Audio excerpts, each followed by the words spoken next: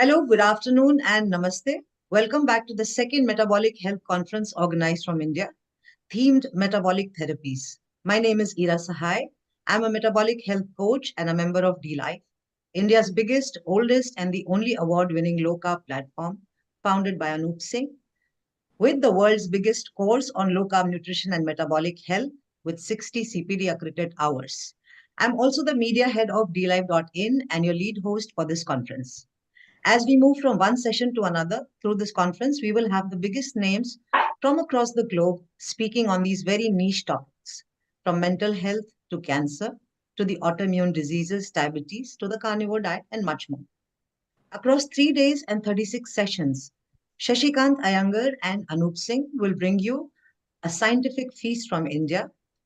Let's begin the conference by having on screen Mr. Dilip Cherian. Dilip is the iconic image guru of India and the man behind many successful corporate brands and political campaigns. Dilip was the chief guest at the first Metabolic Health Conference too. He's back with us to inaugurate the second. Let's hear it from the man himself, Dilip Cherian. Welcome, Dilip. Thank you, Ira, and it's a delight to be here to help all of you, the wonderful team at D-Life, inaugurate this conference. And I believe that as the second conference gets underway, we are on a roll, as they say. Simply because I think this is the moment. The world is looking for solutions which are looking inwards. The world is looking for simple solutions, and the world is looking for solutions which the individual can exercise a certain level of liberty and freedom with. Dilip, you were there in the first Metabolic Health Conference and you were here as well in the second. How do you think we did in the first Metabolic Health Conference? And do you think we have created a big impact? Given the fact that, our Metabolic Health Conference was mentioned in an international research paper published from Canada, what is your view about, how we've done? There's always the sky above us. We need to reach higher. The first conference was a landmark in being able to put together global and Indian experts and to explore a range of topics. I think we need to keep up that process. I think success begets its own success. I feel that we have made an impact. Peer-reviewed papers are a sign that the science is being taken seriously. I think we need to do even more to keep propagating the good work you're doing, the success stories you have, and most vitally, Ira, I think it's the case studies of human lives that will make a difference. The science will follow, but human lives expressing both success and gratitude is what will make conferences like this stand out for practitioners like you. Thank you, Dilip. Thank you for that very interesting answer. Coming on a personal front, you started your low carb journey, I think, after October. From then to now, how has it gone for you? How do you feel now? Having you as a coach, Ira, makes a huge difference. Thank you. And in addition, I'm very happy to note that on whatever social media that you most of you spend time on, which in this case is X, formerly known as Twitter, it doesn't matter whether Ira is my coach. If I have a query and I put it out into the universe, the network of practitioners is so strong that somewhere you will find someone 24/7 answering your question. But to answer your specific question, personally, it's been a life-changing look at how energy, health, and weight can all be managed with one magic bullet, and that magic bullet is called Ira. So, Ira, kudos to you. And I'm glad that you've put me on the diet. I love the arguments we have. I love the ability to learn little shortcuts, things that reassure you on this journey. for those beginning journeys like this, it is not easy. But it is a lifestyle change. It is a healthier change.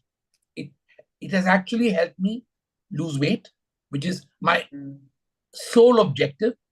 You were the one to diagnose that I was at the edge of diabetes or had gone above the threshold, and it's now well in control. And despite a lot of quizzical friends who don't quite believe that abandoning vegetables and fruits is a smart way to live, I've stuck to the course. I felt happy, energetic. My sleep is deep. All parameters are great. Yeah. I can vouch for that, being his coach. Thank you, Dilip, for that very magnanimous and crystal clear answer. And do you think it is sustainable for common people, people who are kind of skeptical to who've not done low carb? Because traditionally we are wired to eat high carbs. And if you tell them, they are a bit skeptical. So is it in the doable, spectrum, according to you? Can normal people do that, or metabolically challenged people? It's a very fundamental question. Carbs have been made so cheap that there is this caste divide, as it were. The people who need to fill their stomachs were the ones who started this massive carb over carbonization, as I call it, carbization. And I think that carbs have become the default snack, the default main course, and the default food for children. I think we don't realize what we have done. And this change has happened, I guess, ever since man discovered the joys of harnessing agriculture.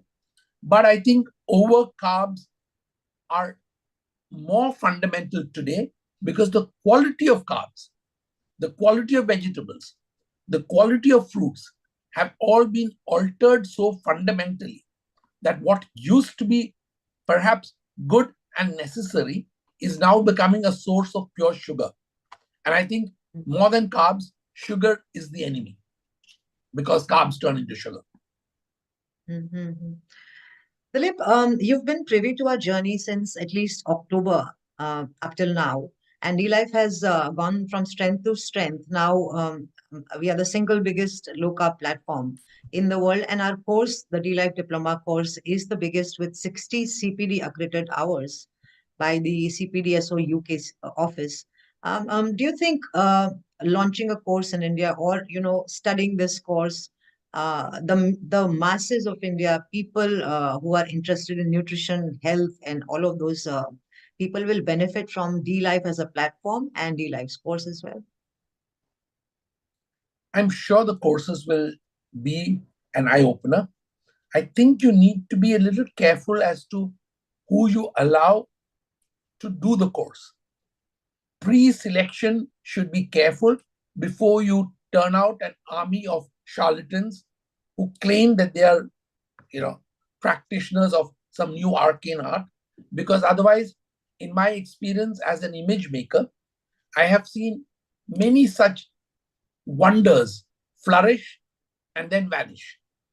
So if you want to be serious about creating a metabolic training program, then you've got to be more serious about setting selection criteria, testing, and then revisiting them.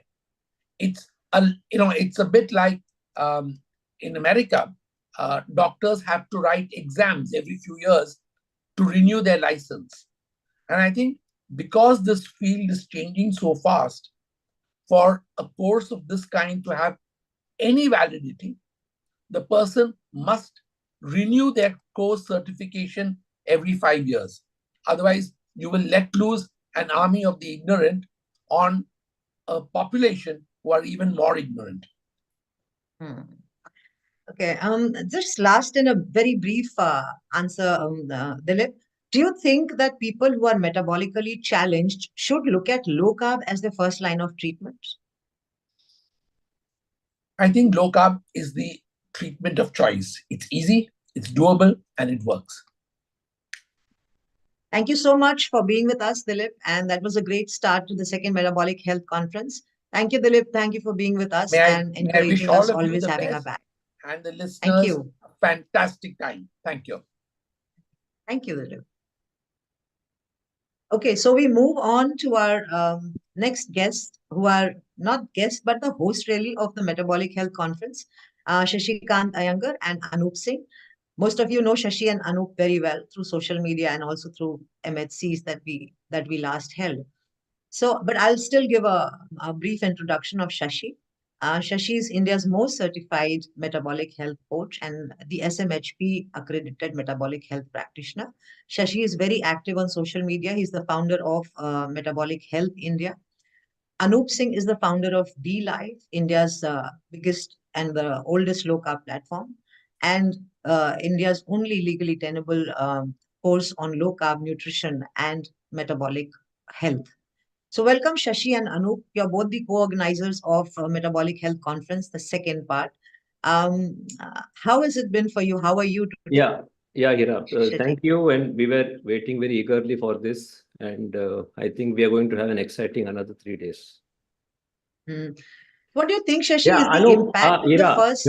Hira, Yeah. before we start, Dr. Roshani is here. So we are supposed to have Dr. Roshani. Please get Dr. Roshani in. So she's there in the inauguration part. Dr. Roshani, welcome. Hi, good afternoon, Shashi, Hira, Anup. Nice to see you all Good again. afternoon. Good afternoon, Good doctor. How are you? afternoon. And so nice to How's see you everyone? again. And we wanted you in this inauguration session, and you were there in the first event, in the first day, first show, and your video had made such a very big impact in India that your words still resonates. Certain words still resonates among us. Dawa khana and dawa mat khana. So this has become a very sort of the word still echoes around, and it had a profound impact. So we thought we should have you in the introductory session, in the inauguration session, so you can say something about what do you think about your experience in metabolic health conference, its necessity, and you can also talk about your upcoming book. Oh, thanks.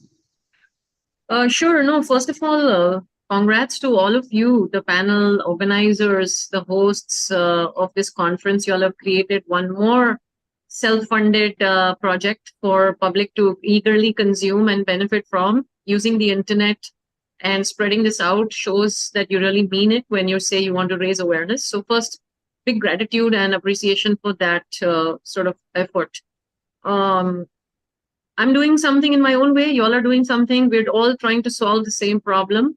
And yes, metabolic health in India is a major, major crisis.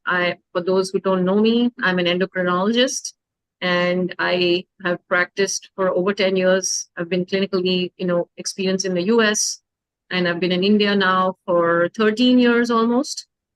And it has been an amazing ride. You could say I have been working on lifestyle first practice for over a decade now in India. And I was doing it when it was still not okay to even use the word diabetes reversal. I have gotten people asking me to keep quiet and sit down at conferences. Imagine 10 years ago, Shashi, I was told to sit down when I said things like, we should check a C-peptide in someone with type 2 diabetes to see if they really need insulin. They made me sit down. Okay. And when I spoke of diabetes reversal, I was told not to use such controversial headlines. Literally 2014, I was told this by people senior to me in age. Now, 10 years later, having stayed on that path because it was the only thing I believed in is lifestyle first practice. And yes, instead of using the doctor as the dawakhana, my practice is how to do dawa kam khana. So the book is coming. The book is my labor of love, my work. Of course, I work with diabetes a lot.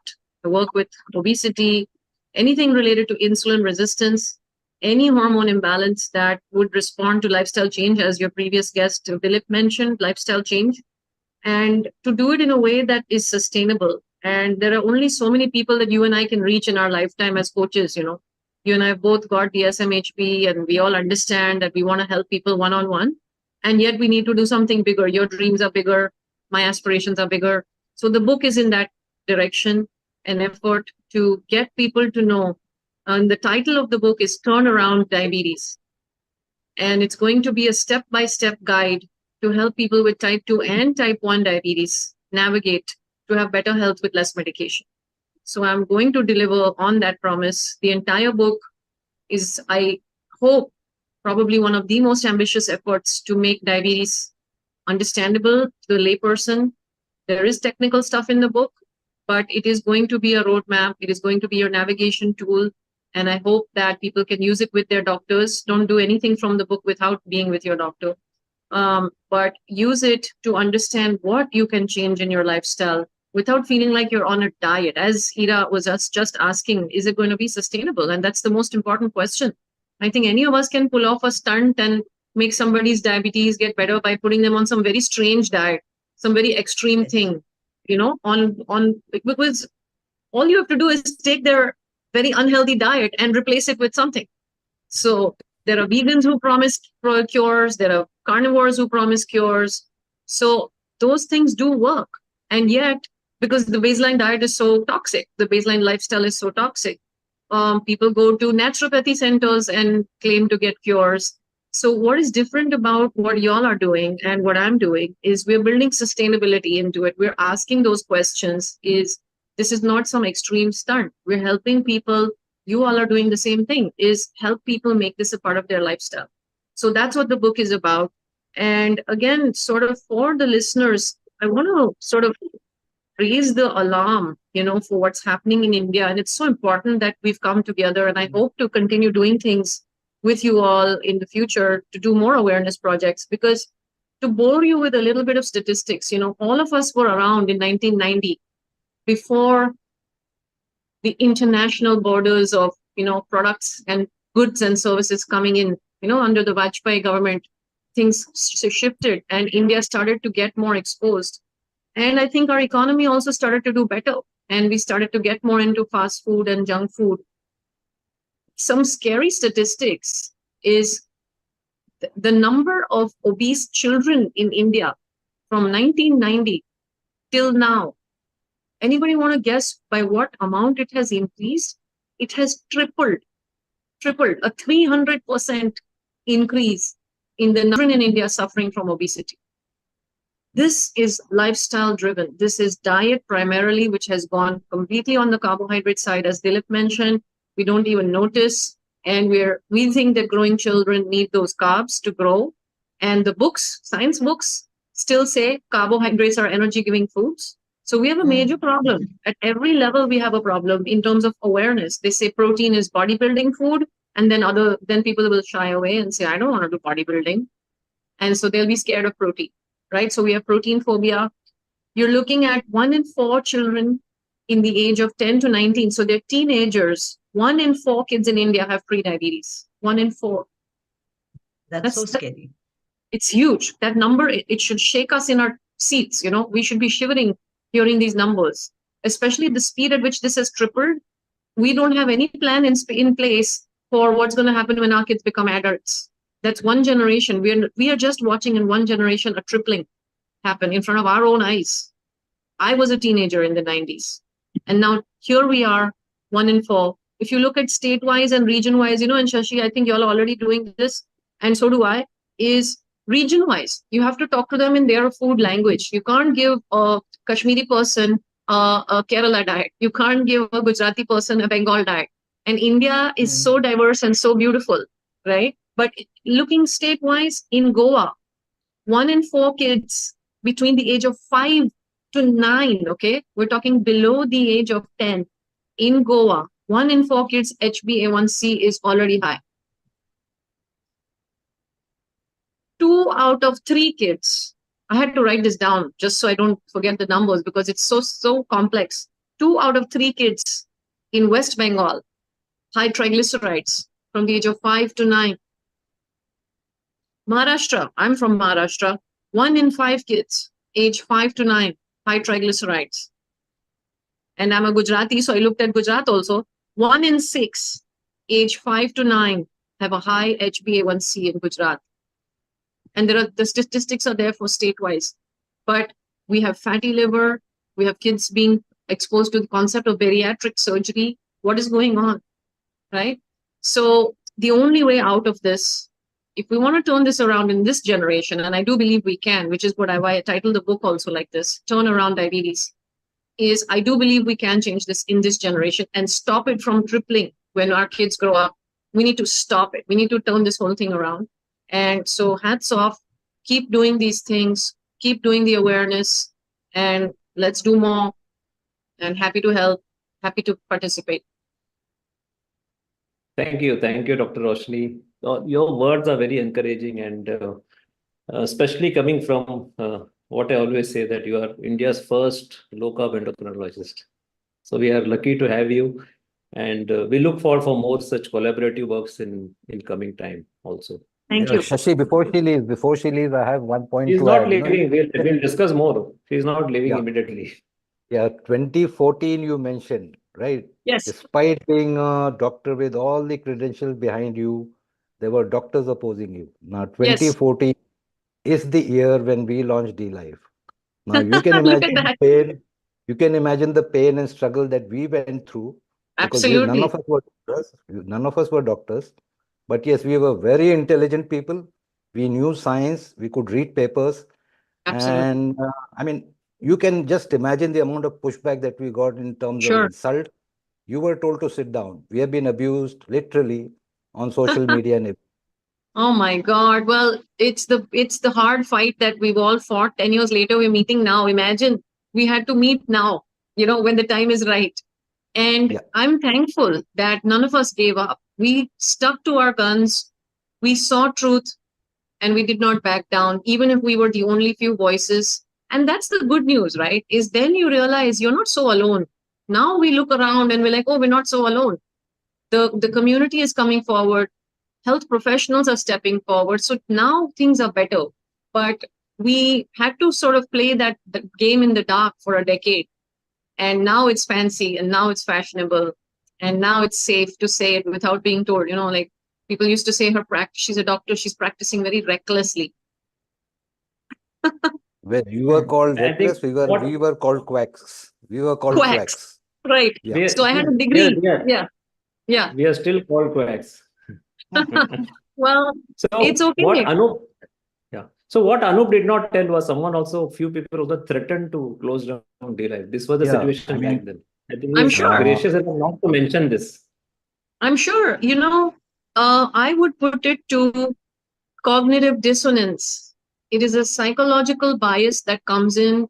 Is if something which you are saying does not match my belief system, I'm going to feel such a major conflict that either I will have to flip my belief system or I have to cancel you. Okay. And we see a lot of this on social media. We are very intolerant it's a very unsocial technology. It's not social. It's unsocial in many ways. We are very rude and we're very mean to each other on those platforms. Sometimes the conversations get toxic. All I can say is I bring my own spiritual view here this is that Swadharma is I'm here to fight my battle. I'm here to honor truth. I will face obstacles. That's part of the journey. Nobody said it was going to be easy, but I didn't come into this because it was going to be easy. I came into it just like you all. You came into it because you saw truth and you were not willing to compromise on truth. And that's what gives us the strength to keep going. And I think there's a significant step which has happened sometime back, few weeks back. But you already read and that Diabetes Australia is the first ever mainstream diabetes association which has recognized low carb as one of the best practices, and they have formed an alliance with Defeat Diabetes, run by Peter Buckner and the other practitioners in Australia. So that marks very significant step that on the mainstream diabetes association of a very small continent country, Australia, they have recognized, and I think it's a very big step. It's a big step, I think. Exactly, I agree, Shashi. It's a very big moment. CGMs are more and more available. So people are going to not be fooled anymore. People are not going to be in the dark. The ignorance is about to go. The light is about to be thrown on. And I really do think, and I'm very hopeful that for all the effort that we've put in, and the world, it's not just us, right? I also stand on the shoulders of giants. Whatever I came up with in 2013 and 14, I also read from other experts around the world, and I applied it to my context, So we had to go find this information somewhere. Somebody made that information available, and we went and found it. So again, gratitude. If we can play a role in this process, and we're just small soldiers in the fight. We need thousands of us. We need thousands of VD lives, thousands of Shashis and Anups and Iras.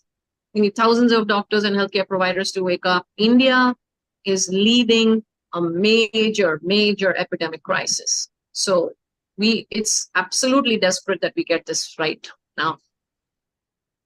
And as a person who's been here for 8.5 years, or Anup has been here for quite some time, from healthcare practitioners like you, doctors like you, what we need is data.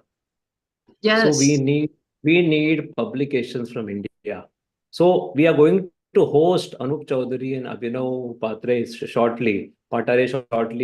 They were they published the first ever diabetes remission case of India. So I was thinking, Dr. that we have 100 million plus 100 million pre-diabetes as per the data, more than 200 million. Not one single case study has been ever published in India. It is a matter of, I don't know, should I call in strong words, a matter of shame, or it is our unfortunate thing that today 2 non-medicos have actually published this case study, and we are going to interview them shortly at 3 o'clock. Well, yeah, that's really great to have them on the panel. And you're right. All the while, we've been looking at the studies by Sarah Hallberg's team and the Berta team, where Jason Fung's team, where they've published, cases, and Eric Westman's team, such amazing, smart. Which one? Steve Finney? Unwin. David Unwin. And so all of these people are publishing it, and we don't have the Indian context to it. Okay, that's great, but how are you going to get everybody in India to adopt all this animal protein? We have a very, very big protein gap here, and a cultural perception about protein, which it's not going to be the same experience. It's going to be different. It's possible. We know it's possible, but you need to contextualize it. We have multi-generational families. We have families that cook, so there are a lot of unique and beautiful things about India, which we need to tap into that. And you're right, we need the Indian data. So from my end, we have our app, we have our electronic health record. We've started collecting our own data. Again, publication is probably still in the future, but at least we've started collecting the data, because otherwise it's just me thumping my chest saying low carb is amazing. It's my opinion. And the world doesn't go I don't want to be just telling you my opinion. I want to convince you through science, the scientific process. You should publish the audit, just like Marilla Glant and David Unwin had published. I suggest that you prepare for an audit of your practice clinic. Get it published in Journal of Insulin Resistance or Journal of Metabolic Health, which is now official journal of SMHP. So I think we need Indian data. We need case studies, we need audit data. I think this will open the eyes of many. And you have to do not for you, but for the public, for the larger cause. Absolutely. And then you do all the myth busting. There is no ketoacidosis. People get so scared of these words, or, you're going to go into kidney failure, so-and-so's kidneys, or uric acid is going to happen. People are just sort of blabbering things without any context and gossip. I've started to say it's gossip. If you don't know where you got this information from, you're just gossiping. But until we come with our own strong, hardcore, credible facts, this gossiping will continue, like these little whispers will keep on coming and getting in our way and tripping people up. So yes, I think data is the only way forward. You're right. Thank you. Anup? Yeah, thank you. Thank you, Doctor. Thank you. To add to what, add to what she said about gossiping, I would just put one sentence, on cholesterol, even my domestic maid is an expert. Exactly, right? And you have to get the knowledge to reach them in the way in which they can receive it and understand it. Otherwise, this will become some elite bubble. And in India, we have got such a demographic spread, the socio-economic status, the literacy status, health literacy status. So we're going to continue to have to work in giving this knowledge in the way that person can actually consume it. So that's a success story right there. Yeah. Yeah. So, so thank you very much, Dr. Roshani, for sparing your time and coming to inaugurate this Thanks. conference. Your valuable views and contribution is very much acknowledged, and we need more people like you, more doctors like you in India. Thank you. Thanks. Keep up the Ira? great work, team. Thank you. Thank you. Thank you. Bye. Bye. Yeah, so we three will continue. Ira. Yeah, Ira. Get Arun Kumar Yeah. in also. Get Arun Yeah, Kumar can we in. have Arun? Can we have Arun on the screen? Yeah, so now Arun has Thanks. also Keep up the joined great us. work, team. Thank Shashi and Anup are already there and they've been introduced. Shashi, I would want to know from you, what is the impact of the first MHC that you think we have created in India and also globally, maybe? Yeah, so this was the first ever Low Carb Conference of India at a global level. And as you know, that it was a 3-day, 12-hour non-stop session which we had. And we had the top brains of the low carb world from the global space, and 15 countries that participated. It had a massive impact. There were various impacts. Let us go one by one. One is we managed to collect a very good, strong data which we have about how low carb helps. Not only in India, but also in various other countries. So we had a lot of Indian doctors and doctors from across the globe had come. Globally, now they know that India is a serious player when it comes to low carb. Yes. Earlier, they were just thinking, okay, India is riddled with diabetes and blood pressure and cardiovascular disease and autoimmune or whatever it is. But for them, they did not see any movement. But when we hosted Metabolic Health Conference, now they are they know that India is very serious about this. And I thank all the guests, whether it is from India or from globally, that they have reached out to us and they were willing to spend that 1 hour or half an hour with us in sharing their knowledge and as well as experience. So I think now they know. That is one. The other factor is now the Indian public also knows that doctors across the globe recommend low carb. It is not that, see, in those conferences, we health coaches, we did not speak. It was the doctors who came and related their experience. And it was surprising to know that many of the doctors have learned low carb from their own patients. And then they switched on from the medicine practice to lifestyle practice. You have seen, for example, Dr. Anvin, when he told that one of his patients came with reversing his diabetes or losing weight. And after he had read Atkins' book, and then Dr. Anvin did not reject it. He accepted it. So this is how the impact which is seen. And there are many more impacts, which I'm sure Anup Singh can also highlight. Yeah, hi Anup. Would you like to Hi. expand on the same question? What is the impact that the first Metabolic Health Conference actually create in your view? Yeah, Ira, adding to what Shashi said, in our experience, what we found was this top-down approach in India won't work. There's too much of hesitation, I don't know, driven by what.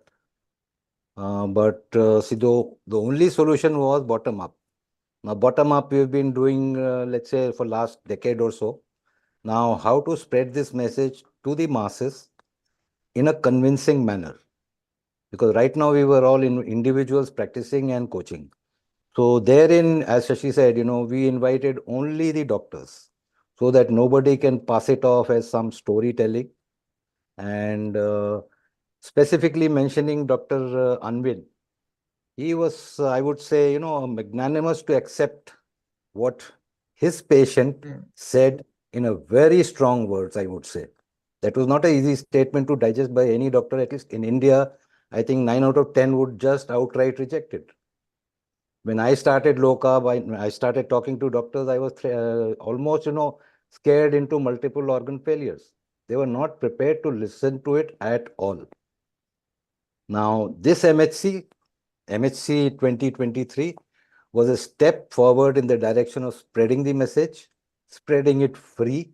Now, when we call it free, it is not free for us. We have all spent money from our pocket to make it happen.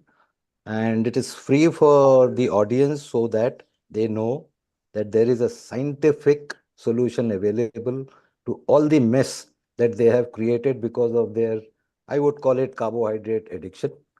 That's it. Okay, Shashi, can you please elaborate on the reason why you decided to do the second metabolic health conference so close on? It's like just been 6 months since we last did the first.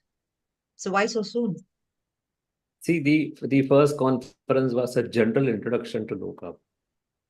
So we had doctors speaking on low carb in a general thing, and then we had the organizations coming in. But now this conference is more scientific, more specific. Now, a lot of intractable condition like mental health, neurological health, chronic kidney disease, cancers, and others.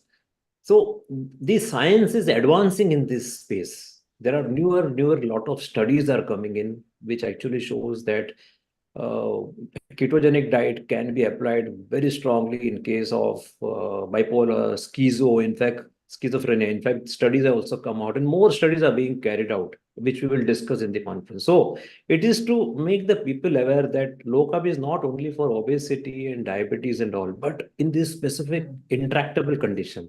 And we will have psychiatrists, we'll have neurologists, we have nephrologists, we have cancer specialists who will come and speak on this on this event. So these are not going to be, some general coaches. Again, they are going to be practicing doctors. There will be some researchers, PhD researchers who will be speaking on what research they have done. There will be individual case studies also of amazing story which people will see in these next 3 days. So I think this was much required, and it is our responsibility to get the maximum information out for the people. The basic idea is they should know that not only obesity and diabetes, but also intractable conditions can have some solutions, some dietary solutions. See, we are not telling that they have to leave their drugs and do no, but dietary solution can be applied parallelly and they can get a lot of relief. And I think Anup can add a little more on this also. Yeah, I think the most important point is, talking of, I would say, adding to the list what Shashi mentioned is autoimmune disorder. Now, autoimmune disorder can be, simple cases like psoriasis or something, to complex gut health issues and all that. Now, of late, we have, as a team, I mean, everybody included, we have had success stories of different autoimmune conditions. So that is one area where, this emerging science of low carb or keto, I call it emerging with respect to these spectrum of, health issues. So autoimmune is another one. So we are looking at a lot of new subjects. Yeah. To add to it also, what Anup, to add to it, Anup. So we are also going to discuss the role of carnivore diet in autoimmune condition. Very much debated currently India. So we are going to get a couple of experts who are going to speak on this. Yeah, it is I'm hotly quite looking debated. forward to that. Yeah, it is hotly debated and hotly ridiculed also on X. So we have to have, great minds speaking on it so that they can be more convincing and make our job of dealing, on the front easier. Yeah. Coming to the next question, Shashi, why do you think such a historic or significant health conference was not or never organized in India before? I mean, we were the first ones to do it. Why? Given the burden of disease that India has, why was it never done before?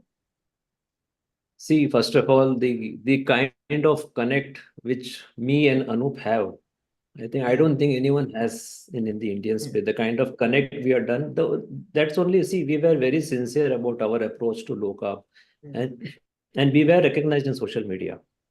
So this was quite a dream. We have been dreaming from 2017, and then we learned somewhere in 2020 during the lockdown that we can do it online. And then one fine day we decided, okay, now we'll turn the dream into reality, and we did it. And that is because of our straightforward, honest approach, which we always had in the low carb space. And then all the international faculty, the guests were ready to help India. So I think it is magnanimous of them, all those doctors, researchers, and low carb organizations. They were all just willing to come. When I told them that, or when I told them that we want them in India, they all came. So I think it is because of the strong rapport connection we had.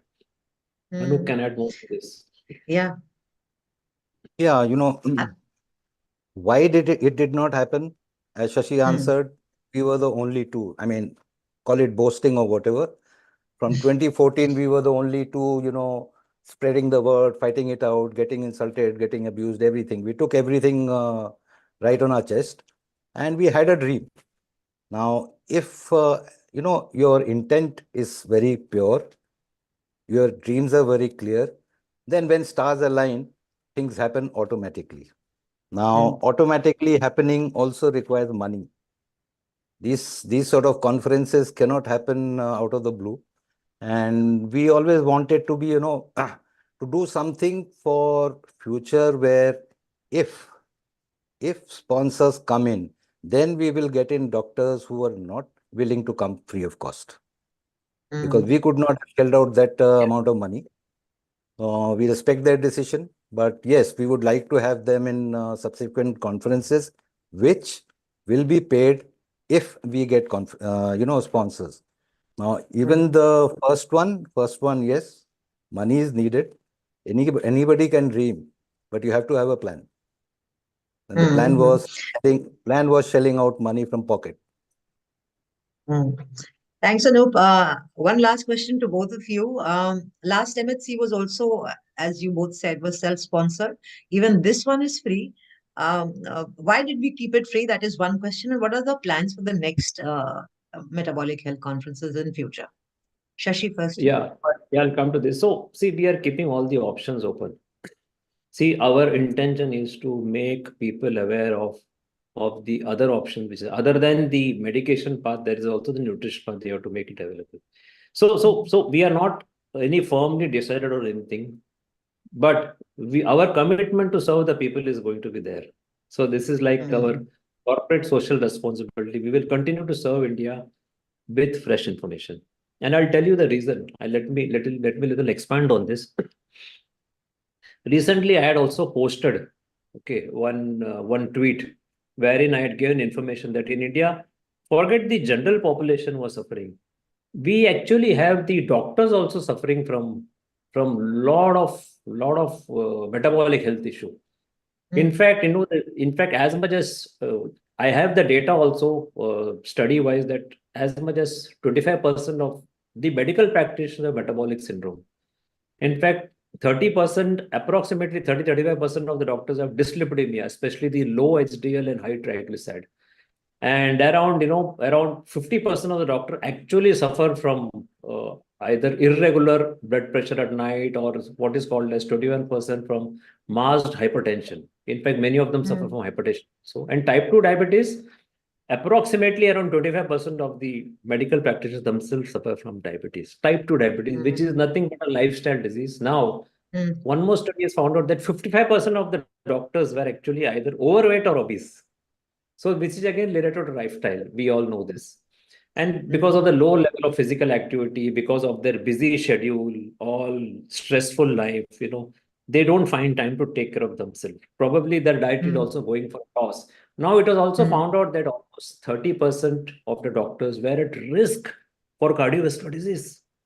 You can imagine if doctors themselves have cardiovascular disease, vitamin D deficiency, 50% approximately of the doctors surveyed, they found that they were either insufficient or a low level of vitamin D, high rate of depression also. So not only it is disease, they also suffer from micronutrient deficiency, B12 deficiency, vitamin D deficiency, possibly iron deficiency also. So this is the kind of sad situation we have in India where the medical practitioners who are looking after it, they themselves are suffering. So it shows that there's an urgent need of a proper nutritional approach in India. And this conference is heading towards that in making let people take a more informed decision on how to take care of the health via proper food. Yeah. Anup, would you like to add something to this, to whatever Shashi Yeah, said? we have no concrete plans as such, but we will evolve as the situations, as the situations emerge. So MHC 3, 4, physical conference, it's all a process of evolving, and we take it Mm, one thing at a time. mm. Okay, thank you, both of you. I would like to invite Arun onto the screen, and please unmute yourself, Arun.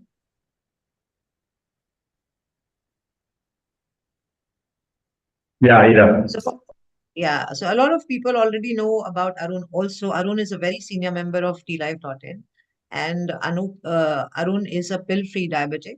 The last many years, he's been has a background in pharma of more than 3 decades, and he's now a metabolic health coach trained by D-Life and a very senior member with a lot of knowledge on low carb. And he practiced a vegetarian low carb diet earlier, and then an over vegetarian diet, and he's now a carnivore. So Arun, welcome. And how do you feel now? Ira, actually, just to tell you that I think many people knows here that I have 3 decades of diabetic history also. Mm, Uh, and it was very difficult to survive on the pills only. So ultimately, when I joined D-Life in 2015, then I started my low carb journey. And very soon I realized that I have to make a very massive change in my diet. So I went grain free, I went starch, very low starch, vegetables and all. Then I shifted to egg diet, I mean lacto over vegetarian, you can say. And then just in 6 months back, I have to switch to carnivore diet. Reason, even the low carb diet, I was able to control my diabetes. I was almost having the controlled HbA1c, controlled fasting and PP blood sugar. But problem was that I was not able to meet my protein target. So that's what I'm thankful to you, Ira, that you have posed me how to go to a carnivore diet. And last 6, 7 months, I'm on carnivore diet. Yes, Ira. mm. Thank you so much for this answer. Arun, what do you think the impact of the first MHC has been, since we are now talking about the Metabolic Health Conference? So, what has been the impact according to you? Uh, Actually, I have seen in the post MSc, first MSc, which we have done in October, Hmm. there is a very good awareness among the people who have attended or who watched the YouTube video of the MSc. And many people are started correcting their diet, those who are suffering from diabetes or obesity or like this. And they contacted me also. That's I have done this, and I have reversed my diabetes or I have reduced my weight. So that is the impact in the general people. Awareness has created about the low carb diet. People understand that low carb style of lifestyle is better for them, and it is better for them to quit the carb or reduce the carb. So that was a major impact on that. As per the Shashi I told that there are some equilibrium. They are following us on the social media and they are following our dietary guidelines. And they, without any further, they reduce their HbA1c, they reduce their fasting and postprandial blood glucose. They have reduced their weight also. So I think this is a major impact. But at the same time, we need to do this second or third, even fourth, because still there is a lot of myth among the minds of the people that this low carb will not sustainable, low carb will cause problem, low carb will cause the cardiac disease, and even high protein diet will cause their kidney disease. So this myth has to be cleared. So I am very thankful to Shashi and Anup that they have created very good impact with the first MSc, and now we are in the second MSc. And we need, I think, after second MSc, we'll also have the lot of need to be clear among the mind of the people. That's what I think. Yes, Ira. Mm. So, I think with this, we conclude the session. We come to end of this session. Thank you so much, Shashi, Anup, and Arun, for speaking to our viewers and to Thank me. you, Ira. We'll move on to our next session.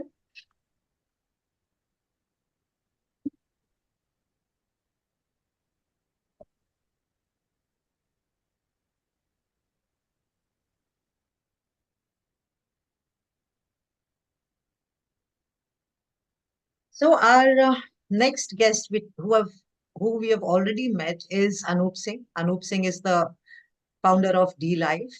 So the journey of D Life really started in 2014, when even prior to that, um, when Anup was diagnosed with diabetes in 2011, and he refused to go down the beaten path. And that was when he had dived into research, and he came up with the idea of adopting low carb dietary lifestyle, which can bring the diabetes into remission. So D Life was launched in 2014 by Anup, and that is the first India's first, oldest, and the only award-winning low carb platform. In terms of resources, the scale of the resources that we have on D Life, it's the biggest in the world. In terms of the course that D Life has, which deals with therapeutic carbohydrate restriction and metabolic syndromes. The course is the biggest in the world. We have been CPD accredited with 60 hours credit. Welcome, Anup. Welcome to this session, and let's get talking. From 2000, I almost introduced you and shared half the story. It's very inspiring, but going back from 2014, when you started D Life to now, how did you launch D Life in your own words? Let us know, our audiences. So 2011, I mean, this is quite well known now, but I'll repeat it. 2011, 14th Feb, I was formally detected diabetic. Now, for roughly around 2 years, 2.5 years, I was experimenting with low carb, different shades, because there was no concept of low carb in India. And whatever, practitioners or experts were there, they were primarily rehashing low carb is equal to keto concept and repeatedly failing. So it was very clear, that the Western concept of by default low carb means keto is not going to work in India, because India's per capita protein consumption is pretty abysmal if we compare to, the Western world, where it is 140 kg, and in India, I think it's barely around 4 or 5 kg animal protein consumption. Now, and the diversity of diet, as you know, in the opening session, Dr. Roshani mentioned that you cannot give a Bengali diet to a Gujarati and a Gujarati diet to a, somebody in Jammu. So diversity is such that we had to come up with a model where their local, recipes they can tweak, and it is applicable pan-India, not to south, east to west, without any, labeling it as Kerala LCHF or Jammu LCHF. Now, to this effect, I would say, before that, as I said in the opening statement, opening session also, I realized that it's not going to come from work on top-down model, not at all. There's too much of a resistance, so it has to be bottom-up, approach. Now, bottom-up approach also needed something which is workable, because people are very, very quick to reject anything without even trying. So therein, this 100 grams carbohydrate per day model comes in. Now, that is primarily decided by the liver's glycogen holding capacity. Now, when that is fixed, I would say, I had called it 20-20-60 when I started interacting on international forums to begin with in 2012. And thereafter, there was one forum where Indians were there. There I started talking about 100 grams carb is the limit every day. Now, within 100 grams carb, you can easily manage, all zones of India, right from north to south, east to west. All you have to do is play around, tweak your recipes. And it's on base of that, I'll quote the numbers down the line. So with bottom-up approach, I would say I started dlife.in. And it was launched on 21st of August 2014. And as I said, there was a lot of opposition to it, but yes, since we wanted the word to spread free, we operated that free for around 3.5 years. By then we had number of success stories, so it was a time when we had to expand it to a larger scale. And 2018, we moved to paid model. Then 2020, I think, 2019, we started thinking about the course. Now, 2020 April, it was launched, and unfortunately, COVID struck.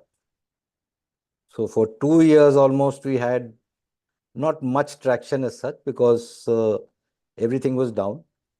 But in last 2 years, I think we've done pretty well. And the most We'll come to the encouraging. course part later. Okay. Sorry, we'll Okay. come to the course part later. But I wanted to ask about, when you launched D-Life against, it was kind of a blank canvas, and there was no kind of milestones or nothing to guide you.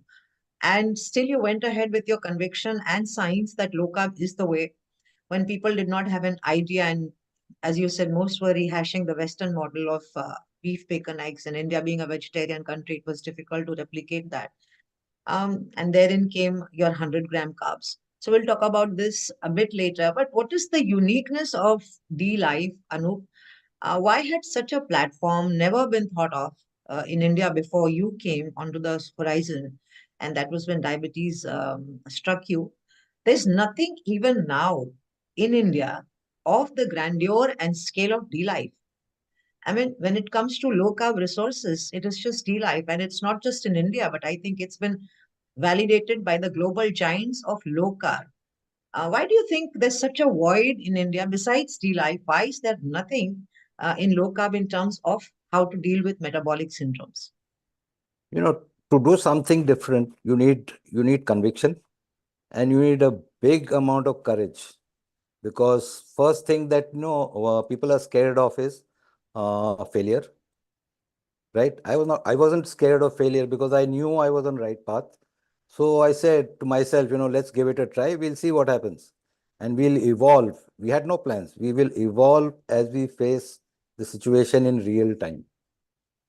So this question was asked, I think, in 2021 by Outlook also. Why there is no one, and what if many more come? So my answer to that was, why there was no one? Because again, to run a operation of this scale, it is not done in $5 per month. Let me be very honest. It is not done in $5 per month, GoDaddy, GoMama hosting. You need a dedicated server to begin with, right?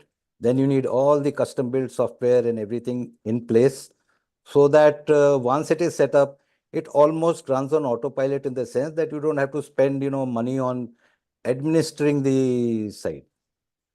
You spend all your resources on providing support on the site to whoever is coming. So since money is involved, nobody wants to do it, honestly, right? And the saddest part is, since it is not going to be a top-down model, even Government of India won't do it, ICMR won't do it, nobody will do it. It has to be a citizen's approach, and that's what the model is all about.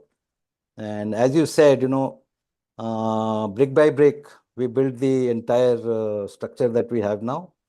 So roughly around 2000 plus must be the recipes, all Indian. None of them rehashed, all posted by members. And when I say all posted by members, they have tasted and tested it. It's not just, some YouTube video taken and rehashed and, post something, whatever comes to mind. Plus, as far as success stories are concerned, before we, branched out to army of coaches, the total that time I think must be around 250. But now, if we consider all, success stories, it will be well over 3000, which is a conservative figure, I'm saying. We are not trying to boast. So yes, and in future, will they come? I would, love to see them come up, but with a good intent, not as a, that we have to compete with somebody. Yes, please do come compete. We are happy to compete, but it'll take time. To rise up to our level of operations, it'll take time. Anup, a lot of nowadays we see a lot of claim to 100-gram carbs per day, on a low carb diet. But back then, when you stated it, especially in the Indian context, there was nobody talking about 100-gram carbs. And the Western model of keto was not applicable on the Indian spectrum. So tell us, when you pioneered this template of 100-gram carbs per day on an Indian vegetarian diet for diabetes remission, what does this mean actually? And the significance of 100-gram carbs? Why not 90, 110? A lot of people do know that, but I want you to answer that. Why is this unique in the context of India, especially? And why do we say Indian low carb? Yeah, Indian low carb, because Indians are primarily carbohydrate driven, and they find it very difficult to give up the addiction, I would say. In hindsight, I would call it addiction, not a diet. And why did anybody did not come up? Because everybody was copying the Western model of low carb means keto. Forget about everybody. When I started talking on some community library or something, I don't know. I specifically mentioned I'm on a 100 gram carbohydrate diet as a diabetic. I think it was around 1.5 years after I was already into it. Now one very big endo comes in. I've got 40 years experience. You will land in DKA, diabetic ketoacidosis. Imagine on 100 grams carbohydrate, a type 2 diabetic, I don't know by which science he can land into DKA.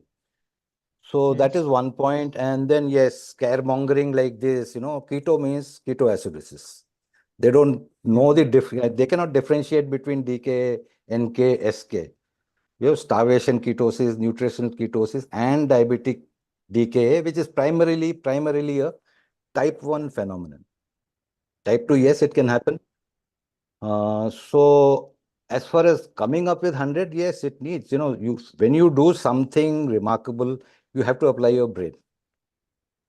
You cannot just copy. There are two ways to do a thing, which I said in my Outlook interview also. Either you copy or you create your own template. Now, copying, it already proved to be a failure.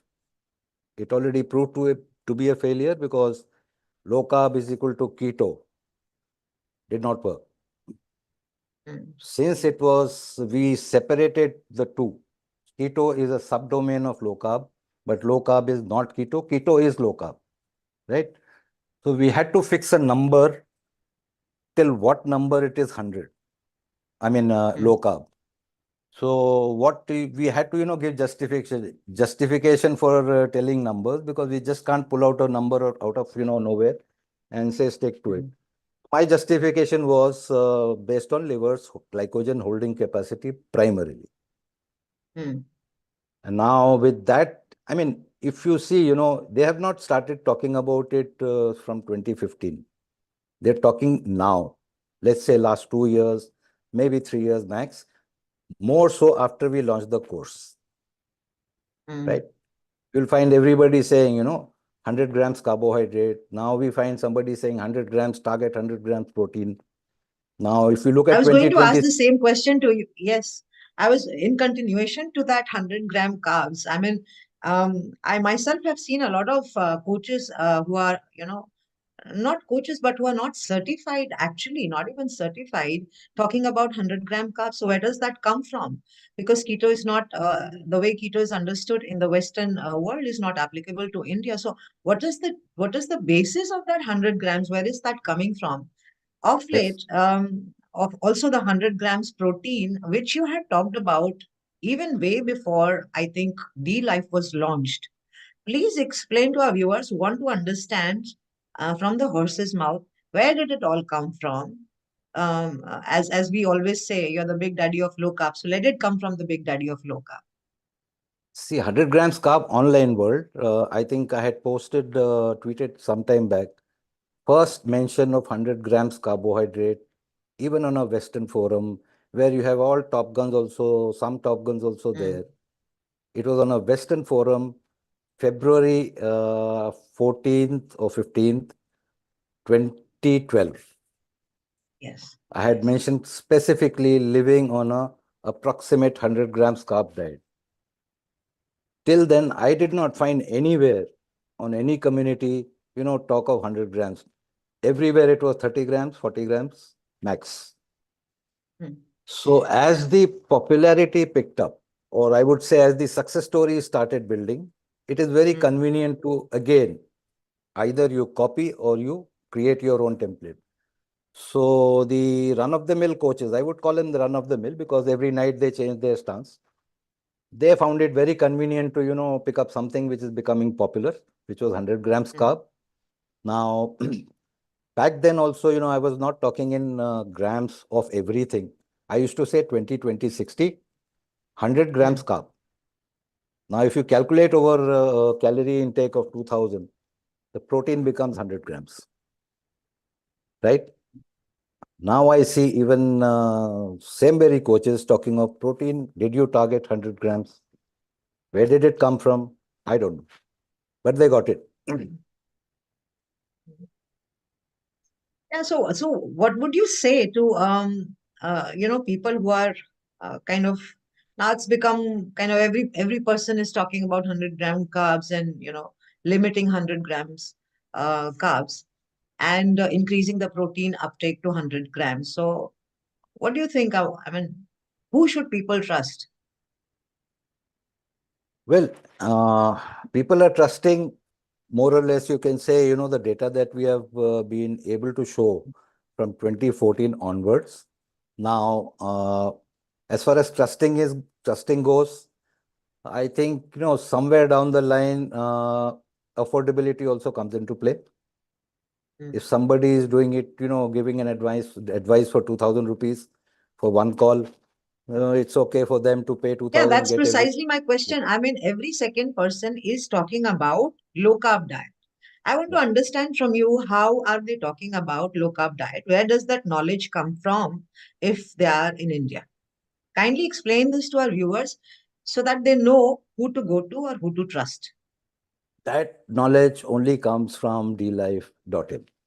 Let me be very upfront. Nobody talked in India. As I said, they were all rehashing Western model and failing repeatedly, barring, on a very small population where possibly the meat eaters were there.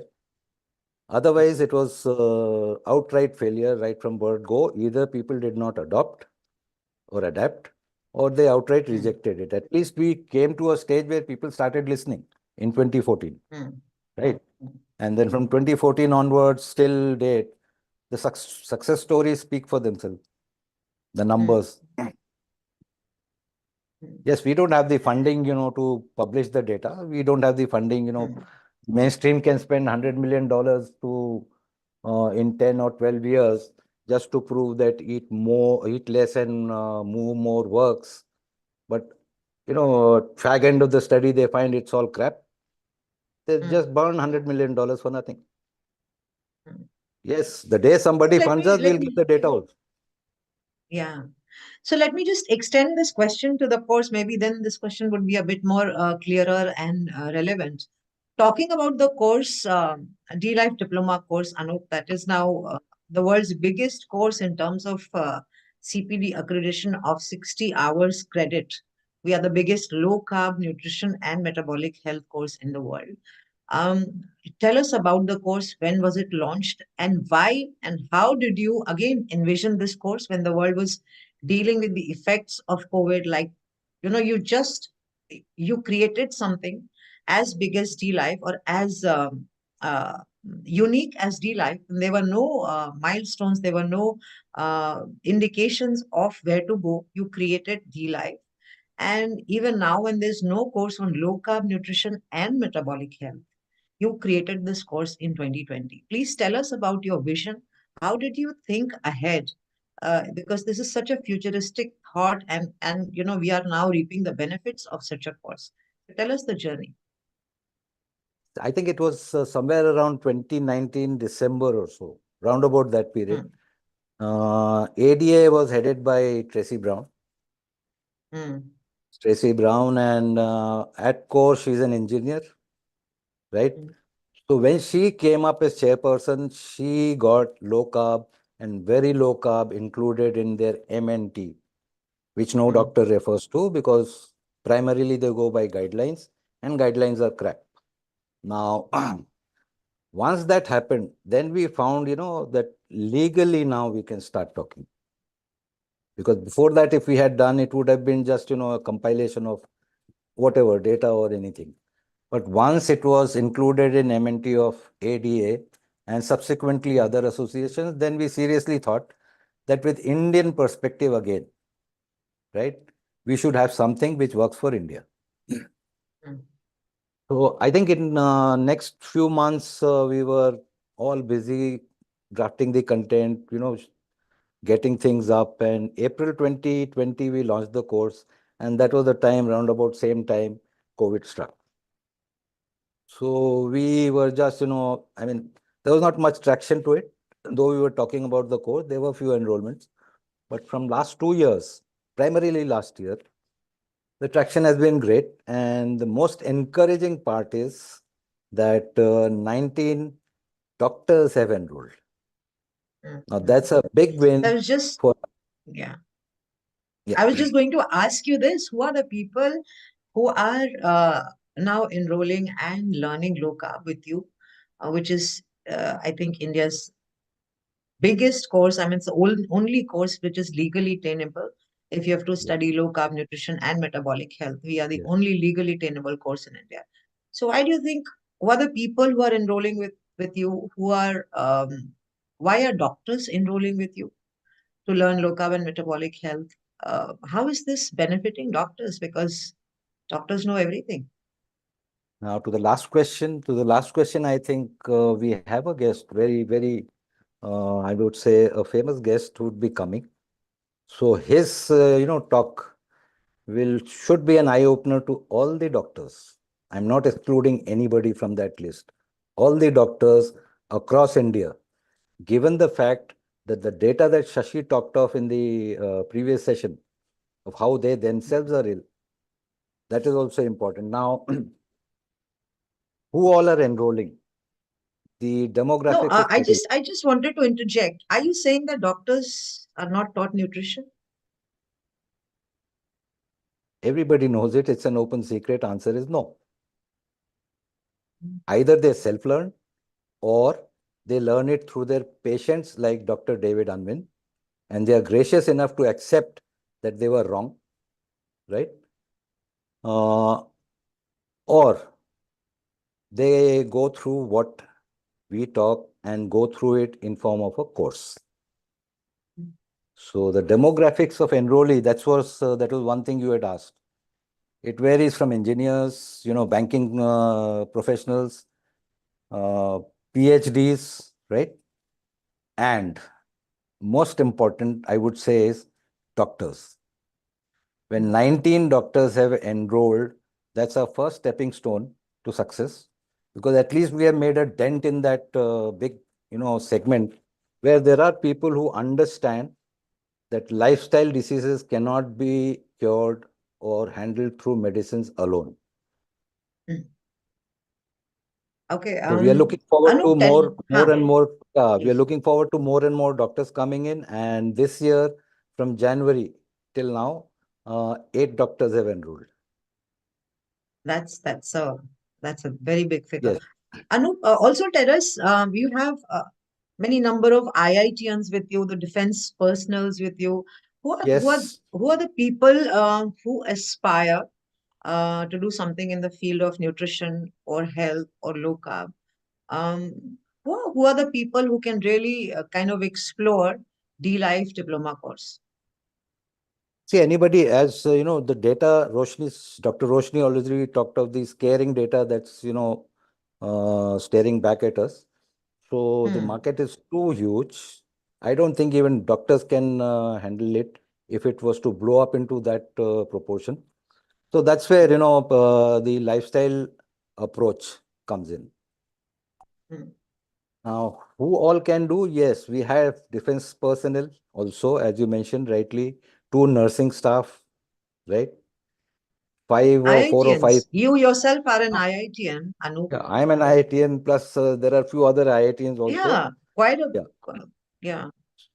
So everybody understands now that this is one area where to talk of, I would say, the possibilities of having a career in this, right? And on top of it, being self-employed. You work for yourself from home, primarily, and you deliver the results. So they are the people who are basically, coming in. And the youngest one to enroll, I think, is around 22 or 21. I don't remember his age, exact age. So the demographics is pretty wide. Demographics by profession is pretty wide. There's no restriction. How do you see the scope of this course in the sense of the market, that you're looking at? I mean, will too many coaches affect the market?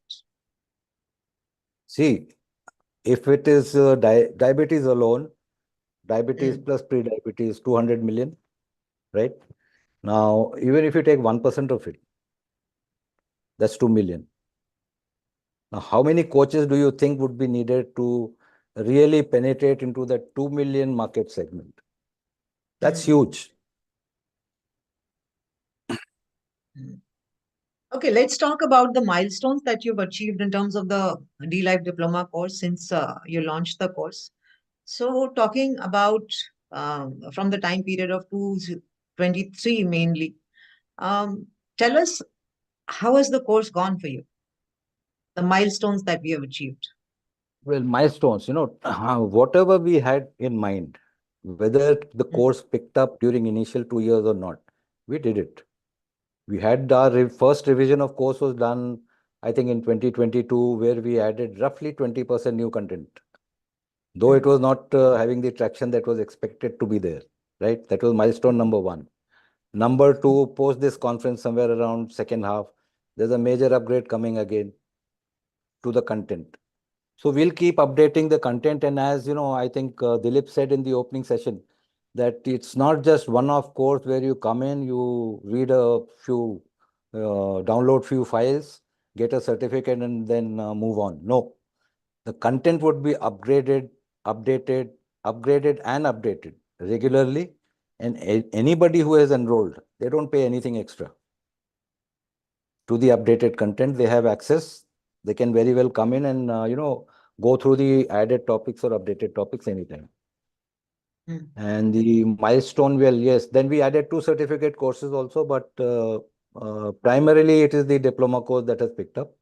And CPD accreditation was again this year in January, roughly. So we are the first in India, as it is, we are first in India in the segment, whether you call it the community course. So obviously we are the first in this segment to get that CPDSO accreditation. Then anybody wanting to be an SMHP accredited metabolic health coach through SMHP US, the 60 hours will count towards their requirement of 120 hours of credit to apply for a non-clinician, right? So these are the things. So I would say the next milestone, well, I'm not going to talk about it right now. That would happen sometime, whenever the time is right.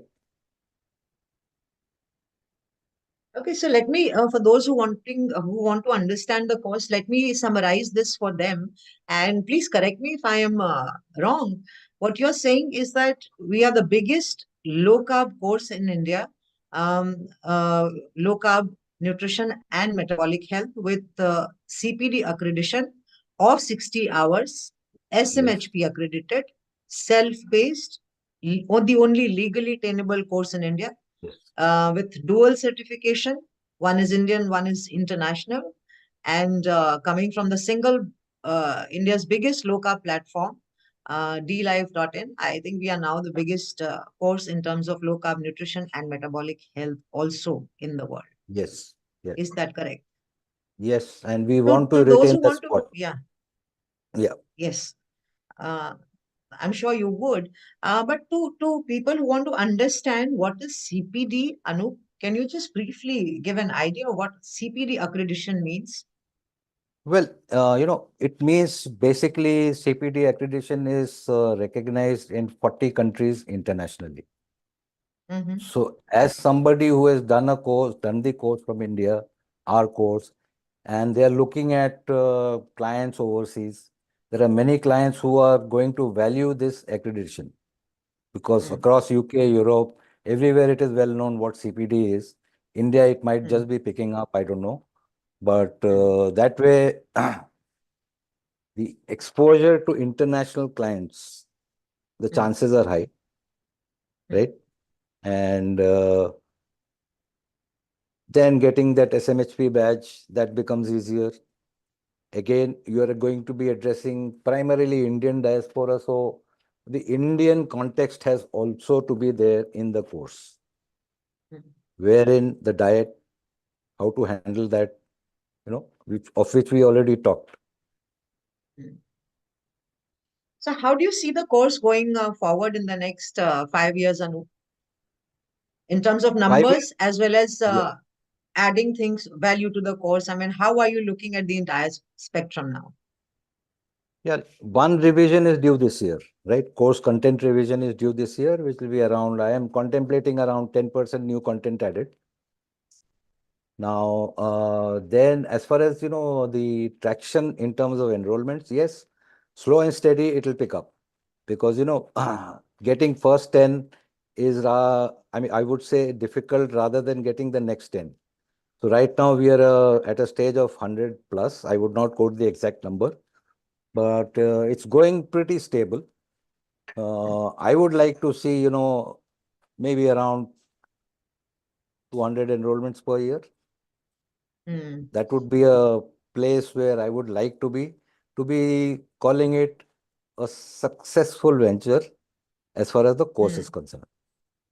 Do you see a competition emerging in this segment in the coming future for you? You're the first diploma course in India, which is legally attainable, and low carb nutrition with regards to metabolic health. Do you see any competition coming up? Well, if you just talk of course, because people have to understand it's not just the course, but it's a bundling of course along with the community that makes us very unique, and it makes it very difficult for any new entrant to emulate it. Course content, yes, they might be able to do it, but what about the content that we have, given access to of the community, where you have post-completion support, you have access to 2,000 plus recipes, you have access to around about 250 documented success stories, where you can refer to cases, how it is to be handled. So all these things, once anybody is able to invest the amount of time and money that has gone into it, then yes, they can come as a competitor, welcome. Given that it's a self-paced course and self-study, course, Anup, tell us when a person joins, how does he approach the course? I mean, is it online? What is the support that he gets? And how much time is he supposed or she's supposed to complete the course? And tell us about the certification. I mean, this should be the last question, so you can elaborate on that. Okay, the course content, everything is all online. Compared to certain other courses, where you have few PDF files, few videos, that's about it. So we went this route because whenever we want to update any topic, lesson or whatever, it should not be that we are editing offline and then mass mailing to everyone, or, telling them to come back and pay something more to get the updated content. No. So this was the primary reason to be going the route of what we call a learning management system, where it is online. It is not just, nothing is offline. We don't handle any files offline. Access is for lifelong. Once you have enrolled, you have access to it. We are not going to recertify you and ask for money. Right? There are many courses who do that. Every 2 years, you pay them 15K, 30K in name of recertification, because they'll give you a handbook. Okay, this is the updated content, you take it. We are not doing that. We are doing everything online. Content edition is again online. Update is online. So to approach the course, it's all online. All you need is a good internet connection and any device, handheld or desktop.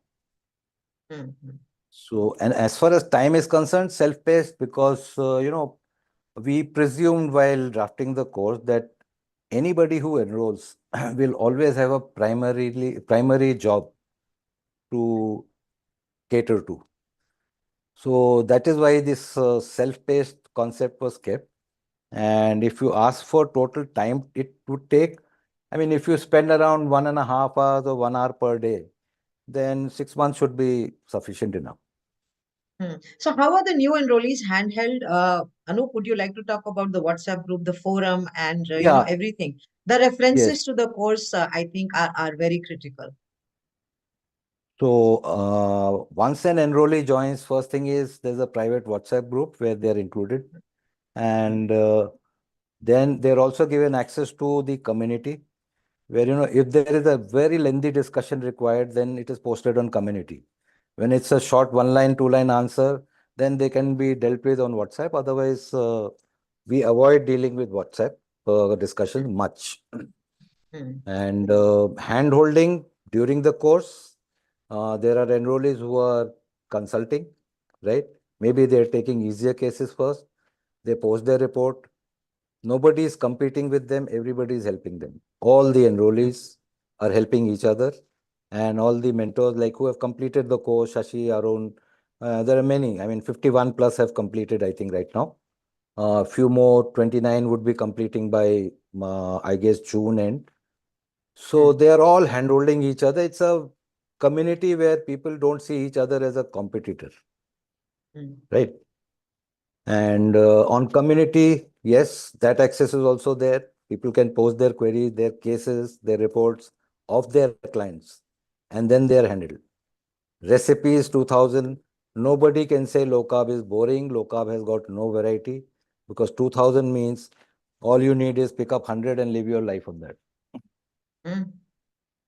I think this is the biggest support. I think no other course, I don't know, but of this scale and massive scale and grandeur, I would say that, you're not only enrolling in the course, but you're being handheld throughout the course and even for lifetime, I would say, because you still get to access not only the course, but the forum access, where you have all the experts talking to you, all the support that you want, anything, basically. You're also part of so it's like an entire, it's like such a cocoon world of information, learning, support for our enrollees for life.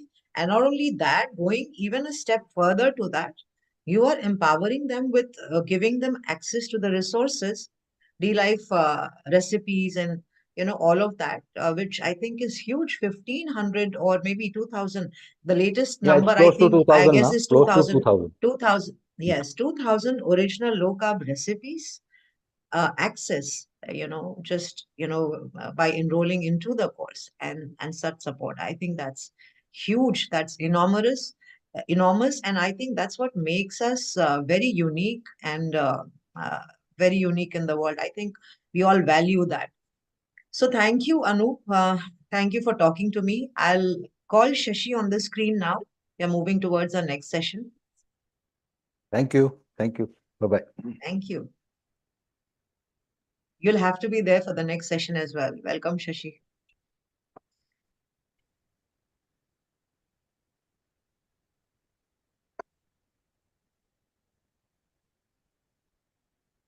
So, Aarti, you can spotlight me and Dr. Hassina. Please get Dr. Hassina in.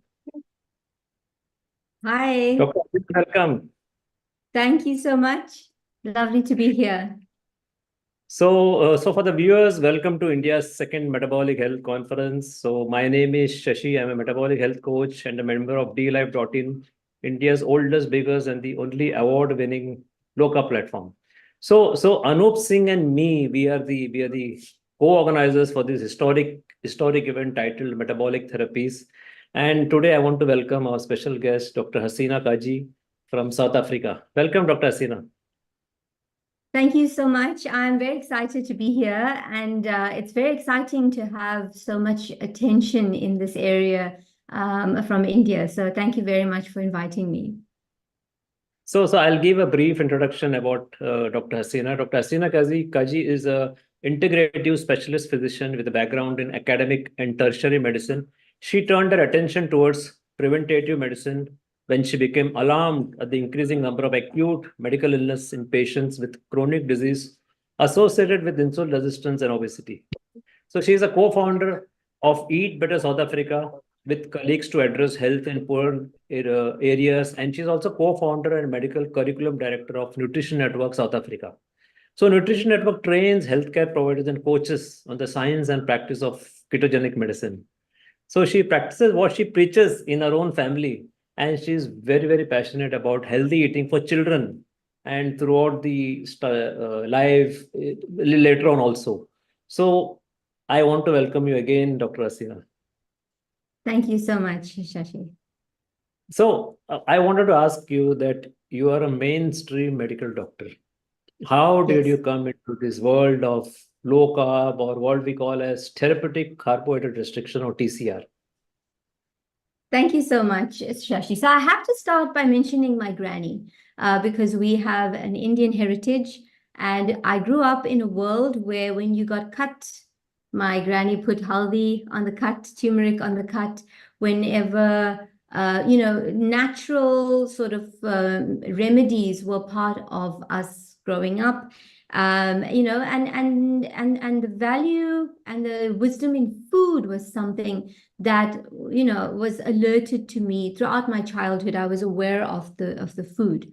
Also, my father just made sure when we were growing up that he would tell us that this is too processed, but still I grew up on the standard American diet of cereal. And like a usual doctor going into medical school, I think all doctors who are watching will agree with me, and I say this with love in my heart, that we are a very arrogant bunch. We study a lot and we think that what we know is all there is to know, and that most answers are found in the textbook.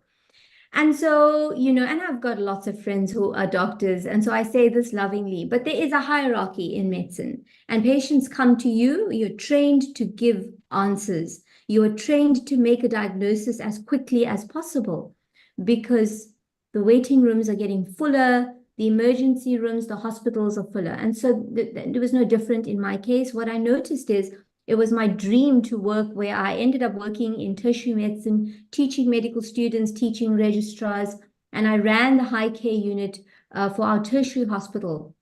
But what I noticed when I landed there, once my studies were over and that stress was over, was, my goodness, the patients that I'm seeing with these old people illnesses and heart attacks and strokes, they're in their 20s now. And what was even worse was their family who came to visit them were also obese. But even worse than that was that their children were overweight and coming in with packets of crisps and cool drink. And I could just see this unfolding just in the short time it took me to specialize. And landing there, I noticed there was I had 10 beds in my high care unit, and there was one particular day that every single bed was taken up by a patient who had had a heart attack. So I saw this as just a nonsensical way of living. As doctors, we became pull pushers. We were not teaching health. We were simply treating disease. And I had this vision of myself standing at the edge of the cliff and simply putting my arms out, and I could only catch one or two. At that time, I'd read about, Prof. Noakes was in the media, and I had great respect for him. But I was like, what's going on here? This doesn't sound like, what do you mean fat is healthy? And so I started to do my own research, and I started with myself and my own family. My husband suffered with being overweight for most of his adult life. He lost weight, even though we were very active, he lost weight within a couple of weeks, similar to stories around the world. And I started to practice that in the hospital. And I saw amazing results in my staff. I had a program where staff started, I coached them for 6 weeks, and it was amazing. 25 pound, 10 kilogram loss of weight in 4 to 6 weeks. And I realized that I have this answer, and here's a big problem that I'm sitting with. And, slowly that became, it was fueled by seeing the disease around me. Amazing. So I think so that you had a personal journey or a success story with low carb, and again, you were influenced by what Professor Noakes says or said. And I think that it's really amazing that as a medical doctor, you had an open mind to accept that. Usually, as you yourself told, that doctors are not very open-minded, but you did have an open mind. You adopted that, and you had a success in yourself and your own family, and also in your patients. It actually made no sense to me. One day we're taught in the diabetic clinic to tell the patients to eat brown bread and oats. And so I sat way before lchf was a thing. I used to sit with patients and go, tell me what you're eating. And I would make a list of all the sugar that they were eating and the amount of bread and cool drink, and people just didn't know. And one day I was giving advice, which I said, well, instead of eating the white bread, choose the brown bread. And in my brain, I had this thought that, hang on, it's still carbs. I'm telling them to eat, they're still eating sugar. The other macronutrients are missing. But that was all we were taught. So when Prof. Noakes came on the scene, it was like the puzzle pieces started to fall into place when I went into the science and realized, in terms of the macromolecules you need for health, why are most people just existing on sugar? Very interesting. Now, one of the major health issue which is there globally is obesity. Now, why is obesity, it is not associated with poor health? Generally, nowadays there is a normalization of obesity. Even in India, when people are obese, paradoxically, people say a healthy person. And if a person is lean, they will say unhealthy. It's a paradox in India, and I'm sure this must be globally also. Why is it not associated with disease? That's a good question. And it's a question I've personally and professionally tried to highlight. So any teaching that I do, I try to bring adipose tissue into the mix. So why it's not a thing is I think we have short-term memory loss, or as humans and generations, we don't think back to our grannies and great-grannies and see how they looked. They didn't look the way we look. We've taken it as the norm. And I often say to patients, do you ever see this happening in the animal kingdom? I mean, I know your viewers watching think that in Africa we have lions roaming outside. It's not the case, but if you see a lion, is a lion going to be overweight? Does it progressively get bigger? No, in fact, it gets thinner and leaner. It loses muscle mass as it ages. It becomes thinner. Same with all animals in the wild. The only animals that don't follow this rule is domesticated animals like cats and dogs, where humans start to feed them table scraps. But I think that we are living in a world we're so disconnected with our own bodies. There's a disconnection with each other. There's a disconnection with our own minds. It's just the modern pace of life. People are so forced to think about income and schooling, and there's just so much noise. We've lost the art of sitting in meditation and sitting with ourselves and sitting with our family. We've become disconnected. And so it's easy to see that we're also disconnected with our bodies. And then the more we see out there and on the TV that the population across the world in the West is getting bigger and bigger and bigger and bigger, we almost accept it as the norm. But if one message, the only message that, if you could take this away, whoever's watching, is it is not normal to gain weight. And that adipose tissue that we're gaining, it's actually an organ. And I have a slide, if I'm allowed to show later on. It's actually an organ that secretes hormones that disrupts the body in so many dangerous ways. I think this is something people are not aware. In fact, I think as much as 8 types of cancers are also associated with obesity as per the studies. And we know that practically most of the metabolic health disorders are associated with obesity. But that is the paradigm we live in, that the more obese we are, the more overweight we are, people think that we are healthy. So now anyway, coming back to let us come to the other point. Now, food can be a source of health, and it can also be a source of disease. So what is your view on this? So you see, the thing is, we come from a history, as we've grown, as the world has grown, we've come from food scarcity, right? We've also come from a time in the world where people were very isolated. Travel didn't happen as much. So if you lived in China, you were used to Chinese food. In India, you're used to Indian food. In France, and now we are in and food is delicious. and it is enticing, it is beautiful, and we all love food, and we should love food because it's sustaining. And in the Indian culture that I know, food is part of community. It's the way you show your love. The mom is busy from early in the morning before dawn, preparing the whole day. And that is your way of showing that you love your family. So we associate food in general with love, with togetherness, with maybe that disconnection we feel in modern times. Food brings the connection to remind us of our families and the way it used to be. The problem is that I think there's too much fusion happening. And so we know what we like and what our typical kind of food is, but we also want to add the Coke that wasn't part of our normal life. We want to add the crisps and the jelly beans and the candy and the other types of food.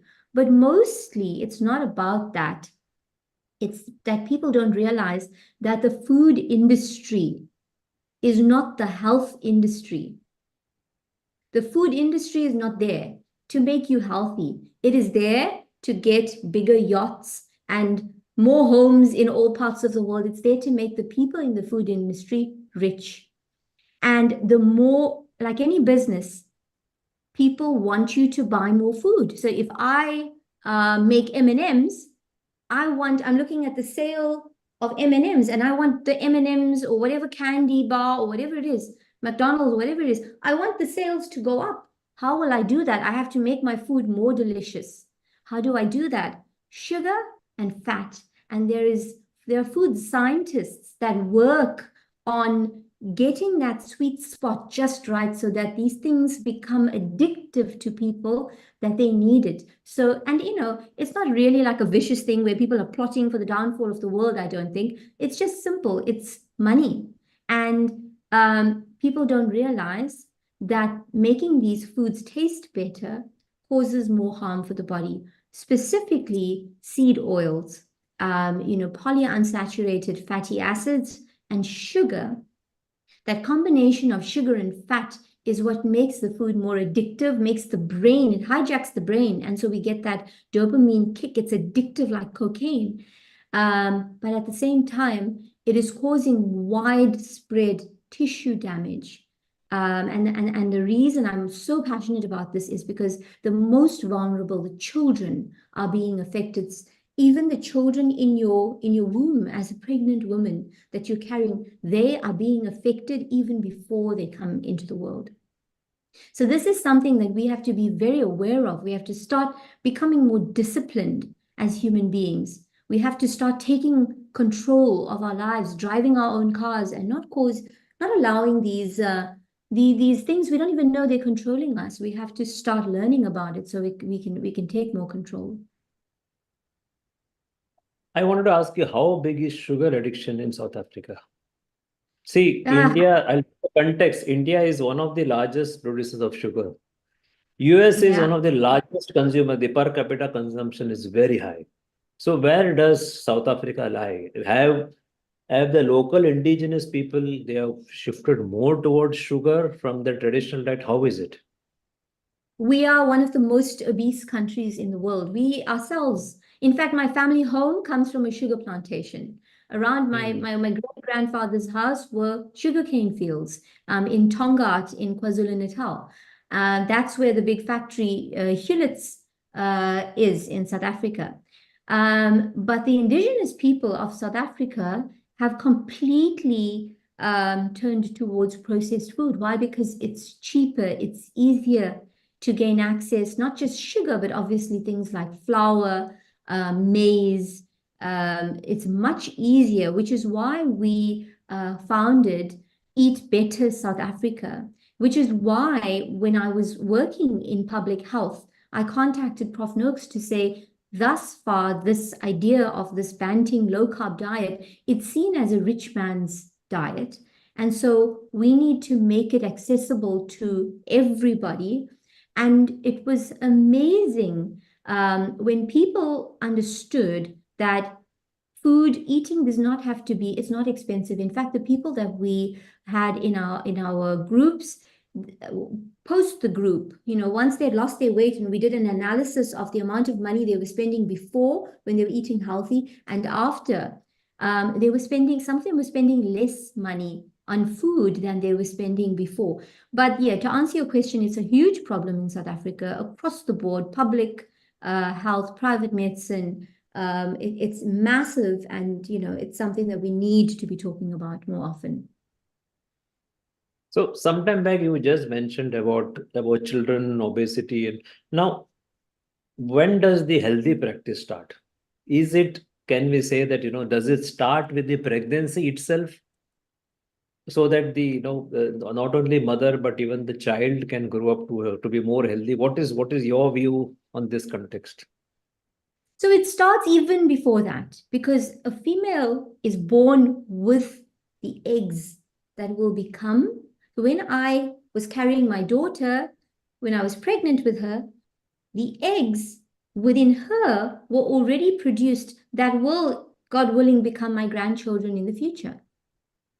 So it starts as early as that. But even before that, it's the mind of the mother, of the parents, of that mindfulness that is part of healthy living. But in terms of just pure nutrition, people assume that there's this myth that I have diabetes in my family, so I'm going to get it. I'm big boned. I have obesity, it runs in the family. It may run in the family, but studies are showing that it's only about 20% of your genetics that plays a role in obesity. Maybe 20-something percent. The rest is lifestyle. And the role that lifestyle plays is, we call it the loaded gun theory. So, like a gun that's loaded. So yes, you may be loaded with the diabetes bullet, hypertension, stroke, whatever it is. But if you don't pull the trigger, you're not going to get that disease. How do you pull the trigger is important. You pull the trigger by eating foods that cause that inflammation in your body, that switches on diabetes factory. Diabetes doesn't come overnight. It takes years to develop it, right? Hypertension, all of these diseases associated with obesity. And so if as a pregnant woman, you are eating mindlessly, you are exposing your own bloodstream and therefore the body of your unborn child to high levels of inflammation. That is why diabetic moms have bigger babies. Why? Because insulin is a growth hormone. A growth hormone means it makes things grow bigger. Now people think, oh, so what? I'm a little big. No, but it stimulates other things like cancers to grow, and the inside of your blood vessels, and all of this is what leads to the things that cause so much heartache, so much time of people spending their time in hospital, spending their hard-earned money on medication and seeing the doctor instead of enjoying their retirement and enjoying their time and being a productive member of society. So the bottom line is, it starts way earlier. And then don't think that, oh, children, let them be a child. We hear this all the time. I just want to spoil him or her. Let him be a child. Maybe your body has capacity to deal with some, but it must never become a habit. And if you can stay away from it completely, even better. Very interesting. I think the viewers should take, should listen to this, and they should understand that you don't need to act after you get a disease. In fact, you should act even before you get a disease. And I think that's where you told about genetics. A little expanding on this topic of genetics. In India, we say that, genetically we are prone to diabetes. Genetically we are prone to cardiovascular disease. So what is it? Is it a final death sentence? Or can we change the trajectory? And what is this epigenetics about? Can you little elaborate on this? So can I share my screen with you? Please, please, please. Okay. So, is this now? Not finding this. Just give me a minute. Yeah. Or maybe this is a different system. Oh, here we go. Tell me if you're able to see my screen. It's just coming. Yes? Few more seconds. Few seconds. It's just being shared. Yeah, it's we can loading. see. So the first thing I want to show is epidemiology.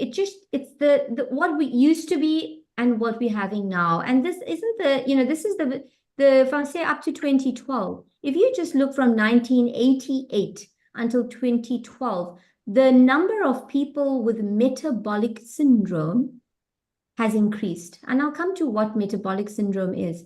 Now look at the stats for children. So the top left hand is waist circumference, blood pressure, glucose, your triglycerides, your HDL, and then metabolic syndrome. And all of these are components. So if somebody has components of these, obesity, blood pressure, high glucose, abnormal fats, they have metabolic syndrome. If you focus on the last graph, you see the number of children with class 3 obesity and metabolic syndrome has just increased. And so we've got a situation where even our children are diabetic and they're learning to manage it on insulin. But what's the problem with metabolic syndrome? It's this.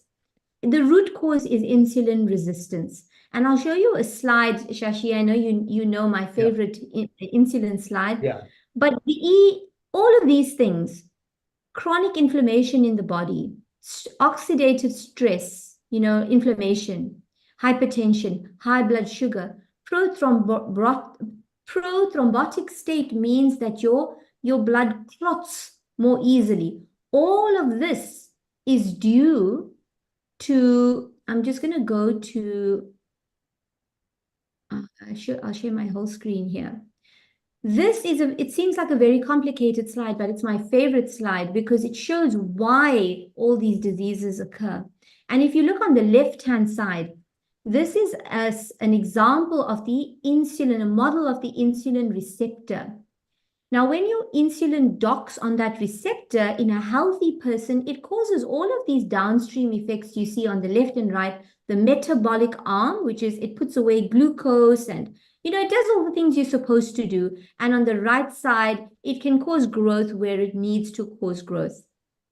If you look on the right-hand side, at very high levels of insulin, which is what you get when you eat a very poor diet and you're obese. If you have obesity or you're gaining weight, you can simply assume that you have insulin resistance. And what happens is those very high levels, they activate the right-hand side of the insulin receptor called the mitogenic arm. And this is the arm that causes growth, proliferation, atherosclerosis, inflammation. And it is indeed this part that results in all of these diseases. Can you see me now? Yeah, I can see you. Okay, I've lost you on the screen. Okay, there we go. Yeah. So it's impossible to talk about this without talking about insulin resistance. All of these bad foods that I'm talking about, they stimulate your body to produce more insulin in order to lower your blood glucose. And at low levels of insulin is a hormone. It's pulsatile. It needs to come, do its job, go away. When it's there all the time, your body it's like being shouted at all the time. When a child does something wrong and you say, hey, imagine you keep shouting, that's going to cause damage. In the same way, this constant existence of insulin in your bloodstream, it results in very sticky blood, thick blood vessels.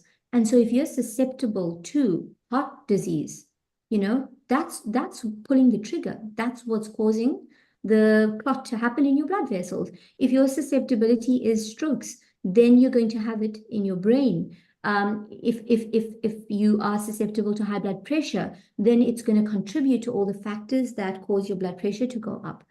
So it's not that, whoever's got this family history, never believe that, it's just, even if you have it, you can reverse it very quickly. In my experience, I've taken patients off high blood pressure pills in as little as 1 week. I've reduced their medication simply by changing what they eat. And many people are completely medication free. Once you lose that weight, you've taken away the culprit. Very interesting. I think the slides also presented it very interesting and little terrifying also to see the amount of obesity or the whole insulin resistance or metabolic syndrome going up in children also. I mean, it is what kind of future generation we'll have. And the similar situation exists even in India. In fact, just before in the inauguration, we had one endocrinologist from India who's low carb. So she was spelling out all the kind of the data in India, the kind of childhood obesity, insulin resistance, pre-diabetes, high triglyceride among children. I mean, this is really terrifying. In fact, there was a news just few days back in my city where I stay in Mumbai. The teenagers seems to have very high degree of insulin resistance and pre-diabetes condition. Obesity is well known, fatty liver is well known. So I think it is unfortunately. So you believe that even though we may be genetically prone to certain disease, we can still avoid it or change its trajectory. That's what you mean. Absolutely. I mean, if you understand, so I mean, this is science. If you understand epigenetics, your genes are one level, but your genes have direction. You know, there's a plan for your genes. The genes switch on what you tell it to switch on. And so if you are in a state of insulin resistance, you've hijacked the homeostatic healthy systems in your brain.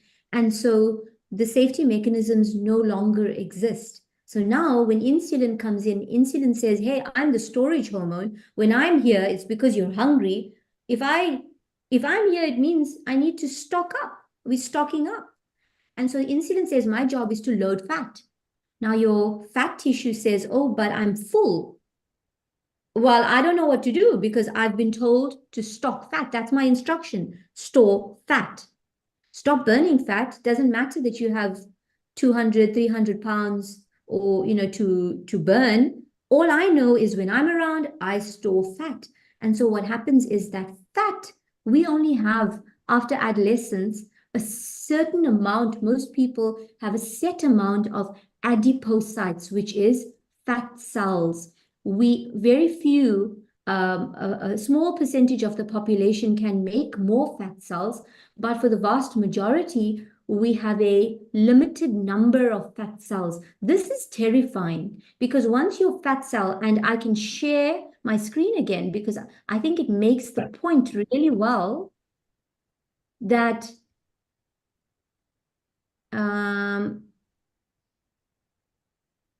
it's just coming. Yeah. There we go. So this is a diagram of what a cross-section of the body. So if you look at the outside, you see subcutaneous fat. This is the fat that you would pinch underneath your skin. But deep inside in the abdomen, that orangey brown fat, that's called visceral fat. And that visceral fat, so if you consider that insulin is coming in and it says, hey, I need to store fat, and the fat cells are numbered. So I just want to see if I have, here we go. So if you look at this diagram on the left is the way it should be. Fat has a certain amount of a number of blood vessels, and it can supply energy and blood to those fat cells. But look at the right, and on the right, we have stretched those fat cells to capacity.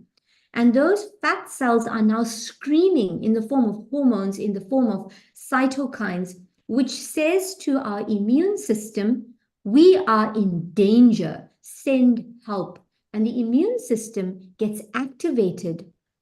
And when the immune system is activated, it starts to send immune cells to this area. Now, the scary thing is fat tissue is an endocrine organ. It secretes hormones. It communicates with the brain. It communicates with the pancreas, with the liver, with the muscle. So basically, before we know it, we have a situation like this. Sorry. We have a situation like this where we have a lean, healthy person here with a normal amount of white adipose tissue, not overstuffed. Look at the person on the right. The reason that we had so many people during COVID dying that were overweight And so many people post-COVID, they unmasked their diabetes is because they were pre-diabetic anyway. They were in a state where they had all of these inflammatory cells roaming around their body. They had a situation where their fat cells, were secreting all of these mediators, talking constantly to the brain, talking constantly to the liver, more importantly, talking constantly to the immune system to say, I am in danger, I am being attacked. And we know that when we talk to the immune system, when we tell the immune system, I need help, we want the immune system to come. So when you cut and you're bleeding, you don't want to keep bleeding, you want it to clot. Similarly, when you're talking to the immune system like this, you're promoting the coagulation in your body. So this is that vascular inside the blood vessels, what's going on. This is the thing that people are not talking about. People are worried about fat causing you to have a heart attack when this is the root cause of inflammation throughout the body. Very interesting. So I will say the analogy, like, okay, there is a missile heading down to destroy us. So we do have an anti-missile system in form of lifestyle change, which can change the trajectory. It can blow it mid-air so that it doesn't affect us. Probably that's what you mean. And with insulin resistance being the root cause, I think we should be able to identify insulin resistance quite early and take preventive measures. One of them is, of course, low carb nutrition, and then activity, and so on. I think this very important point you do mention, and you also explain the concept of what do you say, that how we change epigenetics very well. So that's the word I was missing, that we can change the trajectory very well. So can you tell us something about the ketogenic textbook itself? You were part of that. How Yes. what so what is book, yeah. So very clear. it has sort of become a Bible of reference for all of us, that we can rely on ketogenic textbook. Do tell us something about it in very short, that what went into it, what are the updates, how it is used very well now, and any other updates you want to share on the book. Thank you for that. So, when we started the Nutrition Network, we realized that there are people all around the world who are working in isolation. Doctors especially felt very isolated with no colleagues to talk to, nowhere else to get their information but Twitter and online. And so it was to, one, advertise the knowledge that is existing out there, because there's a lot of knowledge and a lot of experts in the field. And number two, it is to not be isolated. Why? Let's create our own community. We have so many people who need help. And so that was the idea behind the creation of Nutrition Network. And as the years went on and we were trying to, you must have also realized that there are a lot of doctors who come to this way of life because they have, or not even coaches and whoever takes this as their new passion. It's because they've experienced it personally and they want to help other people. They become passionate about it. And so we needed to reach more people. And what we realized is that you do what you know, you trust what you know. What do medical professionals trust? We trust a textbook. And there's so much information that when a colleague asks you or somebody asks you, you pull out your files that you have stored on your computer. But now we have a situation where if you want to know something about cardiology and all of the, it's in the cardiology section, there's an endocrine section, and it's by experts in the field.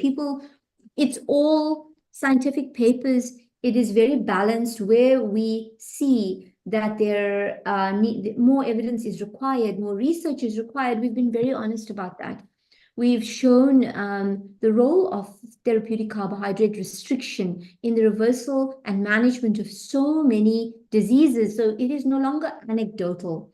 And the way it's helped is that we've heard from healthcare providers, coaches all over the world to say that they can't do without this book because they constantly refer to it. One thing I want to share, we had our 10-year Noakes Foundation celebration last week. And in the talk, Prof said that Mickey Bendor, who's one of the authors of the book, let him know that there was a Chinese doctor who learned about LCHF and he wanted to teach his fellow colleagues. And as he started to promote LCHF, he got fined. So his Health Professions Council came down on him and said, you know, if somebody laid a complaint, a charge against him. And he went to the hearing and he took the book and he quoted from the book and he showed this study and this study and this study. And they said to him, basically the charge is farcical. He was cleared with help from the textbook. So Mickey Bendor's words were, your textbook has gotten a Chinese doctor, prevented him from getting into jail. So we're very proud of it, but it is a book that requires updates. And, you know, that's being done. Any, you know, errors or any areas that we need to expound on, that's being looked at. And so in the next edition, you know, we'll be able to tackle all those things. I think, yes, now the world of therapeutic carbohydrate restriction, especially on the ketogenic front, is expanding like anything. You also know, especially on the mental health, neurological health, with so many new studies coming in, breakthrough studies from as good as the institute like Stanford. So I think those things deserve a mention. An upgrade may be necessary in coming times. Absolutely. I mean, and that's the thing about science, it never sits still. You have to be also, if you're a scientist, you have to be able to question yourself and say, like Prof tore the pages out of his book, you have to be able to say, I was wrong, or hey, there's more information. And that's exactly it. The point is that too many people are suffering in the world, and it is unnecessary that you suffer due to food.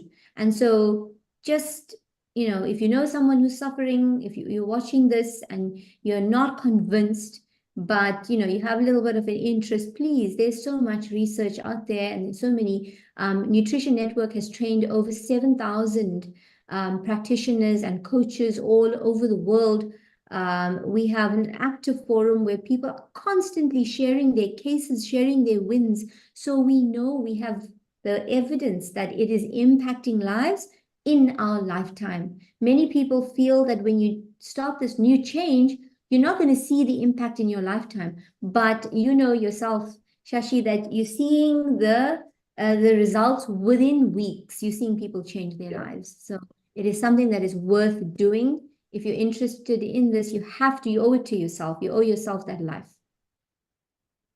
And that's why as soon as the book came, I ordered it and got it immediately. So I had displayed that prominently even in the first event. I carried the book with me, but this time I couldn't carry. But I think, and it is there in the live stream front page. So in the live stream front page, ketogenic book textbook is there prominently so that everyone can see. So something which this book is going to be on our live stream page as long as we conduct our metabolic health conference. This book is going to be displayed prominently, and this is our promise. And I think that is a small thing we can do. And of course, I am also part of Nutrition Network community, as you know very well. So yes.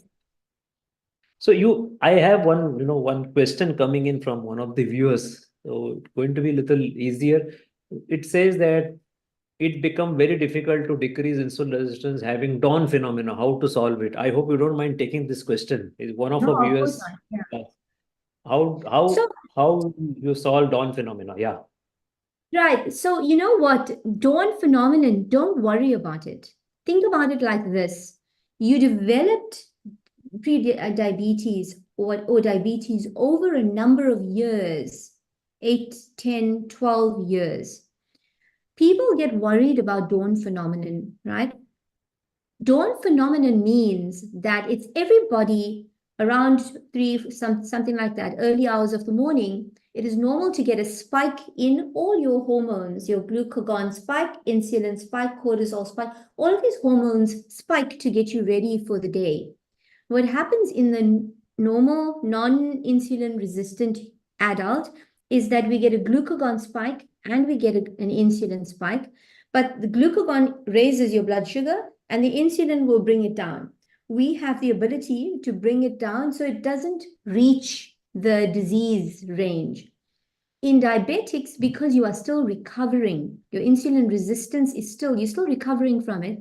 When you get that glucagon squeeze, your insulin is not enough. Your receptors are just not sensitive yet to bring it down. What's more, so if you keep on with this, don't get discouraged.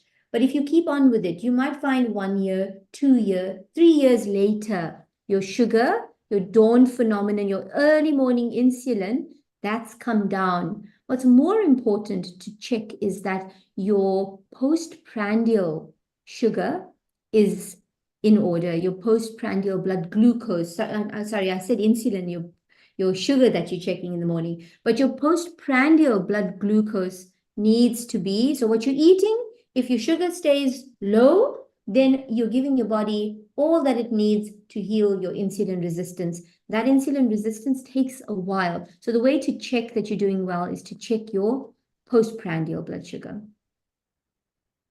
I think this is something. I tell people not to check their fasting, not to worry, because it freaks people out. Because they go, I've done so well, I ate this, I exercised, I'm looking so good, everything's fine, I just can't get that early morning. It will happen. Your body will do it in time. So don't even worry about it. Check it like every few months rather than every week. I think that answers the question. Now, personally, in my own experience, see, I achieved diabetes remission in the 4th month itself from the diagnosis, but it took me quite some time to get that fasting blood sugar from that 105, 110 range to sub 100 range. So it took me around a couple of years to really see that 90, 95 consistently. Now I'm able to see even as low as 80, 85 most of the days. But even today it impacts if I sleep less, the blood sugar spike I see morning is something different. So it took me a lot of years. See,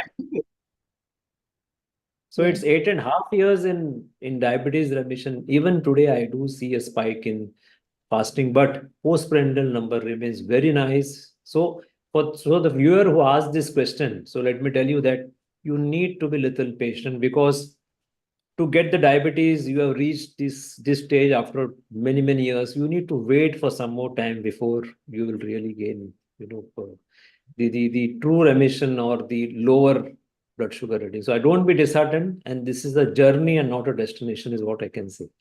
And it's actually not a sign of failure. If your blood sugar in the morning is high, it's how can we say it's, as long as you know it is coming down. But there are some things you can do to sort of hasten the journey. You can employ fasting as a tool. So you can either do 24-hour fast, or you can do time restricted eating, depending on your baseline. If you're able to, once you are fat adapted, you may find that you can do longer fasts.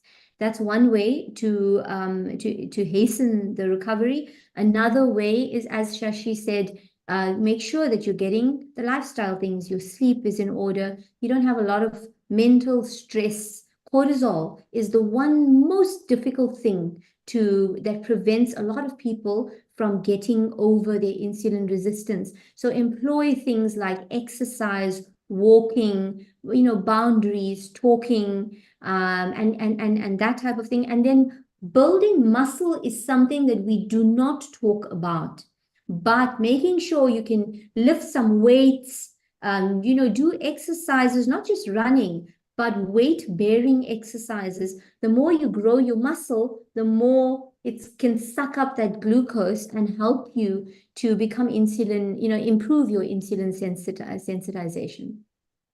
Thank you, Dr. Hassina. I think it was a wonderful discussion, and we are coming to the end of the session. I'll invite Anup Singh. Anup, please come in. Please take Anup in. So Anup is my co-organizer. So Dr. Hassina Kaji, thank you very much for coming to India and sharing your knowledge. Yeah, Anup. Yeah, Shashi, if I can add to what welcome, doctor. Now, what Dr. Hassina said, about FBS. I've been always saying, if your FBS is high, compensate it with the low PPPS. As simple as that. Thank you. Well, I didn't get that. I didn't get that. If FBS is high, yeah, I had it. I mean, my PPBS used to be 100, 90, but my FBS used to be 110. I was not worried at all. Yeah. I think the more people who realize this, because we teach them to track their sugar, but we don't prepare them in advance. So I prepare my patients in advance and I say, now this is going to happen. You're going to see this. One thing I want to mention that helped my own father is many people are dairy intolerant and they don't realize it. So their sugar, they get a massive that 2 point whatever, massive reaction. If you try cutting out dairy and see what that does to your blood glucose, it might very well help you to maintain a better blood glucose. But thank you very much Thank for you. having Thank you me. very much. Thank you. Thank I'm you. so glad that there's so much interest in ketogenic lifestyle, and all the very best to everybody who is on this journey. Thank you. Thank you very much. Thank you very much. So Thank please you. thank you. See you. You get in Ira, Abhinav, and Anup.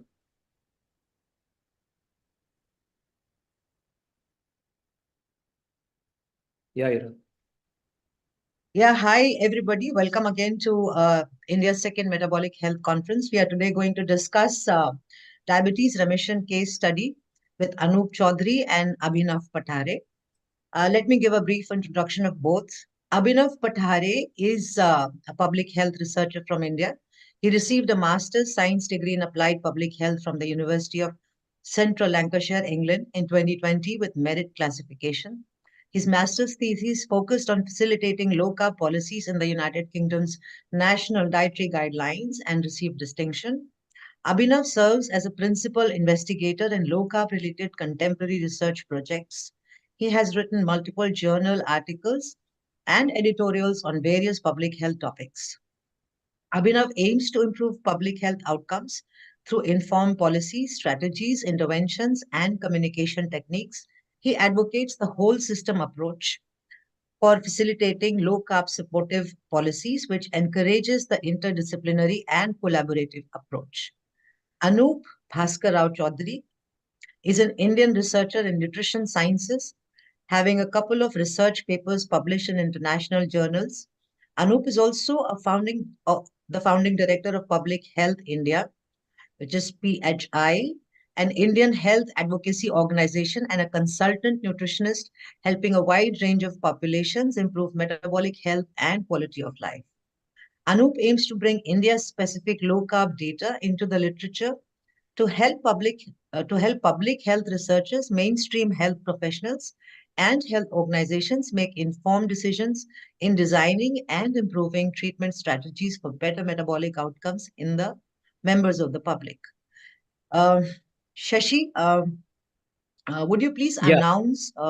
Yeah. So I'm so happy to have Anup and Abhinav in this session. So while we were fixing the metabolic health to all the invitees and guests, suddenly I got a message from Anup Chaudhary that they have published a case study and they have mentioned Metabolic Health Conference 1, in that case study. And we were so thrilled on two accounts. One is the mention of Metabolic Health Conference in that. And the second is going to be a landmark study in the sense that this is the first ever diabetes remission case study published in a journal from India. There is not a single study which is published on diabetes remission with low carb context. This is what I could gather from whatever I have searched in this country of 100 million or 200 million of diabetes. And immediately we decided to call Anup and Abhinav immediately to this conference, and then we preponed the sessions, and then we thought that we should include them because it's a very milestone, it's very eventful, and we are so proud to have both of you presenting this study today in this conference. Yeah, Anup. Yeah, welcome Abhinav and Anup, and congratulations for getting your case study published. As Shashi said, this being the first, it's a landmark thing to happen, and thank you for mentioning MHC1, that is 2023. Now that means a lot to us. But let's begin with how did you both get interested in low carb? Okay, so first of all, thank you very much for this heartwarming welcome, Ira, Shashi, and Anup. So basically, I've done my bachelor's in electronics and telecommunication engineering in the year 2013, followed by master's in digital electronics. I have always been into the field of teaching. So before entering into engineering, I started teaching to high school students. My subject was science. So I know what information they have in their textbooks about science, about nutrition. So somewhere around 2017, I first came to know about low carbohydrate diet, and actually it shook me to the core because whatever I was reading in 2017 was in complete contrast what is taught in schools. So intrigued by that, I started reading more and more on low carbohydrate diet. So I read Gary Taubes, Professor Tim Noakes, and so many eminent personalities from the low carbohydrate space. And then I decided to, complete the certification, which I did later from KLM School of Fitness Sciences. And then I founded Public Health India and eventually got an experience as a senior lecturer in nutrition science. Talking about Public Health India, it is an health advocacy organization aiming to bring more and more research, India specific low carbohydrate research, into the literature and disseminating that information to the public. So that's the background from where I'm coming. And thank you very much for having me and in this historic conference. Yeah, Abhinav, I would like to, yeah, Abhinav, Abhinav, Abhinav. welcome, and Anup. Yeah. How did he get into low carb? Yeah, okay, so I graduated as an engineer in 2013, and after that, due to my chronic interest in sports, I chose sports coaching as a full-time career after that. In 2017, I decided to upgrade myself so that I can provide better information to my students. And 2 years, 2017 and 2018, I spent at the K11 School of Fitness Sciences, and there I got to know that my long-standing nutrition science knowledge was in complete contrast with the good science. And I got obsessed to understand why such things which are likely ineffective converge into the mainstream recommendations, practices, and policies. I started reading extensively, and one word would always hit into my reading, which is public health. So public health authorities, public health dietary guidelines, public health departments. So in 2019, I went to the University of Central Lancashire, United Kingdom, for the Masters of Science in Applied Public Health. I chose my thesis. My thesis was about facilitating low carbohydrate policies into the official national dietary guidelines of United Kingdom. I received distinction in my thesis, and the university board would comment on it as a brave argument. And then when my supervisor asked me after my master's, what do you want to do next as a career? I told her that whatever I researched and wrote in light of the United Kingdom, I would love to do the same in light of India. In September 2020, I came back to India. And in 2021, I came up with my first article, which was titled as Exercise Does Not Solve Obesity. And the calorie burning theory is misleading and incorrect. Okay, then this article, not just locally, but internationally, gained a lot of criticism. But then eventually like-minded people joined me. And today, when I'm presenting this paper in your landmark conference, this is my 8th research paper. And that's what my background is. And thank you very much for having me in this milestone conference. I Thank think you I so can much. I can Yeah. detect a smile in face of Anup when both of them told that they are engineers. Yeah. Yeah, I think, more and more engineers should be getting into nutrition, and they are. In fact, on D-Life also, there are many. Once you are an engineer, you can be anything, and we took it seriously. Yes, exactly. Yeah, over to Ira. All right. Yeah, so Anup and Abhinav, I want to ask you both, what gave you the idea to publish this case study on diabetes remission? That is one. And explain to us, where is it published and its significance? Correct. Okay. So my vision is always to get more and more India specific low carb data into the literature. So when this woman approached Public Health India, I involved Abhinav as a principal investigator in this project. And initially, right from the beginning, I started collecting data systematically from the viewpoint of getting it published. The reason behind having Abhinav on board is because I was having some past experience working with him.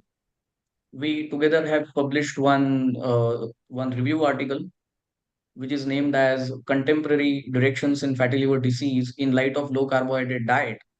It was published in the year 2022 in European Journal of Molecular and Clinical Medicine. And I was also aware of the renowned article written on the eminent Mr. Kaizad Kapadia sir as a science protector. So since I was having an experience working with him, so idea came from the vision and the available resources required for the publication. As far as the significance of the journal and the publication is concerned, Abhinav would be the right person to address it. Okay, so there are three things I want to explain in light of the significance. First of all, this paper is published in the Journal of Population Therapeutics and Clinical Pharmacology. And if you would peruse the issues of this journal, you would find several research papers straight from the GMCs, government medical colleges. So it sort of demonstrates the mainstream approval of this journal. Second thing, this journal and so our article is indexed in a database which is called as EMBASE. And EMBASE is one of the top-notch databases in the world for the medical literature. So talking about the EMBASE's magnitude, it has some 45.6 million records, 5.1 million conference abstracts. And EMBASE also has at least 12 million such records which cannot be found in Medline PubMed. More importantly, EMBASE, the database where this paper is indexed, is a product of Elsevier. It is developed by Elsevier. You might be aware of this logo somewhere in the academic publishing. This is Elsevier, and this is one of the top tier scientific publisher, including medical textbooks. So if you, for example, Guyton and Hall textbook of physiology, which is a staple textbook for decades now, it is published by Elsevier. And more importantly, the first ketogenic textbook that edited by Nutrition Network and Professor Tim Knox, it is published by Academic Press INC, which is again an imprint of Elsevier. So in light of all of these things, here is my third point, that Anup Chaudhary and I are extremely happy to announce that Shashikant, Anup, Ira and their landmark conference has officially now penetrated the mainstream medical literature. And we are grateful that we are the first to do this. That's the significance. Thank you. That's really a very, very, very significant. So please, either one of you could tell me what all preparations went into this. How easy or how difficult was it? Okay, so this is an interesting question. So when we took this participant as a member, initially the intervention went for 2.5 months approximately. And after that, it took almost 1 month for critically analyzing the data. Now, when we talk about the publication of the research, it is not just conveying the results, but to discuss those results in light of what other researchers have observed in implementing the same kind of interventions. And hence, it took rigorous efforts in literature search and the literature review. It took somewhere around 2 months. And then we entered into the major phase of it, which is around 6 months in properly documenting the case study, that is manuscripting it, writing it. And after that, around 1 month we took for in-text citation, then proofreading, then formatting the references, and internal peer review process. Now, internal peer review process is getting the sensitive information proofread one more time before we send it for publication, because it is very responsible things that we have to do. We cannot do any kind of mistakes in that. And after that, somewhere around 4-5 months, approximately 4 months, it took to get published officially. So 4 months because reviewers will take their time, then the editors need their time. So the entire process of publication is little, time consuming. So these are the preparations in brief that we took. And in the you asked that how easy or difficult it was to get published, and that's an important question. And there are just two things I want to share here. First, this is what Professor Tim Knox said in the last Metabolic Health Conference, that if there is anything related to low carbohydrate diet, it would be forbidden in the literature publications. So, okay, maybe low carbohydrate manuscripts are subject to tremendous rejections, but this can be solved. And one way to solve this is that you got to be proactively contacting the editors and the journals before writing the manuscripts. I'm not saying before conducting the experiment, but before writing it down, because every journal has different topic expectations. Every journal has different policies, terms and conditions, formattings. And if you could anticipate that while writing, it reduces the chance of getting rejected. And the second point, and the last point is very important, is that you must avoid declarative statements. For example, if your study finds that saturated, or if your study somehow proves that saturated fats are bad or unhealthy, the scientific way to write down in your paper is that saturated fats are probably unhealthy. And this is how Gary Taubes would explain this, that if you think you have proved something, the history of science suggests that you will be eventually proven wrong at some point. There is a famous quote by Richard Feynman. He says that the first principle of science is not to fool yourself, and you are the easiest person to fool. So a good researcher or a scientist would always discuss his findings tentatively, so that he can back off when it gets disproved, and he can rethink his hypothesis and work on the new study. And that's how science grows, with an open mindset. And our benefit was that we were having this in our mind when we were writing the manuscript. So I wouldn't say it was easy for us to publish, but it was relatively less difficult for us to get it published. Thank you for that. I think Anup can take the next question if you want. Yeah, so if I get it right, I think from start to finish, it was around 18 months. 15 roughly? months. 15 months, right. And could I just add one point here, like on 15 months? Yeah, okay. So having, yeah, please carry on.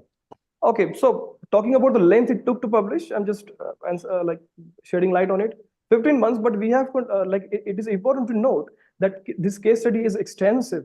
So usually the case study has a word count of 1500 to 2000 words, and this case study is 8500 words, including references.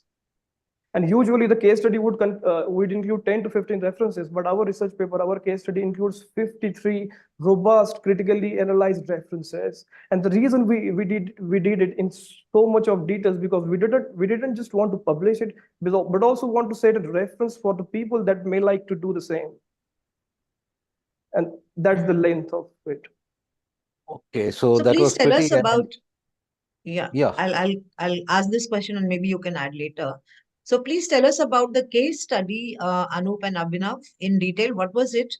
And if you want, you can present a few slides if you wanted to do that. But please tell us about the case itself.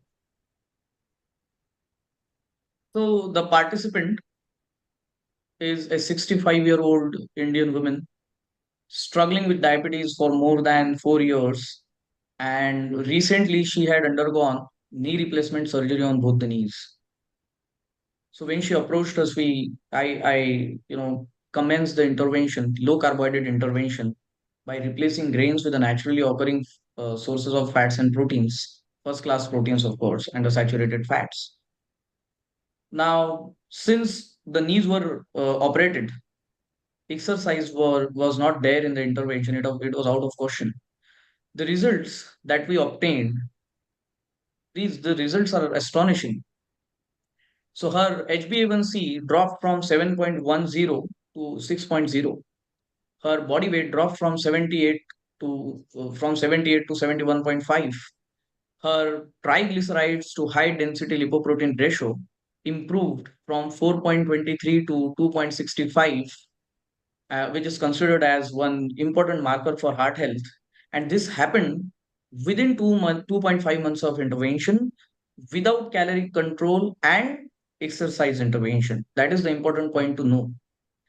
Now, the implications of this case study is enormous, because the first piece of advice, the mainstream advice that people get in such conditions, is exercise more and then eat less.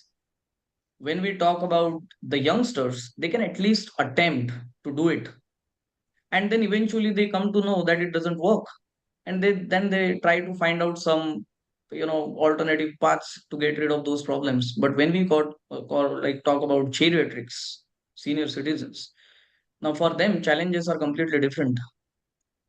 And practically this advice, calorie control and exercise, is practically not doable. So they find it very difficult to follow it, and hence they remain in that blame that they are not getting the results because they are not actually following it. But the reason why they are not following, because it is not practically doable, right? So this case study has an enormous implication that for geriatrics population, this is a good direction, that how they can achieve, they can take charge of their health with a good scientific understanding. So that's the direction that we want to give.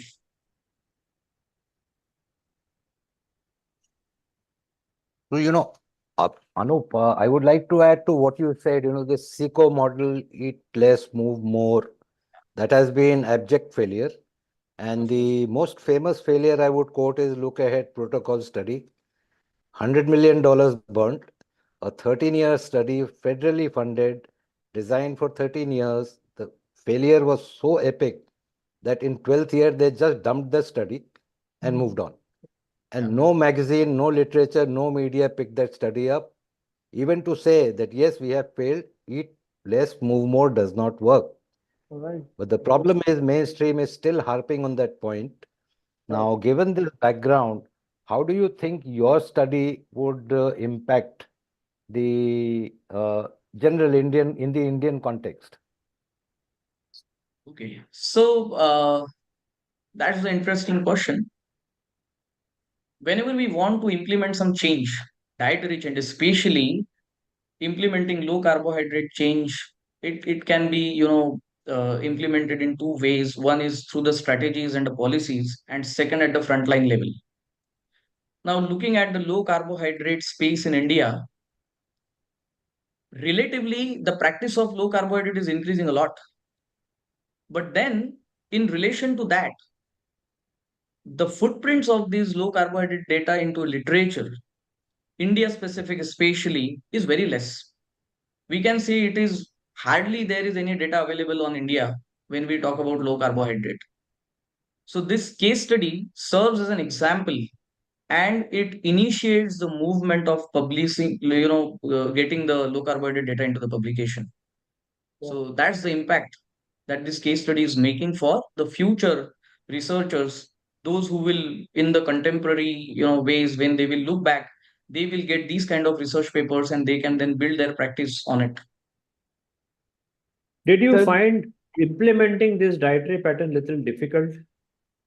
Any one of you can answer, Abhinav or Anup. Yeah. So talking about the challenges that we faced on implementing, the first of all, old age is a challenge in itself.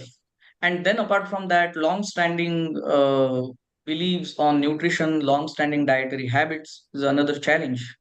And we mitigated that challenge by, introducing high intervention intensity or high intensity intervention, low carbohydrate intervention. Now, Iqbal et al. 2010 suggests that high intensity low carb intervention is more effective compared to low intensity low carbohydrate intervention. So we implemented a high intensity intervention which includes behavior modifications and age related communication suggested by National Institute of Aging. And then age friendly communication was built, and the support of the family members was taken, and then we gave personalized diet chart, recipes to help, rigorous counseling sessions and the follow up sessions. And apart from that, we also uh, navigate the navigate them through the festive and the cultural situations. And after this, solving these, challenges, we could get the results what we are observing in the research. Right. Yeah, Ira. Yeah, so Yeah, yeah, can we? yeah. Yeah, Abhinav. Yeah, please. Yeah, Arun. Abhinav. I just wanted to add on this, the impact it would leave in the low carbohydrate space. There is one more layer to it. I hope this case study sets an example that even the people from the diverse academic backgrounds can penetrate into the official medical literature. And I hope this goes long. And that's it. Mm. Mhm.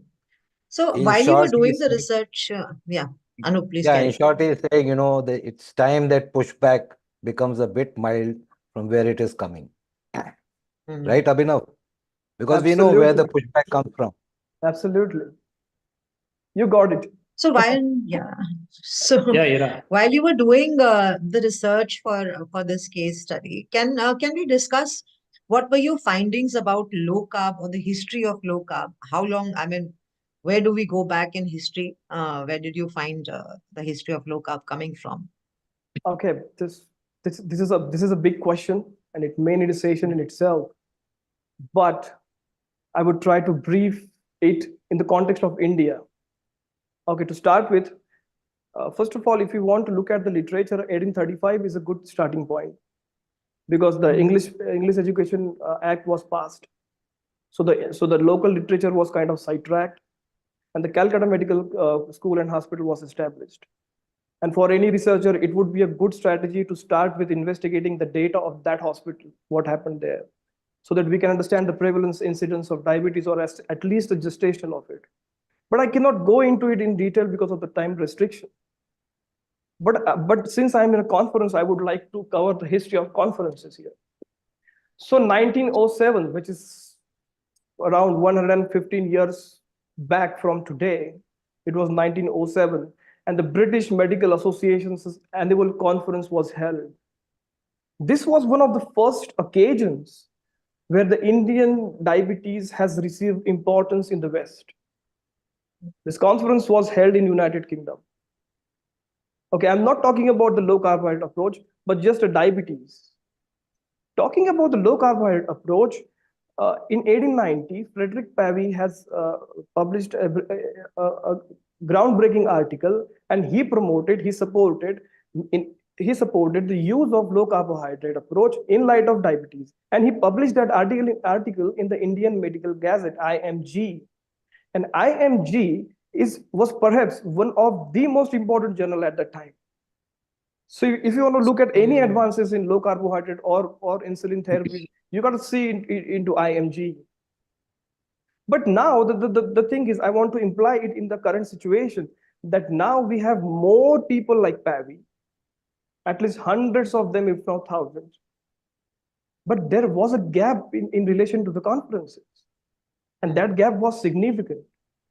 And I want to signify that gap by asking question to the listeners of this conference, that since that 1907 conference where the Indian diabetes has received attention in West, till 2022, I'm not saying 2023, till 2022, in the span of this 115 years, could you find a single conference that especially focused on low carbohydrate intervention in light of Indian diabetes? And if you could find it, you can send it to me or us.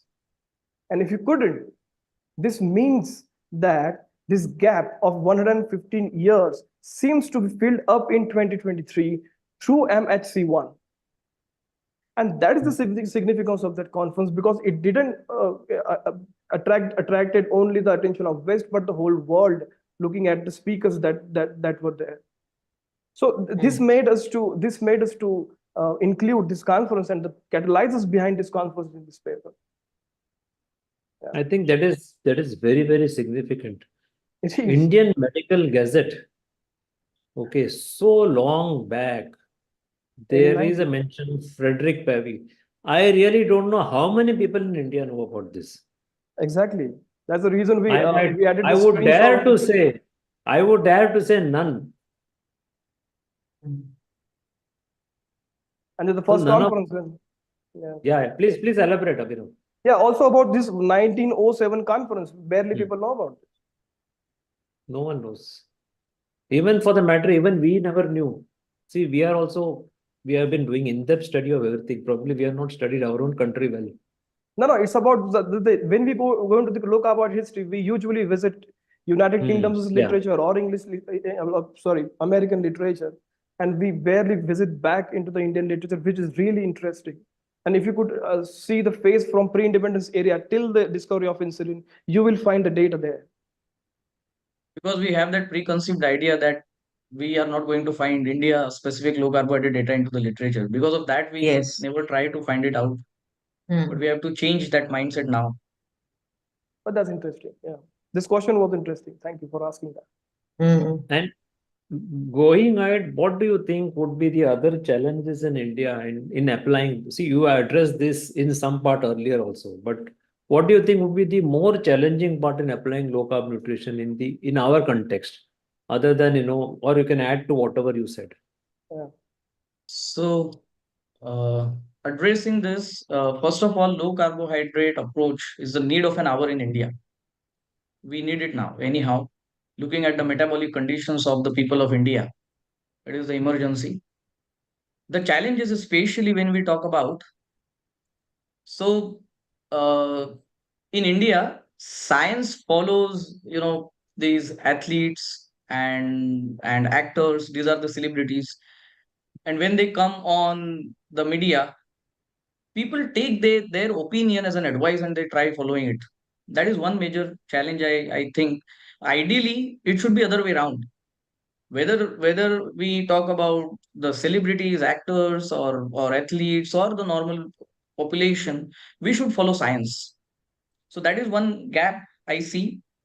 And second, the conventional advice that people get from the mainstream is not changing at all. And whatever we are discussing here is in complete contrast to what they are saying. So it becomes sometimes very challenging to, erase that data from the people's mind and then imbibing something new into their head. Because when we talk, it is like talking to the entire so many years of conditioning, you see. So these are the major two challenges I find. Abhinav may have to add on that, I Well, guess. I have one study to add here, which is relating to the information seeking behavior of professionals. It's not about public, it's not about celebrities, but it's straight about the mainstream professionals, for example, physicians and doctors. So this study conducted by Davis 2007, what he did, he wanted to understand the information seeking behavior of physicians. Like what do they prefer while consuming the clinical information, the medium they prefer about it. And he included doctors across the globe in this study, from America, England, Australia, New Zealand, Canada, Denmark, Singapore. Therefore, the results are likely to be reliable. And what he found, that reading research papers or using research papers as a knowledge consumption was the third choice. It wasn't the first. And ideally, evidence-based medicine suggests that this should be one of the most, like at least the top pillar of the evidence-based medicine to update your knowledge. Their second preference for consuming knowledge was their personal contacts and personal phone calls and peer opinions. And again, evidence-based medicine challenges exactly this. And their first preference was textbook, which is fine. But as you said in the previous session of this conference, that textbook may take time to get updated. So I think this is a challenge for the low carbohydrate movement in India. And if we could somehow shift the information seeking behaviors of mainstream professionals, it may work. And there are ways to do this, but I may not be able to mention them here because of the timeline. Abhinav, one question, one question. I mean, it's an impromptu one. How much do you think does the speaking fee, weekend speaking fee, influences the opinion? Because you talked of, preferences 1, 2, 3. Where does the speaking fee component land, fourth or first? Speaking fee? In your opinion. Yeah. Weekend speaking fees for doctors who go around talking about medicines and all. I don't know, speaking fee as a factor in it. Shashi can maybe elaborate on it if he wants. It's okay. I think you can shift to the next question. Let it. So I think it's Anup's question. Acha, now what Question is all done. Yeah. Then I think let me ask, how much impact do you think this particular study will create in India? Is my question. I think this has been covered. I want to add to this. Yeah. All right. How much impact do you think? See, you have addressed this to some extent earlier, but let me ask you, reiterate again, how much impact you think it is going to have, this particular case study? Though you had, from your side, you're not claimed that title of being the first case study remission. So, but what do you think, in what all way it can impact? Pertaining to the study, you can just mention, either one of you or both of you can mention. All right, so first of all, when we talk about the impact, it depends in what dimension you are expected the impact of it. The first impact that I would again like to emphasize that this may set an example that no matter what academic background do you have, this is still doable. And we need to increase the footprint. And in order to increase the footprints, we cannot rely on just one profession because there are diverse people into this.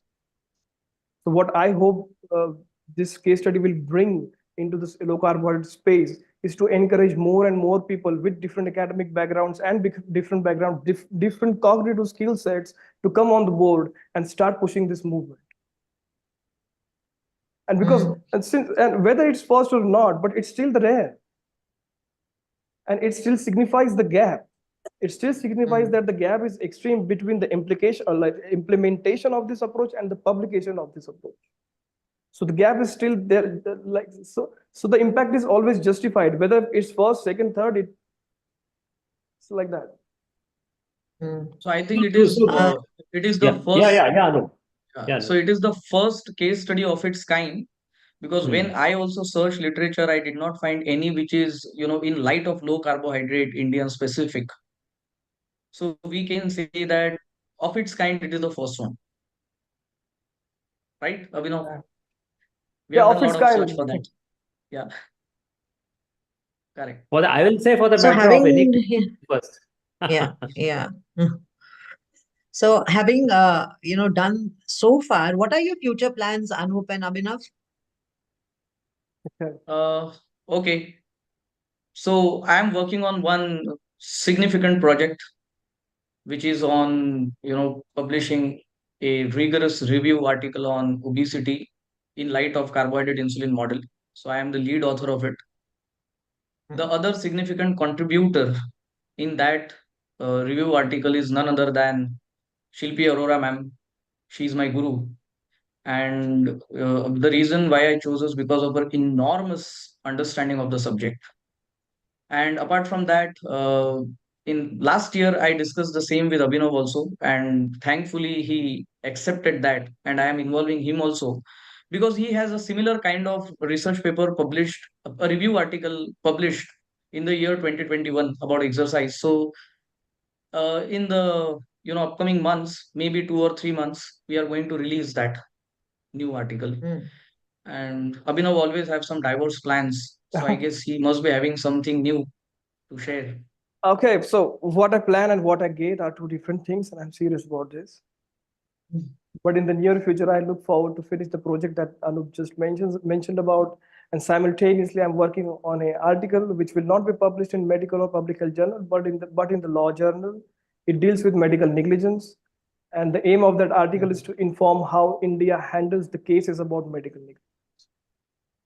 Very interesting. So, last question, Anup and Abhinav. What is your message to India, to both of you? All right. So I have one important message to give to young generation of low carb practitioners. So you see, when we discuss about low carbohydrate approach, especially with our clients, they tend to ask more and more questions because from the background from where they are coming and the information that they get from different resources is same conventional understanding. So they tend to ask more questions, and then the practitioners may get agitated by that. So one important suggestion I have here is to handle these people, especially geriatrics, with empathy and having patience while interacting, and then addressing each and every question of them with a proper scientific understanding, so that we can bring big change in the space of low carbohydrate nutrition. So that's the message I have.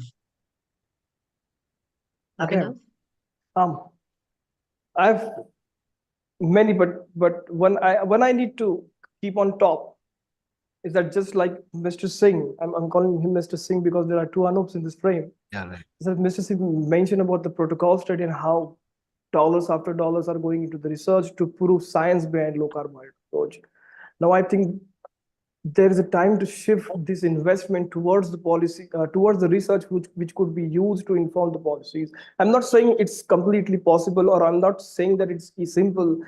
I understand that there are challenges, but at least even if we systematically highlight the challenges, then may not be us, but the upcoming generation would pick up from that and they would take it further. So it's time to shift the focus from not shifting the focus, but also to give some focus to the policy related research.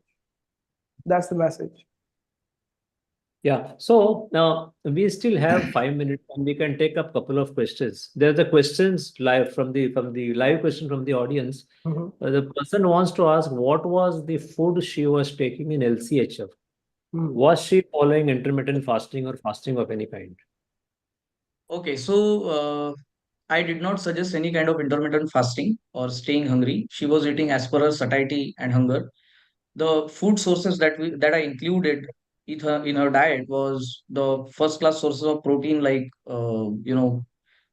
meat, white and red, both meats, then dairy products, and along with that some seafood. That was mainly added into her. And sometimes to navigate the situation, I could give some like protein shake or something as an option. Fine. So another question is, I want to ask you a hypothetical question, though we know the answer practically. Like, this is a case of someone who's having non-vegetarian food. So you think this can be replicated in vegetarians also who are lacto-vegetarians or lacto-vegetarians? Yeah, we take the cases of lacto-vegetarians as well, because when we talk about true food now, so you don't have to, refeed yourself constantly. Having 2 meals a day will keep you sorted. So there are so many people I am handling, and I'm sure that you must be handling too. The people are coming from the vegetarian background and they are comfortably following it. At least they can be on the low carbohydrate diet, not a complete cut down of sugar if not possible. So at least we can say low carbohydrate diet, and they can achieve tremendous results. So in this particular case study, were there any reluctance and resistance from the family? And if so, what have you done to address that? Did you do anything on a priority basis, or did you foresee these, and what actions you took? No, so in fact, this is very interesting, and that is the reason in my message I particularly mentioned that we have to be empathetic with them. So there was a reluctance because both of them, because the lady was 65-year-old, so a lot of reluctance and the cultural beliefs that they are having. So we had to give a lot of references. We had to give some mind opening scenarios, that what is going on and then how these diseases are rising. So when I introduced her the proper literature, the data, which is of course not coming from India, she understood it. And then family members also started supporting eventually when they saw results. Great. So Anup and Abhinav, thank you very much. Our time is up, and I wanted to congratulate both of you for this historic milestone. And let me tell you, today it is surprising that a two non-medico could publish the first ever low carb remission case study in India, whereas we have big diabetologists practicing in India with multi-center, multi-staff, but not one of them could produce one single case study. So hats off to both of you, and we would love to have you in future in our conferences with more publications. Thank you. Thanks a lot. Yeah, Thank you happy. very much. Thank you. Thank you, everyone. See Thank you, Anup Thank and you. Abhinav, Thank you. for Bye-bye. coming So- over. so- forward. Sure, Yeah, thank we you. can take Dr. James inside and Prajakta, welcome. And please remove all of us except Dr. James and Thank you. Prajakta. Hi, everyone. Hello, Dr. Muecke. How are you going? Good. How are you today? Good, thank you. So welcome to India's second Metabolic Health Conference. I am Prajakta Abhyankar, host for this session and a member of DLife.in, India's oldest, largest, and the only award-winning low-carb platform. Shashikant Iyengar and Anup Singh bring you this historic and scientific feast from India focused on metabolic therapies. Let me introduce our next esteemed guest for this session, South Australia-based senior ophthalmologist Dr. James Muecke. Dr. Muecke has had an illustrious career dedicated to protecting eyesight. His work spans over 3 decades and multiple continents, providing relief to patients across all socioeconomic spectrums by confronting some of the most challenging eye conditions. His passion and expertise, be it in the field of eye surgery or advocacy, has left profound impact on his every undertaking. He is also co-founder of not-for-profit organization Sight for All, which strives to deliver eye health solutions for Indigenous people of Australia and also economically challenged communities across the globe. He has been decorated with many awards and key positions. I'll mention a few here. He was appointed a member of the Order of Australia in 2012. He was named South Australian of the Year 2020 and Australian of the Year in January 2020 for his work in preventing blindness. He was awarded honorary doctorate by Adelaide University in 2021, and in January 2022, he was appointed as the Lieutenant Governor of South Australia. I think I'll take a pause here and extend a warm welcome to Dr. James Muecke. Thank you, Doctor, for being here today on this platform. Yeah, it's wonderful to be here. Thanks so much, Prajakta. No problem. The privilege is definitely ours. We would like to start this session with getting to know you a bit better.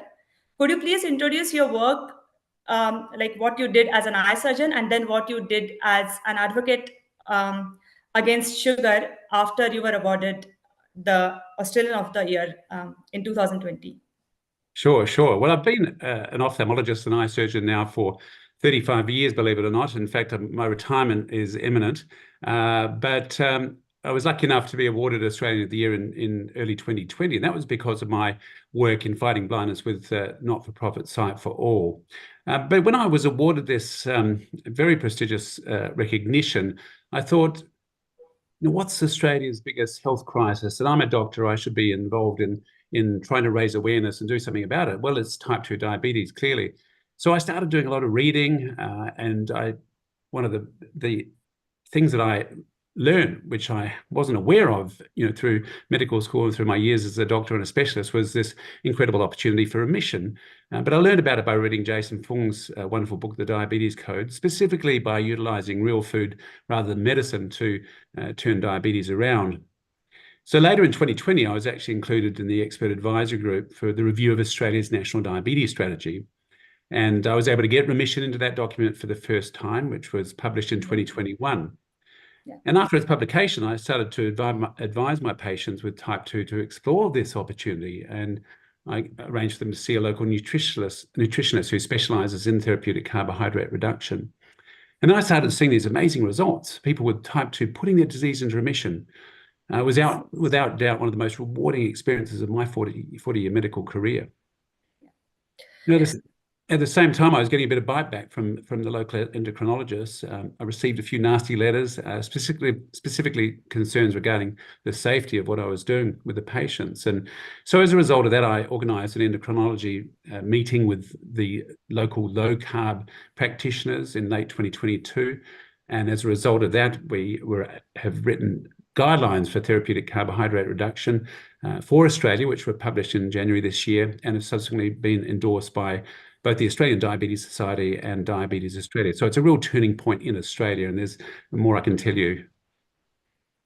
That's great.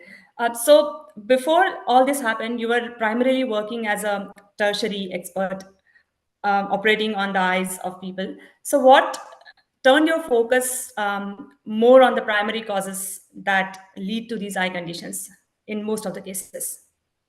Yes, in 2018, I wanted to, well, I did. I created a documentary about the experience of blindness, what it means to lose vision, to be blind.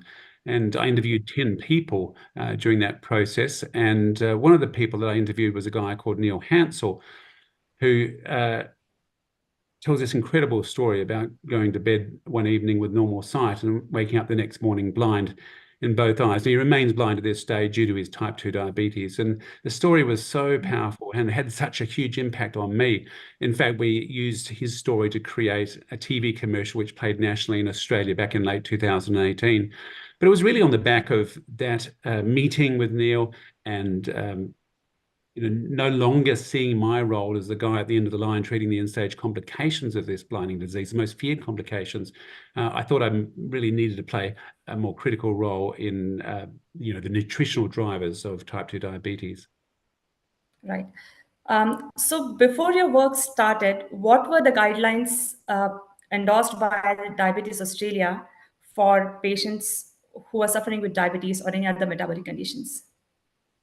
Yeah, so the guidelines, which are based on the Australian dietary guidelines, in fact, Diabetes Australia, the very first sentence in the type 2 diabetes webpage was type 2 diabetes is a progressive disease, and they recommended people eat by the Australian dietary guidelines, which is in essence a high carbohydrate eating recommendation. It recommends that up to 65% should be carbs.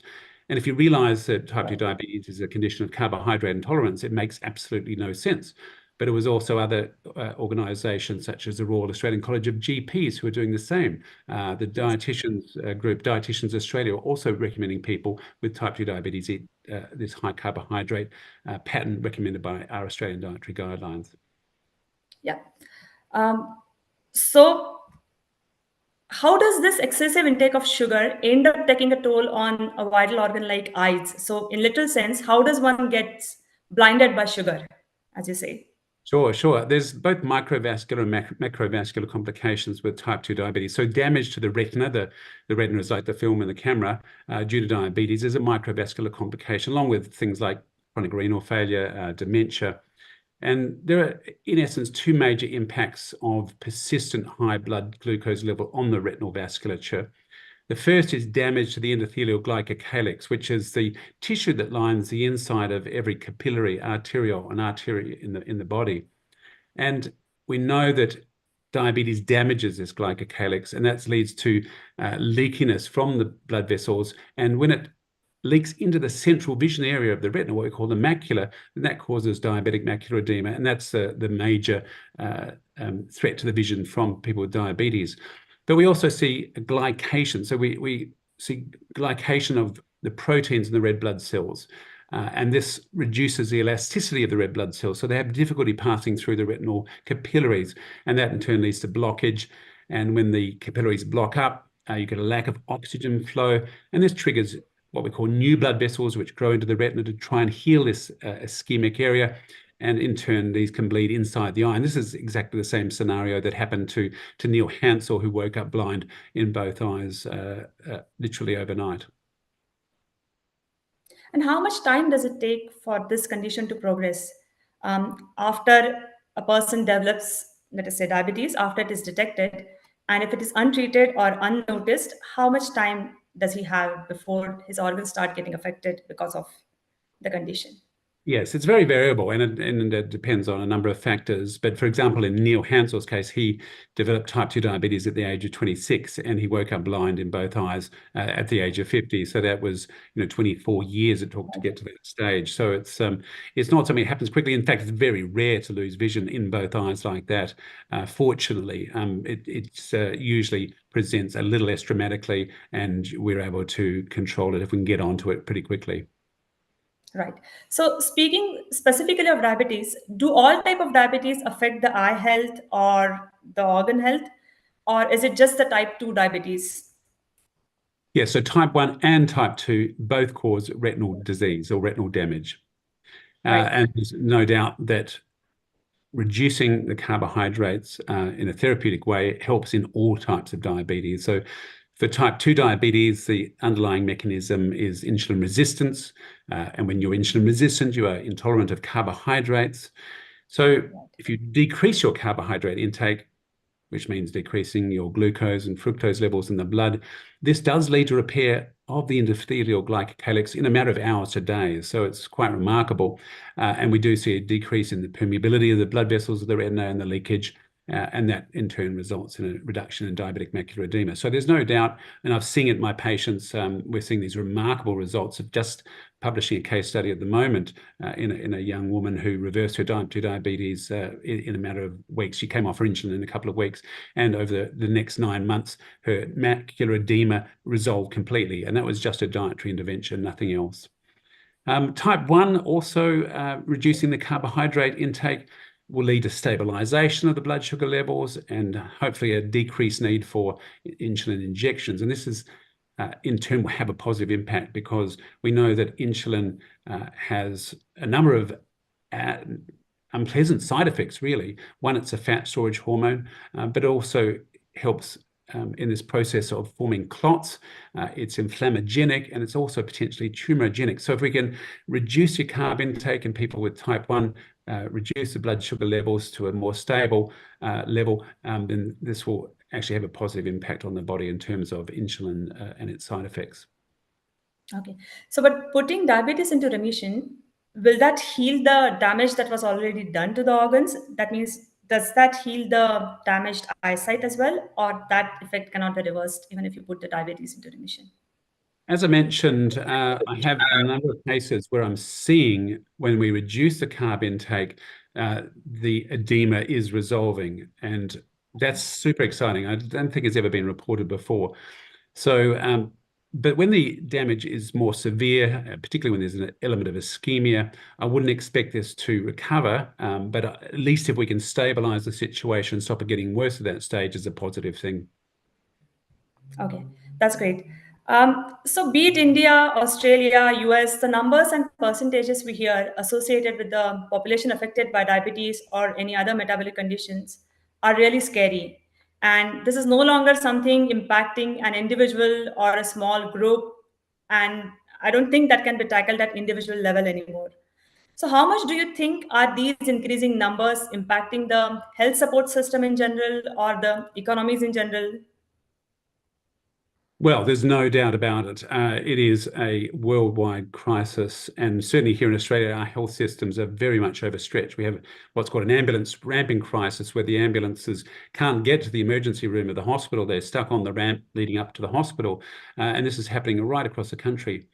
Type 2 diabetes costing about $20 billion a year in Australia for treatment of the disease and its complications, and also for lost productivity in the workforce. But I believe this is just the tip of the iceberg, because we know type 2 diabetes is a driver of heart attack, stroke, dementia, the top 3 killers in this country. It's also a driver potentially of cancer as well. So I suspect the cost to our health system is actually remarkably more than that, perhaps even up to $100 billion. And we know in the US, it's over $400 billion annually, and it's vastly more problematic in under-resourced countries such as India. And I believe that in India, it exhausts up to 25% of an average household earnings. So it's a worldwide concern. Yes, that's definitely true. You have worked in different countries with different communities, ethnicities in Australia and across the globe as well. How much do you think these factors and genetics impact these onset or progress of chronic diseases like diabetes? And how much do you think the lifestyle and nutrition is responsible for getting these diseases or the progress of the diseases? Yeah, I quite like the adage, genetics loads the gun, but diet pulls the trigger. Type 2 diabetes is not caused by genetics, but there is a genetic susceptibility that differs within different racial groups and even from one individual to the next. And we know that globally there's been about a 4-fold increase in type 2 diabetes over the past half century. In countries such as China, there's been more than a 10-fold increase.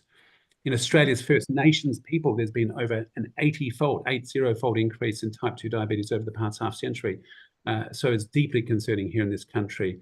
And Northern Australia actually leads the world for type 2 diabetes in kids. So it's deeply concerning.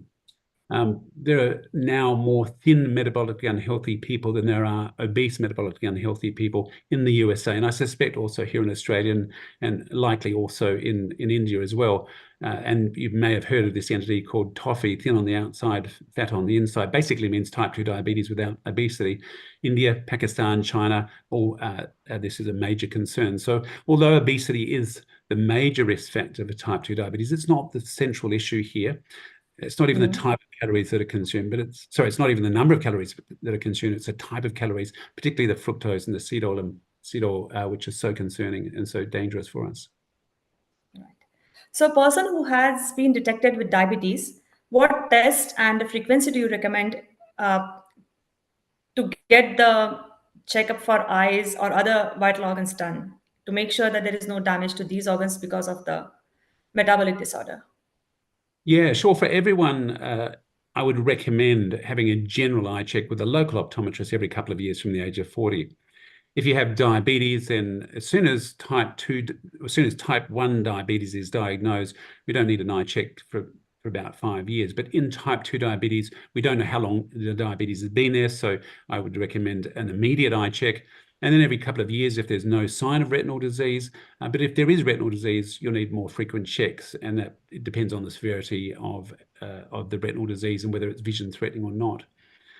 And certainly for general tests and people without type 2 diabetes, but what we do know is that the majority of the population have metabolic dysfunction.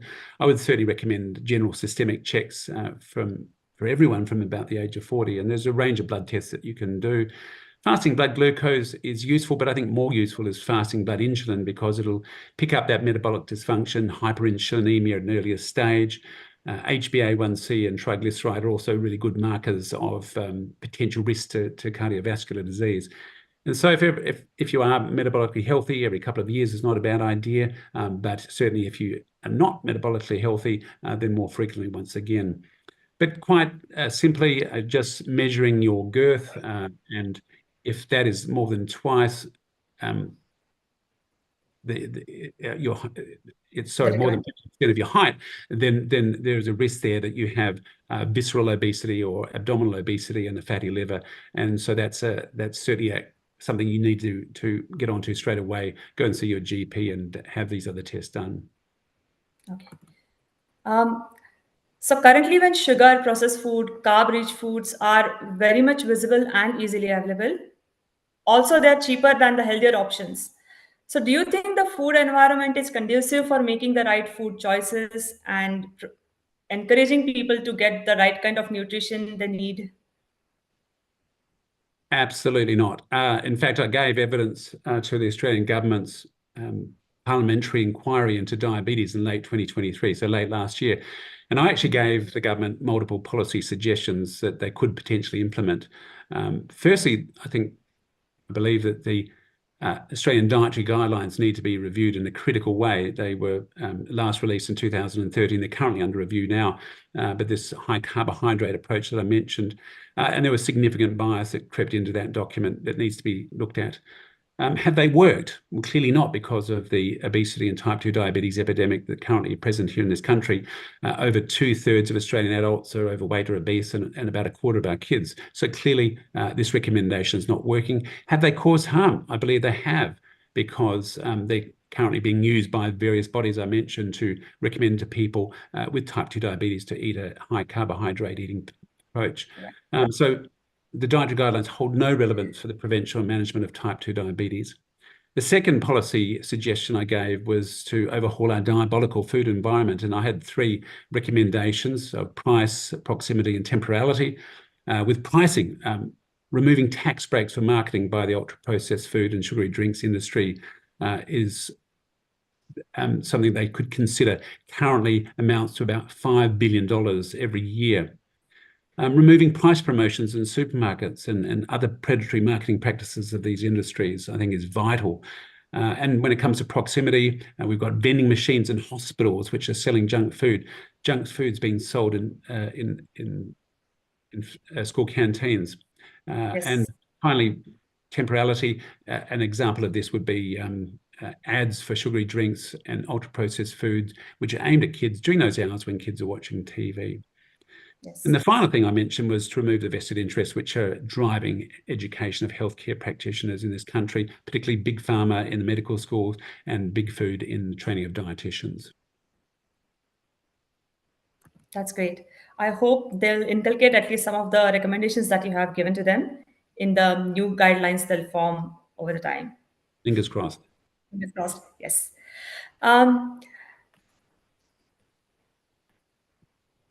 So have you come across any of other chronic or metabolic diseases that might impact eye health like diabetes does?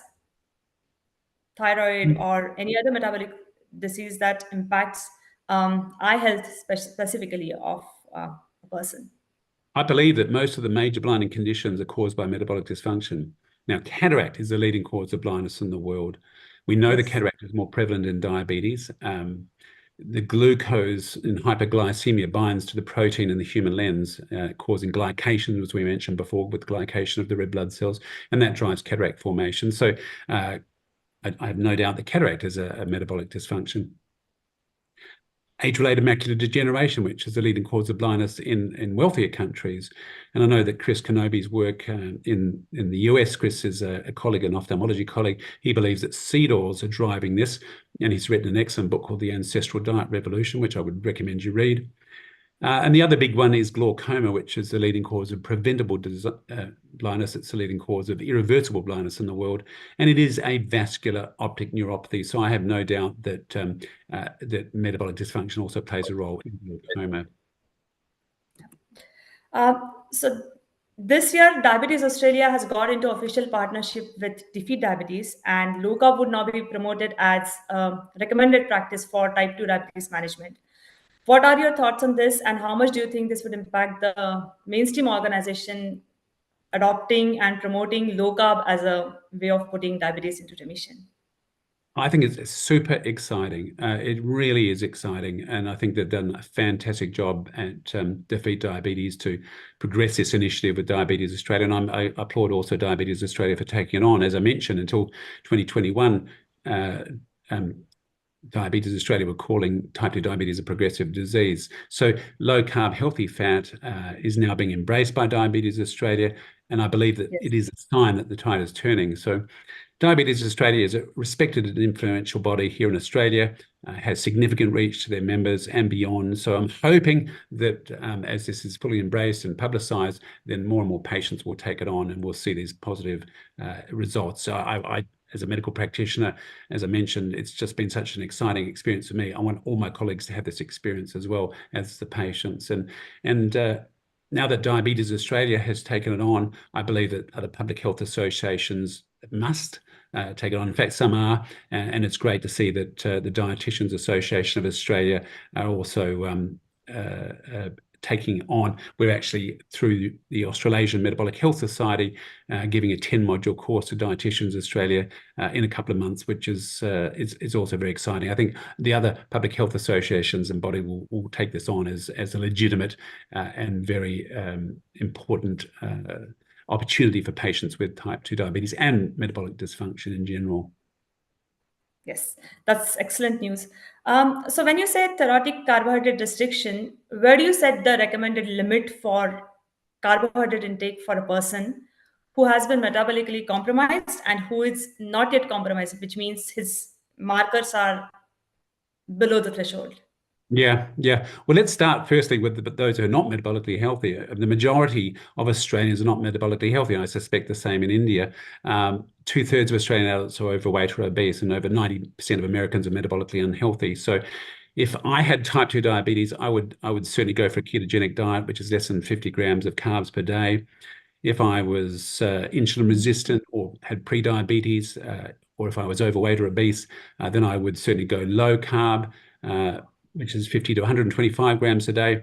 Fortunately, I'm metabolically healthy, and so I sort of hover somewhere between low and medium carb being about 130 to 220 grams per day. So I think if you are metabolically healthy, I think we should be aiming to reduce our intake of refined carbohydrates, ultra-processed foods, seed oils, and sugary drinks. And in essence, low to medium carb is probably going to be the best place to be. But the good thing about low carb healthy fat is you don't really need to count the carbohydrates. Protein and natural saturated fats are highly satiating, and it's difficult, quite simply, to overeat them. Yes. Since most of our audience is from India today, I wanted to ask you something from their perspective. You must have come across many Indian patients who are vegetarian, ovo-vegetarian, lacto-ovo-vegetarian. So how do you handle these cases where people are not very flexible with their food choices? They have limited options and they need to get whatever macros they need to get within those options.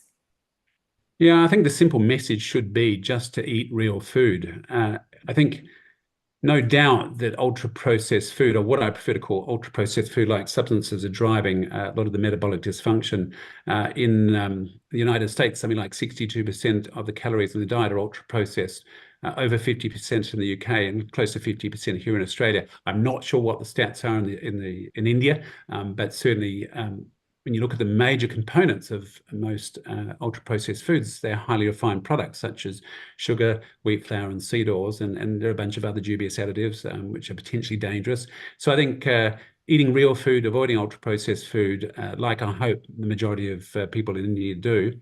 But there are other things you can do. There's no doubt, as I mentioned, avoiding sugary drinks like fruit juices, energy drinks. In India specifically, sweet chai and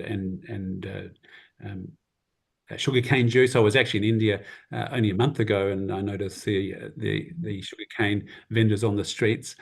Avoiding dried fruits as much as possible. Avoiding adding sugars to food such as curry and stir fries, particularly palm sugar. Avoid using seed oils for frying. I much prefer using ghee, which is a natural saturated fat made from clarified butter. And avoid fast foods which have been deep fried in seed oils, both the American versions such as French fries and Indian versions such as pakoras. Any of these fast foods which are deep fried in seed oils are potentially harmful to us. Myself, I also have an element of time-restricted eating or intermittent fasting. I basically don't have breakfast each day, which means that I eat within a 8-hour window, so 16 hours I don't eat. And during that 16 hours, your insulin level drops. And when the insulin level drops, I mentioned insulin's a fat storage hormone, so you actually mobilize fat from the stores. So it's a good adjunct to trying to improve your metabolic health.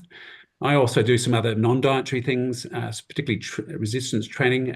Building up your muscles is important to act as a sink for triglycerides. It also helps prevent sarcopenia as we get old, and as we age, this risk of frailty and fragility, falls and fractures is a real problem in the aged.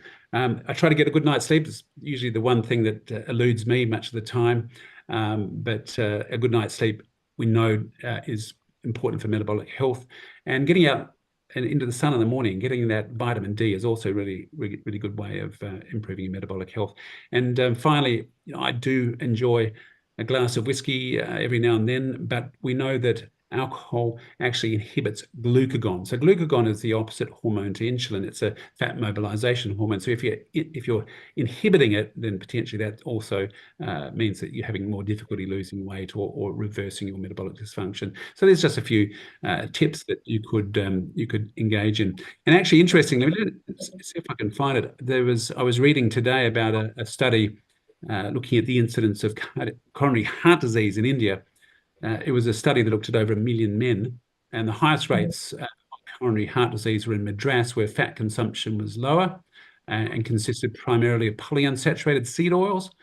And the lowest rates of cardiovascular disease were in the Punjab, where milk products supplied the fat, with only 2% coming from polyunsaturates. So the Punjab men were 7 times less likely to die from heart disease than those in Madras, and their overall lifespan was 8 years longer. So this is just another piece of evidence encouraging us to not fear natural saturated fats, and certainly to avoid these polyunsaturated seed oils. Yes. I'm sure at least those who are viewing this, who will view this podcast, will pay heed to whatever you have recommended and try to follow the guidelines to the best of their ability. Yeah. I think there was a question from the audience that why do only some people develop eye complications or organ-related complications after they have been detected with diabetes, and some people tend to not have anything affected. Yeah, fortunately. I can't remember the stats, but I think everyone, if they live long enough with their diabetes, will ultimately have develop retinal disease. It's really sad in Australia, the Aboriginal people generally die of kidney failure before they develop the retinal disease, so we don't often see it. So I would say that everyone who has diabetes will ultimately develop, if it's poorly controlled particularly, will ultimately develop retinopathy. The great news is that we know that we can put this disease into remission, not in everyone, unfortunately, but we know that in perhaps half at least, we can put the disease into remission, and that's got to immediately have a positive impact on their eye health. And we know this is a multi-system disorder. In fact, it affects the entire body. So there's no doubt that every complication of type 2 diabetes can be improved or at least stabilized by putting their disease into remission. Yeah, sure. I think I would like to invite Shashi now, who has organized this podcast. Can we have Shashi and Anupji, please?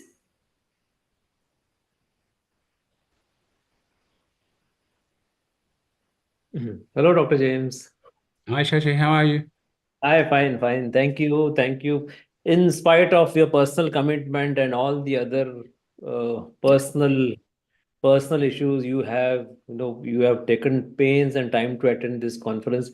We still have some time for this. I think we have some 10 minutes more, I think. So there are a few questions I wanted to ask, especially as an ophthalmologist, and you do see on retinopathy. We have a position against sugar. Okay, so that excess sugar can cause diabetes. I mean, or it causes raised blood sugar and diabetes and cause a lot of issues. What is your view on fruits, especially the high glycemic fruits? Does the fructose in it also cause some problem, or what is your standpoint on that? Yes, so fruits, and I like this thought that nature packages up the poison in the fruit, which is the fructose element, and fructose is not a good sugar just because it's found in fruit. So nature packages up the fructose with fiber, and the fiber actually reduces the absorption of fructose into the bloodstream.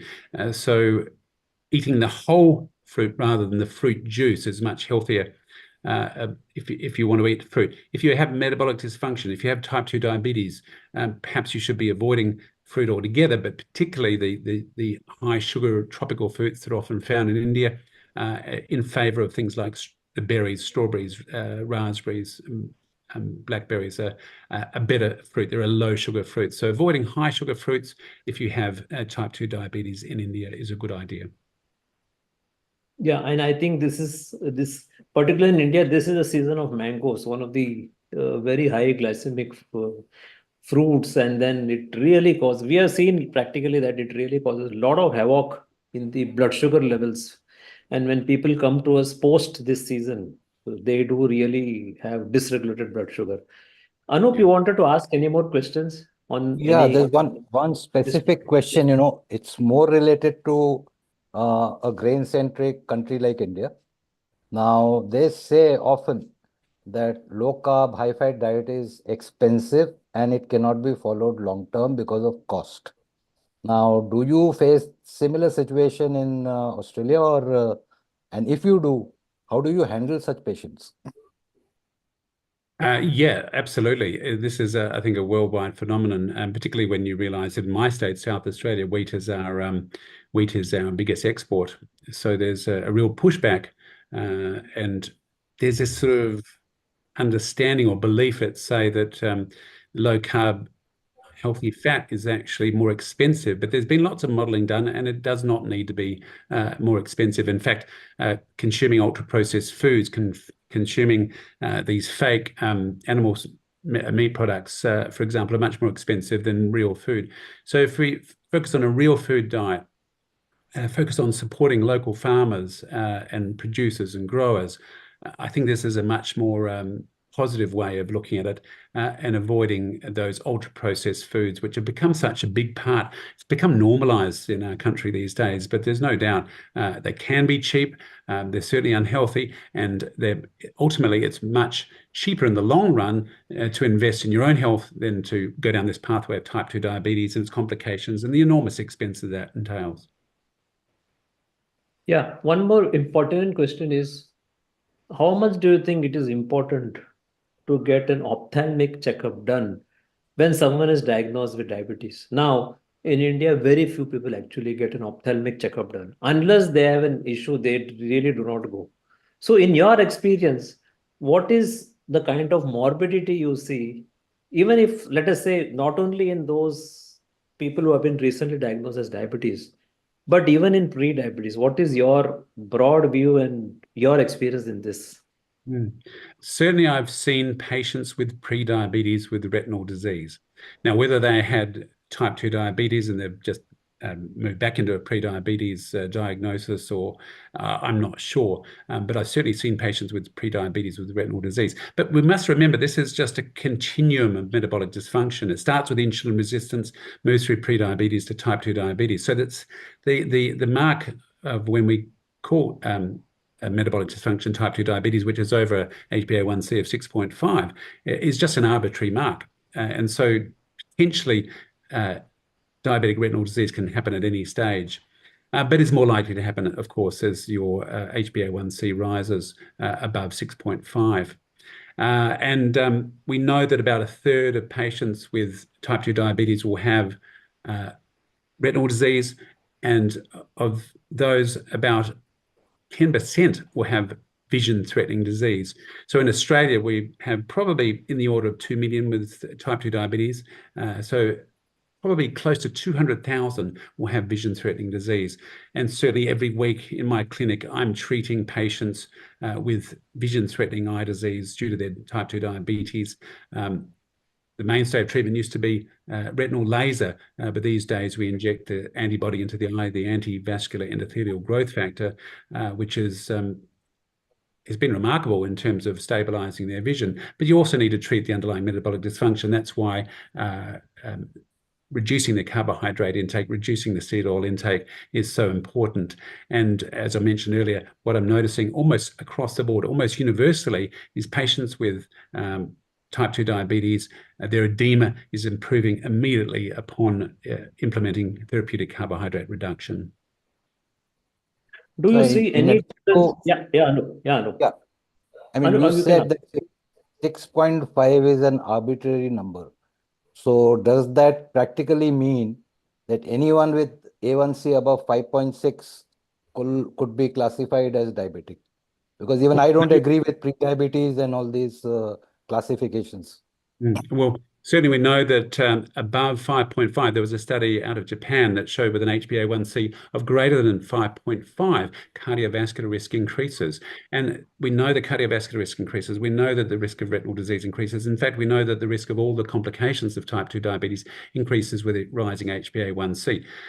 So I believe one of the goals, particularly for patients who are looking at putting their disease into remission, putting their type 2 diabetes into remission, even if they can't get it back below the 6.5 level, any improvement in HbA1c has got to have a positive gain on their long-term health and the complications that of potential lying in wait for them. I think, Yes, Anup, when we read the book of Dr. Richard Bernstein, we have seen that he says that even people with pre-diabetes, they already come with multiple complications, including that of even ophthalmic. He would very classically mention everything, including anything which affects the nerves function, as well as some ophthalmic component is always there. Now, Prajakta has already asked you about your experience with Indian population. Now, what difference do you see between the original Australian population, the Aboriginals, and what are the Caucasians? Is there any difference in the morbidity between them and others? Yes, as I mentioned, there's been something like a 40 times increase in type 2 diabetes in First Nations people, Aboriginal people, over the last 50 years. So it's impacted on them hugely. There's no question about that. They're genetically not adapted to the modern diet, the standard Australian diet, the SAD diet, that they've been instructed or it's been inflicted upon them. And so, and if you go out to the Aboriginal communities in remote areas and regional areas of Australia, often the the food that is available is predominantly ultra-processed and sugary drinks, and real food, whole food, healthy food is often in limited supply. It's very expensive and sometimes even out of date. So unfortunately, this group of the population is very underprivileged, and they are, like other minority ethnic groups and underprivileged groups, at high risk of type 2 diabetes. So it's terribly distressing to me to see this disease. And we know Karen O'Day, who was a researcher in this field many years ago, undertook a study where she took Aboriginal people back onto their ancestral diet, their traditional diet, and found that they could reverse their type 2 diabetes. And yet, our Australian Guide for Healthy Eating, which is based on our Australian dietary guidelines, there is a subset for Aboriginal and Torres Strait Islander people, which is packed with products made from refined carbohydrates, also products which are often highly processed. And there's absolutely no question that this is far removed from their ancestral diet, and it's certainly not good food for people who are at high risk of developing type 2 diabetes. And are they also prone to associated conditions like cardiovascular? How common is it to see cardiovascular and ophthalmic problem in people with diabetes? Or is it isolated? Yeah, let us say a person with diabetes comes, he has an ophthalmic problem. Is there also very strong association with cardiac problem, or is it isolated ophthalmic problem? Oh, no. I think they're all very much. Yeah, they're all very much related. So I was just curious, how much overlap is it? Yeah, I can't give you any definite data on that, but I did mention earlier that Aboriginal people often, what we're finding is that they develop renal failure very, very rapidly and often die at an earlier age, and certainly maybe before even the blinding complications really take hold. So it seems to affect them in a different way, and I think this modern diet is so far removed from what they're adapted over the last tens of thousands of years to consume. It's certainly not ultra-processed, industrially produced foods. I think that is the sad part, and even we have been reading on this, how the indigenous population, they tend to suffer much more with the ultra processed food than the other population. Maybe they are a little more not adapted to this ultra processed. Of course, none of us are adapted, but nevertheless, probably it is impacting them even more in terms of the complications, even the affordability and everything. Exactly. Yeah. Anyway, so what would be your your message to India? As I mentioned before, I think just avoid the ultra-processed foods. Just eat real food, please. Just go back to your traditional way of eating, and avoid these industrially produced foods. What we know is that so much of the ultra-processed foods have added sugar.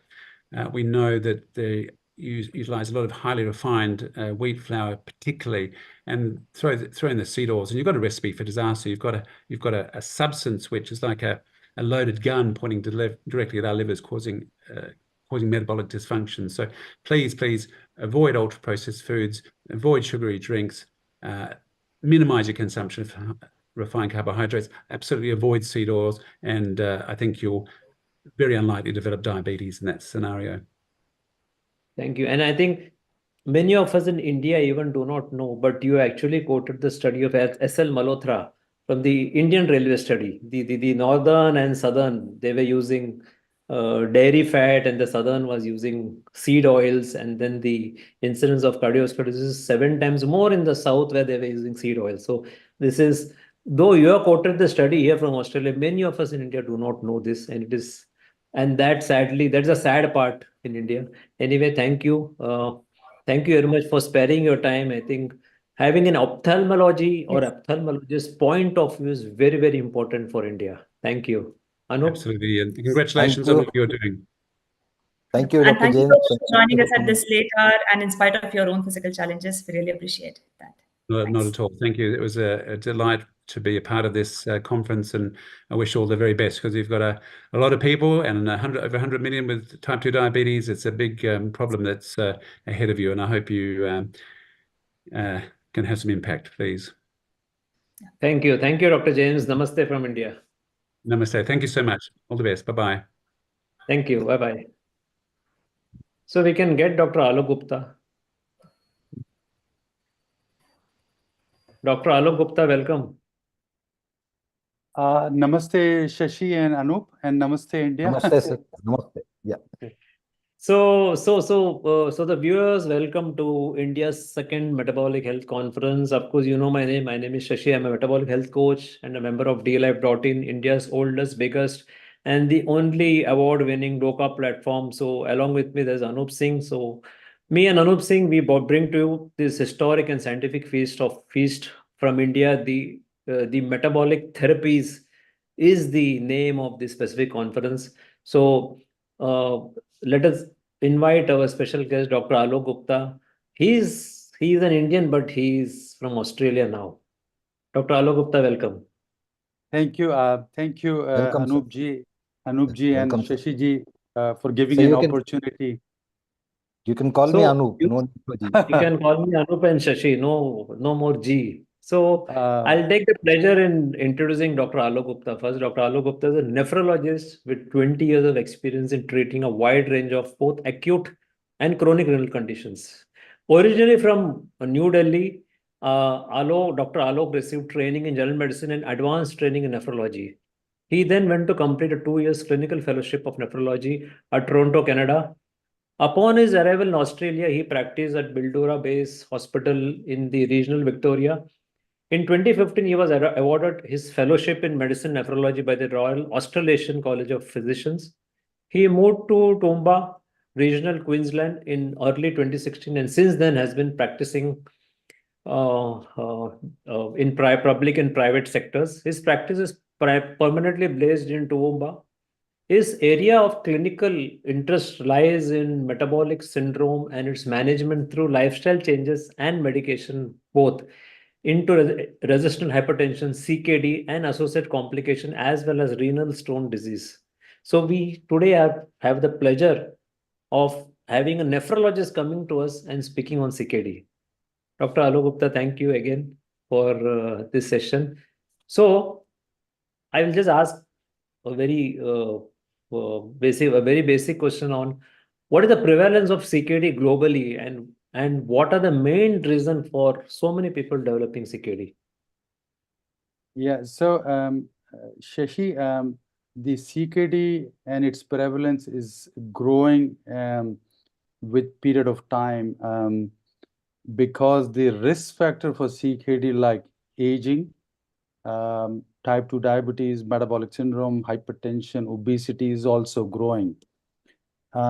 As per a statement in 2021, which was a joint declaration by American Society of Nephrology, International Society of Nephrology, and European Renal Association, these are three large, very prominent bodies in the field of nephrology. The prevalence of CKD in 2021 was about 850 million people across the world. Now, this is double the number of prevalence of diabetes and 20 times the number of patients suffering from cancers. So you can understand the range and the magnitude of involvement of kidneys due to growing risk factors, which I just mentioned: obesity, metabolic syndrome, type 2 diabetes, and hypertension.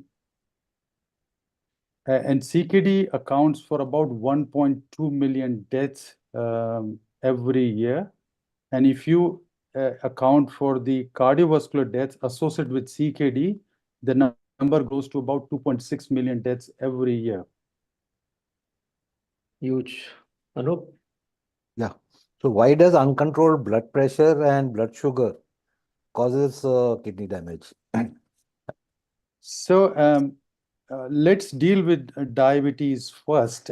So traditional view and teaching has been, or traditional, I would say, narrative has been that it's the high glucose levels which has a downstream effect on kidneys. We are born with usually two kidneys, though 1 in 500 can be born with one single kidney. And each kidney has about 1 million units, which is about 10 lakh in Indian terms, so 10 lakh units in each kidneys. After the age of 35, we tend to lose some of the kidney function. So just to explain, these nephrons, they are individual units, 1 million in each kidney, but each nephron has a head called as nephron. It's the nephron, the nephron is the individual unit, and the head of the nephron is called as glomerulus. Now, this is the glomerulus where the blood comes in and gets filtered downwards and ultimately makes the urine. So if you look at a nephron, the filtration is called as GFR, so glomerular filtration rate, and which is how we measure any kidney function. Now, the glucose causes hyperfiltration in these nephrons. So the nephrons start overworking. So initial stage of diabetic nephropathy or diabetes-related chronic kidney disease, your markers of kidney functions are actually better because these kidneys are overworking the hyperfiltration. That's the first stage of diabetes and diabetic kidney disease. And if you miss them around that stage, then the kidney function deteriorates very quickly from there on. So these nephrons are overworking and hyperfiltrating. So if you're overworking and stressed, some of the older ones or sick nephrons, they die. When these nephrons die, they pass on the work to the remaining nephrons. So the rest of the remaining nephrons are now overloaded with work. And this is a continuous job. So some nephrons die, they pass on the work to remaining nephrons, increasing the stress on the remaining nephrons, we eventually die. We call it hyperfiltration injury. Secondly, glucose itself can stick to the tissues in a non-enzymatic way.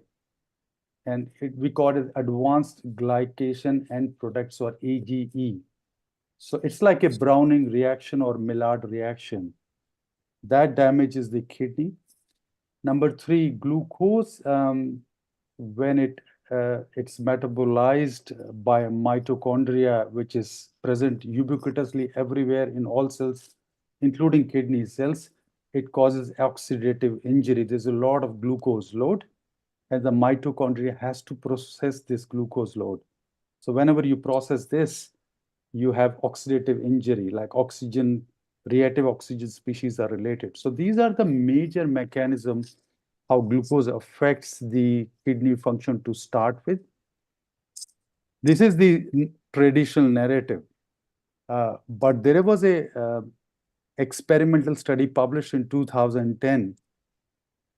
And one of the authors was Dr. Sue Coggin. She has been a past president of American Society of Nephrology. And I had the fortune to work with her for a few months while I was in Toronto, not in the research capacity, but as a clinician. So what they did was so insulin receptors are seen in all cells of the body, including kidney cells. So they made a hybridized rat or mice, and they knocked out that insulin receptor. So these rats were born with 90% of the receptors only in kidney were gone. So the insulin level go up because insulin can't work. Insulin is necessary for kidney nephron action. So these patients were insulin resistant, but mentioned they were normoglycemic. They were not diabetic. So high insulin, at 5 weeks, they found that these rats have leakage of protein in the urine. And 8 weeks, full-blown diabetic nephropathy without hyperglycemia. In clinical practice, I see it all the time, patients coming with pre-diabetes or features of metabolic syndrome and have proteinuria and features of diabetic nephropathy without being declared as a diabetic or even pre-diabetic. As Dr. Robert was saying, the microvascular complication starts at A1C of 5.5. All the 3 microvascular complications, including neuropathy, nephropathy, and retinopathy. By the time they turn diabetic, it's already too late. So insulin and glucose are both essential. Hyperglycemia and hyperinsulin both are essential to cause kidney damage. Coming to the hypertension, So high blood pressures can damage blood vessels. Kidney is the largest bed for small vessels, which we call as microvasculature. And due to this injury, there is hyperfiltration within the kidneys and subsequent damage. High blood pressure also damages the blood vessel across the body, including your brain, heart, peripheral arteries, causing increased risk of cardiovascular disease. For a long time, the narrative has been the hypertension is essential hypertension or primary hypertension, which means we did not know what caused hypertension. But there is no doubt in my mind, it's part of metabolic syndrome. And it's the insulin resistance which manifests as hypertension in some of the population with or without diabetes. Very I would important. like to extend on to your this hyperinsulinemia. I mean, high insulin, high blood glucose, or high insulin, normal glucose can also cause kidney damage. Now, in humans, what level of insulin do you consider as safe? I mean, this is just a follow-up question to your answer. Okay. So insulin has been widely studied, but it's not commonly practiced. Usually what we do is we do a fasting glucose, a postprandial glucose, or an A1C. I think it's not practiced very commonly to do insulin levels, although I do insulin levels.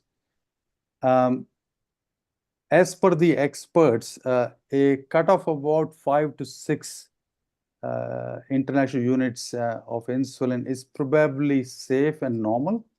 Anything higher than this could reflect insulin resistance. However, some patients can have a normal fasting insulin, but they have an exponential rise in insulin post glucose loading or post meal. So doing a HOMA-IR test, which involved an insulin and fasting glucose, is probably a better way to judge insulin resistance. But there would be some patients who would be still missed if you just do fasting insulin and glucose. And some patients, Dr. Kraft, he published his data and he was doing this insulin levels every hour for 5 hours. And he showed the response of insulin and divided patients based on their insulin response. But even if you do 2-hour GTT test with 0, 1, and 2 hour, you can pick the remaining group of patients, which could be missed by just checking fasting insulin and glucose. Okay, so we wanted to hear that number, because we also practice, we also sort of say 6 is the cutoff mark, but we wanted this number to come from our doctor. Now, moving on to next question. Yeah, please carry on. Sorry, but the lab which reports even here, I live in Queensland province of Australia. So there are 3 labs. And all the 3 labs have different normal range of insulin, and it could vary anywhere between 5 to 20. But you have to understand, they pick up this normal range for normal population. So they do a sample across the normal population, which is considered normal healthy. And that's how they pick up this range. But overall, the obesity in Australia, obesity overweight among adults is about 70%. So the insulin level of the population is going up. So it's very hard to define normal and healthy. But this is a general consensus among experts that fasting insulin about 5 to 6 is probably normal. Now, you're a nephrologist, so how come this therapeutic carbohydrate restriction or low carb, interests you? Yeah. For your patients. So majority of patients of chronic kidney disease, which I see, they suffer from metabolic syndrome. 40 to 50% patients have diabetes. Good 30% have hypertension. And either 10% is obesity. So if you combine all these 3 entities, which are part of metabolic syndrome, it covers 80% of the patients.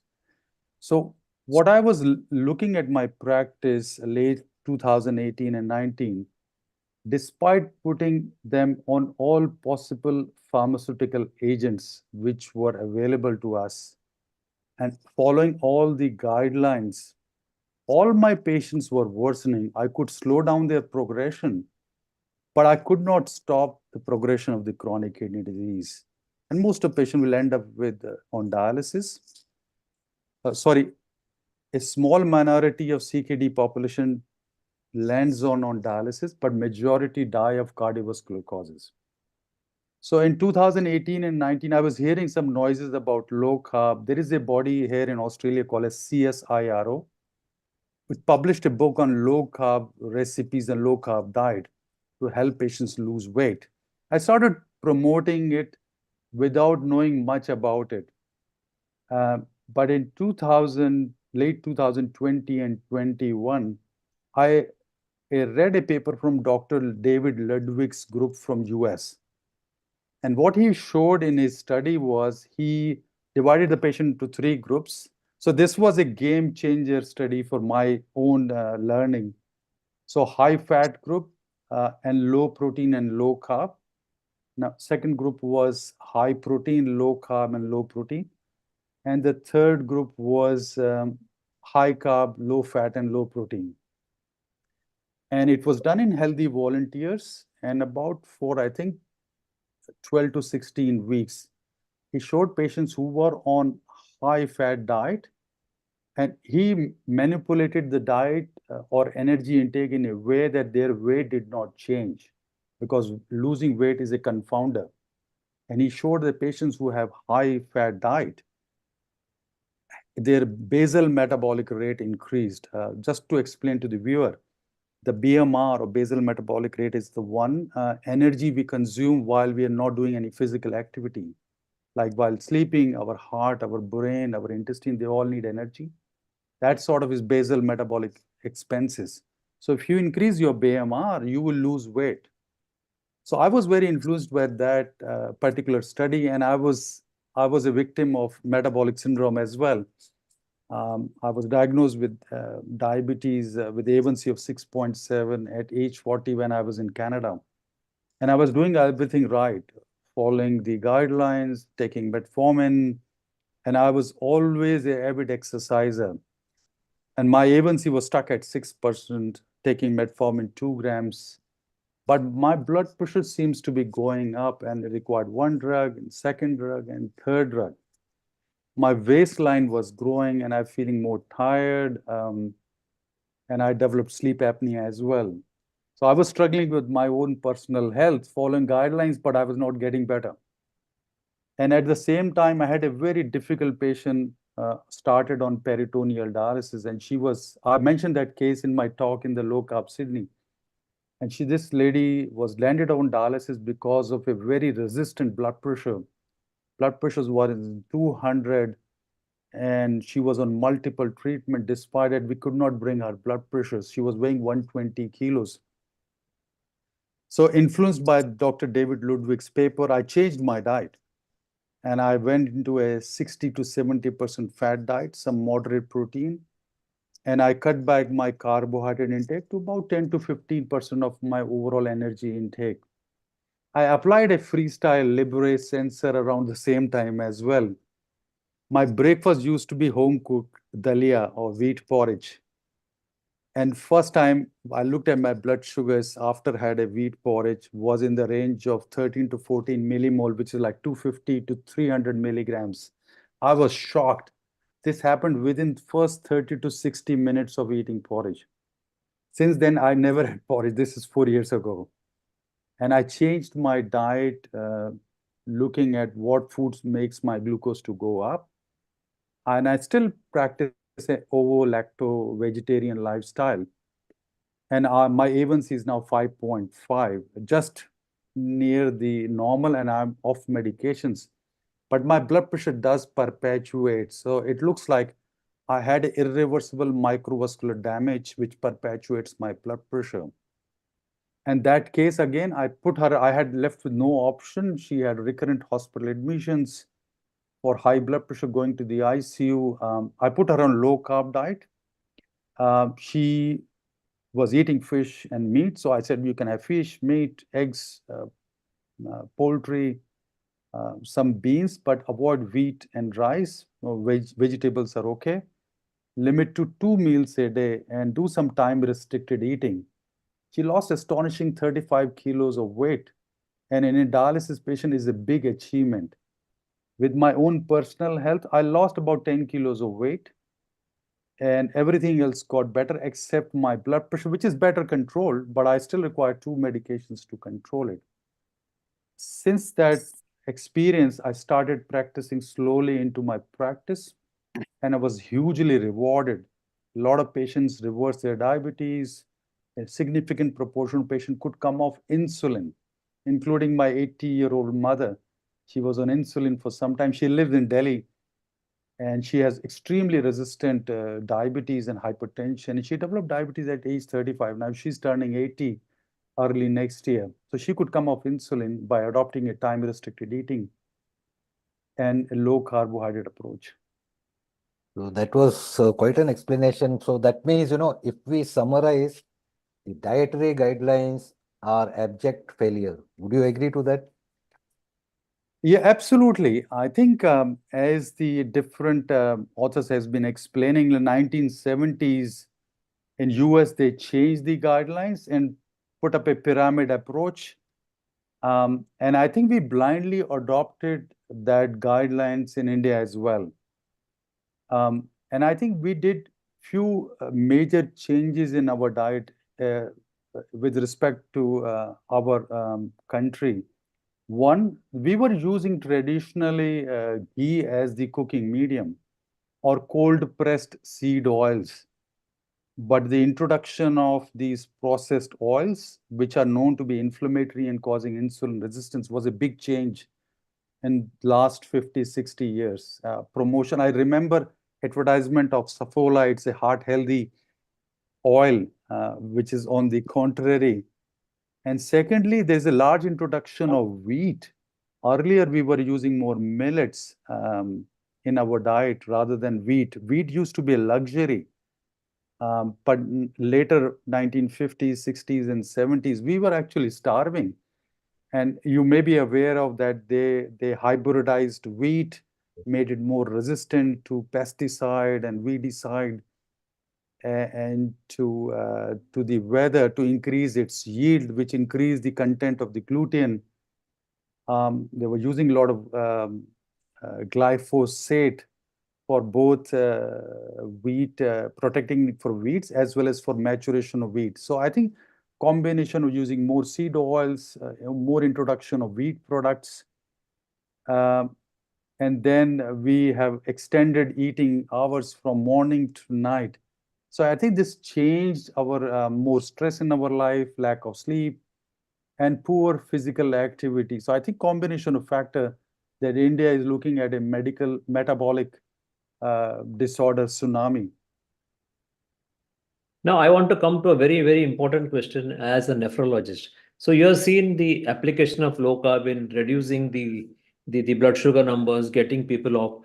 What improvements have you seen in creatinine level, eGFR level? Have you seen significant decrease in these? Have you been able to get the creatinine or eGFR back to normal? So I will quote my personal experience first, which is unpublished. So in last 4 years, I've been very aggressive in pushing lower carbohydrate approach in my patients. A majority of my patients, by and large, 99.9%, I would say, are Caucasian. There is very small percentage of indigenous patients and some of the Indian population who lives here are my patients. I do not go for extreme restriction of carbohydrates, which are like ketogenic approach, carbohydrate less than 20 grams a day, which is hard to achieve and it's not sustainable. Plus, these patients have a lot of comorbidities. So, and there is a huge change in the culture. So I prefer a more liberal low carbohydrate approach, which is like carbohydrate restriction between 50 to 100 grams. But even having said that, any drop in carbohydrate intake, I see a gradual improvement overall in metabolic health. My patients easily lose about 5 to 10% of their body weight. So when they lose body weight, they lose also fluid weight, and their blood pressure comes down. And then I can de-prescribe medications, particularly diuretics or fluid pills in general language. And once you cut back their diuretics, I found their kidney functions improving. If they're not improving, at least they get stabilized. I may have to reduce the other blood pressure medication, but although it varies from case to case, I see a wide range of kidney disease starting from stage 1 up till stage 5. So these different classes of CKD or stages of kidney, they behave differently. They have different risk factors. So the approach differs from case to case. But by and large, I practice a liberal low carbohydrate approach, moderate protein, and healthy fat component for satiation and reducing their craving. If you look at the literature review, there is a GP in UK called as Dr. David Unwin. He published a study in patients with diabetic kidney disease, with stage 1 kidney disease, very mild kidney disease. And he showed there is an improvement in the GFR, and significant proportion of patients could remit their diabetes. There is a randomized controlled trial in diabetic CKD stage 1, 2, 3. They showed either no change GFR or improvement, but no worsening of the GFR. There is a large Cochrane review, which is a very respectable body, which again produced a meta-analysis stage 1 to 3 CKD, and they showed either a positive or a neutral effect of low-carb diet on the progression of chronic kidney disease. Fine, thank you. I just wanted to know very specifically how much for example, I had one CKD client where it lowered from 3B to stage 1, stage 3B to stage 1. So very, very successfully with the application of fasting as well as very low carbohydrate. So very, very curious to know from a nephrologist point of view. Yeah, Anup, you want to ask something? Yeah, when it's glad to hear that Dr. Alok's version of low carb is pretty close to what we do, and for right reasons, of course, because it's keto is pretty difficult to adhere to. Now, when it comes to low carb, the general perception is that protein damages kidney. General perception, if you're taking high protein, I don't know what high is, but if it is more of protein, then your kidney will be damaged. So what is your response to such, storytelling, I would say? I want this to be in two contexts. One is, does high protein diet damage the normal functioning kidney? One, and does a significantly higher protein diet, significantly higher from whatever baseline they were taking in CKD patient, is it harmful? So as I explained earlier, we got 1 million nephron. Each nephron has a head called as glomerulus, and there is a filtration of blood within that glomerulus. If you increase your protein intake, there is a higher filtration within the glomerulus, which is physiological, which is normal. Now, in someone with normal, healthy kidneys, increased protein intake does increase GFR, which is physiological, and there is no evidence to support that higher protein intake related increase in GFR is damaging to the kidneys. But there is a caveat. You have to understand what is normal and healthy. So experimental evidence, as well as there are good studies which have clearly shown that there is no short-term or long-term damage to the kidneys if they are normal and healthy in view of increased protein load. Now, coming to the chronic kidney disease, we divide chronic kidney disease into 3 broad categories. Mild kidney disease, which is GFR up to from 60 to 90, which is stage 1 and stage 2. Then stage 3 kidney disease, which is moderate kidney disease, GFR between 30 to 59. And then the severe kidney disease, which will be stage 4 and stage 5 dialysis or pre-dialysis, which is GFR less than 30.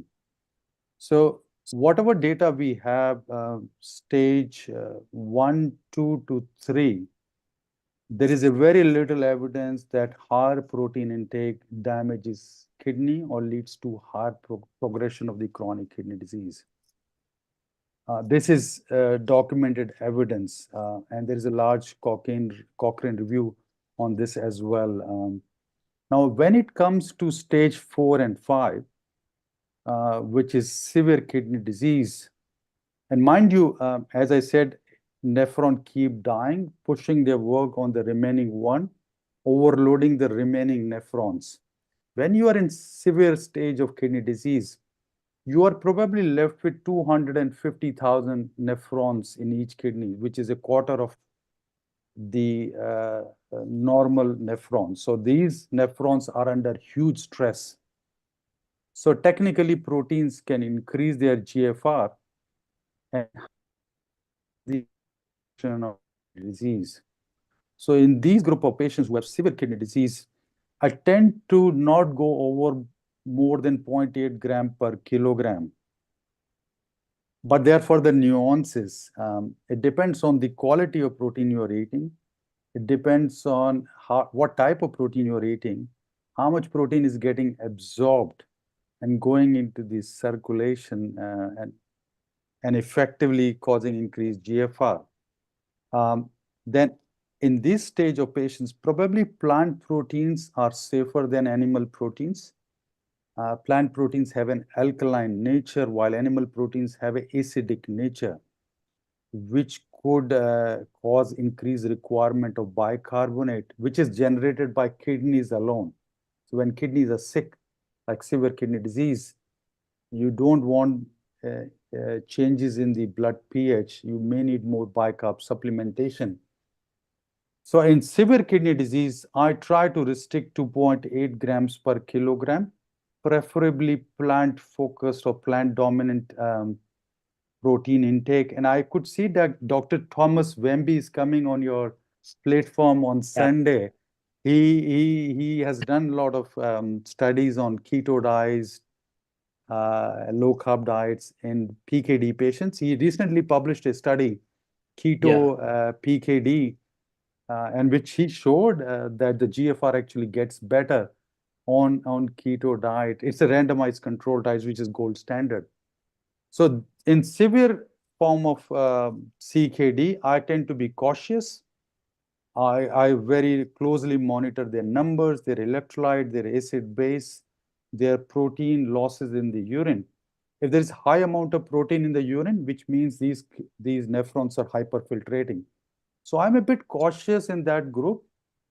I don't ask my patients to go overboard or become carnivore. But I think moderate protein intake is quite reasonable, and it's safe to, and this is my personal experience as well as whatever evidence we have. I think moderate protein, when you say, is 0.8 gram per kg body weight? Yeah, 0.8 to 1.2 gram per kilogram. The definition keeps changing. Now, I'll tell you, you know this, in India, the consumption of protein by the average population is somewhere at 0.5 gram per kg body weight, which is less than that recommended for a CKD patient. Yes, absolutely agree. In general, we are on a protein-restricted diet. And unfortunately, when I did my nephrology in India, starting 2003 to 2006, spending time at Apollo Hospital. Then I was a junior consultant for 2.5 years before I went to Canada. And I saw this practice of nephrologists restricting protein. These patients are already on a restricted protein diet by convention. And if you stop their dal, lentils, and beans, they become ultra low protein diet. So what you see in these dialysis population, if you go to any dialysis center, these patients are very frail, they are sarcopenic, they are malnourished, they can barely, they look like dead people. if you go to any dialysis unit, it's a very sickening look and very depressing atmosphere. These patients can barely get out of their bed and their protein are restricted. I remember Dr. Vijay Kher, he's a top nephrologist in Delhi NCR, and he was one of my guide and mentors and teachers. He was the only one who used to say, never restrict protein. I'm talking about 2003. That is how it is. I used to I many times in social media I say that the protein we take is less than that is recommended by Kidigo or whatever organizations, 0.8 gram or even 0.6. We take less than that.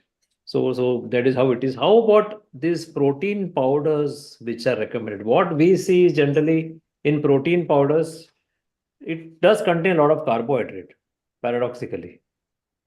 Yeah, even here I see inpatients are given when they are sick, they are malnourished, catabolic, they're given protein supplements. They come as a package. And most of the protein packages, they have at least 20 to 30 grams of sugar, some even higher per serving of 250 mils. And nature packages proteins with fat in animal products like eggs or meat or nuts, or like beans and lentils. They are proteins and carbohydrates, complex carbohydrates. But the man has produced a protein drink with free sugars, which have very high glycemic index as well as glycemic load. So I think this is a recipe for disaster, and I do not promote this. I believe in more whole food approach, which gives you a pleasure of eating and satiation as well. So that remains little paradoxical. I always see that people are restricted for protein, but they recommended this tinned protein, which is not only costly, but contains more carbohydrate, and which is going to lead to more disaster in the sense their blood sugar, blood pressure is not going to be controlled, and they are all going to probably worsen. Yeah, Anup? Absolutely agree. I think there's one SGLT2I, the latest. What is your view on that? Yeah. So I have a colleague, Dr. Karen Dwyer. She's the director of nephrology at a very reputed Royal Melbourne Hospital. And we did collaborated, and last year there was a paper published in Diabetes Obesity journal. So if you look at Karen Dwyer and my name, it's a combination of SGLT2 and carbohydrate restriction. It was predominantly Karen's work, but she was gracious enough to involve me and Penny Figtree. Penny is coming on, I think, Sunday. So we three are the author, but it's predominantly Karen's work. And she did a beautiful presentation on low carbohydrate diet and SGLT2 inhibitor combination in the low carb series last year, which is freely available on YouTube. My personal experience has been very good. SGLT2 inhibitors are also a game changer medication in the field of nephrology. You may be aware of drugs like ACE inhibitors or ARB, which reduce the hyperfiltration in the nephron and protect them from further injury. SGLT2 inhibitors also reduce hyperfiltration and are complementary to ACE inhibitors and ARB. So SGLT2 are now standard of care in nephrology, irrespective of diabetes, because they slow down the progression of the kidney disease. They were primarily an anti-diabetic drug. They were the first drugs for diabetes, which actually improved insulin sensitivity. You're losing up to 80 grams of glucose in the urine. So it changes the insulin-glucagon ratio. It drops the insulin level and increases glucagon. It changes the substrate utilization from carbohydrates or glucose to fatty acids and increases the ketosis.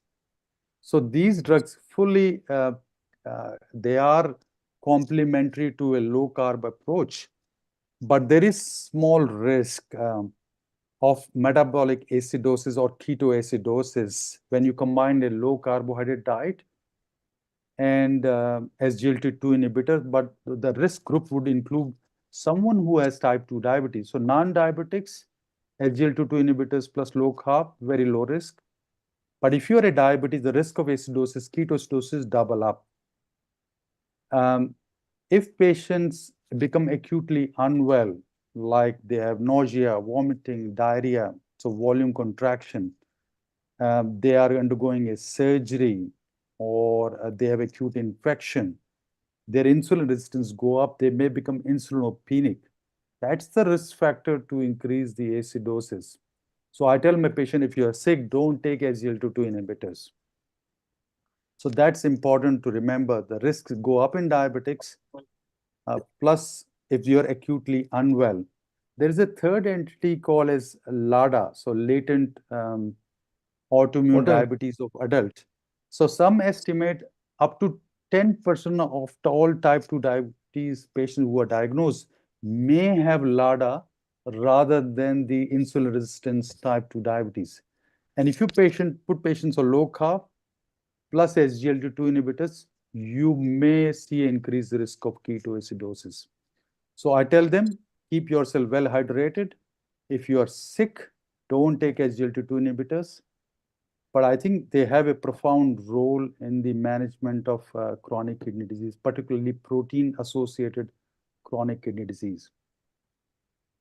But how does it go well with low carb?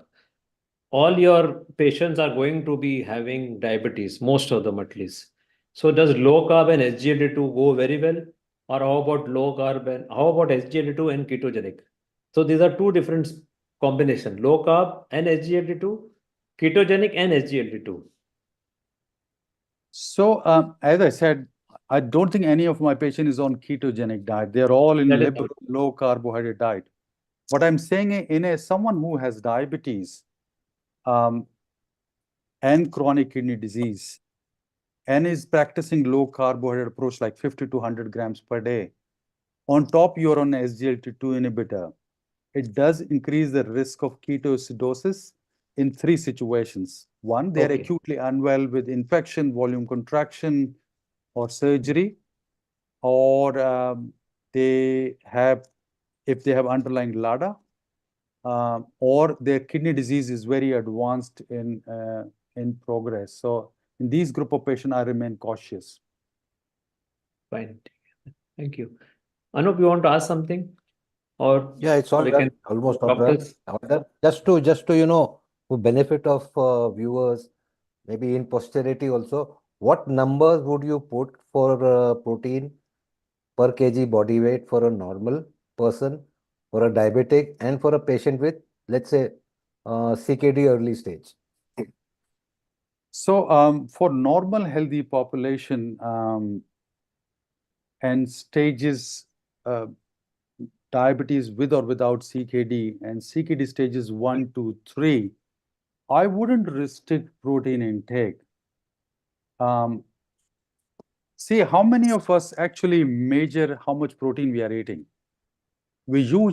I go with a whole food approach, and I will prioritize protein for my muscle health, satiation, reducing my craving.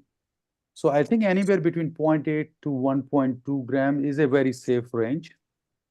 But when it comes to advanced CKD stage 4 and 5, particularly with high proteinuria, I would be cautious and would not recommend going above 0.0 grams per day until we have more data.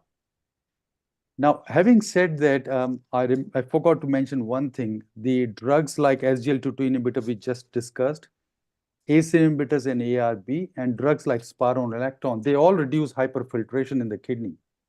And when you are on these drugs, it protects the nephron from any potential increase in the hyperfiltration from high protein intake. Studies were done in older times, which showed some damage from the protein.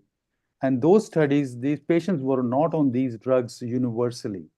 Things have changed. When are you in these drugs, you are by and large protected from hyperfiltration injury induced by protein intake. Thank you. Your final message to India. I think there is hope, and both of you are doing a very great job. I would compliment your work and congratulate on organizing such a beautiful conference. But I think there is hope, and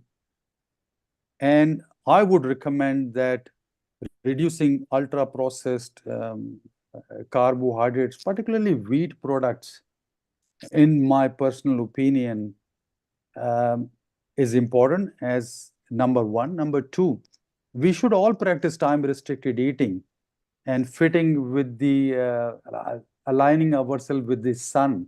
Dr. Sachin Panda has done a lot of work in circadian rhythm, and he showed if you just to stick to sunlight hours without changing anything, you can improve your metabolic health without changing any diet. And 2 meals a day is more than enough. If you frequently eat, you increase your oxidative damage through your mitochondria. So if you reduce the number of times we eat actually 5 or 6 times a day now. If you restrict to 2 large good meals morning and evening, you reduce injury to your mitochondria, which will have a downstream effect. Third is importance of exercise. We have a epidemic of physical inactivity. I was reading a review earlier this week to prepare for this talk, and the name of the review was Exercise, a Polypill Against Chronic Kidney Disease. And they showed with exercise and physical activity, improved GFR, reduction in proteinuria, reduction in cardiovascular mortality. So yoga, pranayama has been part of our life for like centuries and millennia. So we should do regular physical activity and good sleep, reducing stress, meditation.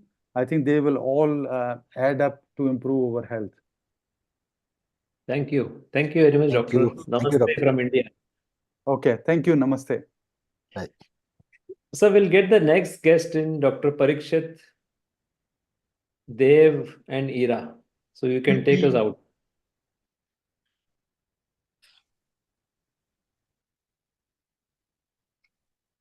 So, Dr. Parikshit and Dev both are here. Let me welcome all of you to India's second Metabolic Health Conference.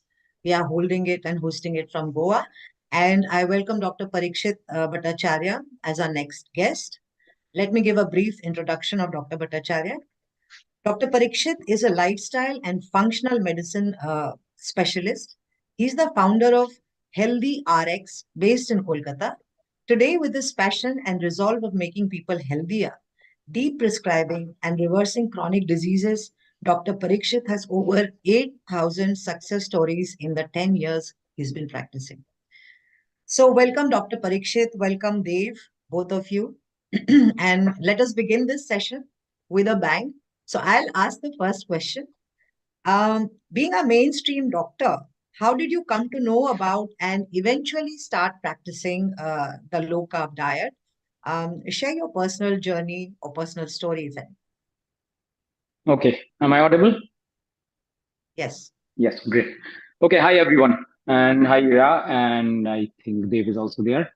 So I studied medicine the conventional way. My father was a doctor, and in West Bengal, Bengalis, there's this tradition that you have to become a doctor or engineer, though that was never a pressure, but I just wanted to become one.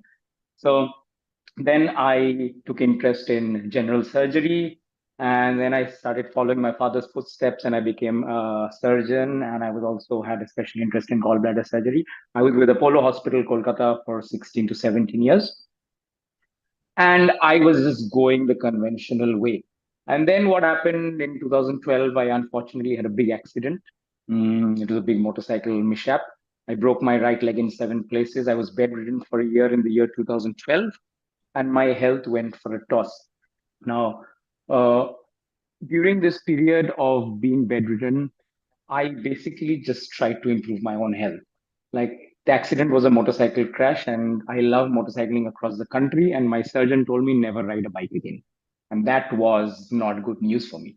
So I needed to ride again, so I needed to improve my health. So the first thing which actually got me into this low carb world was a book called Diet Delusion by Gary Taubes. In fact, my brother He's an architect in UK. He introduced me to this book. So that's where I got really, really keen, and I realized I haven't studied a chapter of nutrition in medical college. And I know we doctors go around giving a lot of advice: eat this, throw away the egg yolk, don't touch red meat. And I realized what rubbish advice we've been giving. So that's how it started. Then I got in touch with Professor Tim Noakes. This was way back in 2012-13. And that's basically how it started. In 1 year, I was doing martial arts. And the only aim was I have to ride a bike again. So then I resumed work at Apollo from 2013. I was back to my surgery practice. And then I found my first guinea pig. He was my father-in-law. So he was on 64 units of insulin. He was a diabetic with severe diabetic neuropathy for 25 years and an HbA1c of 11. It took me 6 months. He was off his insulin and his HbA1c was down to 6.5. And that's when I realized, okay, this is interesting and exciting. So eventually what happened, this patient, my friends, family, they knew about it, and gradually by word of mouth, it's spread in 2013. 2015, I realized I cannot be a surgeon and I cannot heal people this way. So I had to quit one. So I chose to quit surgery. And since 2015, I'm doing this full time. Dave, would you like to take the next question? Yeah. So, Doctor, you were working at the Apollo Hospital, Kolkata, while advising patients to go on a low carb diet for remission. Wasn't that a conflict of interest with regards to, the stuff hospitals usually say? One thing is if you look at the business part of everything, where the money is in the sickness, right? There's very little money in good health. So if you look at it from that perspective, yes. But, I was a very likable doctor at Apollo. I had good rapport with everyone. And, just a small trivia, out of the 8,000 patients I've seen, close to 25 to 30% of them presently are doctors. So look, we doctors very quickly realize that we're not healthy. Look around you. Very few doctors are healthy. So gradually doctors started coming to me, and a lot of doctors from Apollo started coming to me. So when they realized, okay, what I was doing wasn't that bad for their health, that way, yes, the conflict of interest wasn't really apparent to me. I don't know what was happening behind the scenes, but at least on my face, no one said anything. And again, if you ask, why should a doctor or why should a hospital like Apollo have a problem with the way we all practice? If it's just pure money, yes, they're not going to have 6 patients. They're not going to, pharmacies are not going to be selling a lot of drugs. That is a problem. But other than that, I didn't honestly face much trouble. In fact, I got a lot of support from my colleagues and the management of Apollo Hospital. Very interesting. So how did you eventually end up quitting your hospital job and started practicing as a functional medicine doctor, which I think was in 2021? So no, 2015, also explain, Doctor. In 2015, I quit surgery. Yeah. So, and how is a functional medicine doctor different from a conventional doctor? And once you say that you're a functional medicine doctor, is that an affirmation that conventional medical protocols that you spent years learning don't work, or what is it? And was there any pushback from your colleagues? And the colleagues part I've already talked about. When they realized I'm probably their only hope to get healthier, there was no pushback. But if you ask me about, first of all, let's talk about this whole functional medicine thing. Yes. Dr. Roshani, our endocrinologist friend, she, during the first Metabolic Health Conference, mentioned something very nice, which resonated with me. We doctors, when we specialize, we are so trained and focused to think about only one specific thing. If your eye is a problem, let's fix the eye. If your knee is broken, let's fix the knee. So it's things like that. And in doing so, we totally ignore almost everything else. Yes, at the most, we might write a referral. Okay, let the nephrologist come and see his kidney, let the orthopedician come and see his knee, but we don't look at the whole picture. So that's where, this functional medicine or lifestyle medicine comes into play, where yes, it's more time consuming. We have to really dig out a lot of information from the patient. But when we have the whole picture, it becomes much easier to treat the patient. So that's basically what functional medicine is. And I feel every doctor should develop this habit.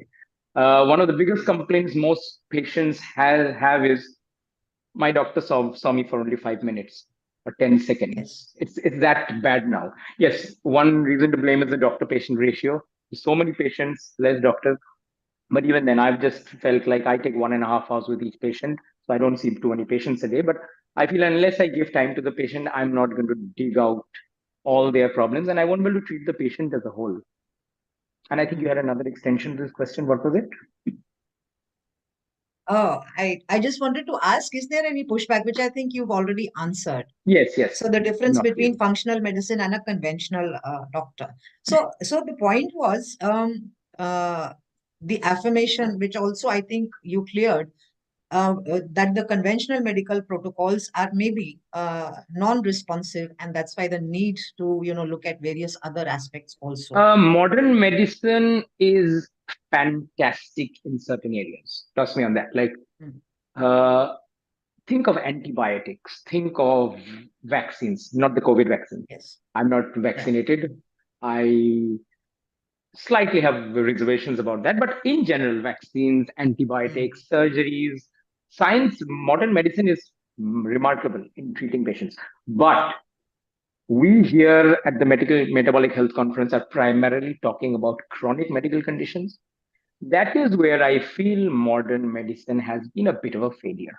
Because if I can take someone off medicine, why would I have that patient on medicine for 20 years, which eventually doesn't cure the diabetes, which is not fixing the hypertension, which is not helping in any way, aside from having 10 other side effects of the medication? And there's a cost implication as well, the cost of medicine, the cost of complications. So that's where I feel modern medicine has not worked very well. And a part of the reason for that is, we were, again, a lot of doctors have already talked about it, we were never trained in nutrition. So we have no idea about the association of food with the disease in a good or bad way. So that should be a very important inclusion in our medical college curriculum worldwide. This is a global problem, by the way. Dave, next. So you have so many doctors who have been healed under your guidance using the low carb protocol, lchf protocol. So why aren't they doing the same on their patients, or are they? Okay, you use the word heal. I'll just give you a small bit of information. Does anyone know what the word doctor really means, where it comes from? Like, it's a Latin word. If I pronounce it correctly, it means docere. Now, docere actually in Latin means to teach, a scholar. So I know doctors are put on a high pedestal and all, but aren't all of us trying to do that thing? We're trying to teach. We're trying to teach people. And yes, again, doctors have this very narrow, closed mindset that we think anything outside my medical books is incorrect. But yes, I feel we have to have an open mind. Now, why aren't the other doctors doing it? I'll give you a funny example. Since close to 1.5 to 2,000 of my patients are doctors now, and since I was with the corporate hospital for 17 years, so I have a very good network and I have a good camaraderie with a lot of doctors. So when a doctor comes to me, say he or she is an endocrinologist or a cardiologist, and they're coming to me, the irony is they're coming to me with diabetes. They're coming to me with, like, hypertension. So when I slowly get them off medication, I ask them one question, that why aren't you doing the same? So some have actually, like, off the record told me that, listen, I'm 65 years old now. I've been practicing for 40 years. I have publications. I've given lectures all around the world. So right now, that would mean I have to accept that everything I said was wrong for the last 30, 40 years. And they just say, look, I probably have another 5 years to work. I don't want to go back and tell my patients that I was not giving you the best information. So that's how it is.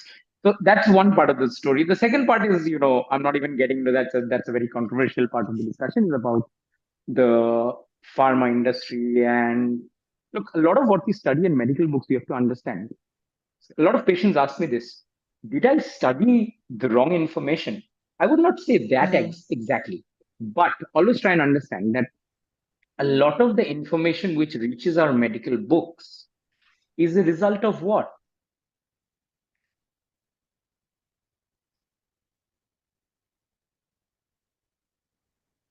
Now, a clinical trial is not like I treat your diabetes, I take you off medicine, and that is not going to be considered as scientific evidence. So, those two brilliant gentlemen Shashi was interviewing, who did that, case study, that is some evidence, or a huge group clinical trial is evidence. Now, a clinical trial, as we all know, is a very elaborate and a very expensive affair. So who funds these expensive affairs? As far as I know, close to 90% of these clinical trials are funded by the pharma industry, the sugar industry, the vegetable oil industry. So eventually, they want the results to be such so that we doctors are going to give medicines, right? So that is why everything we studied regarding chronic disease is not the best information. Okay, I want to ask you, Dr. Parikshit, why do doctors deny the anecdotal evidences of remission through low carb that people like us, or who are working in the healthcare industry, they put out every day, and these are client testimonials? So, and there's also a denial of documented studies and papers, researches by doctors themselves who've been practicing low carb since as far back as 200, 300 years of evidence of showing low carb, and that it can put metabolic syndromes into remission. So now when you are doing the same, being a doctor, do they also oppose you, or is it just non-doctors that they oppose? Yeah, there's a mixed bag of doctors. Like, trust me, some doctors accept the truth, some doctors will not, again, for the reasons I told you. And look, India, in terms of the healthcare industry, at this present day, you can call it, there's a division in two sections. One is doctors are treating the ill. Second is everyone else is treating the ill. Now, that everyone else could be nutritionists, could be health coaches, and it could be even influencers on Instagram and Twitter.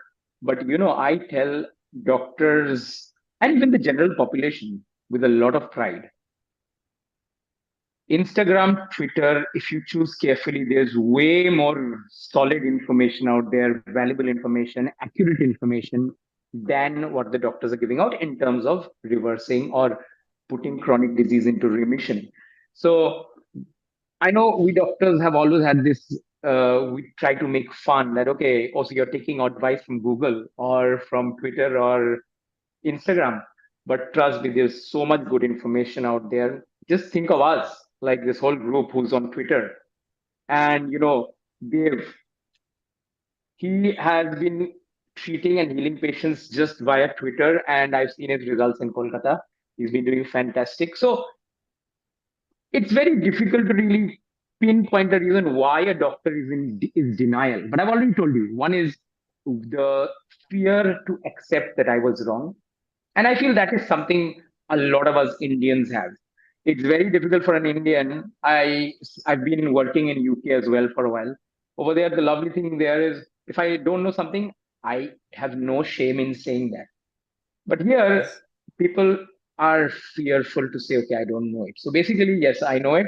And what I know is the only way to go about it. There's no second way. That's probably the reason. Maybe I started at a younger age, so I had that courage to say, okay, whatever I read was rubbish. Let's start afresh. I think Dr. Gary Fetke had, in the last MHC, very magnanimous and very wise of him to give that statement. He was there at the first MHC, and he said it is time for his doctors to start saying sorry and that we were wrong. I mean, that's how we should begin. And it's as simple as that, to move on forward. Yeah, Absolutely. Dave, can you please take the next question? India now ranks third globally in obesity, and 46% of the population in West Bengal is said to be obese and has a high prevalence of diabetes, despite the meat-centric diet. What is it that might be going wrong here in that way of that they are eating, right? And what kind of patients do you commonly see in your clinic every day? And does putting them on a low carb diet help? Okay, so let's break this into three parts. What is going wrong? What kind of patients? And does low carb work? Now, what goes wrong is happening very, very early in everyone's life. Dr. Roshani raised another thing. She said in West Bengal, I think, 2 out of 3 kids have raised triglycerides. I didn't know that. So thanks for that, Dr. Roshani. And 1 out of 4 kids under 10 have high HbA1c. So that's what I also see. Now, the problem starts very early. Schools, like I have a lot of obese kids and pre-diabetic kids coming to me. So the first question I ask is, what do they serve you in the school canteens? Okay. I ask you, has your teacher ever taught you nutrition? And, there's no nutritional advice. There are no life skill advices in schools in India. So that's where the problem starts. If you go back even earlier, the moment breastfeeding has been stopped, what is the child put on? Formula milk, Cerelac, and all that, Pediasure. These are nothing but sugar, 70% sugar. So that's where the addiction starts. Addiction towards sugar. And sugar, as the carb addiction Dr. Robert Sayers says it so beautifully, it's a drug, it's not a food. So the moment you have succeeded in addicting a tiny baby, that baby is never going to go back to, high protein and high fat. They're going to want sugar. So that's where the problem starts. And then it trickles on. And yes, in West Bengal, rice is part of the staple diet, but also try and understand one thing. Rice, or what else is famous in Calcutta? Rasgulla, right? I've done talks where I've gone on stage and the topic of my talks have been, is Rasgulla healthy or not? So, it's not the rice which is the villain. It's not the Rasgulla, the sweet, which is the villain. It's about our behavior and our relationship with that. I can give a glass of alcohol to an alcoholic, and that person is going to be in trouble. I can have a glass of alcohol in moderation once in a while. That's not a problem. So what I'm trying to say is, yes, we all know, even look at the ICMR booklet. ICMR is the Indian Council of Medical Research. You open their booklets, you see their recommended diet to the Indian population. It's well over 200 to 300 grams of carbohydrates and very little protein and almost no fat. It's in a way like elaboration of the pyramid, which we talk about, the food pyramid. So the reasons trickle down to the companies trying to addict a baby, and then the addiction goes on, and then the lack of education, the lack of awareness, and then it's the relationship we have with the carbohydrates. Like, I love my carbohydrates. I will deny, I will be lying if I tell you that I probably like a piece of fish more than a blueberry cheesecake. I'd love the blueberry cheesecake any day more than the piece of fish. But that doesn't mean I'll overdo it. If I have it in moderation and then have more of the protein and things like that, I'm fine. But it's just that we've got it all wrong in terms of the proportion of what we eat. And in terms of okay, you carry on. Yeah. So my next question was that doctors have not been taught nutrition now. That's common knowledge. We have at D-Life 19 doctors enrolled with us in the D-Life diploma course. And D-Life, as you know, is the biggest course in the world on low-carb nutrition and metabolic health with 60 CPD hours credit. Do you agree that doctors need to learn nutrition instead of giving wrong or bad dietary advice to people? Yeah, obviously. Like, food is probably like the biggest trigger for most metabolic and chronic diseases. So unless you're teaching that, like, I was trained in medical college to try and find out what disease someone has. And once the disease has already hit you and the labs show you've got the disease and your health is already downhill, that is when I'm taught, okay, let's give you a medicine or let's perform a surgery. But what if I could diagnose the disease way before it happens? So yes, again, we were never taught in medical college to look at insulin resistance. Things like diabetes. All our treatment is very glucose-centric. It is not insulin-centric. So insulin resistance has already happened, and then we start giving medicines. But if we could diagnose the insulin resistance early, we would have, stopped the diabetes or any other metabolic diseases before it happens. So with the metabolic disease prevalence in India, Should people be trusting dietary guidelines given out by these various associations anymore? And at whose behest do you think are such bad advices given? And is there a larger motive? The poor health of the population of this planet is all political and monetary. That's where it all starts. Like, if my figures are correct, I think till the 1950s or 60s, there was very little diabetes or obesity or cardiovascular disease across the planet. So again, I might be a bit wrong with the dates, but I think in the 1950s or something, the American Heart Association was formed and they started publishing dietary guidelines. They were the first who came out with this booklet, Dietary Guidelines. I think this happened in 1961. So prior to that, there was very little chronic disease. And prior to that, what would we cook in? Lard, tallow, ghee, that was the cooking medium. And everyone was having just like, meat and fat and stuff like that. But the moment, the guidelines started getting published, and then you just open any resource on Google and you'll see chronic disease starts going up from 1960-65. And American Heart Association suddenly tells you, stop using ghee, stop using lard and tallow, use refined oils, seed oil. I think that was a cottonseed oil, a company called Crespo. And by the way, it was made by a company called Procter & Gamble. And by the way, Procter & Gamble donated American Heart Association $1.5 million then. So, it's all like very, very fishy. And yes, again, if you look at the timeline of the human evolution, imagine a football field. I read this nice comparo in a book called, I think, Unconventional Medicine by Chris Kresser, I think. So if we imagine that the entire timeline of the human existence is like a football field, say a football field is 100 yards. Some records say we humans have been on planet Earth for 300,000 years. So 99.5% of that football field, we have been hunter-gatherers. We've just eaten meat. We've hunted maybe an occasional seasonal fruit. Now, the remaining 0.5 of this 100 yards of our evolutionary existence, the first 0.3 is the advent of agriculture. So that's where all started going wrong, wheat, flowers, and all. And the last 0.2 is industrialization. So that's where packaged foods and all these processed foods started coming in. So the reasons, we can just go on it's been going on, but it's mostly monetary and political. And that's where we have to really fight back and try and make changes. It's going to be a long battle, trust me. And another thing about our chronic health is partly genetic. The thing about genetics is, what is evolution? Evolution is how our genes deal with change, right? Now, I don't know if I can handle a donut every day 10,000 years later, like humans. We might be able to, but 99.5% of our existence on planet Earth, we have eaten in a certain way, okay, meat. And suddenly there was a huge shift and our genes could not handle that change. And that is the reason.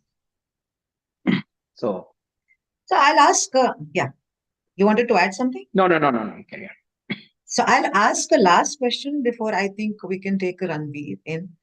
So, as something to ponder about mostly, but I think you can give a comment on this. As governments the world over are bringing doctors under the legal ambit and larger accountability, because it involves dealing with human lives, our government, or in India, on the other hand, doctors have been put out of all legal scrutiny and given them exemption from even a serious situation like death by negligence under Section 304. Being a doctor, how ethical and how justifiable do you think this is? Because we are talking about humans here.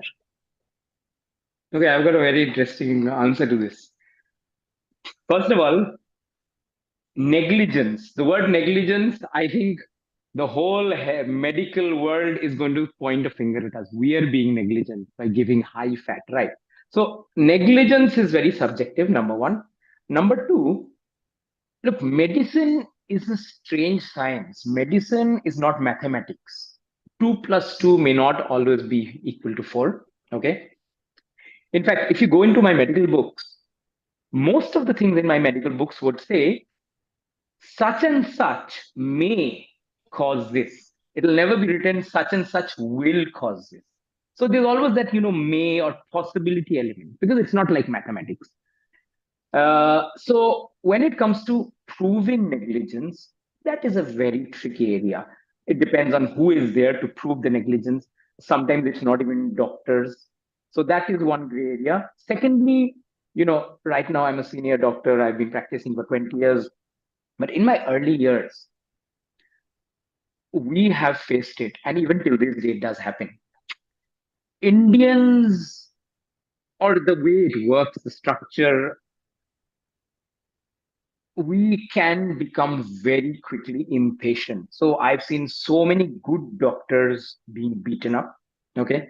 I've seen so many clinics being rampaged through. So, this is partly a protection towards doctors to kind of fearlessly do their practice. But that doesn't absolve a doctor of the fact that, yes, I can also categorize negligence as, okay, if you know nutrition is important, what is stopping you from learning nutrition, right? Because if you are seeing around you, and remember, this will happen over time. It's not going to happen all of a sudden, but gradually over time, when doctors realize, okay, just giving a drug is not helping, because eventually the patient's not reversing their problem. That is when doctors might start be more willing to accept the science of nutrition. And I think that's going to work. So, this whole what government policies is doing, as I said, politics is something we don't understand.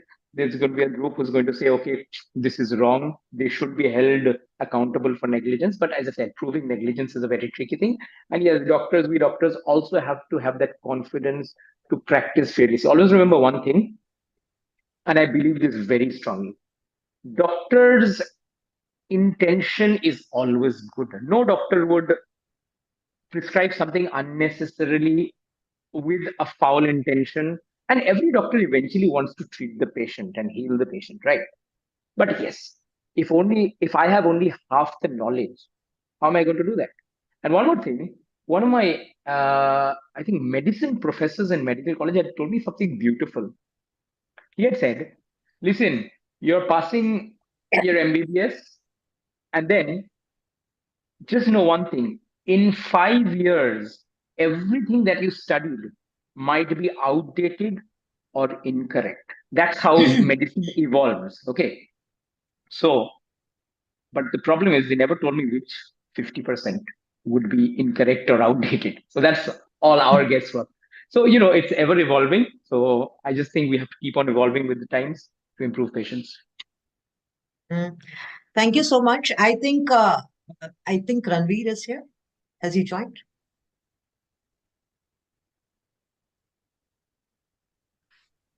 I did see a pop-up, I think. Hello, hi. Hi, Ranveer. I welcome you. Hi, Doc. Hi. Nice to see you again. Great. You've got a beard like me. Nice. Grayer than yours. Yeah. Anyway, thanks so much for joining. Big pleasure. Thanks so much. My pleasure to be here. And my congratulations to all of you for having this conference and for doing what you guys are doing. Like I told Dr. Bhattacharya also, it's not just me. It's I feel this is for all of humanity, and I'm happy to be here with you all. Thank you so much, Ranveer, for joining. And I guess there's a personal story of yours with Dr. Parikshit, which we would like to we would like Dr. Parikshit to share. In the meanwhile, maybe Shashi and Anup can also come. Ranveer, Shashi and Anup are the co-organizers of this Metabolic Health Conference. This is the second conference that we are doing. The first one was in October 2023, and that made its way into an international journal in a case study published from India. That was mentioned, the impact of the first metabolic conference was mentioned in that. So it created big impact. Now we are in the second one. So covering a lot of issues like mental health and stuff like that, cancer and all of this. So Dr. Parikshit, why don't you begin with Ranveer's story and how did he come into low carb?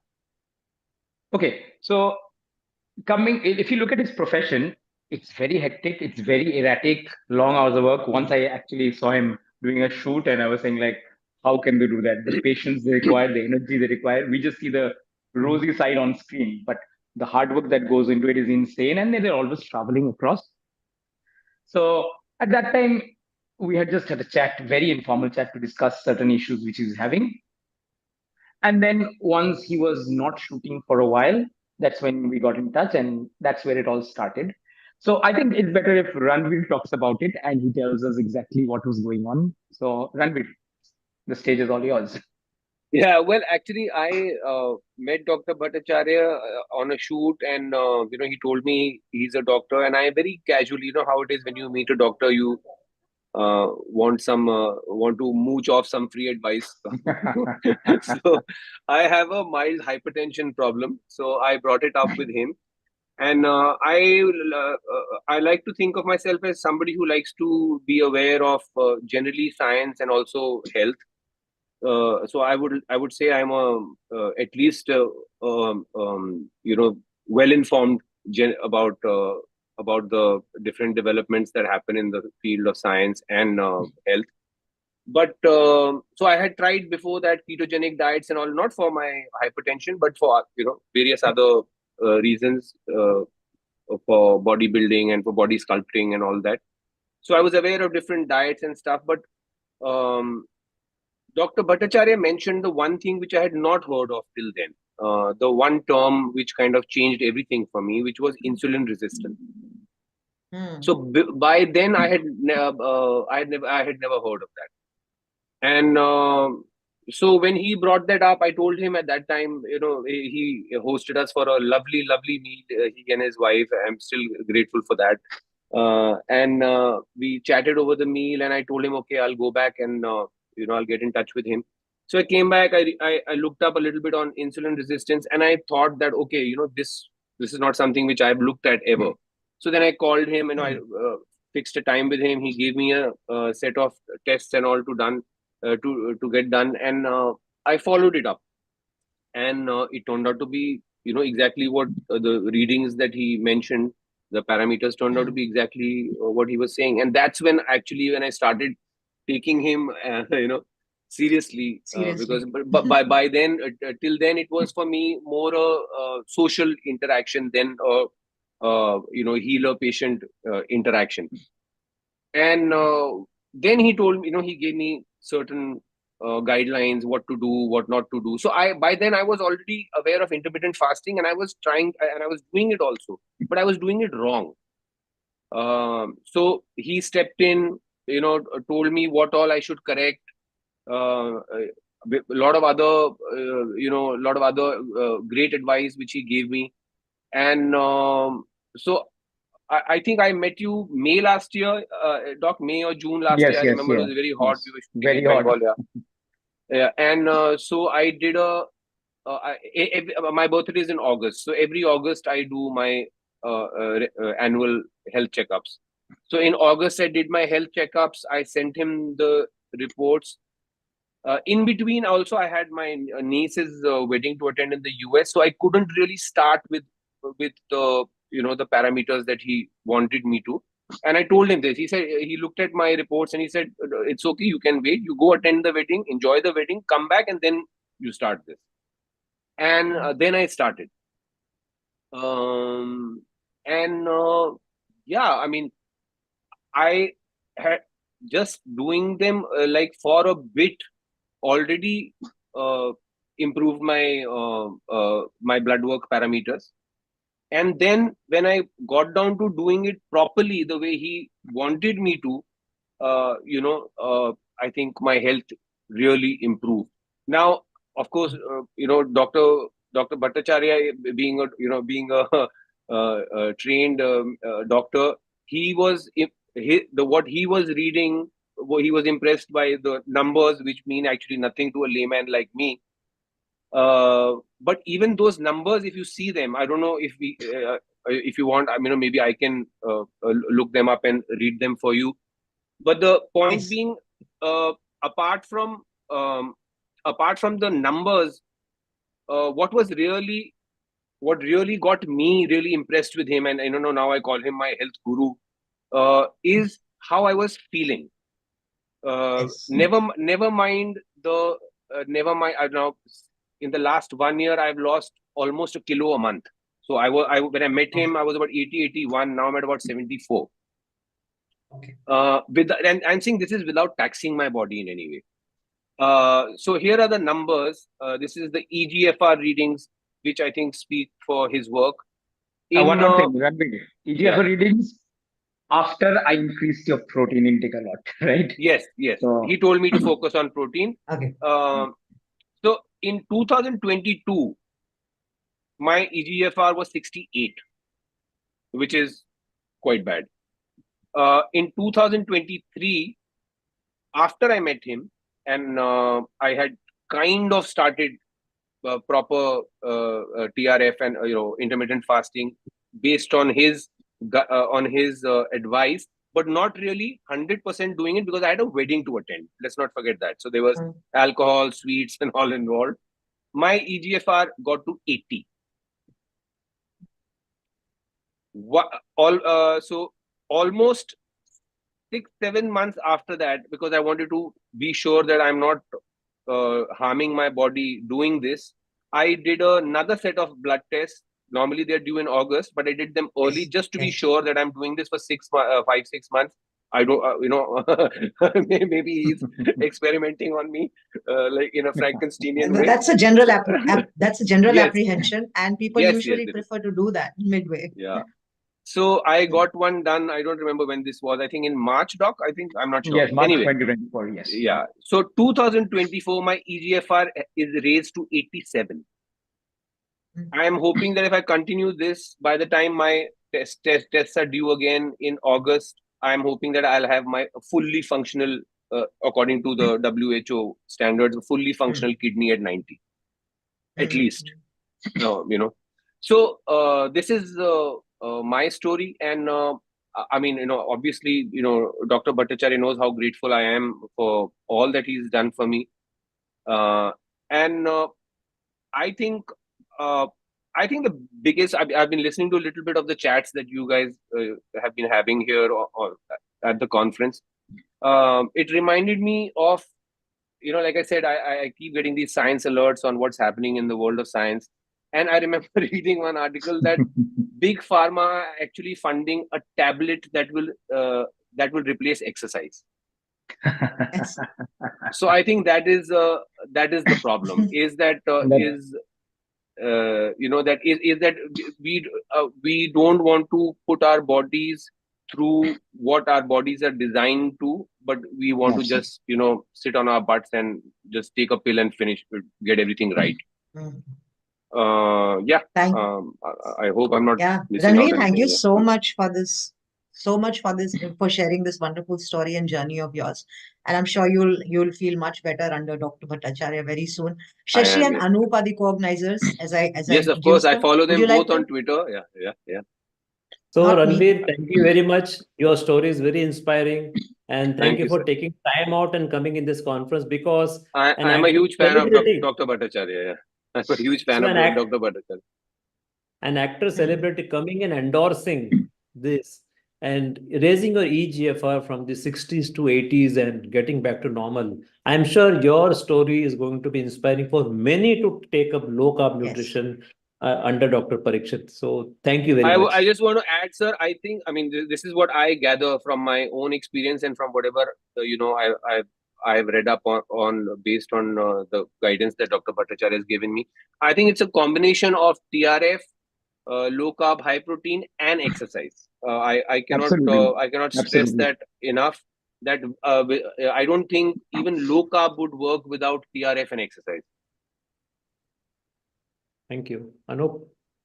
Thank you, Ranveer, for coming and sharing your story. And best case we can hope is the media picks it up and gives it publicity, because one death because of they start blaming ketogenic diet, and it then goes viral. So it increases our task, as health coaches or doctor, to again get back to basics and start explaining. So we hope the media.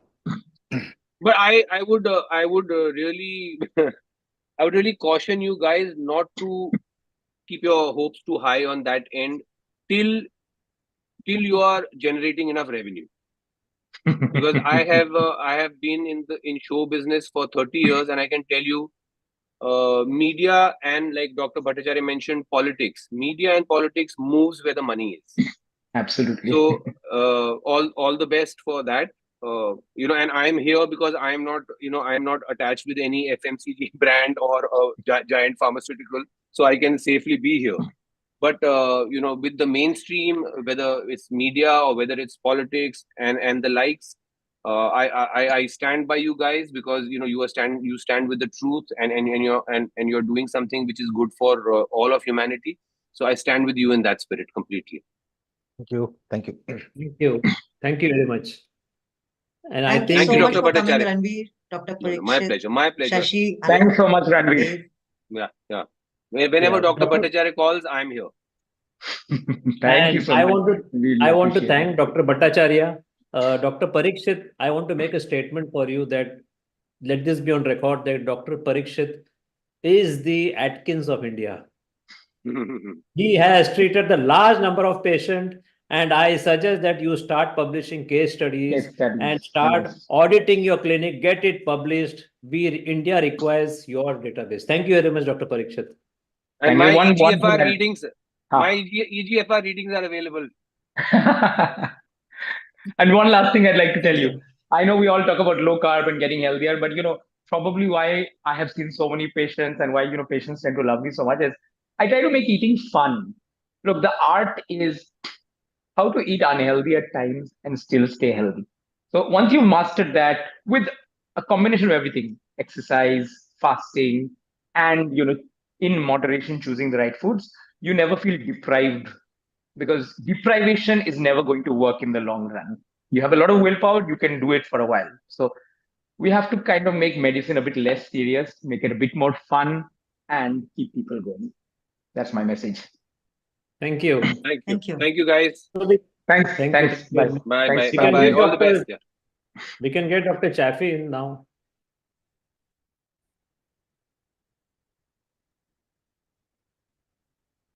Hello. Hello, am I audible?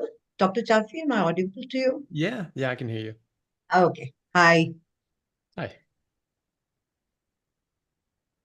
So can we get Anup in the spotlight? Yeah, thank you. So the next session is with Dr. Anthony Chaffee. Let me introduce Dr. Anthony Chaffee. He's an American medical doctor and neurosurgeon who has researched and practiced optimal nutrition for over 20 years. He believes that the so-called chronic diseases doctors treat are caused by the food we eat or don't eat and can be reversed with dietary changes. He's an MD from the Royal College of Surgeons and an all-American rugby player, and has also trained in MMA fighting. More recently, he volunteered as a doctor in the refugee camps in Bangladesh, helping the Rohingya refugees from Burma.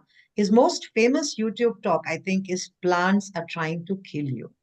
And that has taken the nutrition world by storm. I at least have watched it at least 5-6 times, if not less.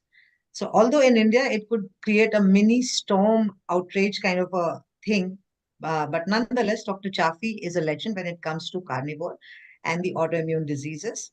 Let's talk to Dr. Chaffee, aka the plant-free MD. Welcome, Dr. Chaffee. And with me is Anup Singh, the founder of D-Life and the organizer of this metabolic health conference. Welcome. Welcome. Hey, thank you very much for having me. It's a pleasure. Yeah. So I think I'll ask you the first question, Dr. Chaffee. Autoimmune is something, whenever you do a live, I try to be there most of the times. And it's such a pleasure to hear you out and the clarity that you give on autoimmune cases. Being a metabolic health coach, I deal with a lot of autoimmune cases. And as you must, you always say that. I'm going to ask something which is very specific to autoimmune cases. And being a patient of autoimmune case myself at one point of time, I was on the verge of a kidney transplant when I went carnivore and reversed my autoimmune completely. within a matter of few months. So I was at Dr. Sean Baker's podcast and I had spoken about it. But tell me, why do they say an autoimmune disease is, they don't know the cause and they don't know the cure of it? Why do they say that? I mean, such an ambiguous and a confusing state to be in for a patient. It absolutely is. The vast majority of the etiologies that we treat as doctors are idiopathic, meaning that we don't know what's causing them. And I think that the main reason we don't know what's causing them is because no one's looking. We're treating them with very expensive medications that treat the symptoms, and they're the good enough sort of solution, and then no one's actually investigating what's the cause. Because I think the main driver of this is the money is in the direction of building a product, and that product is going to be more financially viable if it's something that gets used continually. So it's something that has to be used lifelong. It just settles the symptoms down. So they're not actually investigating, well, what's the cause? Because if you find out the cause, then you can actually make it go away. And then, of course, you can't sell the medications for their whole life. You sell it, the cure once, and then that's it. And so that's not a very good or not a very viable business model. Goldman Sachs even said this in one of their board meetings, and it was leaked from a slide that they presented that asked the question, is curing someone of disease a viable business model? And of course, the answer to that is no. You want them to keep coming back and returning for medicine. So I think the main reason we don't know what a lot of the causes of these diseases are is because people, frankly, aren't looking. And the majority of the money is going into a very different direction. So it's up to us as clinicians and those patients and people that are interested in finding out what's actually going on to the root cause to investigate these sorts of things. I think it is eminently apparent that this is something that is largely, if not completely, to do with our diet, an inappropriate diet. You even look at animals such as our domesticated pets or livestock or animals in the zoo. If they're fed an inappropriate diet, they will get autoimmune diseases. They will get diabetes. They will get cancer. And then when you feed them their natural diet, those problems tend to go away. And so we get the same problems of the same name, and yet we have no idea what's causing it. So I think that a large majority of the diseases that we're treating nowadays, like autoimmunity, like diabetes and others, are a product of eating food that we're not designed to eat biologically. Just like if you feed a panda eucalyptus, they're going to get sick. They're not going to have a healthy state of being. And if you feed them Cheetos and potato chips, then they're going to get all sorts of problems as well. Yeah, Could you Dr. take the second Anthony. question? Yeah. So autoimmune diseases normally, are treated through steroids, and it messes up the gut. It's well-known. I think it's a well-known established fact. Now, if this is so, then is this a correct paradigm? Point number one. And second is, if it is non-responsive in the long run, as you said, the model is to let the customers keep coming back. So why is this route chosen for treating? Why not look at diet? Well, it's a very good question. I think the reason that clinicians don't look to diet first and foremost is because they're not taught that it can be an effective means of treatment. However, there are papers and studies and randomized controlled trials in at least some autoimmune diseases, such as Crohn's disease, where you put someone on an elemental diet, which is just the macro micronutrients that we need and nothing else. And that has been shown in human trials to be a better treatment for an acute flare-up of Crohn's than prednisone, so steroids, right? So the gold standard for getting somebody out of a flare-up is not as good as just not eating certain things. And so we have other studies as well in Crohn's, where if you remove carbohydrates and you remove fiber, that without medications, this has been shown to keep people in remission up to 51 months. So that's over 4 years without medications. And that was contrasted with the control group that did not eliminate carbohydrates and fiber, and they stayed in remission without medication 0 months on average. So it's a massive, massive contrast. The problem is that there's no drug reps coming in to to tell doctors, hey, look at this study. This is a novel way that you can approach this, because there's no one backing that. There's no product at the end of the line.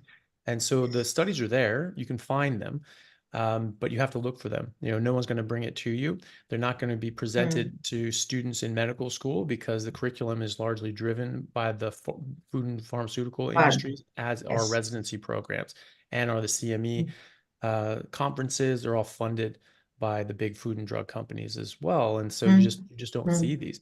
You can go to other conferences and you will see these things presented, but you have to go looking for them. They're not going to come to you. And that's very unfortunate, but more people are coming to this. And there's literature going back literally to the 1800s of autoimmune diseases, Crohn's, ulcerative colitis, rheumatoid arthritis, and other such diseases being treated with specifically a meat and water diet, specifically a red meat and water diet. You talked about Dr. Salisbury diet. Correct. Dr. Salisbury's diet. Yes. Yeah. In your life. Yes. Yeah. So he's so it's eponymous for the Salisbury steak. I always thought it was a place name, like Salisbury, England. And it's just a hamburger patty, really, and it's ground up in a way that you remove the gristle, so it's very easy to digest and absorb.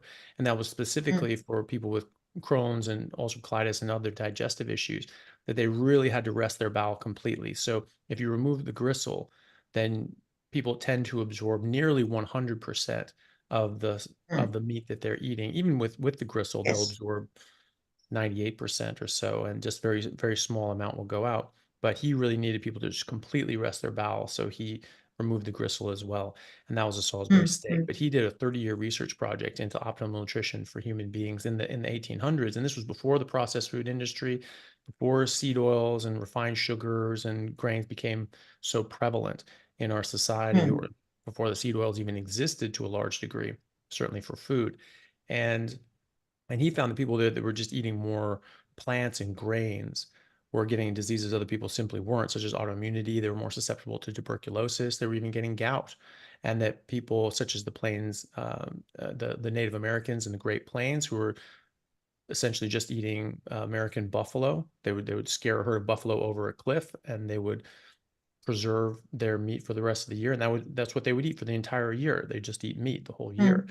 And they were some of the healthiest people alive on earth. They lived quite a long time by their own records. We don't have official birth certificates on a lot of these people, but their own reports and records show them living to be 110, 115, even upwards of 120 years, which sounds far-fetched.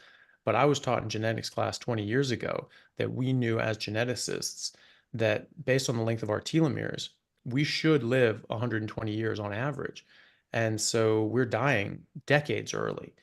And we should be able to if we just stay out of our own way and don't mess up, we should make it to 120 without doing anything special. So something's really cutting back on the course of our lives. And people say, well, eating this way, I ate plants and all these sorts of things the other day and I didn't die, therefore that's not true. Well, you also smoked a pack of cigarettes and drank whiskey too, right? You didn't die then either, but it's the exposure over years and decades and so on that ends up really dragging people down. So when we see those records from the 1800s, clinicians using this all up until the 1970s, there was a Dr. Vauquelin who wrote a book called The Stone Age Diet in 1975. And he was a gastroenterologist, and he argued the exact same things that Salisbury was saying, that humans biologically should be eating meat. We're not designed to eat plants very well. We can to a certain degree, but we don't do as well on them. And he basically showed that and just argued that if you didn't eat plants, then his profession as a gastroenterologist didn't need to exist, because these problems would just go away. And so now people are rediscovering this and then just applying it to themselves. And it's that N of 1 study. It's the only one that matters. It doesn't matter what a study says. It says like, oh, if you change your diet, it's not gonna affect your Crohn's or rheumatoid arthritis.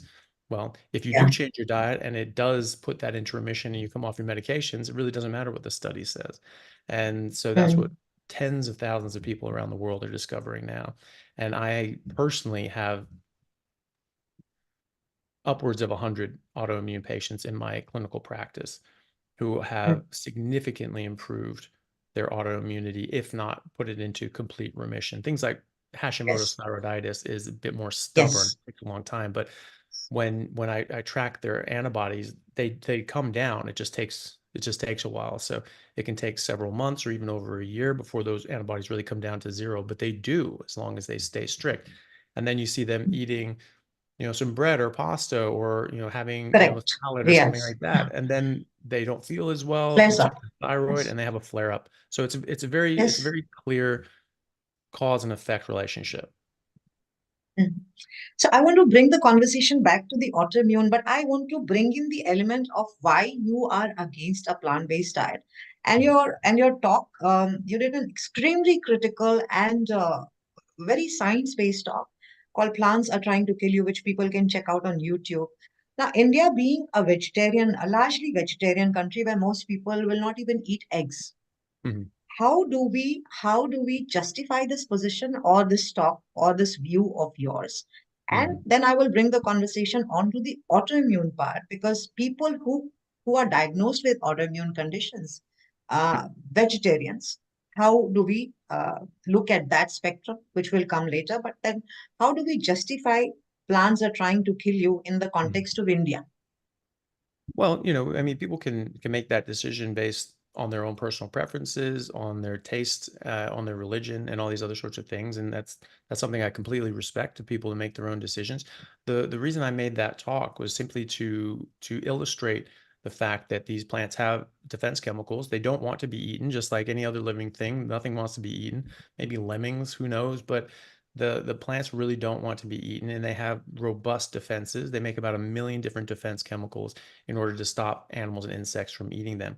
And it's just to point this out. We're being a bit too blasé with our approach to diet. We're saying that meat is evil. Meat is, in some religions, they think it's sinful to eat it because it gives you lustful feelings. And that it's not only bad for you, but bad for your soul, all these sorts of condemnations. We have our own version of the Seventh-day Adventists. I really? can tell you that. Yeah. Yeah. Please carry on. Sorry. Yeah. And so, I think that meat has been very falsely vilified. It's one thing if you have a personal predilection that runs in the direction of eating plants, that's fine. That's your choice. But to vilify the most healthy and nutritious food that exists on this planet for human beings, I think is just a bridge too far. And then to say that we should only be eating plants and that all plants are good for us, well, that doesn't even pass the smell test, because if you go out into the woods and you run out of food, you can't eat any random plant. Most of them will make you very sick or even kill you. And that's something that is pretty common knowledge, and hopefully is understood by most people, or else they're due to get hurt. So it's just pointing that out. People are eating more plant-based diet. In America, we eat a 70-75% plant-based diet. It's just processed plant-based diet. And that's a problem too, is that this whole big vegetarian plant-based movement is largely being driven by the food and drug companies, who profit greatly from this, because they don't go to the raw quinoa salads type of vegetarianism. They go to the processed food aisle, and they get that sort of thing. Maybe they start off being clean, but then they shift over. Oh, if it's plants, it's okay. So in India and the rest of the world, people are getting sicker. The chronic disease rates are becoming a larger burden. More people are dying of chronic diseases. About 90% of the deaths in the Western world, and I think it's similar in India, are due to chronic diseases, these non-communicable chronic diseases that did not exist to any great extent a century ago or before that. And so more people are getting sick. If I remember the statistic correctly, 1 in 4 people from India will die of a heart attack. 1 in 3 men will die of a heart attack. So this is a massive burden of disease.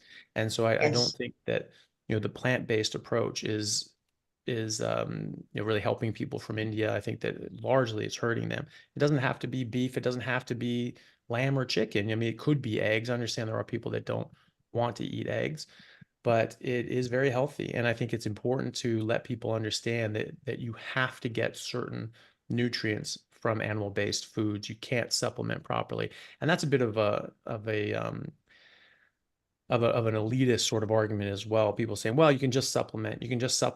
Like, well, no, most people can't actually. Most people don't have access to these supplements, and most people don't have the ability to afford these supplements. Yeah, why not just have natural foods and the real foods instead of supplementing? Yeah.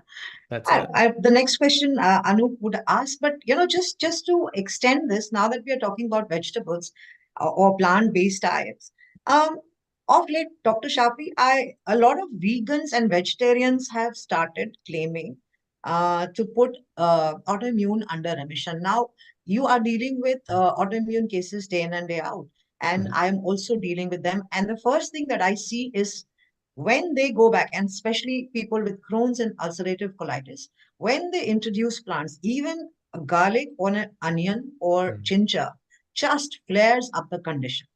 So how are people who are eating or who are propagating a vegetarian diet or a vegan diet claiming that it can be put under remission? Is that possible? Is that a lie? I'm very eager to know. Well, it could very well be a lie. It's but I'm sure a lot of people do improve, because when you're eating a very highly processed food diet, switching to a more whole food approach and cleaning that up and getting rid of a lot of this the burden of disease that you're putting in your mouth every day is going to make improvements. Now, these people may be on medication still, and so the reduction of processed foods and these sorts of things and going to a more whole food approach along with the medication may do very well for them. I don't know. I can't speak for every individual. Some of them are going to be lying. Some of them may be telling the truth.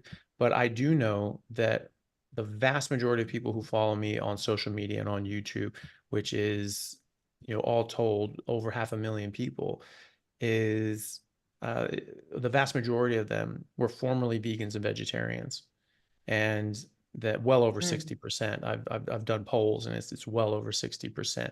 And so they have all come to a carnivore diet because they went to a plant-based diet because they were told this is the healthiest way for them to live, or maybe the ethical arguments and environmental arguments. Then they found that, well, actually they're getting very sick and they're getting very unwell. They start eating meat, they get better, they improve, they get rid of plants, and they really improve. And so I see the exact opposite. So there might be outliers here and there that do better, and I'm sure they'll do better switching from a processed food diet to a whole food plant-based diet, but it's not because they got rid of meat. It's because they got rid of all these other things. And I always ask them, they say, well, I got better on a vegan diet. And I said, okay, so is the only thing you changed that you got rid of meat? Like, yeah. When I went vegan, everything got better. I'm like, okay. So you still smoke, you still drink, you still eat sugar, still drink soda, still, eating cookies and cake. And I say, oh, no. I don't eat anything processed. I cook all my own meals. I don't go out to eat. I'm not drinking soda. Stop drinking alcohol. It's like, okay, so you've done a lot of things there differently. Yes. And so obviously those are all going to make a difference. I have patients that are so sensitive to plants. One, depending on people's ethnic origin, they have come to agricultural crop ways of eating, more or less recently.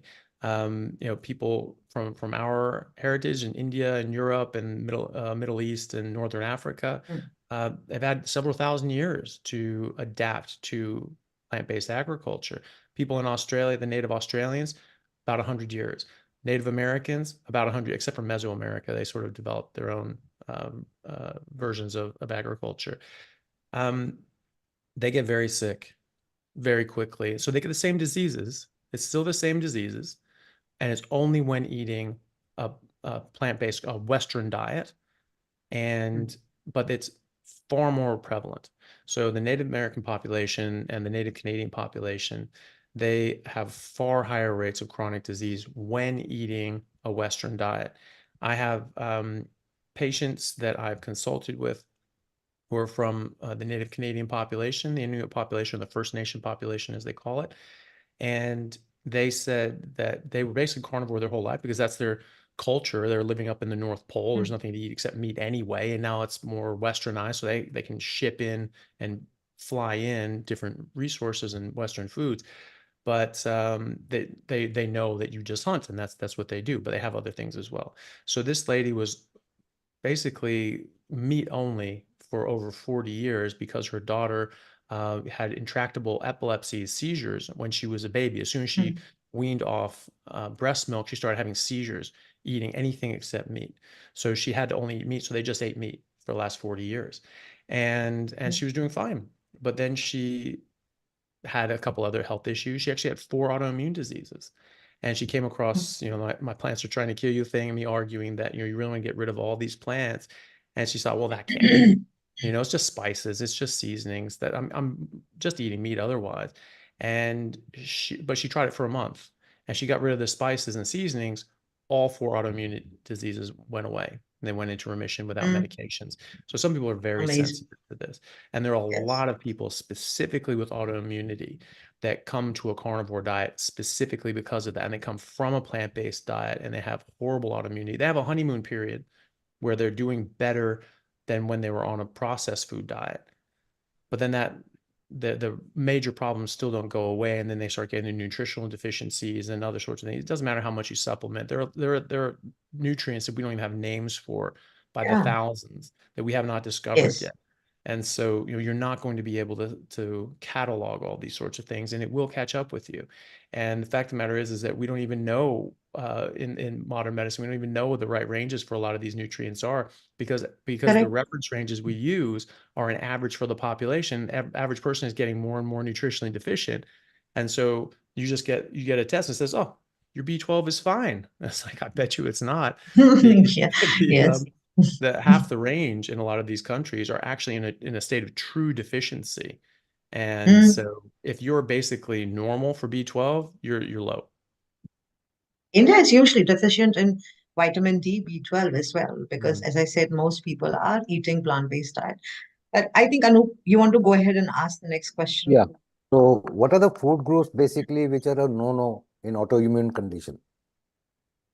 So autoimmunity, they have to be very careful. I mean, anything outside of just our strict biologically appropriate diet can flare up an autoimmune attack. Even animals that are fed an inappropriate diet for that species, if they're being fed plants that they're not designed to eat, if pigs and chicken and even fish are being fed corn, wheat, and soy that they're not designed to eat, they're not going to be able to filter out and detoxify these things as well as you would like. And so some of those toxins can get into the meat and get higher levels of linoleic acid, which is the omega-6, the plant version of omega-6 that we don't really want and certainly don't need.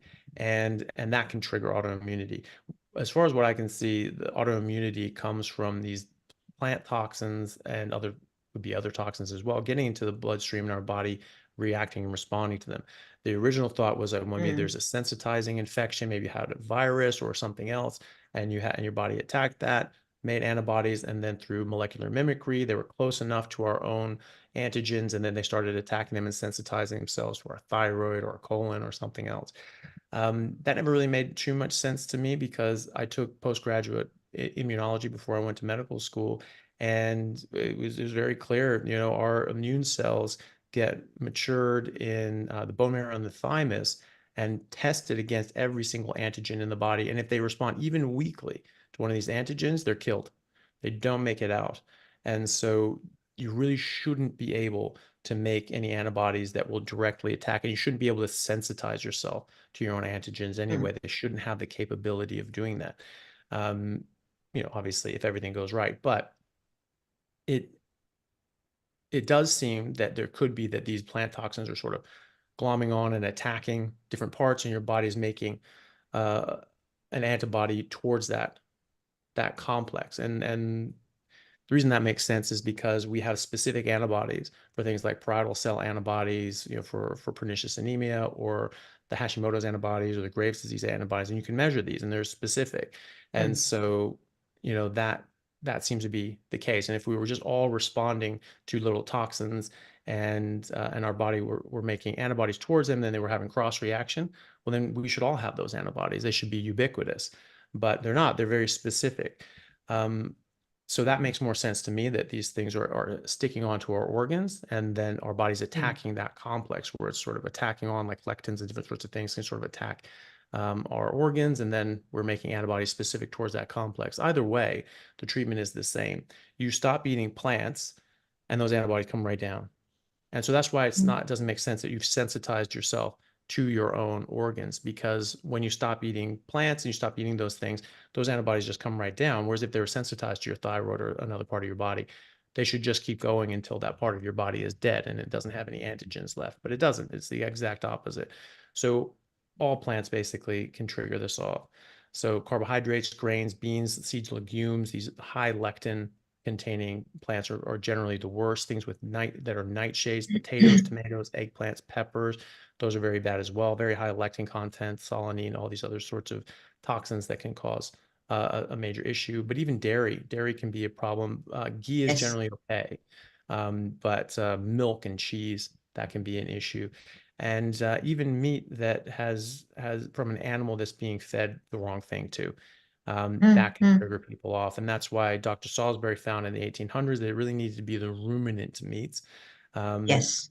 So it could be, goat, lamb, or venison, but the ones that have that complex foregut that can ferment and detoxify these plants initially before they absorb them.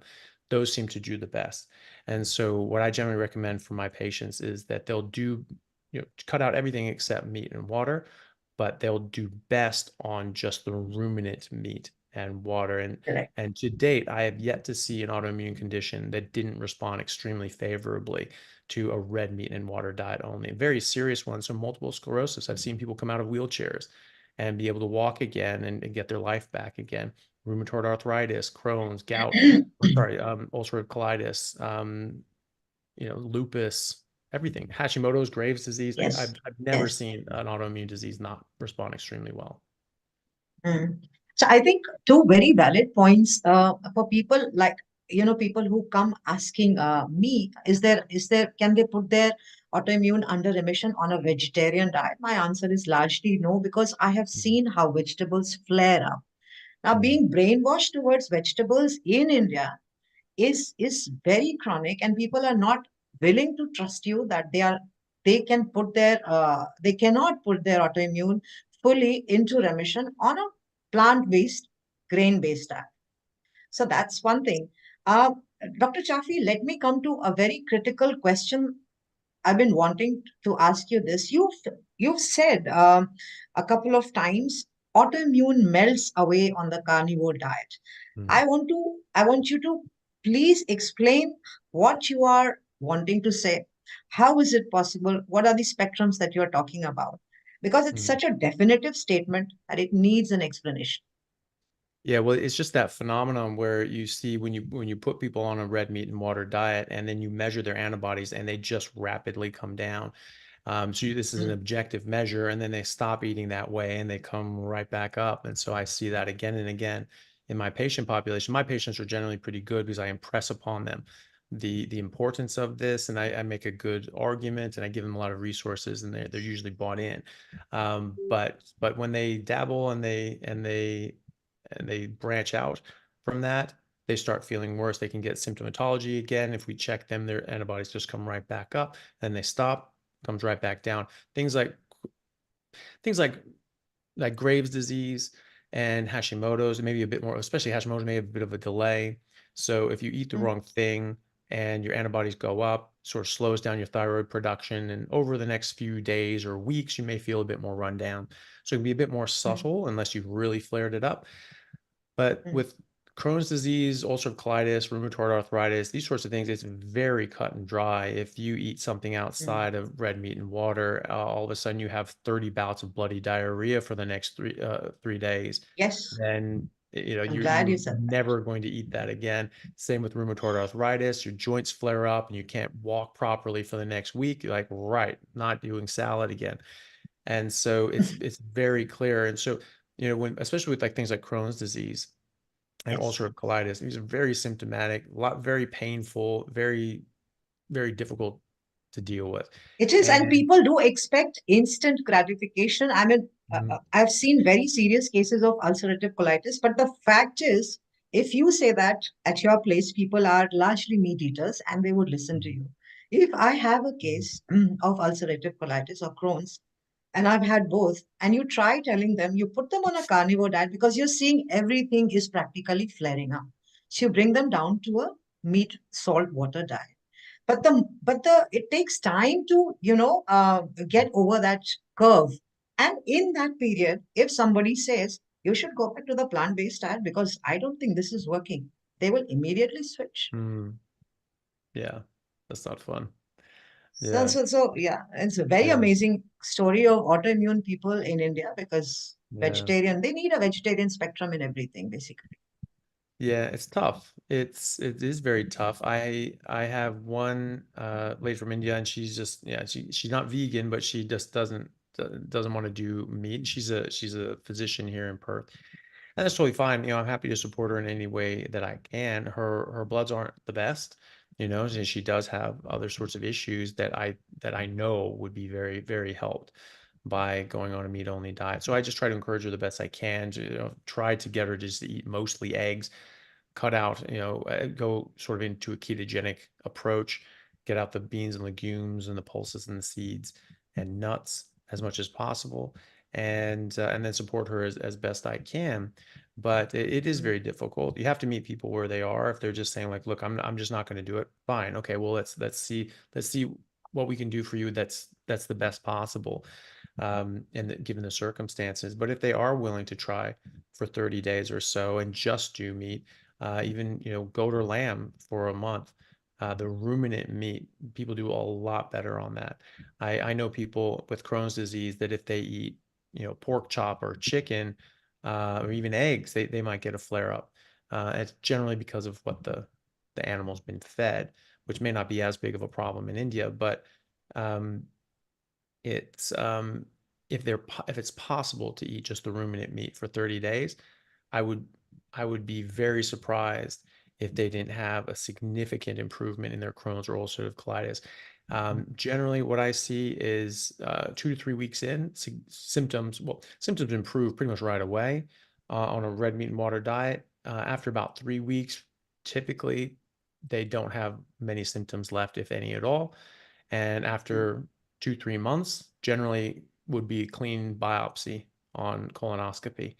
And I've yet to see someone not have a clear biopsy after 3 months on a red meat and water diet with Crohn's or ulcerative colitis. So, they just melt away. They just go away. I think of it not as a disease, but as a toxicity. This is a toxin toxicity relationship where we're exposing ourselves to something, we're getting sick, and then you remove that something and our bodies recover from it. It's like when the Romans had lead pipes and they were all getting low-grade lead poisoning, and they just thought that was part of getting older. And it took them a long time to figure out that no, actually we're being poisoned by something. And there are many examples of this over the years. Recently in Japan, they had one where they had like mercury getting leaked out into the oceans, and they thought it was some sort of infectious disease, and they were trying to cure this infectious disease for over a decade, and they were looking for the cause for over a decade, and then they spent another decade trying to cure this microbe that didn't actually have anything to do with it. And so it took them 20 something years to figure out there's mercury poisoning, right? So we're living in that moment right now. We're being poisoned by the things that we're eating. And so we're treating this very differently. We're treating this as if it were a disease. This is not a disease. This is a toxic exposure. And so you treat those things differently. You don't treat a toxic exposure with medicine as a baseline. Maybe it's a medicine to help you weather that storm and clear it out. But the main thing you do is you remove the exposure. And so that's what we need to do. You remove this exposure and the toxicity goes away. You remove the toxin, the toxicity goes away, and you allow your body to heal. And that's why I say it just melts away, because it's the same thing as if we had lead pipes and we're getting lead poisoning, and you remove the lead pipes and they look at that, everything just goes away. And then someone says, well, but you didn't cure it though, because if they drink water from lead pipes again, they just get lead poisoning again. It's like, that's about as intelligent as what these people are saying. Well, you haven't cured the diabetes. You haven't cured the autoimmune disease, because when they start eating this garbage again, they get the disease back again. It's like, right. That's because it's not a disease. It's a toxicity. Yeah. Anup, would you want to take the next question? Yeah. Before I come to, the important point of vilification of meat and saturated fat, I have one question with respect to gut health, recovery from, messed up by steroids. Do you think peptide treatment works? Oh, like the various peptides that are sort of in vogue at the moment.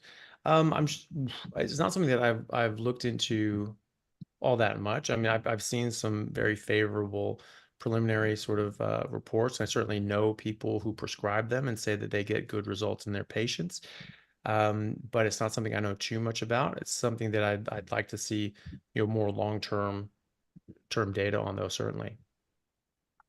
So now coming back to meat and saturated fat, why has it been vilified so much? That is part A of the question. And to put it in a simplistic manner, how many eggs, for example, can one eat in a day? That's a wonderful question.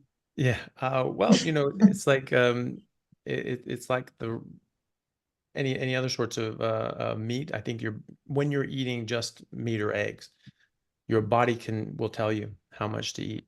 And so just like a koala knows how much to eat, just like a leopard knows how much to eat, or a hippopotamus or an elephant or a giraffe or a cow, they all just know what to eat. Something internally tells them how much to eat and when to stop. And that's because they're eating what they're designed to eat. And if they're fed kibble and grains and things like that, they actually tend to overeat, just like we do. If I can interject, my question was primarily based on cholesterol fear.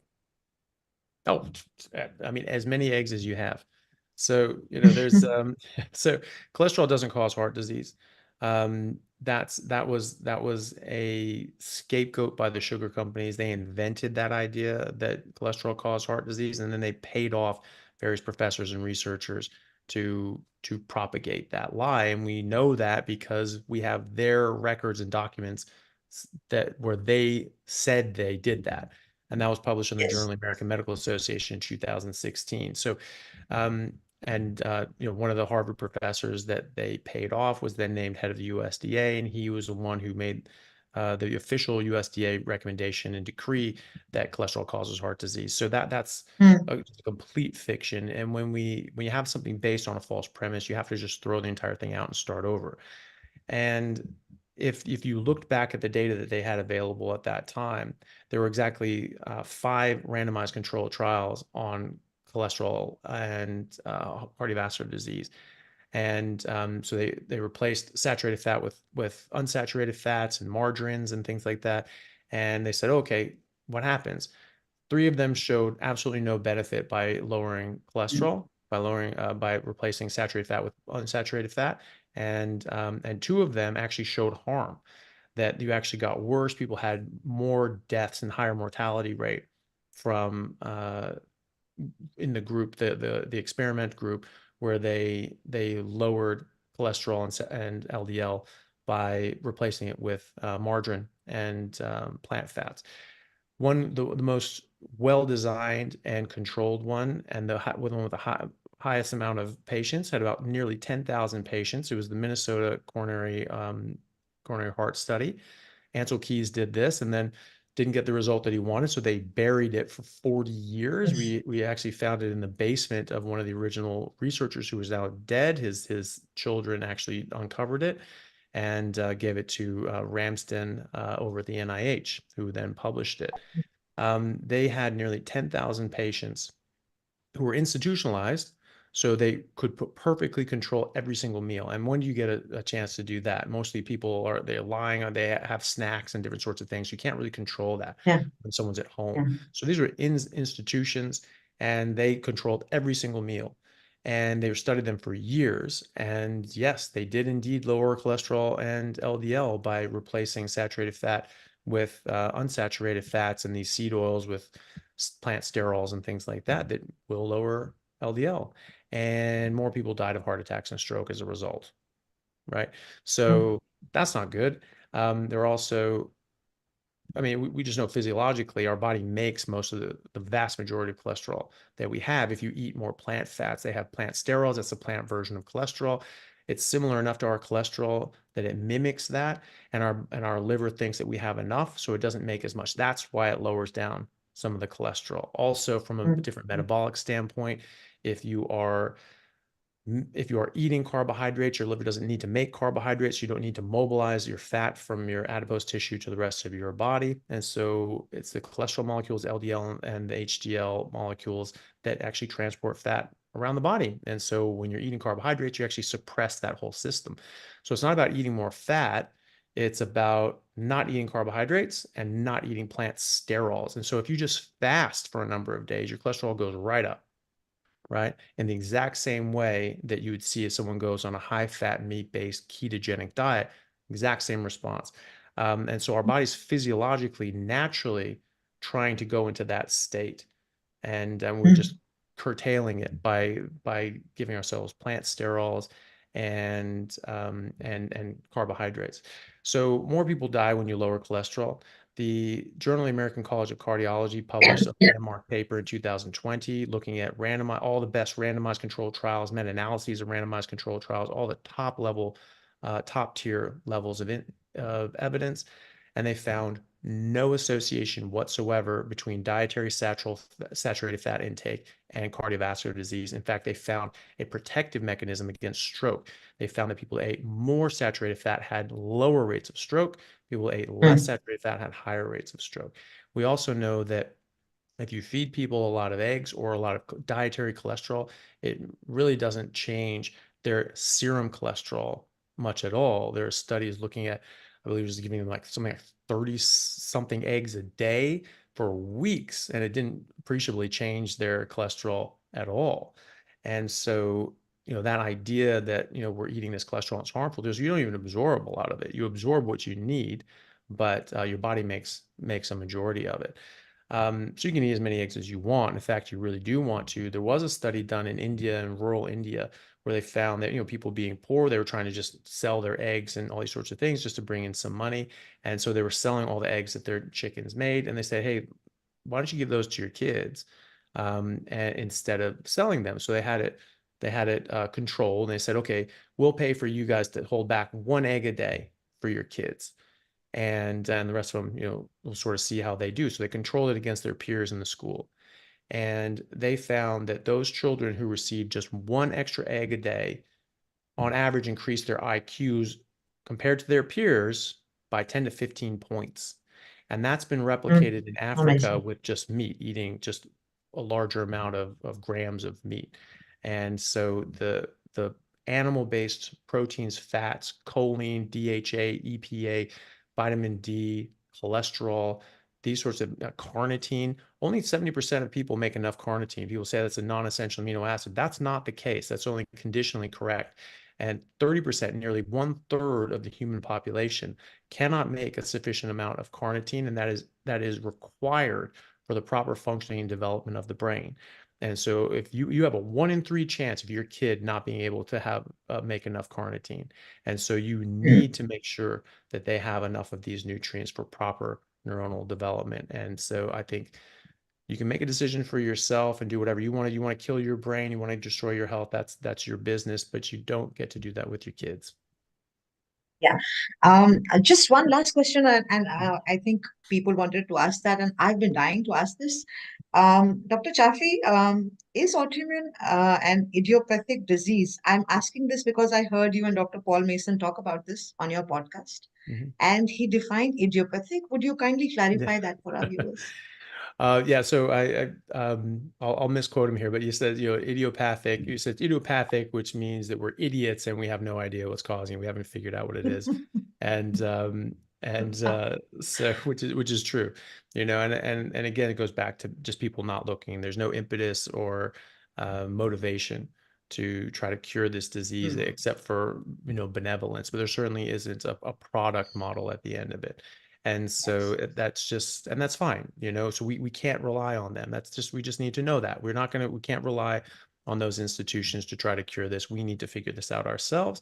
And then we get that out to as many people as possible. And I believe strongly that our diet and nutrition is the largest part of that cure that we'll find for people. And people are curing it now. They're coming off the medications and they're completely putting this into remission by the hundreds of thousands now. So I think that that cat is out of the bag, and that we just need to really start applying this. Sure, do larger studies, all for that. But I think there's certainly enough evidence now to start implementing this in our own patient population. And I have already done that, and I've seen this work by the hundreds in my specific patient cohort, and certainly by the tens of thousands in the people that I speak to online. Thank you so much, Dr. Chaffee. I think, Shashi, you can unmute yourself. Thank you so much for coming over. I am really looking forward to having another session with you sometime soon, Dr. Chaffee. on Absolutely. autoimmune and carnivore, because I think there's a lot that needs to be said still. So would love you to have to come for another session very soon if you can. I would love to. Shashi, would you like to say something? Yeah, Aarti, just take me in. What's that, So, sir? Dr. Chaffee, thank you very much for accepting this invite. And we wanted your view and knowledge on autoimmune condition, especially with carnivore. So thank you very much. Excellent Okay. session. No, you're very welcome. Thank Thank you very you. much for having me. It's a pleasure. Thank you. Thank Thank you. you. Thank you for coming, Dr. Chaffee. No problem. Thank you. Please take in Dr. David.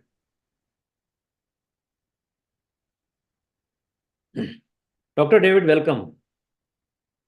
Get in Anup also. Thank you. Yes, thank you for inviting me to speak to you. Dr. David, sorry for the delay. We are just 5 minutes overboard. So anyway, so now please get Anup in.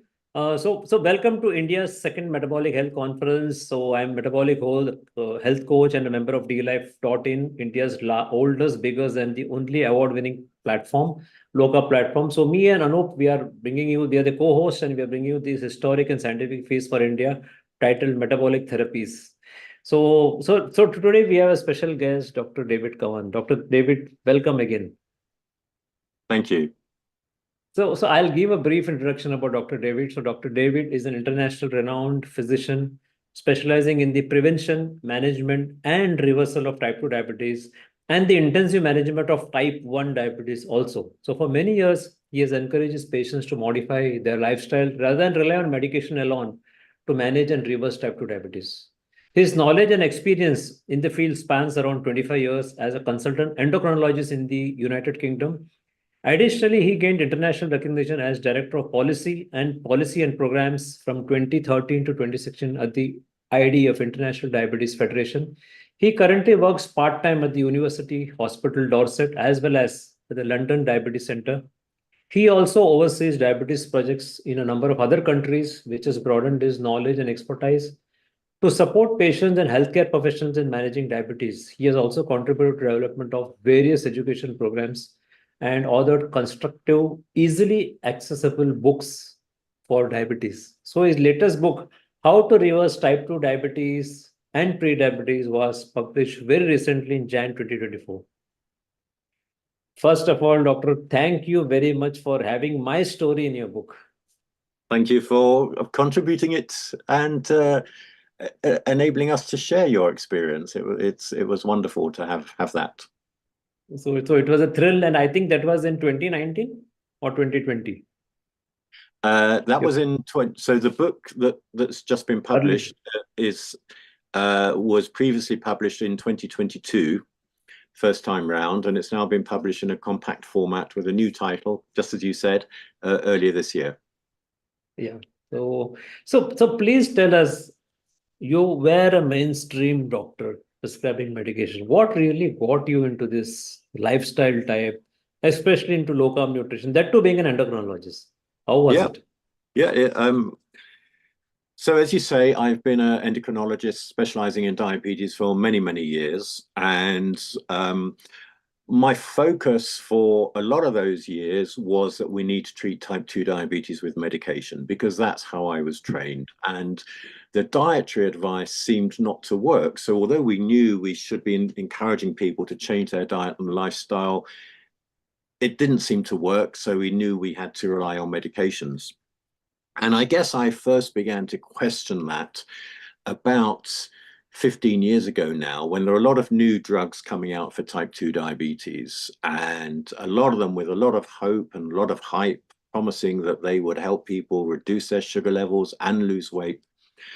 And so sitting in my clinics in a hospital specialist care setting, I began to use these medications. I recommended them to patients, and I thought, this is great. We've got something new here. But what happened was the patients would then come back, and some would do really well and some wouldn't make it, nothing would change. But then a bit later, those that did well seemed to be back at square one. And so I really began to start asking questions. Well, why are these drugs not working? And it was about the same time that Professor Roy Taylor, also from here in the UK, had provided the first concrete evidence that type 2 diabetes can be reversed. And so I began to ask my patients questions. And for the first time ever, I started asking, well, what do you eat?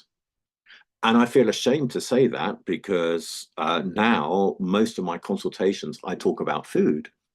But until then, I never did. I thought, well, it's not relevant. That's for dietitians to do. My job is to write prescriptions for medications. But when I asked the questions, well, what do you eat?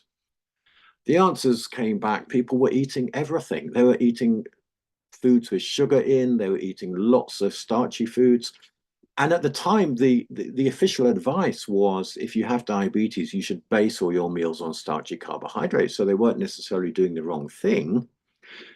But it was then everything else in moderation. And what does moderation mean? Some people, moderation is a huge amount of sugar. To other people, it could be very different. So what I was learning was that people were eating foods that was pushing up their blood sugar levels. So it was no surprise. How on earth could their medications work in bringing the sugar level down if they're eating foods to push it up? So that got me really thinking, and I started to say to people, well, look, the traditional advice at this stage is, you come to see me, your sugar levels are too high. The traditional advice is I prescribe you another tablet, or we increase your tablets. But how about, would you be willing to try changing what you eat? And I didn't have any resources or use anyone else. I just gave some very simple guidance. How about trying to cut out sugar? And how about using more protein in your meals and less carbohydrate? And that's all I did. And then people were coming back. And those that were able to do that, and we know a lot of people can't because we're learning now, I didn't know about it then, that the addiction to certain foods and sugary foods in particular is a big problem. But people were coming back and they were saying, I was seeing that they were losing weight, their blood sugar levels were coming down. People who'd been on insulin for a long time were coming off insulin. And we used to think once you're on insulin for the rest of your life because this is a progressive condition. One of my early patients was someone visiting from West Africa. And before he went back home, he'd come off insulin. Now, for someone in that situation, insulin is very expensive. And it really got me thinking, why have we got ourselves into this situation where we're treating what is essentially a lifestyle condition with medications? And the rest, if you like, is history. So as you said, I started writing books. I've worked internationally, gained a huge amount of experience about what is driving people to develop diabetes, type 2 diabetes. And it is our modern day environments. It is our modern day foods. And we now know we can turn it around. So it's really now a great message of hope for the future, a healthier future, rather than more and more medications and less health. Great to hear. Now, do you apply therapeutic carbohydrate restriction or low carbohydrate in your type 1 diabetes patients also? Yes, I do. And I wouldn't use the word I apply it. I offer it as an option because at the end of the day, as a doctor or a health coach or a nutritionist advisor, we can say to people, we think you should do this, but unless they're really wanting to and they feel it's their benefit, they're not going to. So I never tell people to do anything, but what I do is provide options and give advice. And certainly for people with type 1 diabetes, especially now that increasingly people with type 1 diabetes are wearing continuous glucose monitors, so they can see immediately they eat something, what happens to their blood sugar level. And what they're seeing and what we're seeing is, even though they're doing what we say, you give some insulin, then you eat, that their sugar level goes up often really high. And now people are beginning to see that. I say to them, well, okay, how about, well, first of all, what do you think about your level going that high? And often you're nearly always they don't like it. The answer is clear. It's not just to give more insulin because that could risk them going low. So I say, well, how about as an experiment, instead of having a bowl of cereal for breakfast, try some plain yogurt or some eggs and just see what happens, and get them to learn by making those changes that their sugar level stays more stable, they need less insulin. And some people will then go on and apply that to all of their meals. Other people will just know that they've got something that's an option, that if they want to get their levels down by changing what they eat, they can achieve it. That's great. Now, see, earlier, sometime back, the choice of medications were very, very less. We had metformin, we had sulfonylurea, some maybe secretagogues and glitazones, and then let us say insulin. But now we have a lot of other options coming in. We have insulin analog, GLP-1, SGLT2 inhibitors, DPP-4. So even with this, do you think the control is still difficult with so many medication, especially the newer ones doesn't cause hypo? Well, exactly, and it was at that time when the first GLP-1 analogs were coming out and the DPP-4 inhibitors were coming out. That's when I got really excited about prescribing these new drugs, and I then became very disenchanted, because what my experience showed, and what I think is ubiquitous, is that these drugs can be very, very helpful, but they haven't got a chance in someone who is constantly feeding themselves foods that push up their blood sugars. And that's really why and I still prescribe these medications, but I would always say to people, look, these can be really helpful in controlling your diabetes, but you have to see them as they are there to help the diet that you're following. You know, you cannot see them in place of a diet. And what I find so unfortunate is that many guidelines now, people interpret them as saying that almost at the diagnosis of type 2 diabetes, you have to prescribe metformin and you have to get people on medications, and it medicalizes it. It makes it a medical condition.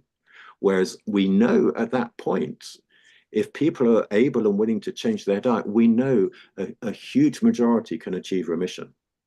And so I would always encourage colleagues to emphasize the importance of lifestyle change first of all. Yes, they might need medication, but the lifestyle is what's going to be the main intervention.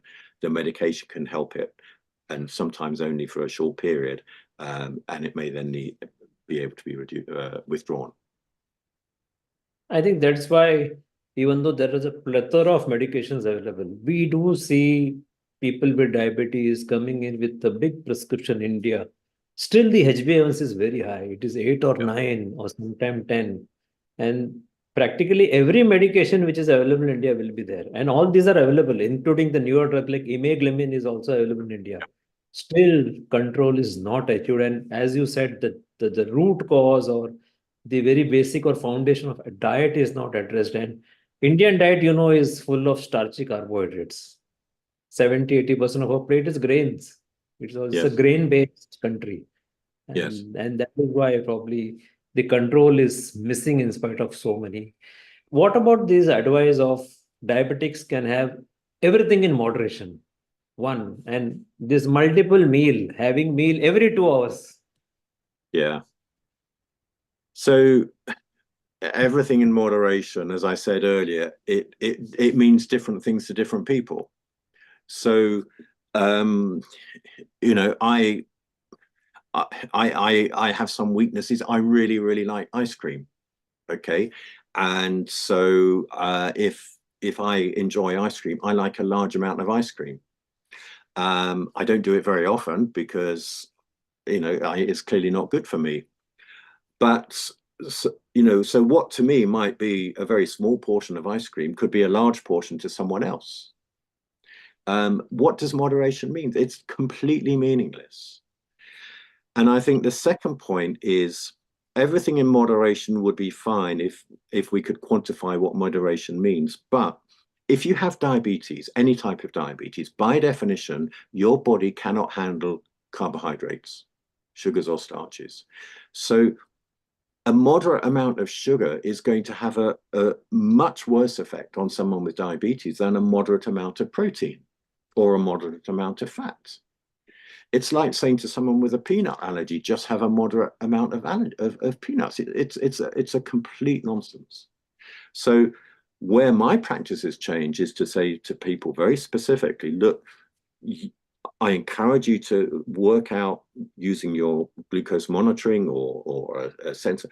Find out what are the meals that push your sugar levels up, and then look to change those to meals that don't push them up. So it can become personal to each individual as to their meal choices that they can adapt themselves. But giving some guidelines that basically sugar and starches are going to push your levels up, and to be honest, I say to people, as long as you can manage your sugars and starches so your glucose levels stay within range, I don't really mind what else you eat, because for your health, for your future, they're the things that are really going to make a difference. We're not talking about any other type of condition. We're talking about diabetes here. The other point you mentioned is this idea that if you have diabetes, you have to constantly eat through the day. I mean, this, again, is something that is still recommended by some practitioners. And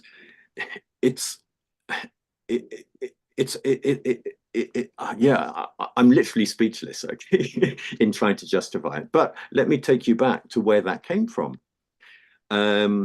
If we go back to when I very first started practicing, which is over 30 years ago now, people didn't have all the technology that they have now in terms of insulin and glucose monitoring and what have you. And if you had type 1 diabetes, you had an injection of insulin once a day, maybe twice a day, and you had no way of monitoring your glucose levels. And so in order to stay safe, in order to avoid the risk of hypoglycemia, because the insulins in those days by today's standards were relatively primitive, the absorption was very erratic, people were advised to eat frequently, eat carbohydrates frequently through the day as a safety mechanism. That somehow became the dietary advice for everyone with diabetes. So that was bad enough, even people who aren't on medication for diabetes. But what's even worse is that now, 30, 40 years later, when we have all the technology that we have all the monitoring capabilities that we have, and I accept that in many countries these cost money and they're not readily accessible, but they are there, and yet we still promote a eating pattern from 40 years ago. It is nonsense. So yes, that is very often seen still in guidelines. And what I say to people is, look, eat when you're hungry. Don't eat if you're not hungry. And one of the other things that I've learned in this journey in the last 10 years is the benefits of fasting and intermittent fasting. And if you're not hungry in the morning, skip breakfast and you get a prolonged overnight fast, which is really good for you. And so many people say, I never used to eat breakfast, but when I developed diabetes, I was told I must eat breakfast. And it's great, really liberating. No, you don't have to eat breakfast. Approximately how many patients have you treated with low carbohydrate diet? That's a really difficult question to answer, because my clinical practice for some years has been quite small. So, but just about everyone who encounters me, we will have a discussion about, and I will offer them it as an option, and a lot of them do pick it up. But I also, have more indirect influence by helping set up projects in different parts of the world. So, I'm not a full-time clinician where I've got big numbers of patients and can report on, but it must be in the thousands, because I've been doing it so long. That's a significant number.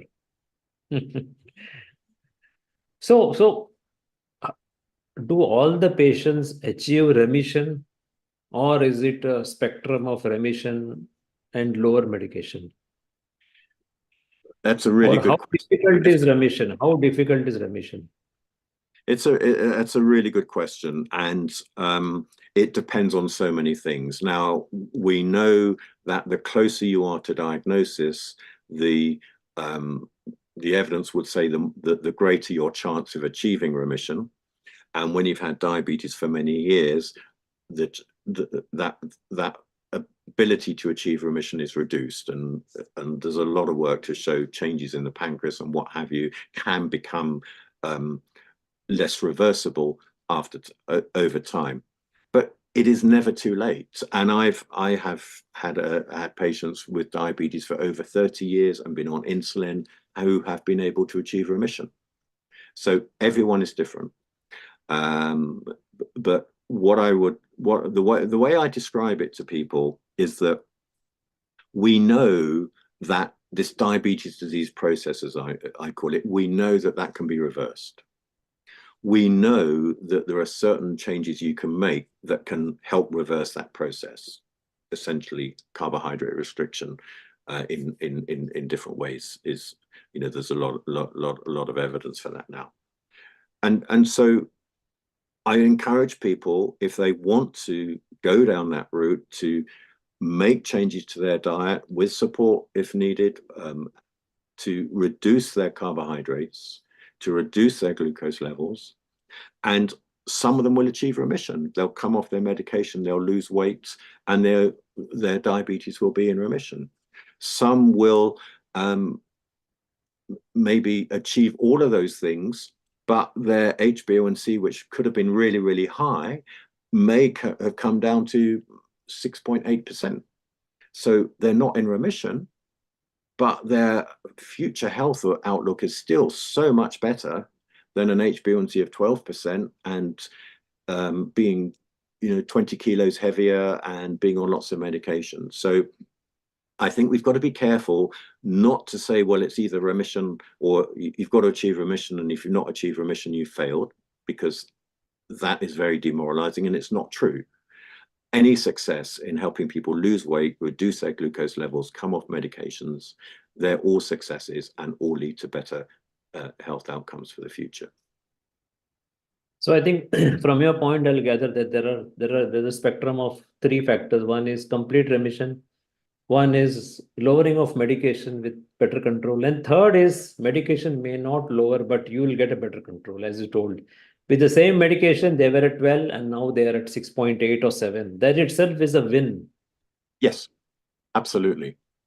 And, what I have, you mentioned that 10 years ago, I worked for the International Diabetes Federation, and I had a lot of conversations with pharmaceutical companies at the time. And of course, in a sense, they're not really interested in remission because their model depends on this being a chronic disease that requires more and more medication. And I tried to encourage them and to do some studies to show how their drugs can help people achieve remission, because it will make their drugs look so much more effective.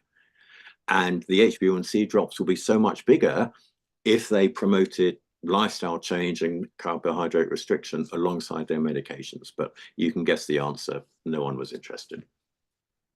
I can guess because I was a pharma rep for 35 years. So I know I was in diabetes. I was in diabetes and cardiovascular segment. So I know all this. So now in the spectrum of low carb to ketogenic diet to carnivore, what is it that you favor in your patients? So we have low carbohydrate, maybe 100, 120 grams, yep. Ketogenic diet, 30 to 50, and then carnivorous approach. So what is it you favor?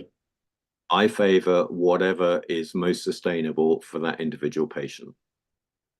And I have been criticized very vocally in a public meeting by not advocating a ketogenic diet for all of my patients. And we've got to be very careful, because people who follow a ketogenic diet, by definition, find it relatively easy to do, and they tell everyone it's so easy. And look, I've achieved this huge amount of weight loss, and I've put my diabetes into remission. I think we need to be a little bit humble and accept that humanity is a huge range of people and preferences and abilities to change. So I have absolutely no problem. I will support patients who follow a ketogenic diet, including in type 1 diabetes, because I think it is extremely effective, and will help people achieve remission. But equally, I have patients who follow a more moderate low carbohydrate diet of 70, 80 grams a day, still achieve remission, but their preference is to enjoy some starchy foods with some of their meals. And I perfectly get that, and I can understand that. And so it's not, and yes, there's a big move now. We're hearing a lot about a carnivore diet. I don't have any particular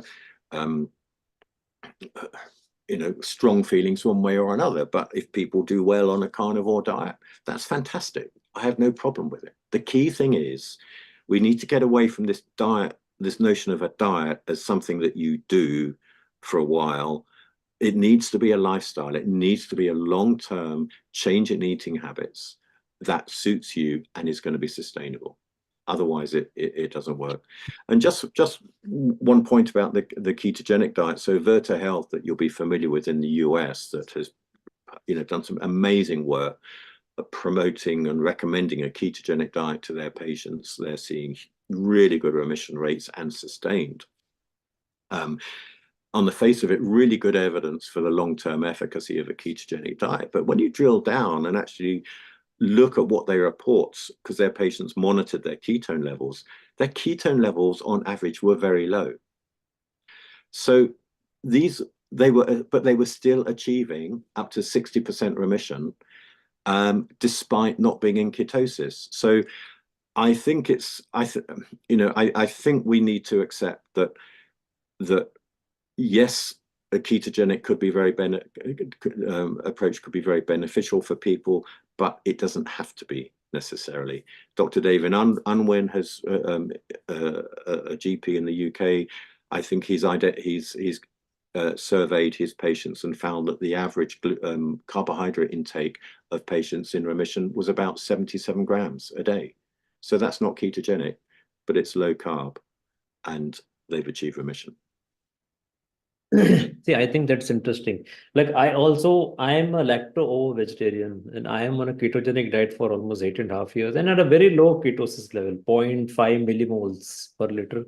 And maybe sometimes I do break away also. So I perfectly understand. I do, as a health coach, I do see a lot of clients. I work with diabetes primarily, and I realize that application of ketogenic diet in Indian context is not easy. So the spectrum of 100 grams to keto is whatever is possible. And Anup Singh of DLife, he's the one who has little Indianized this whole concept. Earlier in India, we used to think it is ketogenic diet, 30 grams. But Anup Singh had developed that 100 grams, where he has made it possible for us to include some grains, a little bit of grains and all, so that it's very easy for people. And I think your approach is quite practical, so that people will continue. If I am in a ketogenic range for long, my HbA1c will be 4.7 to 4.9. If I break away slightly, it will be reaching a maximum of 5.2. Yeah. I have never crossed 5.3 in this last 8.5 years. Fantastic. So you've done really well, and it just goes to show that you can stay in remission.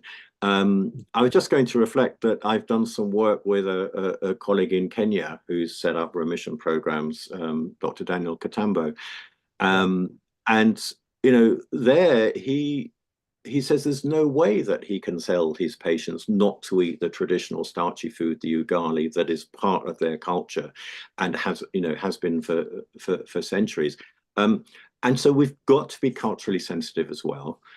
But by highlighting to his patients that the huge amount that they have got used to eating is having such a big effect, and if you could just halve it and replace the rest with vegetables, you can see a big improvement. And he's seeing his patients achieve remission while still eating some of this starchy food. So we need to accept the realities out there. We need to accept the cultural context in which we are, and also accept that people can achieve remission while eating some starches. Yeah, I think the combination of a bit more starch, exercise, adequate sleep, I think this really works very well. Intermittent fasting, of course. So exercise, intermittent fasting, a bit more starchy carbs works for most people. Yeah, I mean, great, and it's really great that you've introduced those other things, because it's not just what we eat that pushes up our blood sugar levels. I mean, the next biggest thing in someone with diabetes is usually stress, which can be exacerbated by poor sleep, which can be exacerbated by illness and everything else. So absolutely addressing those other things is probably going to be more important than driving down eating even less. If you get so stressed out because you can't eat any carbohydrates, then your cortisol will push up your sugar level and disturb your sleep, and you'll end up back at square one. Now, very important question. Did you experience a lot of pushback from the others, from NHS? How is it? How did you manage to? Yeah, it's so I was quite fortunate. I made this change in my practice when I was relatively senior, so it was more difficult for people to push back against me. But even in the last 5 years, I have experienced it, particularly from some other people working in diabetes who just saw that this was a fat diet and I shouldn't be putting my views on patients. And it has been quite tricky, but again, because I'm relatively senior, I've been able to say, well, okay, that's your point of view, but this is what I offer my patients. What's very interesting is that pushback has diminished significantly. And what happens is that the patients are coming back into the clinic where I work, and they're losing weight, and they're coming off medications, and they're feeling better. And so, people are seeing that it actually is beneficial. So the pushback is a lot less. And I think the other thing is that there is such a big move into this area from a lot of people, in primary care, health coaches, nutritionists, who are all seeing benefit, that actually the pushback, people can't push back anymore, because it's seen that it is an approach that works really well. I think it has already come into ADMNT somewhere in 2019 or the earlier 2018 consensus report with ESD, Diabetes Canada, and recently Diabetes Australia has also tied up with Defeat Diabetes, and they have included low carb as in one of the best practices. I think these are some of the advancement. So do you see something like this happening in UK? Oh, that's a really good question, and you're absolutely right that the ADA has endorsed it as an effective approach for a number of years. The Australia story is fantastic, because I was talking to colleagues in Australia just a few years ago where they were saying that there was a actual denial amongst the establishment that remission is possible. So that has been a great turnaround. What's so sad, though, is although the ADA has the position that it has, it's still, a lot of its output is still talking about type 2 diabetes as being chronic and progressive. They put on their website recommended meal plans which are full of sugar and starch, and you just wonder what on earth is going on. In the UK, there is, I guess, a grudging acceptance, because there is so much evidence people can't ignore it anymore. But we have not had this wholesome embrace of carbohydrate restriction as you've seen, for example, in Australia, and it is still a work in progress. But that's the BDA, British Dietetic Association. They do have something on low carb, if I'm not mistaken. Absolutely. So the British Dietetic Association and Diabetes UK and others, they put together a consensus report a few years ago, which was very supportive of it. Diabetes UK, on its website, it talks about low carbohydrate meal plans. But elsewhere on its website, it says base your meals on carbohydrates. You need carbohydrates for energy. So it is a complete mishmash, and there isn't a coherence. It is very much left as it is an option, but it is difficult. So, Yeah. So I think we have 6 minutes left.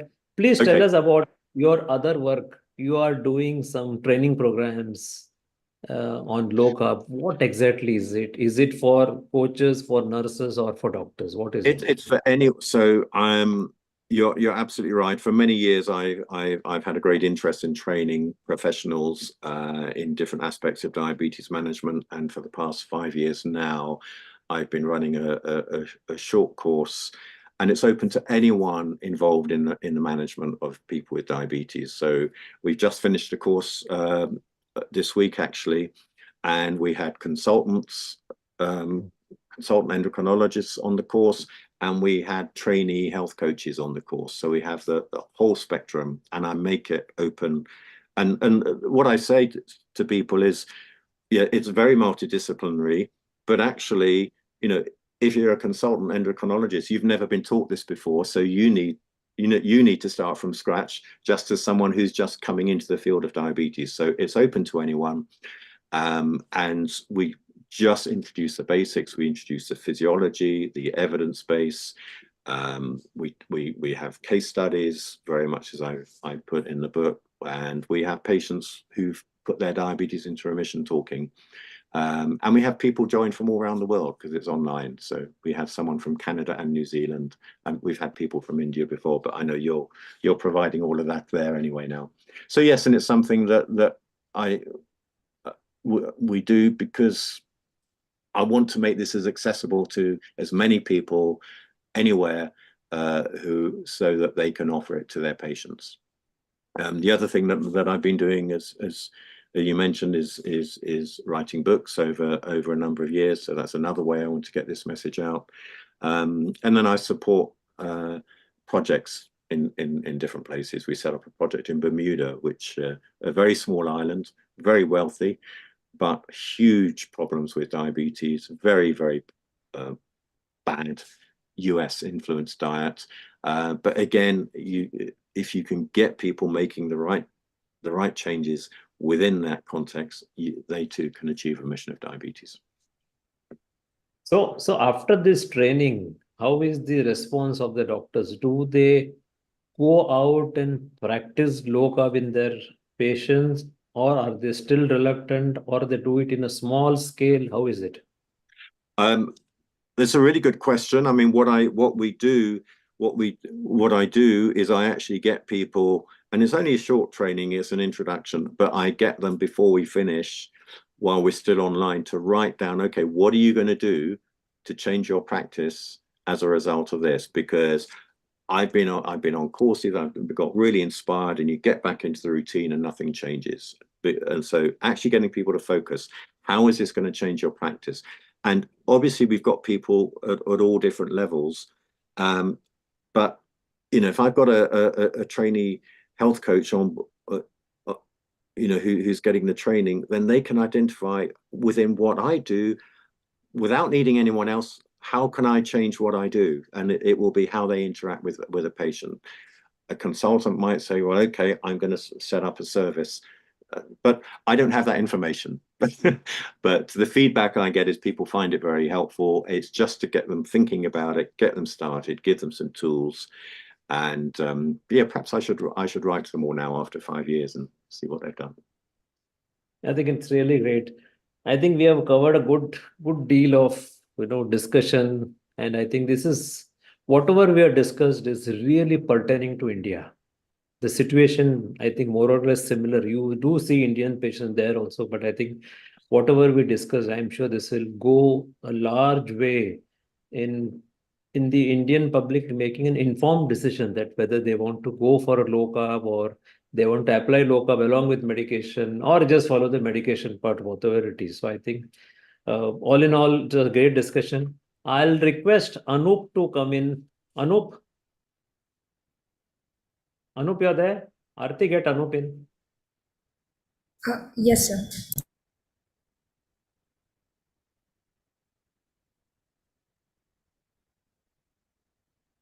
Anup, sir, please turn on your webcam.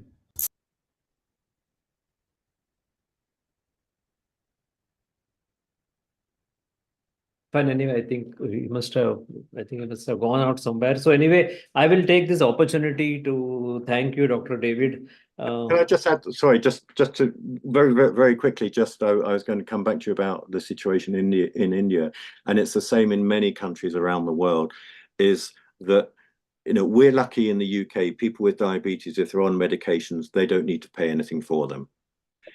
If the focus is on medications, in many countries, it's a non-starter because people can't afford the medications. So I feel this message is so much more important in those sort of places where we have a real ability to turn this tide around by helping people help themselves and saving money. That's a very great important point you told. Yeah, we do spend everything from our pocket. So whether the drug is cheap or costly, it just pinches our pocket and we have to pay it from our salary.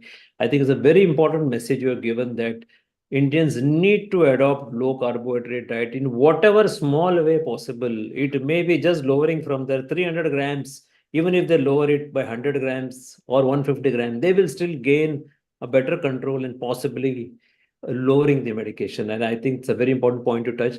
Dr. David, thank you very much. So diabetes is a topic where I can talk for 8 hours and you can also talk for 8 hours. It's a topic which is dear to my heart because I myself am in remission and I've been selling anti-diabetics for quite long in the pharma industry. So I'm very, very familiar and very happy to discuss this. So we'll have you again, once again, in some future sessions. So I want to thank you again. Thank you, Dr. David. Thank you so much for inviting me. It's been a great pleasure to talk to you. Thank you. Namaste. Thank you very much. Bye. So we can get Dr. Thomas Seyfried inside and Harshil. Okay, so can you hear me okay? I cannot hear you. Harshil, please unmute. Yeah, okay, can you hear me? Yes, now I can. Yes, thank you. Yeah. Hi. Welcome, Dr. Thomas. Thank you. Yeah, I'll just give a brief introduction and then maybe we can start. Okay. So, welcome everyone to India's second Metabolic Health Conference. My name is Harshil Suvanakar. I'm a metabolic health coach and a bioenergetics researcher and a member of DLife.in, India's oldest, biggest, and the only award-winning low-carb platform. Shashikant the Younger and Anup Singh bring you to this historic and scientific feat from India titled Metabolic Therapies. It is with great pleasure that I introduce to you our distinguished guest speaker for today, Dr. Thomas Seyfried. He is a distinguished researcher and professor renowned for his groundbreaking work in cancer metabolism and metabolic therapies. He is born on April 10, 1947 in Chicago. He pursued his academic journey with a fervent passion for unraveling the mysteries of cancer. Dr. Thomas's research journey took a significant turn when he began investigating the role of mitochondrial dysfunction and altered metabolism in cancer development and progression. The groundbreaking work led to the formulation of the metabolic therapy of cancer, challenging traditional views on the genetic origins of the disease itself, and offering innovative insights into the metabolic origins of cancer, and advocating for novel therapeutic strategies like ketogenic diets, etc., that prioritize metabolic health over other things. A prolific author, Dr. Thomas has published numerous scientific papers and book chapters, shedding light on the metabolic underpinnings of cancer and proposing innovative therapeutic strategies. His seminal book, Cancer as a Metabolic Disease, on the origin, management, and prevention of cancer, is a must-read for everyone, and it has become a cornerstone in the field of cancer metabolism. Today, we have the distinct privilege of benefiting from Dr. Seyfried's experience and expertise as he shares his latest research findings and insights with us. Please join me in extending a very warm welcome to Dr. Thomas Seyfried as we eagerly anticipate the invaluable knowledge and perspectives that he will impart upon us. Welcome, Dr. Thomas. Thank you for taking time off your busy schedule and joining us for this session. Yes, well, thank you very much. It's nice to be here, and I'll be happy to answer any questions that you might have. Yeah. So, first to start with, can you, we of course know about your published paper on the mitochondrial metabolic therapy, which explains the origins and management of cancer better than the somatic mutation therapy that the conventional practice likes to understand. But in your words, can you provide our audience a brief understanding of cancer as a mitochondrial disease and the role of mitochondria in cancer development and progression? Yeah, well, I think the answer to that question is quite involved and would take quite a long time to go through all the detailed information to support that. But I think what everyone should know is that what is the definition of cancer? And the definition of cancer is cell division out of control. Dysregulated cell growth is what is traditionally referred to as cancer. So the question is, how does that happen?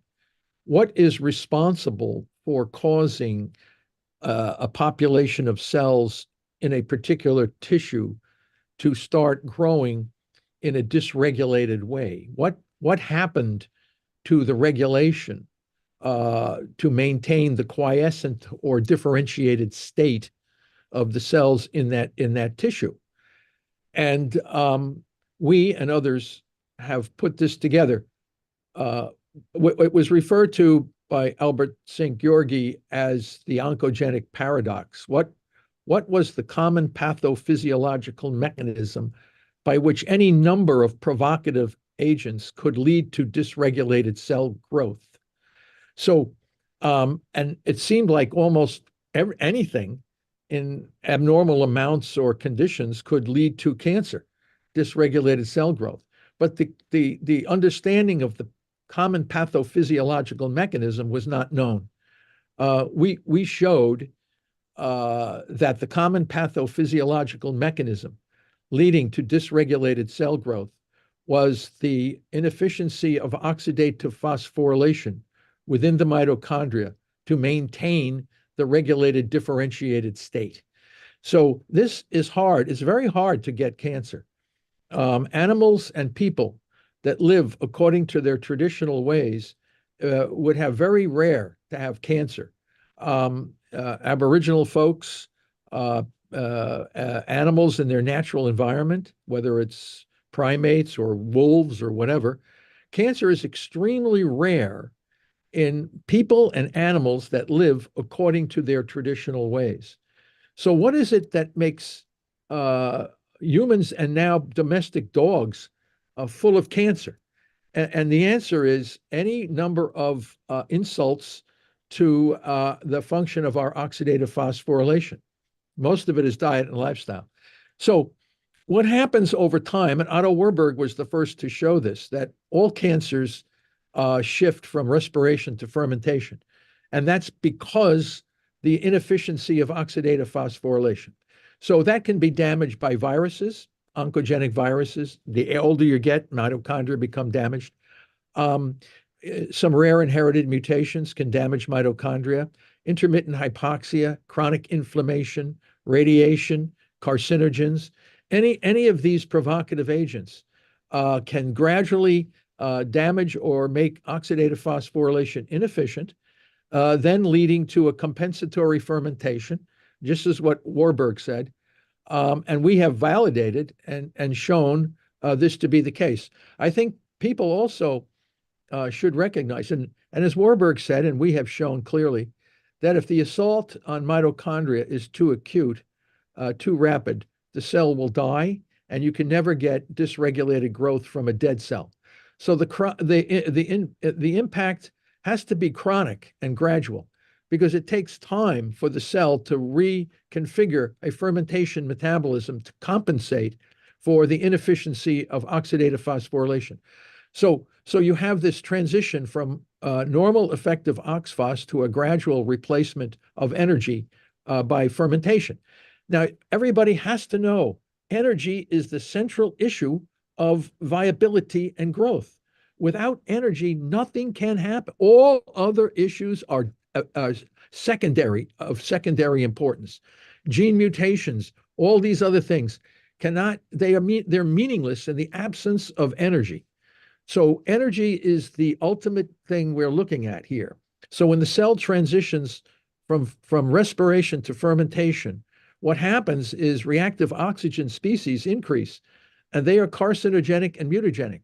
They will lead to the mutations in the nucleus and the chromosomal abnormalities, which are all downstream effects of the damage to oxidative phosphorylation. We also need to know that the control of the differentiated state and the cell cycle is the mitochondrion. The oxidative phosphorylation energy leads to the differentiated state. And when that organelle loses its ability to maintain efficient energy, the cell falls on its default state. This is the state that all cells exist in before oxygen came into the atmosphere, where everything was proliferating and driven by fermentation. So this is an evolutionary problem here with cancer. The cells are falling back on ancient pathways, and they're unregulated because the mitochondria, the organelle that controls the cell cycle, is dysregulated. The other thing that happens very gradually as the mitochondria become dysfunctional, they send signals to the nucleus, and the nucleus upregulates the transporters for the two major fermentable fuels, which are the sugar glucose and the amino acid glutamine. And this is controlled by oncogenes. So the oncogenes are essentially facilitators of moving the cell from respiration to fermentation. They are not the cause of the cancer. They are responding to the inefficiency of oxidative phosphorylation. If oncogenes do not turn on, the cell will starve to death because it will not have enough glucose and glutamine. So clearly, the oncogenes are facilitators, and the abnormal reactive oxygen species are the cause of the somatic mutations. So this whole concept that cancer is a genetic disease is a fundamental misunderstanding in what actually is going on in this cell. And once the cell loses control, the growth control, it grows out of control. It's in its default state of proliferation. And we know there is a direct relationship between the degree of fermentation and the degree of dysregulated cell growth. And as these cells throw out waste products like succinic acid and lactic acid, they block the ability of therapies to work because the environment becomes totally acidified in the area around the growing tumor cells, making radiation and chemo and all these other therapies less effective because the cells are blocked with this acidified microenvironment. What's driving the acidification is essentially the fermentation of glucose and glutamine. And they are providing energy in the form of what we call substrate level phosphorylation. So oxidative phosphorylation is replaced by cytoplasmic substrate level phosphorylation and mitochondrial substrate level phosphorylation.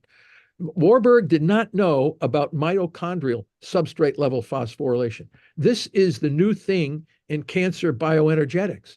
The mitochondria OXPHOS is dysfunctional, but the substrate level phosphorylation of that organelle is quite vigorous. And this uses glutamine, a fermentation metabolism inside the mitochondria. It's an aerobic amino acid fermentation with glutamine as the primary fuel. So once you put this together, you know that these tumor cells cannot survive without the fermentation fuels, and they cannot use fatty acids or ketone bodies. We have a paper that'll be coming out, just accepted for publication, showing that all major cancers accumulate fatty acid lipid droplets in the cytoplasm. All major cancers of humans and dogs have these cytoplasmic lipid drops. This is because the mitochondria are defective and cannot use fatty acids for energy, so they're stored in the cytoplasm as lipid droplets. And this now becomes a very simple biomarker for seeing oxidative phosphorylation inefficiency by seeing these lipid droplets in the cytoplasm. And I have shown that all major cancers have the lipid droplets in the cytoplasm. All major cancers have abnormalities in the number, structure, and function of the mitochondria, thereby realizing that cancer is a primarily mitochondrial metabolic disorder where fermentation has replaced oxidative phosphorylation. So what was previously thought to be a hopelessly, incomprehensibly complicated disorder becomes far less complicated, and now strategies for managing this become rational and will work. Now that's a lot of information in a very short period of time. Yeah, but then it's so simplified, and we look forward to getting that paper because that simplifies a lot of things in terms of the cancer as a very complicated disease. And maybe, Dr. Thomas, we have seen a lot of increase in cancer cases the world over now. Recently India was tagged as the cancer capital of the world and study by Apollo Hospital. So given that these cases have increased in India recently over the past 30-40 years, although on a per capita basis, we are still to go above US. In US, I think we see about 300 cases for every 1 lakh people. So given that these cases have risen just recently, can we also not say that, infer from this itself that cancer is not a genetic disease, but it's a mitochondrial dysfunction? Because you also seen that, cases of diabetes, hypertension, or maybe other metabolic diseases have also risen along with cancer. So it just becomes, 1 + 1 = 2, and you can do it from this itself. Yes, absolutely. So what's happening is it's our technology. Our technology has advanced far faster than our biology. What we have done now is we have created highly processed foods. We have reduced our level of exercise because technology has reduced a lot of the activities that we used to do. You always have to look at evolution. If you need to understand cancer, you must have a foundational understanding of evolutionary biology. As a species, we exist for hundreds of thousands of years as hunter-gatherers. What does that mean? That means we had to work hard to get food. And the foods that we were eating required a lot of energy, and they were very low they had 0 highly processed carbohydrates. So, and we were always in a state of nutritional ketosis, because the foods we ate were very, they were either meats or berries or nuts or whatever this kind of thing is. And our species remained in nutritional ketosis for hundreds of thousands of years.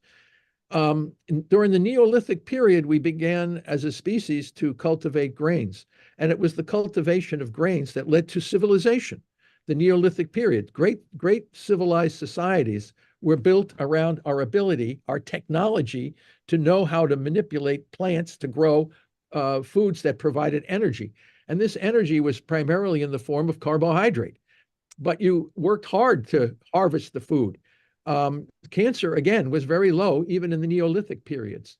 But within the last 50 or 100 years, our technology has really exploded, where we can now store foods for long periods of time, making them far less natural. Automobiles, planes, all the different technology that we have come about is allowing us to achieve a lot of things without expending much energy. And food now has become very readily available, highly processed, very tasty foods, minimal exercise, confronted with all kinds of new stress and all this, and you get an explosion of cancer. This is not an unusual. Our biology, our bodies have not yet been able to adjust to this rapid advance in technology, and the consequences are diabetes, cancer, dementia, cardiovascular disease, and all the issues. Yes, we're living longer, but I don't know if we're living much healthier. Don't forget, advances in technology of heart manipulations and replacements and hip replacements and all of these kinds of things allow us to certainly live longer. We have a worldwide obesity epidemic. I mean, we have now more obese people than starving people on the planet.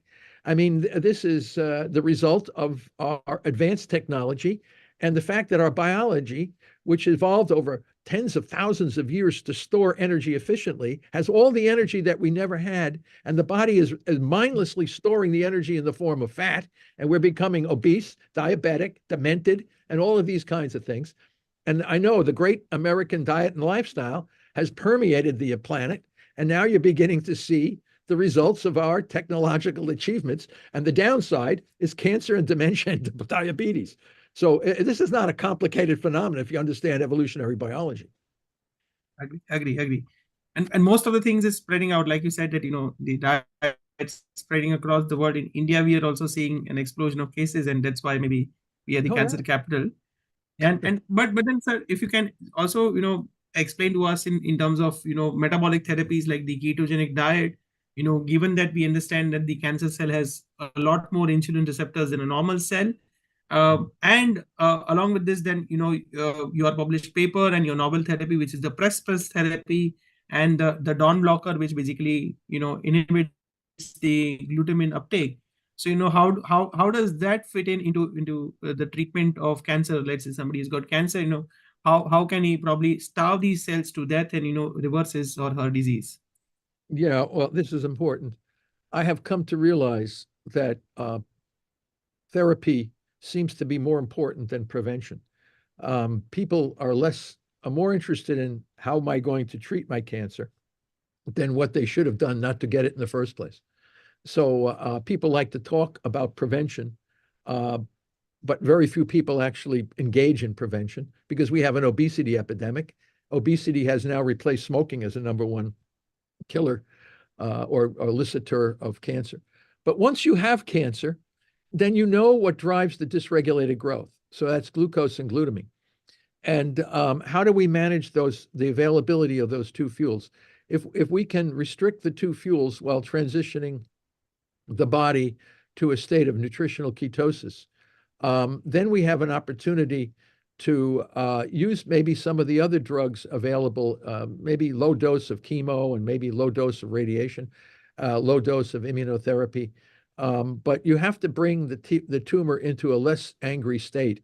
You must bring the tumor into a more indolent condition. And as I said, you can't grow and you can't be inflamed if you're taking the two fuels that are driving the dysregulated growth. What we developed in the press pulse strategy was a way to do this. It was the framework by which we can press glucose down effectively because it's a non-essential fuel. And then once you can get glucose under control, then we can move in with drugs that target glutamine. The glutamine targeting drugs have to be used very strategically, mainly because glutamine is an essential amino acid for the function of our digestive system and gut, and especially for our immune system. And the urea cycle and a variety of other metabolic processes require glutamine. So you must know how to restrict glutamine effectively. And it has to be done together with the simultaneous restriction of glucose. You cannot just target glutamine alone and expect to get cancer resolution or effective management.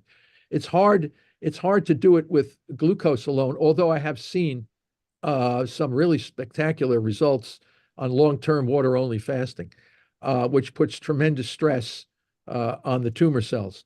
But we developed the glucose ketone index calculator, which we have published, and it works with the press pulse strategy. So when patients can achieve a glucose ketone index ratio, which is the ratio of millimolar glucose to millimolar ketones in the blood, and if the ratio is 2.0 or below, this now puts tremendous metabolic pressure on the tumor. And then when the patients get into what we call those low GKI zones, then we move in with glutamine targeting drugs. The most effective targeting drug that we have found is 6-deoxynorlucine, DON, D-O-N, and it's a dirty drug which targets multiple glutaminases simultaneously. So it's very, very effective.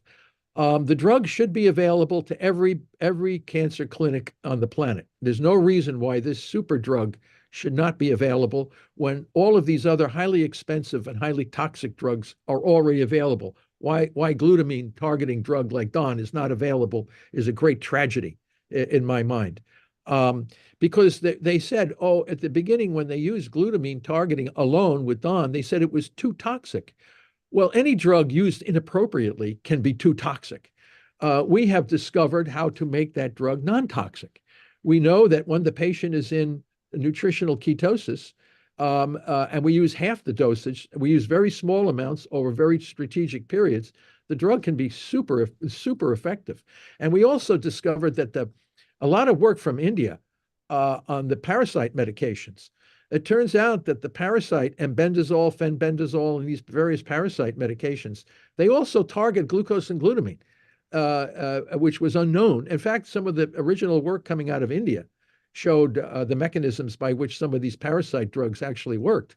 And when you have patients in nutritional ketosis, some of these parasite drugs are working by restricting glucose and glutamine availability to the tumor. So this is very, very effective. So you can bring in a number of new kinds of drugs once the patient is in nutritional ketosis, and then gradually destroy the tumor without eliciting all these horrible toxic effects that are associated. So even some of the drugs that we're using, these immunotherapies, people say, oh, we should immunotherapy. You have to then, all therapies for cancer management must be viewed under the theory under which the disease is known to be.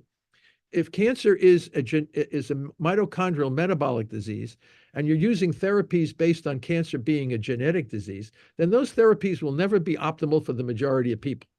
So because cancer is a mitochondrial metabolic disease, you should know that the therapies that will work best have to be based on the theory under which the disease is now recognized.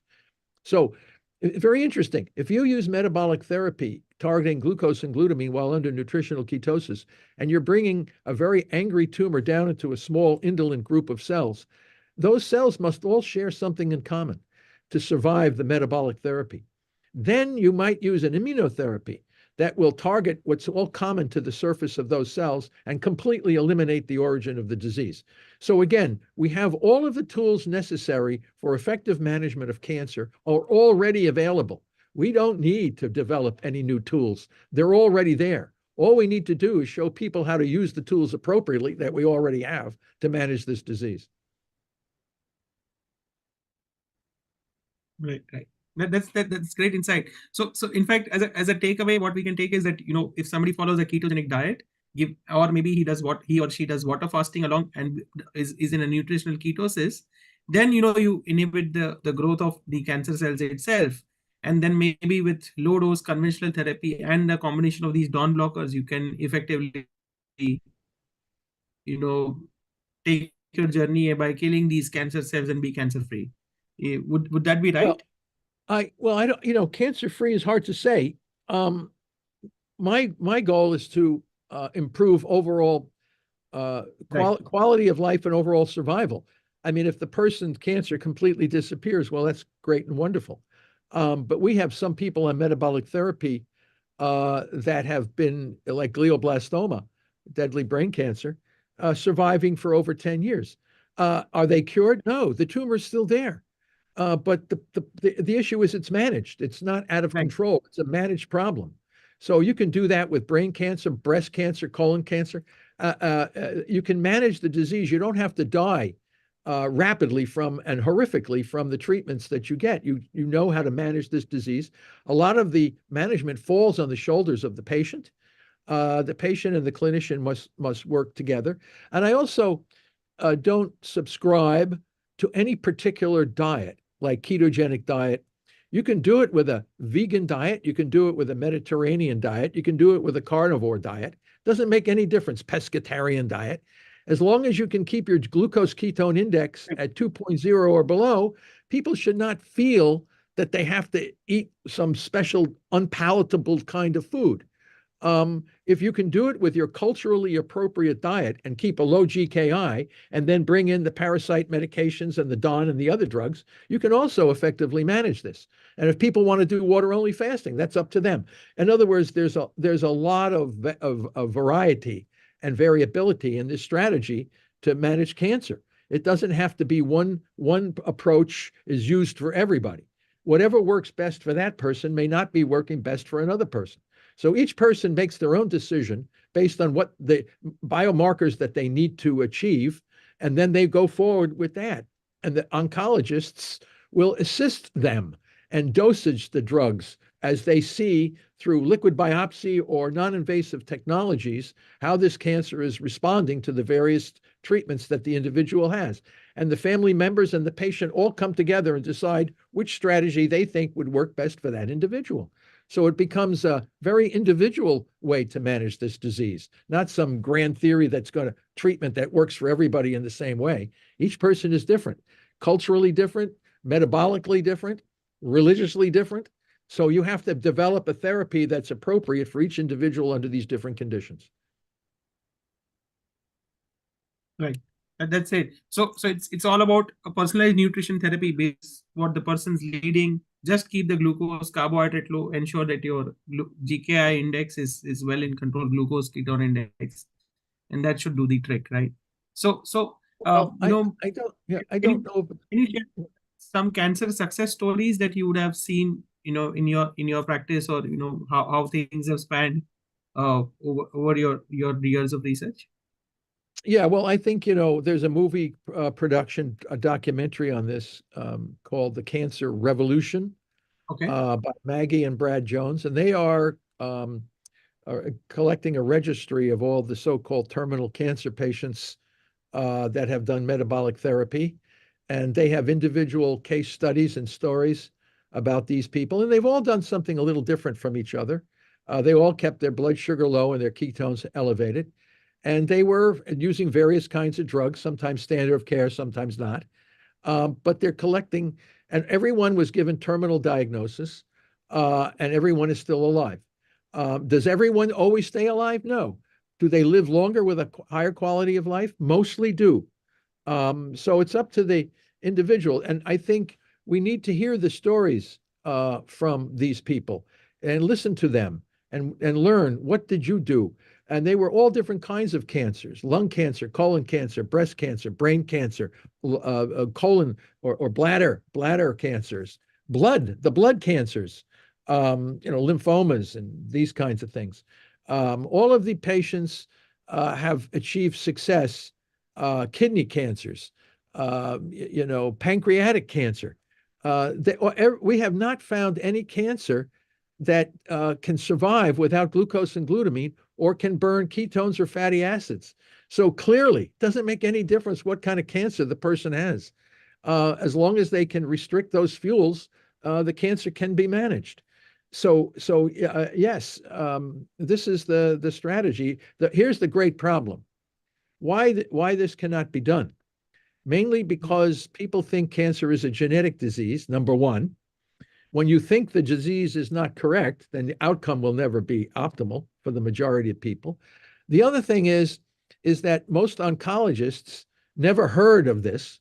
They have no clue because their training never allowed them to understand that cancer is a metabolic disorder and not a genetic disorder. So you have that problem.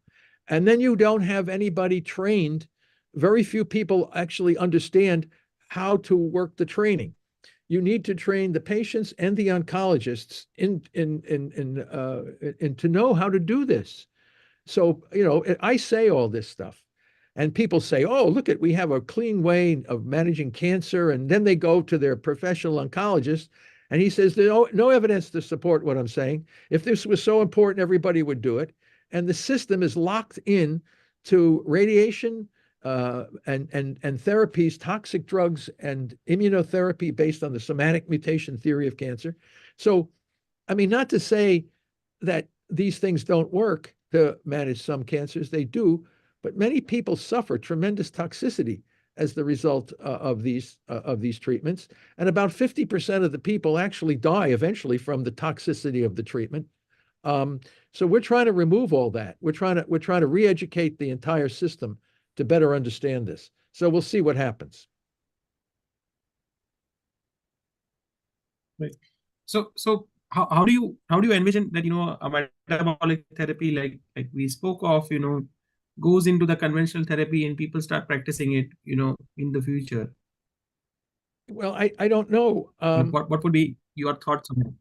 Well, I don't know. Right now, the standard of care, is called standard of care, which is, radiation and chemo and maybe immunotherapies, all this. It's extremely profitable. People make tremendous amounts of money with these drugs and treatments and this kind of thing.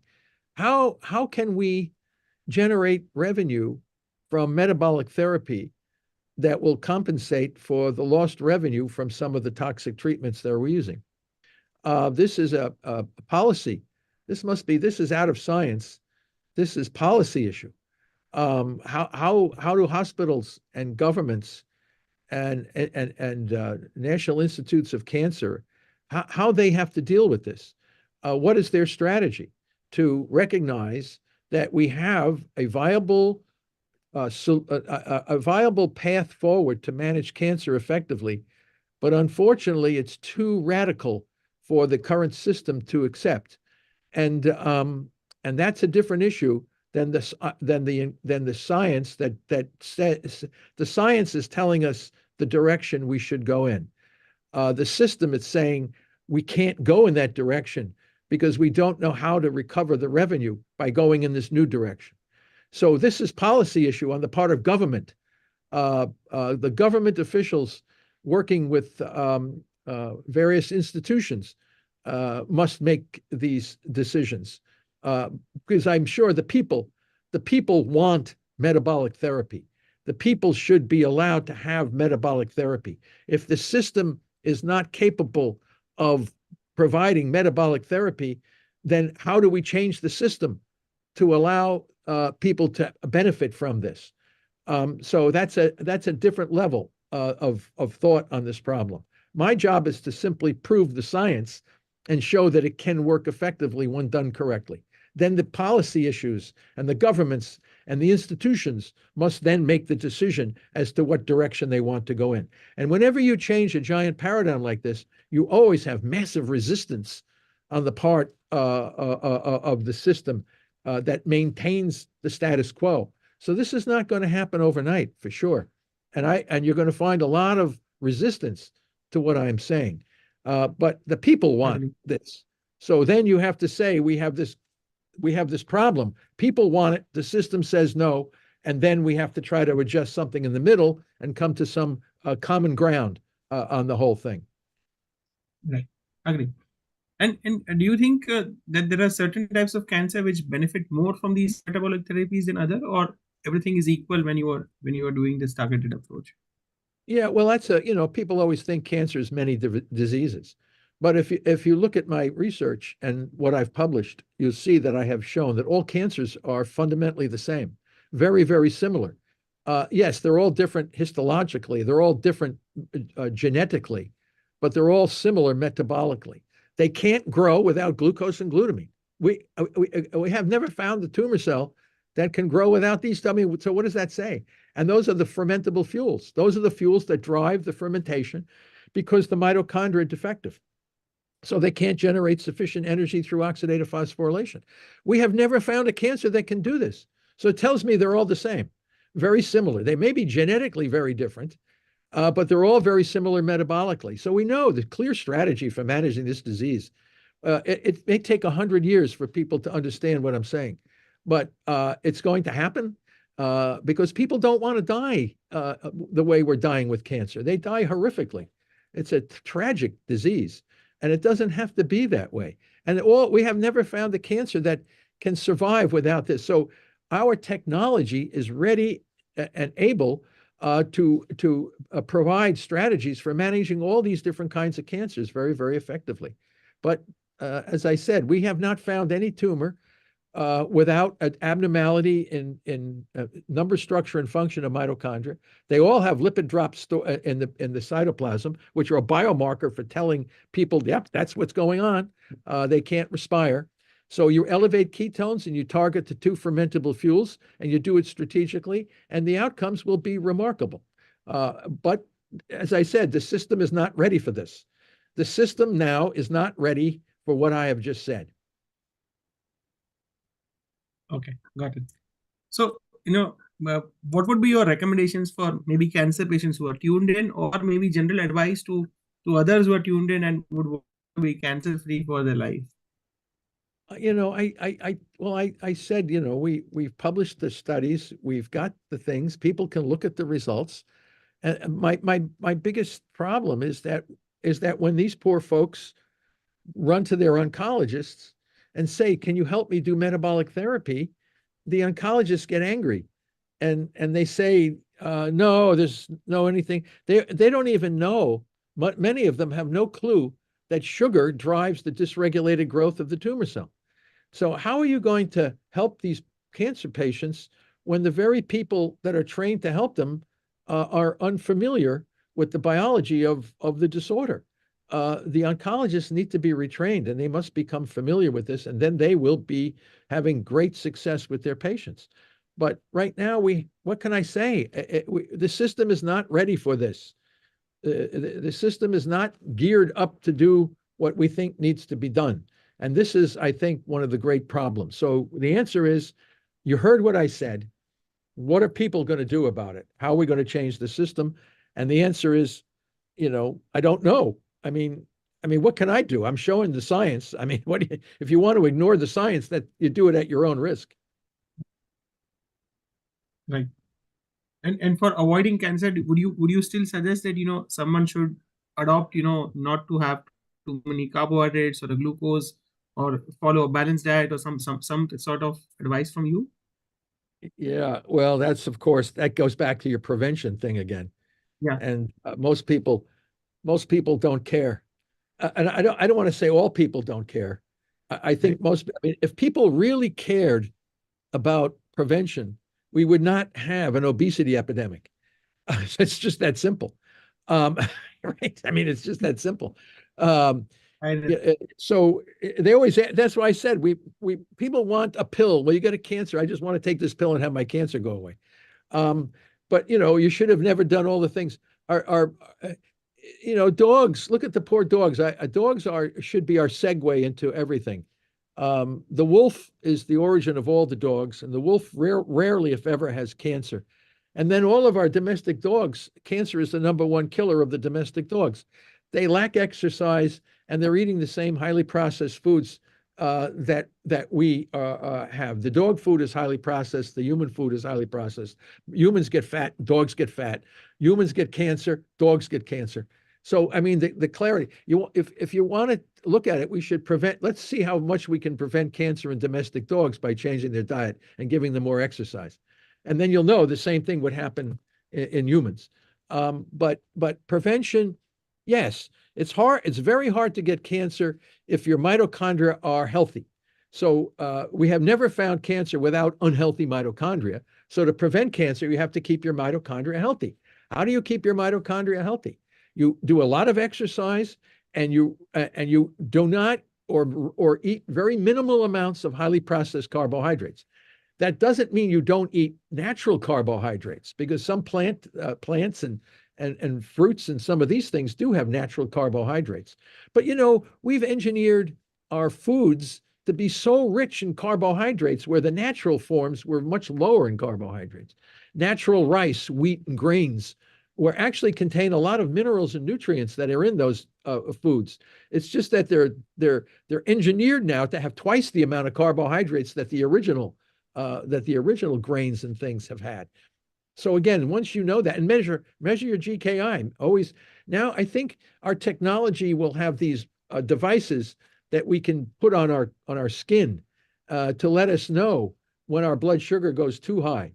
And eventually we'll have meters that we can put on our skin to let you know what your glucose ketone index is. And you get it on your cell phone. The cell phone will begin to beep and make noises when your GKI gets too high. So that tells you, oh, maybe I should stop eating what I'm doing. Maybe I should exercise more. Maybe I should do this.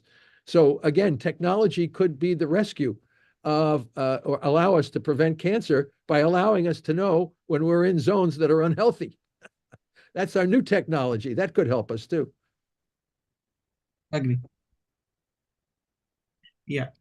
Maybe I'll just call in Shashi, and operator, if you can just let Shashi in. Yeah. Anup also in. Yeah, Anup also. Yeah. Yes, so Dr. Thomas, thank you very much for accepting this invite and coming and sharing your knowledge. You have a lot of groundbreaking work in the space of cancer management, and more so your talk becomes important since it is declared that India is now the capital of cancers also. Really? I thought China was. India now. I mean, very recently we had one of the largest group of hospitals in India, Apollo hospitals. They have did some research work, and they say that India is the capital of cancer. So, wow. So that is coming from a small party, but nevertheless, it is of significant importance. And I'm sure that you know that we are also again the capital of diabetes, fatty liver, insulin resistance. So naturally, cancer has to follow. Yeah.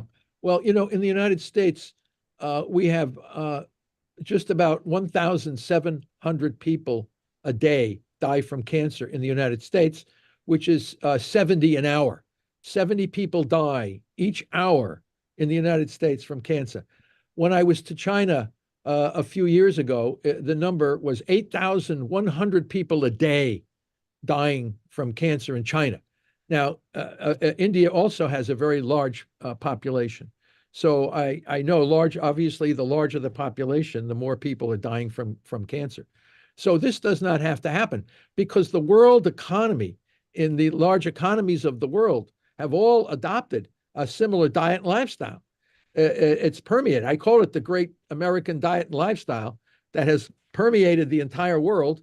And the consequences are diabetes and cancer and dementia, though we cannot forget about dementia and some of the other chronic diseases. So all of this is the result of our technology moving faster than our biology. Our biology has not yet adapted to the rate of advance in our technology, and we must pay the price for that. And cancer is one of the prices we have to pay.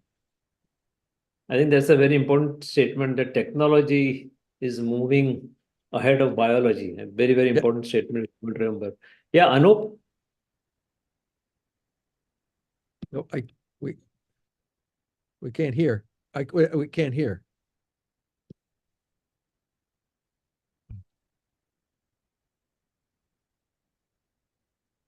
So this statement, technology proceeding faster than biology, even Dr. Parikshit had mentioned in a different way, in the sense that he said, if a football field out of 100 yards, 99.5 is what we lived, 0.3 is what we went through after agriculture came, and 0.2 was industrialization of agriculture. So essentially, yes, we have progressed in that direction, unfortunately. And thank you, Doctor, for coming, taking our invite. It was a pleasure listening to you. Thank you. Thank you. Thank you, Dr. Thomas, for your insights. Thank you very much. Please get in, Dr. Nicole. Okay, Yeah, Nicole. Okay, let me. Yeah. Ira, you're coming in? Yes.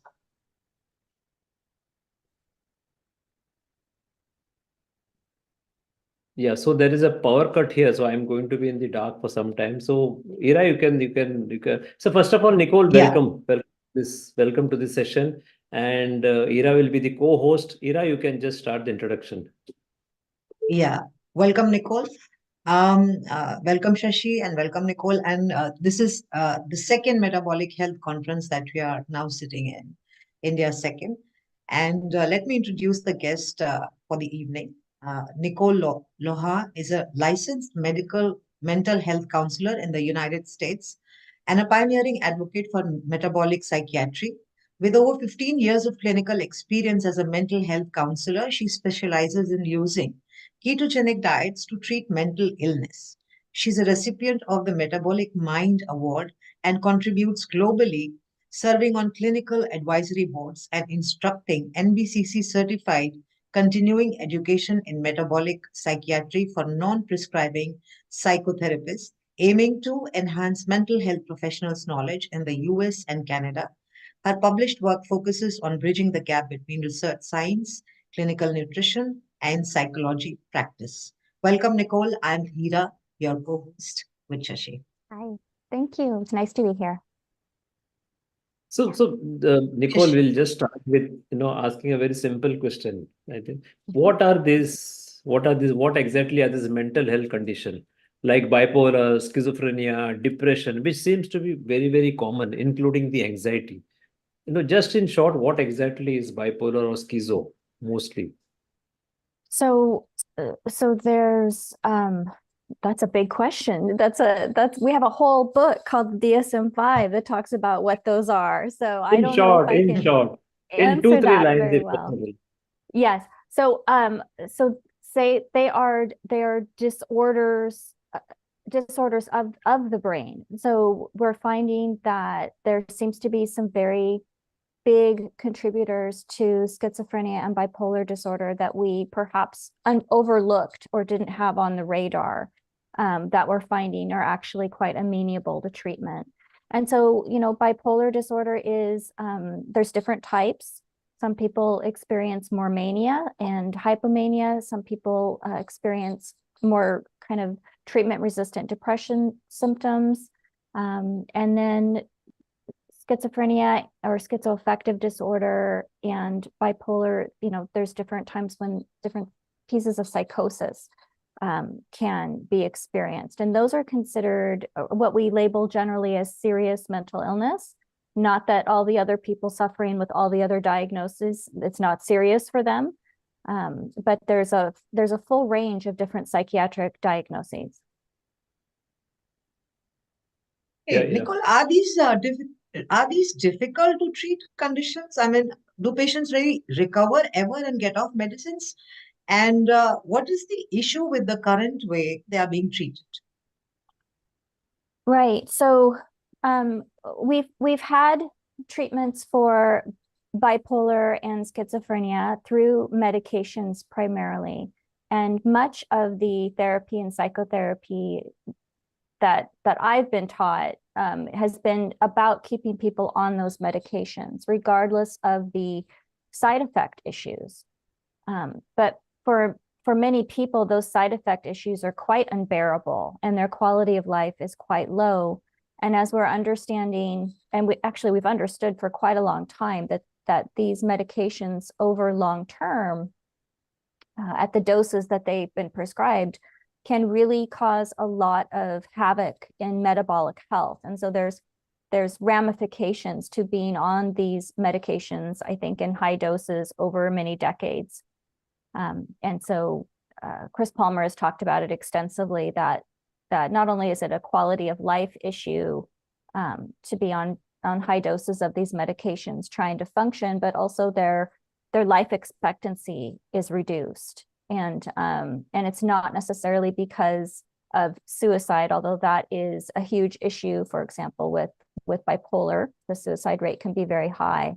And the problem is, but it's cardiovascular, it's these metabolic syndromes that cut life short for these populations. And so there's these pieces. So for some people, like, for example, we're treating it with medication, and I'm not a prescriber, but I've been in the mental health field for a long time, and my understanding is that we do a pretty good job of controlling mania. We have decent medications for that. They do have side effects, but when it comes, they do have side effects, and I don't say that minimally, because the people that come to me, those side effects are devastating. So I'm not minimizing that. But when it comes to control for the depressive symptoms of bipolar disorder, our medications are insufficient. And that's kind of documented in the literature. So what's the problem with the way we're treating it now? It falls really short. Yeah. So I think with the plethora of medication we have, I think it appears that we are still not able to get it adequately controlled or get it reversed. So of late, we have been hearing about this ketogenic diet in mental health. So do give us some picture, how is it useful in this condition? Does it really benefit in those with bipolar or schizo? Yeah, so some of the most stunning and transformative cases I have had have been with bipolar disorder and schizophrenia. And that's not just in my therapy room. There's other practitioners using ketogenic diets for serious mental illness that are also reporting some of the same outcomes, or many of the same outcomes. So the way that we treat it, so I think we're paying attention to the fact that mitochondrial function and metabolism matter. And yeah, I just see really wonderful results using it. I'll self-disclose, I've been a mental health counselor for over 16 years now.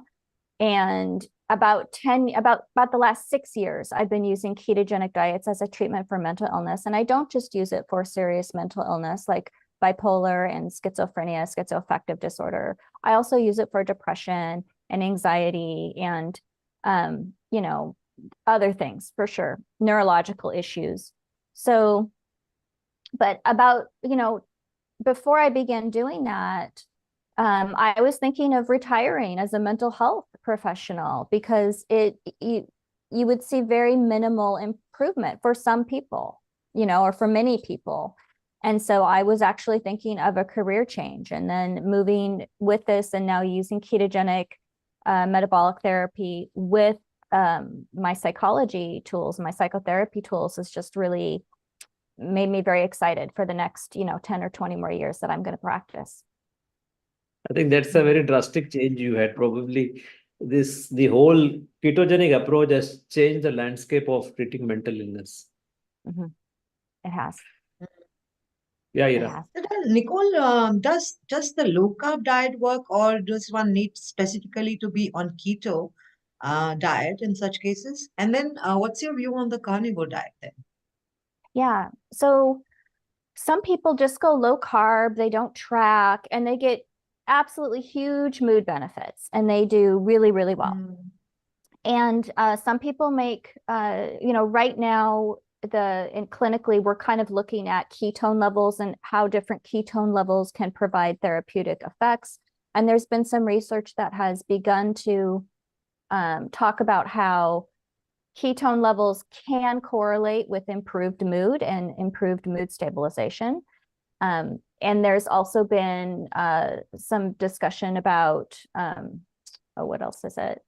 Where they, adherence. So that the people who are adherent, the most adherent, that stick to it and don't falter, get recovery faster. So the Shabani Sethi's pilot trial kind of showed that people were either recovered or on their way to recovering, and the people who were less adherent were still on their way to recovering after about 4 months. But and that, you know, that's the piece about ketogenic diet. So I hope I don't go too much off kilter. I just really want to share all this information. But I get a lot of people that come in and they kind of treat the ketogenic diet like they would a medication. And they kind of tell themselves, oh, you know, I'm not getting complete symptom relief. This isn't working for me. And the ketogenic diet as a metabolic therapy, and I'll come back to your question about low carb, is you may get symptom reduction. That's like a side benefit, guys. That's a side benefit. The symptom reduction that you're likely potentially going to get on a ketogenic diet is a side benefit, but you're there to heal your brain.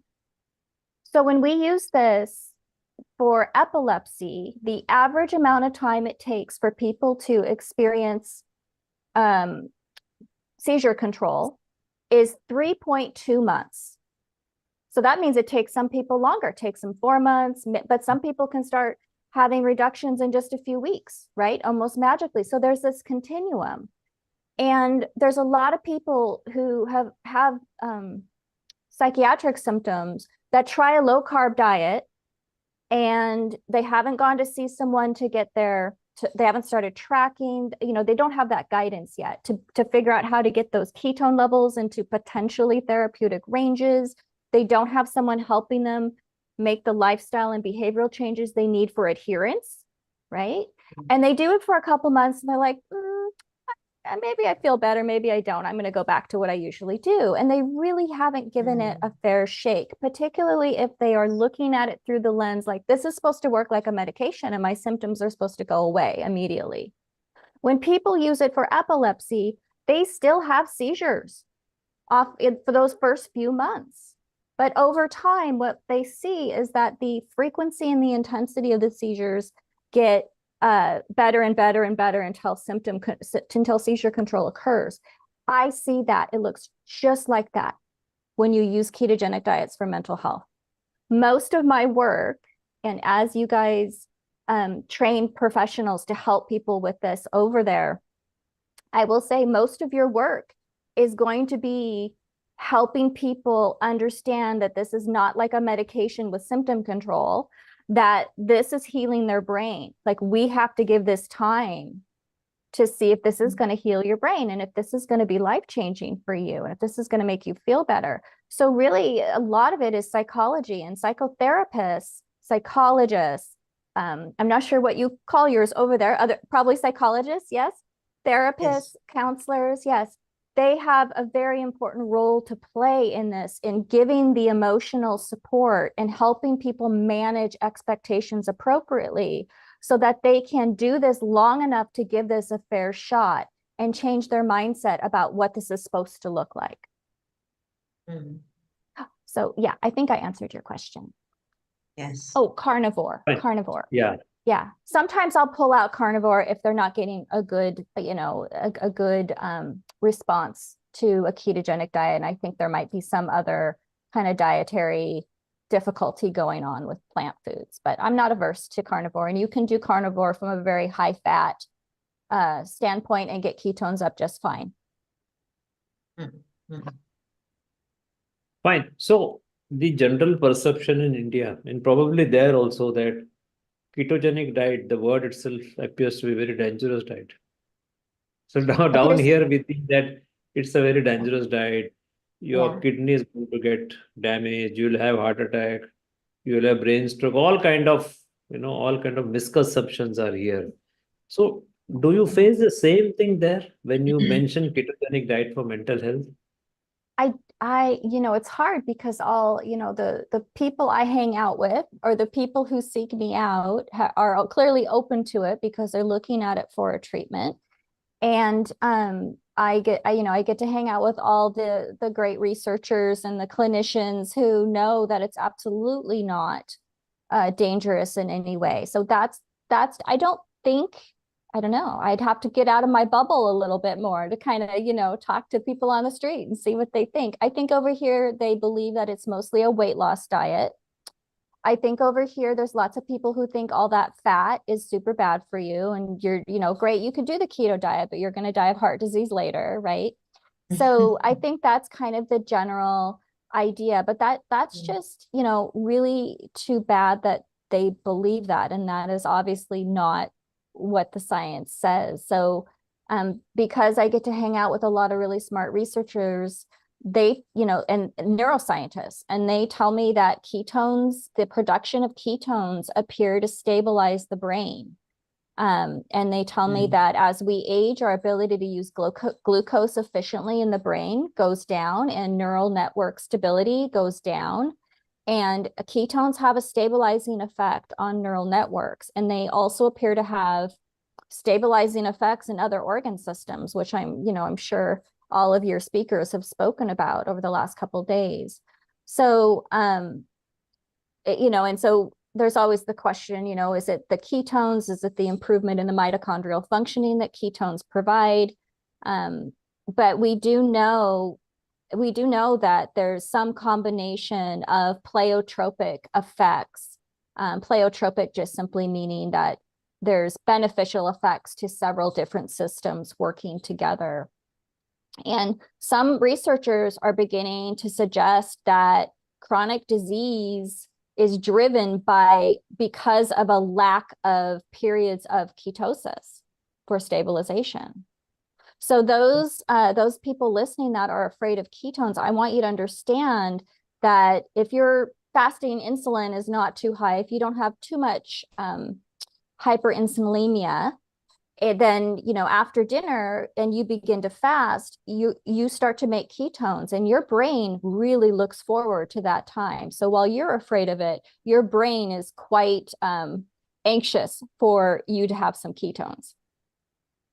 Yeah. And I think just to add to it has been proven, just a minute, it has been proven at least in epilepsy cases where it has been ketogenic diet has been recommended in intractable cases in kids. We don't hear that ketones kills them or ketogenic diet kills them. They don't face kidney disease or heart disease. They grow up to be healthy kids. So I think somewhere people have to realize that this is not dangerous. In fact, the newer drugs in diabetes like SGLT2 inhibitors actually releases ketones, which are said to be superfuels for a lot of end organs. One of the mode of action is on ketones. So I think somewhere the public perception has to change. I think it's a good point you made. Thank you. Yeah, over to Ira. Yeah. Nicole, how did you come across keto for mental health? And have you had a personal story with any kind of struggles with mental issues or something like that? Oh my goodness. I don't think I know anyone on the planet who hasn't had a time in their life where they weren't feeling particularly stable with their mental health. So I found a ketogenic diet because I had cognitive impairment and it was quite bad. I did not have Alzheimer's, but I did have the impairment that you see in stage 1 Alzheimer's. My brain was not working. I thought I wasn't going to be able to practice anymore. I started to just really struggle. And because of people like you who, host people to talk, in the States, there's a podcast called STEM Talk. And I happened to hear Dom D'Agostino talk on STEM Talk about ketogenic diets, and he had mentioned Alzheimer's. And I thought, oh, maybe that will help me. And after a few months of fumbling to get it right, it worked. My brain lit up, which is what you kind of, in a good way, which is what you kind of hear people say who are quick responders to it. And the thing that I noticed most profound, one of the things that was most profound was my mood shifted. Like, I am a therapist and I have many psychotherapy skills and I am very good at emotion regulation. And I was using those tools all the time, unconsciously. They were second nature to me. But I did not realize how often and how much I needed to use them, and that I was walking around in a state of almost constant and chronic overwhelm. And I was using my psychotherapy tools to manage that. But when I went on a ketogenic diet, that overwhelm just melted away. And I noticed I wasn't even reaching for those tools. I wasn't even needing those tools. And I thought, oh my goodness, my patients, my clients need to have access to this. This is important. And so then I went and got trained with Georgia Eid, and I saw all kinds of doctors and nurse practitioners and prescribers and other health professionals learning about it and deciding they were going to do it. And I was like, yep, this is the next stage of my career. I'm gonna bring this to people. Yeah, Ira.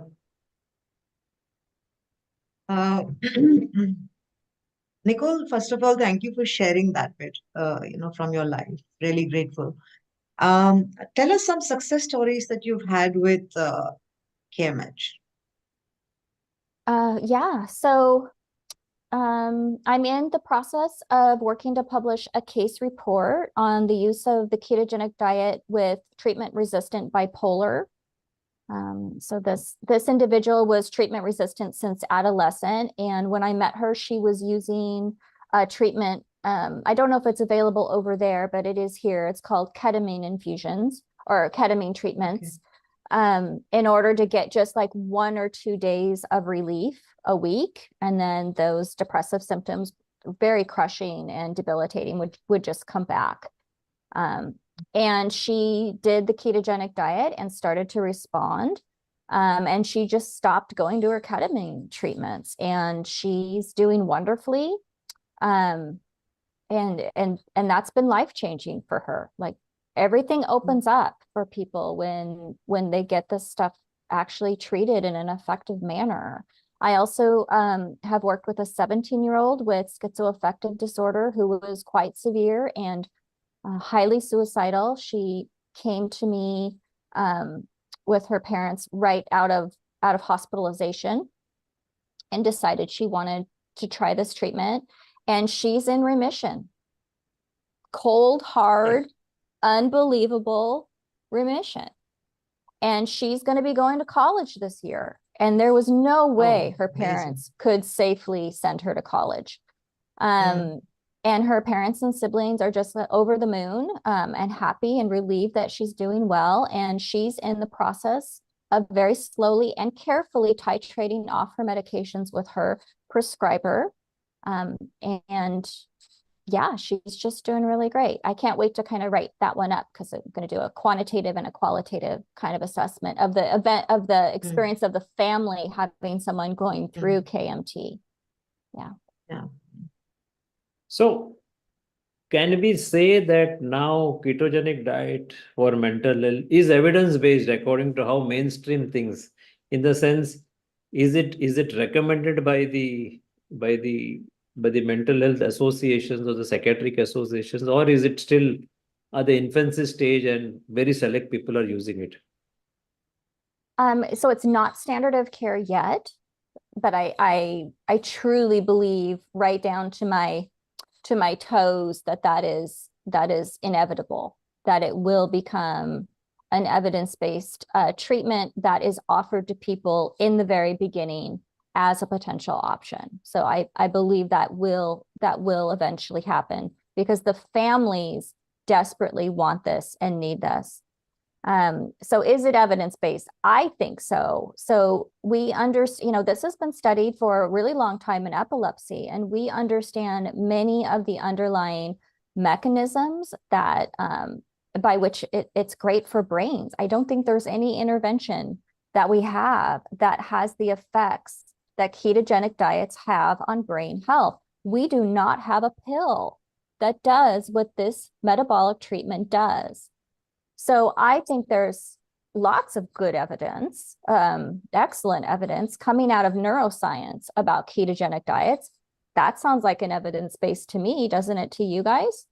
And I think that there's also, we've got some clinical studies. We've got some clinical studies showing that people with serious mental illness can adhere to this diet and can manage it and can do it and can benefit from it.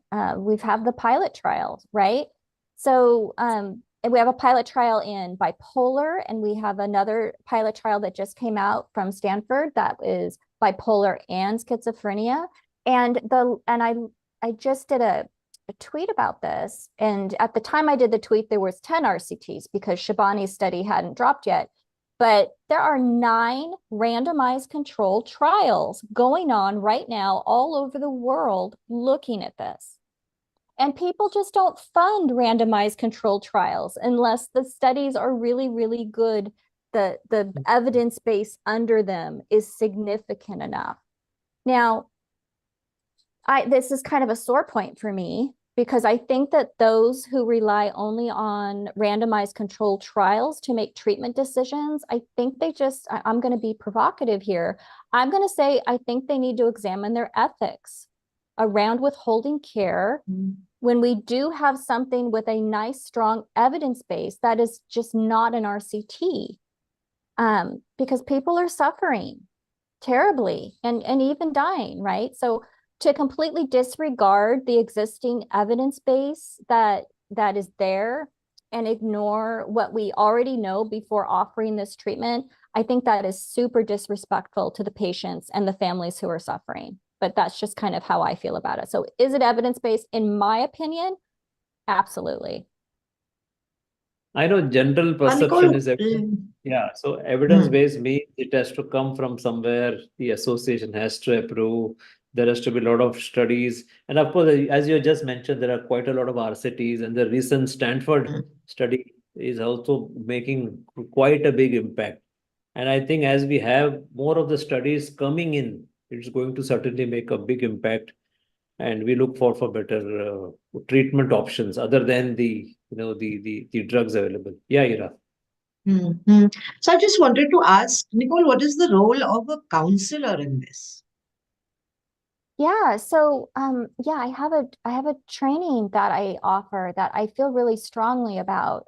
So I'm a little bit different because I'm not just a counselor. I also help initiate and monitor the diet. So I have advanced training to do that. But for someone who is not trained in that way and just seeing patients and clients, so first of all, their biggest role is to become educated about it as a treatment and to understand what the research literature is. That is part of professional ethics over here, and I'm quite sure it's the case over there. Our information that we give patients is supposed to be based on the evidence, not on our opinion that is not based on the evidence. And so the very first thing, how they help is they learn what the research literature is. And that's very important because we all have our odd little biases and preferences and thoughts and ideas about nutrition and so on and so forth. And if a counselor does not carefully educate themselves about what the research literature is about this diet, they could very much detour someone from the use of a ketogenic diet for whom this could save their life or their quality of life. And that would not be good. That would not be okay. So any counselors that are out there saying this is going to give you an eating disorder, you mustn't restrict in any way, shape, or form, you're going to die of a heart attack. Any counselor that's giving that kind of advice is not basing their practice in evidence-based psychology practice, professional roles. And so first is that education piece. And then the other piece is understanding that all of your beautiful, well-honed psychotherapy tools that you have mastered over the years or in the process of mastering, oh my goodness, those are just gold. Those are gold for those patients who are trying to implement this diet, who are trying to make all of these different changes to their lifestyle, to their eating. It affects their social events. It can affect marriages, right? One person changes, not all marriages are up for that. So it's just really important, and their patients, their clients deserve and benefit from your practice and your help of them during that piece. So we're supposed to be informed about treatments. We're considered experts, right? People go to us in the community, sometimes before a psychiatrist or a doctor for medication. We have got to give them accurate information. So that is their role. Their role is to just do what they fabulously already do and support people who are trying to feel better and who absolutely have the right to pursue this treatment should they think it's a good fit for them. Yes. Do you use any other components like, let us say, cognitive behavior therapy or something? What, or other than the dietary perspective counseling, any other tools you think will be useful? Do you use in your practice? Yeah, so in the States, we have a license, and we're only allowed to practice psychotherapy in that state. And so I do have people in Washington State who I do practice psychotherapy with, and I do use a variety of tools such as CBT, dialectical behavior therapy, EMDR, behavior therapy. So those are kind of my go-to. I use a lot of something called narrative therapy as well. And for my clients that I see outside of Washington State, you can't really extract how you work, but many of those tools I use in a different setting, and we call it life coaching, right? In order to get people where they want to be. So I'm exclusively using my psychotherapy tools at this point to help people adopt and become successful on a ketogenic diet as a treatment for mental health. And then there's often processing that has to happen after that, because it's just part of treatment, right? Imagine you have serious mental illness, all the doors are closed to you, all the things you thought you were going to do or were gone, and sometimes for decades, right? Sometimes for decades. And then you have this treatment and your brain is healing, and you are suddenly able and capable of things that you didn't even think were possible. Like, you don't even know who you are anymore, right? Because suddenly you're doing all kinds of things that you before would have been overwhelming, or you would have been too cognitively impaired because of the side effects of medications to do. And so sometimes I will support people through that processing of like, what now? What do I want my life to look like? And sometimes I support people when, they got a partial effect, but not a full effect. And they still want, support figuring things out and still staying on their wellness path. So, but I do use ketogenic diets first, because quite frankly, it's a lot easier to progress in therapy when you have even a slightly better functioning brain. It really is. What are the causes of, these mental illnesses, Nicole? And do you think modern environmental issues could be one of the trigger factors for these? Yeah, so that's another really kind of big question, right? Where we've got big books trying to figure out the etiologies and to what percentage the different factors play a role and weigh in. So let's see.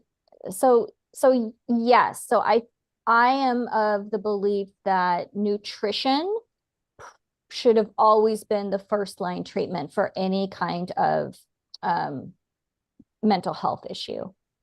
And I think that our modern diets with a lack of nutrients, nutrient depleting pieces to it, high carbohydrate, poor protein consumption, all of these different factors contribute to psychiatric symptoms. You know, but that's just my one lens. If you talk to someone else, it's less about that and more about the conditions in which they live and their relationships and stressors. And then if you talk to someone else, you'll get a different lens. So and I think all of us are correct. I think all of us, there's pieces to all of these. These etiologies are very complex, but I think that when we give our brain the basic building blocks of what it needs to function, I think that our resiliency goes up. And I really do believe that it reduces the likelihood of the development of some of these symptoms. And so that's my little 2 cents in there. One pertinent question I want to ask is, does every patient of bipolar, do they all respond to ketogenic diet, or you have experienced some who are intractable, they don't respond even to ketogenic? Yeah, so there are non-responders, and we are still trying to figure out what phenotypes or that respond well, right? Or that are most likely to respond. I have not had too many non-responders in my practice, but that is just because I have a very small practice and I keep it that way. I know some of the studies have had non-responders. Studies are very short-lived though. And again, going back to what I said, I think there's a lot of confounding variables when we are deciding who is a non-responder. So I'm sure they exist, don't get me wrong, but some things that I think about is, okay, what medications were they on? Was there any confounding variables there that got in the way of their ability to feel the effects of the ketogenic diet, of the treatment? Was it for a very short period of time? Some of these studies are like 6 weeks, 8 weeks, and it takes 2 to 3 weeks to ramp them up to a ketogenic diet and get their ketone levels right? That's not even the 3.2 months necessarily that you need for seizure control. So what is this definition of non-responder? So I think the research has to kind of fine tune that and figure that out. I don't know if some of these people would do better on a longer amount of time. And I don't know if there's certain diagnoses that will respond better than others. But the way I think about it is, we don't have great treatments. And this is, once you kind of get the hang of this is not a terrible way to eat, right? There's a lot of people who have a lot of pleasure eating in a ketogenic way. And I think that instead of focusing so much on the fact that there may be non-responders, I think it's a great focus to think about, we don't know the answer to that yet completely. And that this is providing a level of treatment that I think is beyond what a medication can offer. I think that I do have one case where he's not responding. That case also sometimes he's been tweeting. So that we have been trying everything. So is it possible that some of these intractable cases, will they require some bridge medication, or why they are not being? I mean, it is just putting a thought. Yeah. So yes. So there are people who are not responding well. And when that's the case, so I also have training in functional nutrition, and I'm also part of a functional psychiatry fellowship as a non-prescriber, learning about different things to test for, to kind of try to rule out other potential root causes that might be underlying, you know, a non-responsive case. And I think that there's likely, I think there's going to be non-responders because I think sometimes it wasn't completely a metabolic issue for that person. There's all kinds of different, you know, there's exposure to, you know, toxicity that can disrupt enzyme production, which can disrupt mitochondrial function. There's people who have had exposure to heavy metals and or have a chronic heavy metal load that also will disrupt things. So if someone doesn't respond as well to a ketogenic diet as we were hoping, then if they're working with me or they're working with a different practitioner, sometimes that's just data and we just keep going. We just keep going until we figure out to the best of our ability what's going on. So you mean that there could be some other issue like heavy metals also, possibly?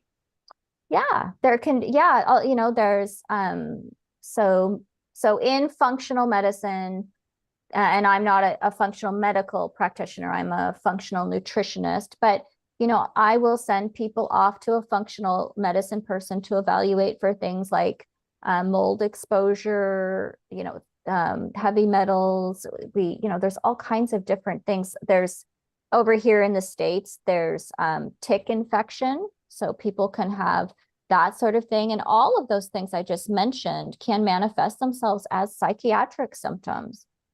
So, so there's not just keto, there's lots of different ways to go at things from a root, what's hoped to be a root cause foundation. But, you know, I think, and I don't do those types of functional tests on people unless they're on a ketogenic diet, because I think that primarily the improvement you get in mitochondrial function with a ketogenic diet will clean up the testing environment in such a way that you're much more likely to be able to figure out what's going on. Metabolism is huge. So, you know, a ketogenic diet is a big piece, but there's nutritional stuff too. Like if you're doing keto, a ketogenic diet and your protein consumption is poor, like you're not getting very much protein, you need protein to make amino acids, to make your neurotransmitters. If your vitamin D levels are on the floor, you need that. You need micronutrients to turn amino acids into your neurotransmitters. Again, if it is, you know, nutrition has to be a foundational piece of our mental health treatment. Yeah. Ira, you want to ask something? Almost. Yeah, I just a short question. I think we still have 2-3 minutes left. Nicole, how do you see the future of mental health treatment? And do you see keto getting more mainstream as far as this is concerned? Yeah, I think that's inevitable that ketogenic diets as a treatment for mental illness will become more mainstream. And, you know, I think that the pharmaceutical companies are going to push it? No. And is there a certain amount of concern that it won't make it into the medical curriculum? Yes, but I think that eventually that is absolutely going to happen. And in the meantime, as people watch other people recover, this treatment is going to be sought out. And if this treatment is sought out, then that is a profit motive for hospitals and medical centers. And if they've got people calling every day asking, hey, do you have this for me to try? Do you have this for me to try? And they don't have a program, I think that's going to motivate that.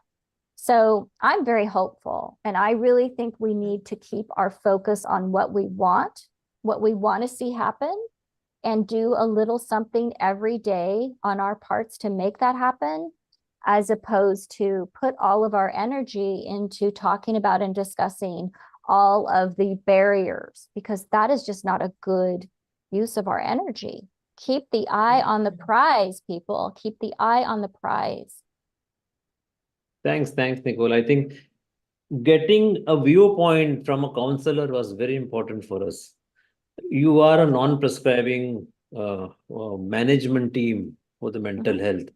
and such a view is always very, very valuable for us. And your past experience of not into keto and coming to ketogenic diet as one of the part of the therapy.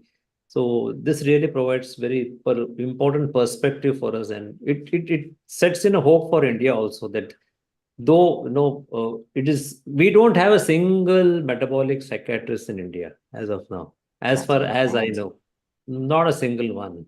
And we hope that in future, we may have someone, but then such programs, you coming and talking in it gives hope for people of India, those suffering from intractable conditions, that there is a hope. Maybe not 100% will respond, but even if 75-80% will respond, it gives them a lot of relief, is what I see. Yeah. So thank you very much for coming in this program and sharing your knowledge. So we'll just have a word from Anup.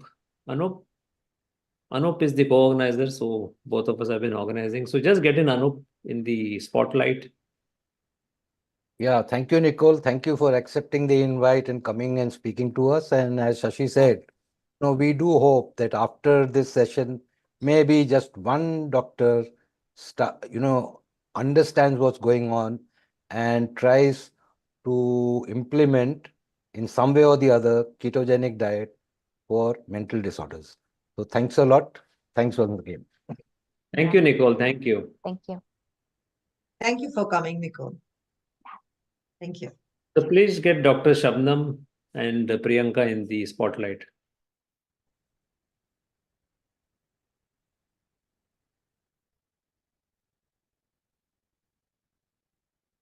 Hello, everyone. Welcome to India's second Metabolic Health Conference. My name is Priyanka Matanhelia. I'm a metabolic health coach and a member of DLife.in, India's oldest, biggest, and the only award-winning low-carb platform. Shashikant Iyengar and Anup Singh have organized this historic and scientific feast from India titled Metabolic Therapies.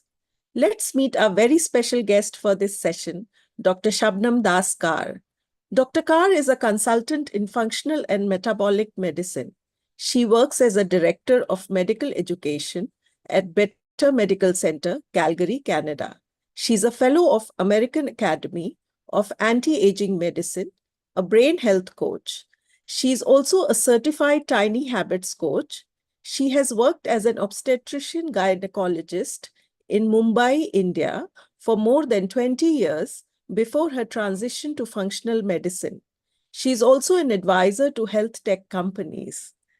Welcome, Dr. Kar. Welcome to the session.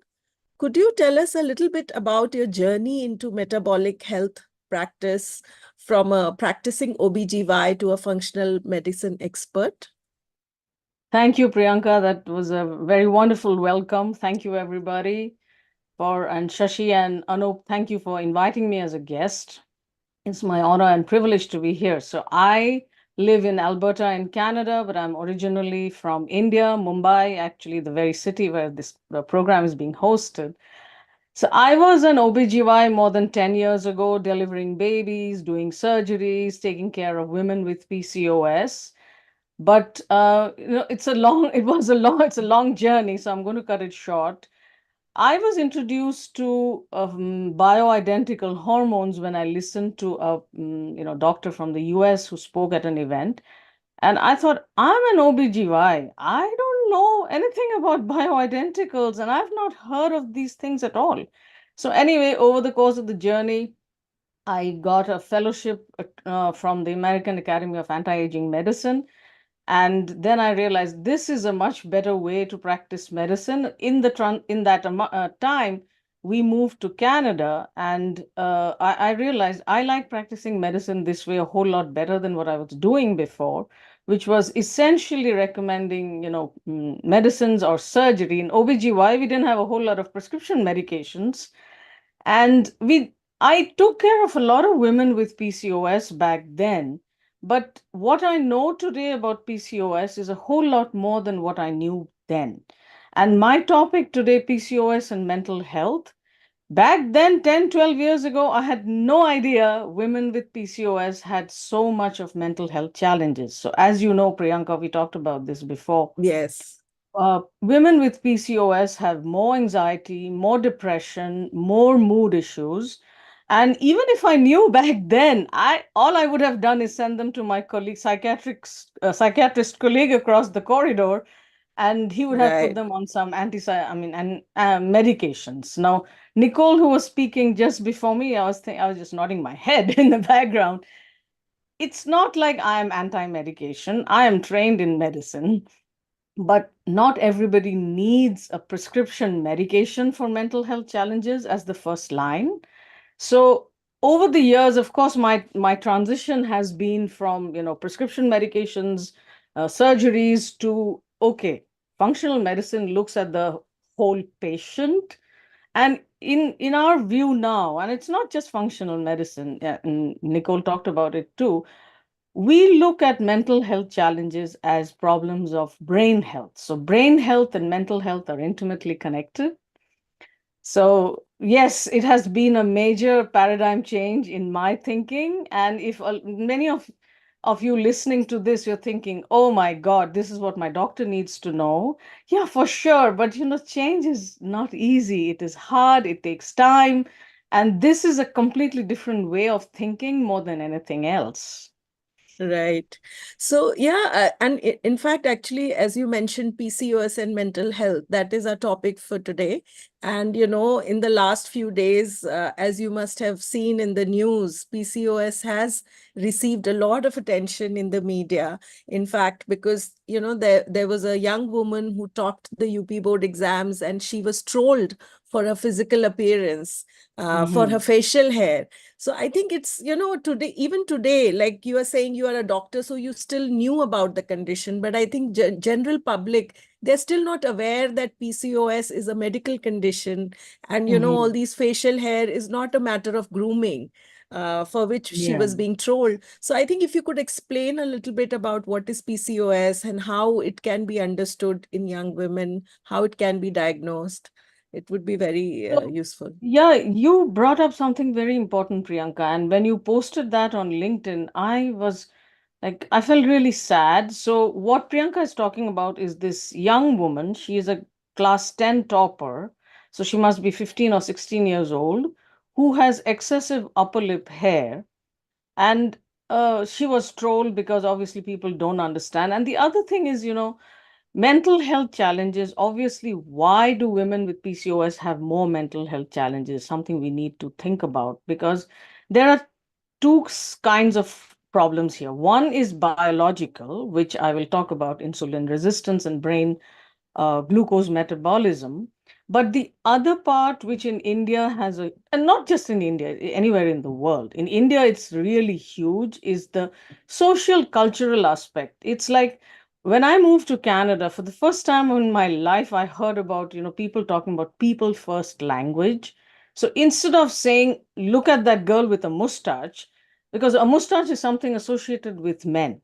How about we talk about this girl who has a health condition? Okay, I understand not everyone will know, but she has excessive upper lip hair or something like that instead of, and then, how it's so easy for people to say that fat person. And, Hindi movies have also not contributed very well to that because they make fun of people who live with a higher than expected body fat percentage. But instead of calling that person, oh, that obese person, people first language would say the person living with obesity or a woman with PCOS. Now, if she doesn't want to be identified as a woman, we should respect that. Let's say she uses a different pronoun. Now, this awareness, Priyanka, thanks to, I think, technology and social media, hopefully things will change. The judgmental and that entire thing. So women with PCOS and the mental health challenges, as I said, the cultural part, then the obsession with fertility and younger women should get married. Now, women in their 20s and 30s in India today, I don't think many of them are thinking of getting married very early. And that is something society finds very difficult to accept. I mean, my generation was different. It was considered the norm.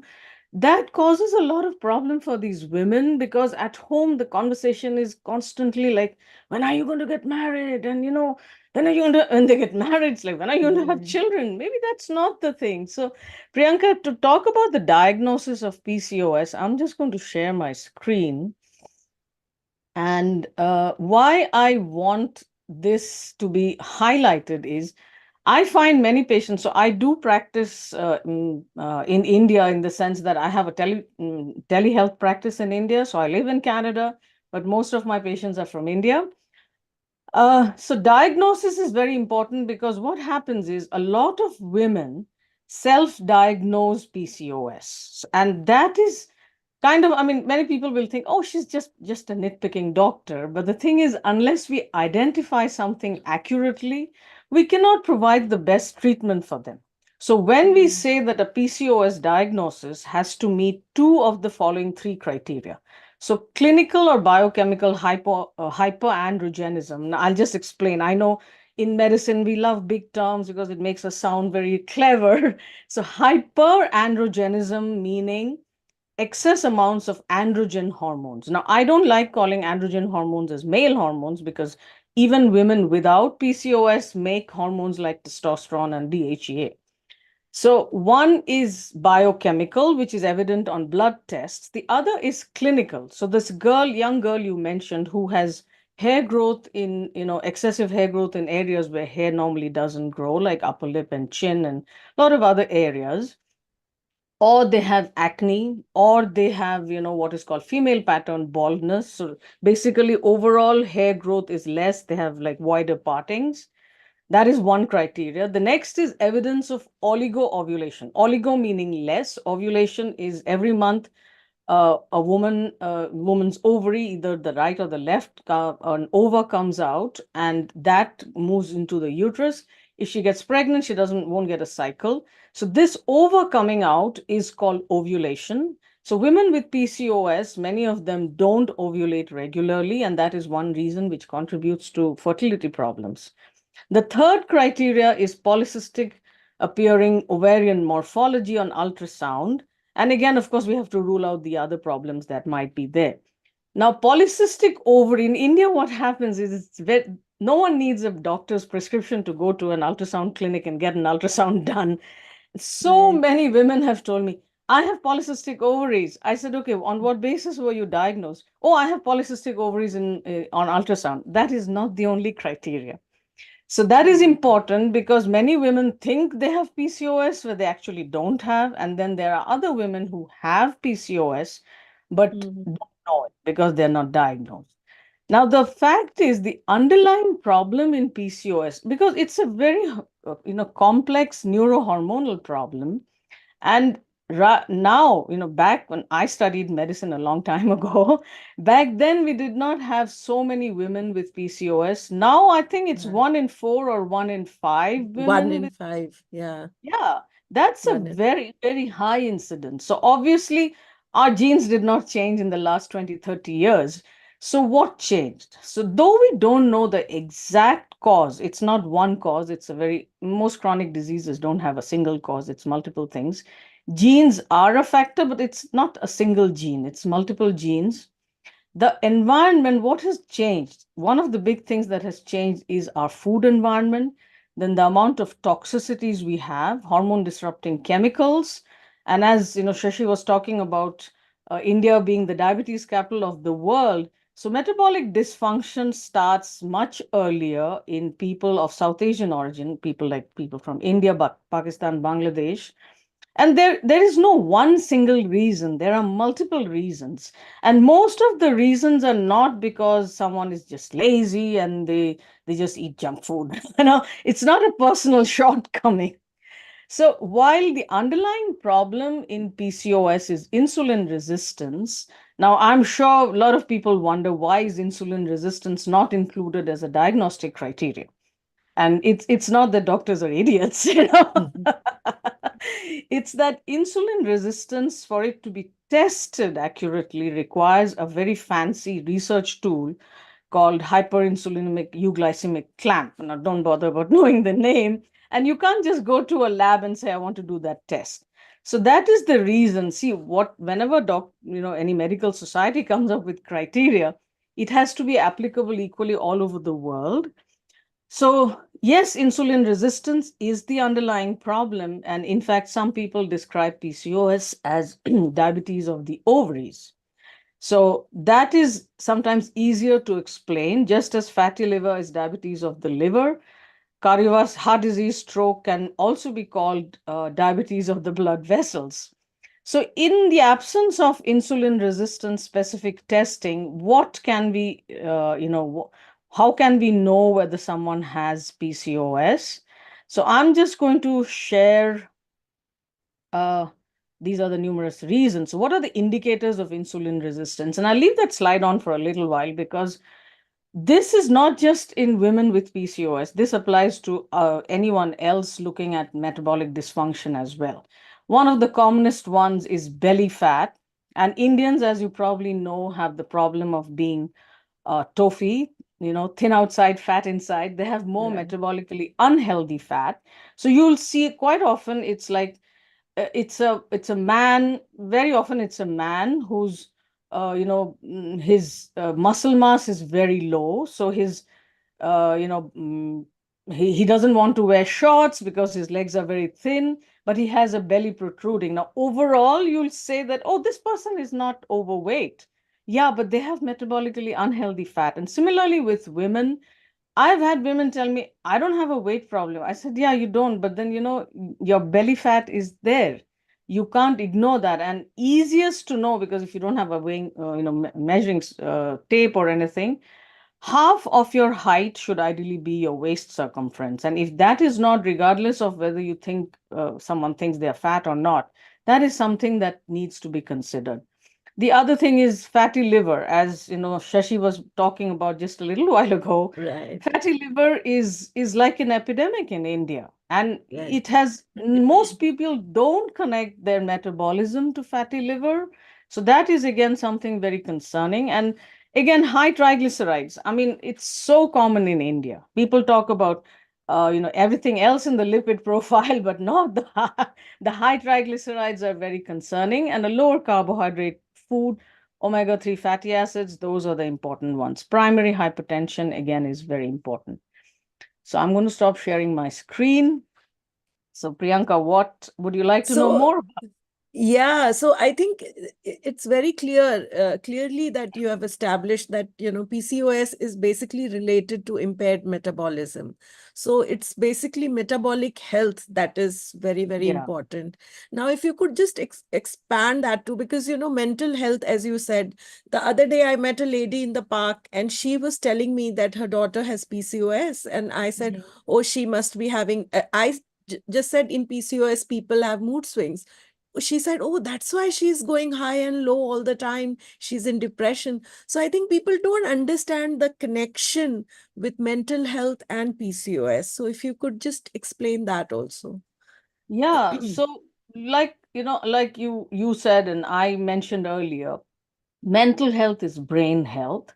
So one of the things that studies have shown, this is studies when they use what is called an FDG PET, where they look at the brain's glucose utilization in women with PCOS. This was a small study, but it is significant nonetheless.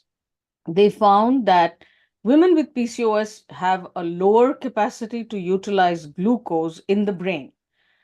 And this brain glucose hypometabolism, again, my apologies for the big words, but basically it means the brain's capacity to not be able to use carbohydrates as a fuel. This problem happens even not just in women with women with PCOS. It also happens in the menopausal transition, and it also happens in mild cognitive impairment, that is pre-Alzheimer's disease. Now, I don't want women with PCOS thinking, oh, that means Alzheimer's is in my this thing, but yes, it does increase the risk. So one is brain glucose hypometabolism, which impacts brain health and mental health. Another big thing is, our brains are big energy hogs, which means the brain is just weighs 2% of our body weight, but uses up 20% of our daily energy requirement. And the other big energy hog is our immune system, and every disease is actually an immune system problem. So what happens with, mental mood issues and, PCOS? One is the insulin resistance. The second is if we go back to the food that people eat now. Now, Nicole, who was speaking before me, talked about mitochondrial health. Now, for mitochondria are these little organelles inside our cells which produce ATP. ATP is the energy in our cells, so cellular energy. So brain uses a whole lot more energy. And for mitochondria to produce adequate energy, it needs a whole bunch of micronutrients. So it's things like B vitamins, magnesium, zinc, iron. Iron deficiency is so common in India. B complex, B vitamin deficiency, D, vitamin D. If someone is not supplementing, they are not going to maintain their vitamin D levels. Omega-3 fatty acids. So if all those nutrients are missing from our food, that is definitely a cause for concern. Then the other thing that happens is for a lot of people, they don't prioritize sleep. So particularly young people, they think I can, stay up the whole night and sleep for just 4 hours and go back to work in the morning.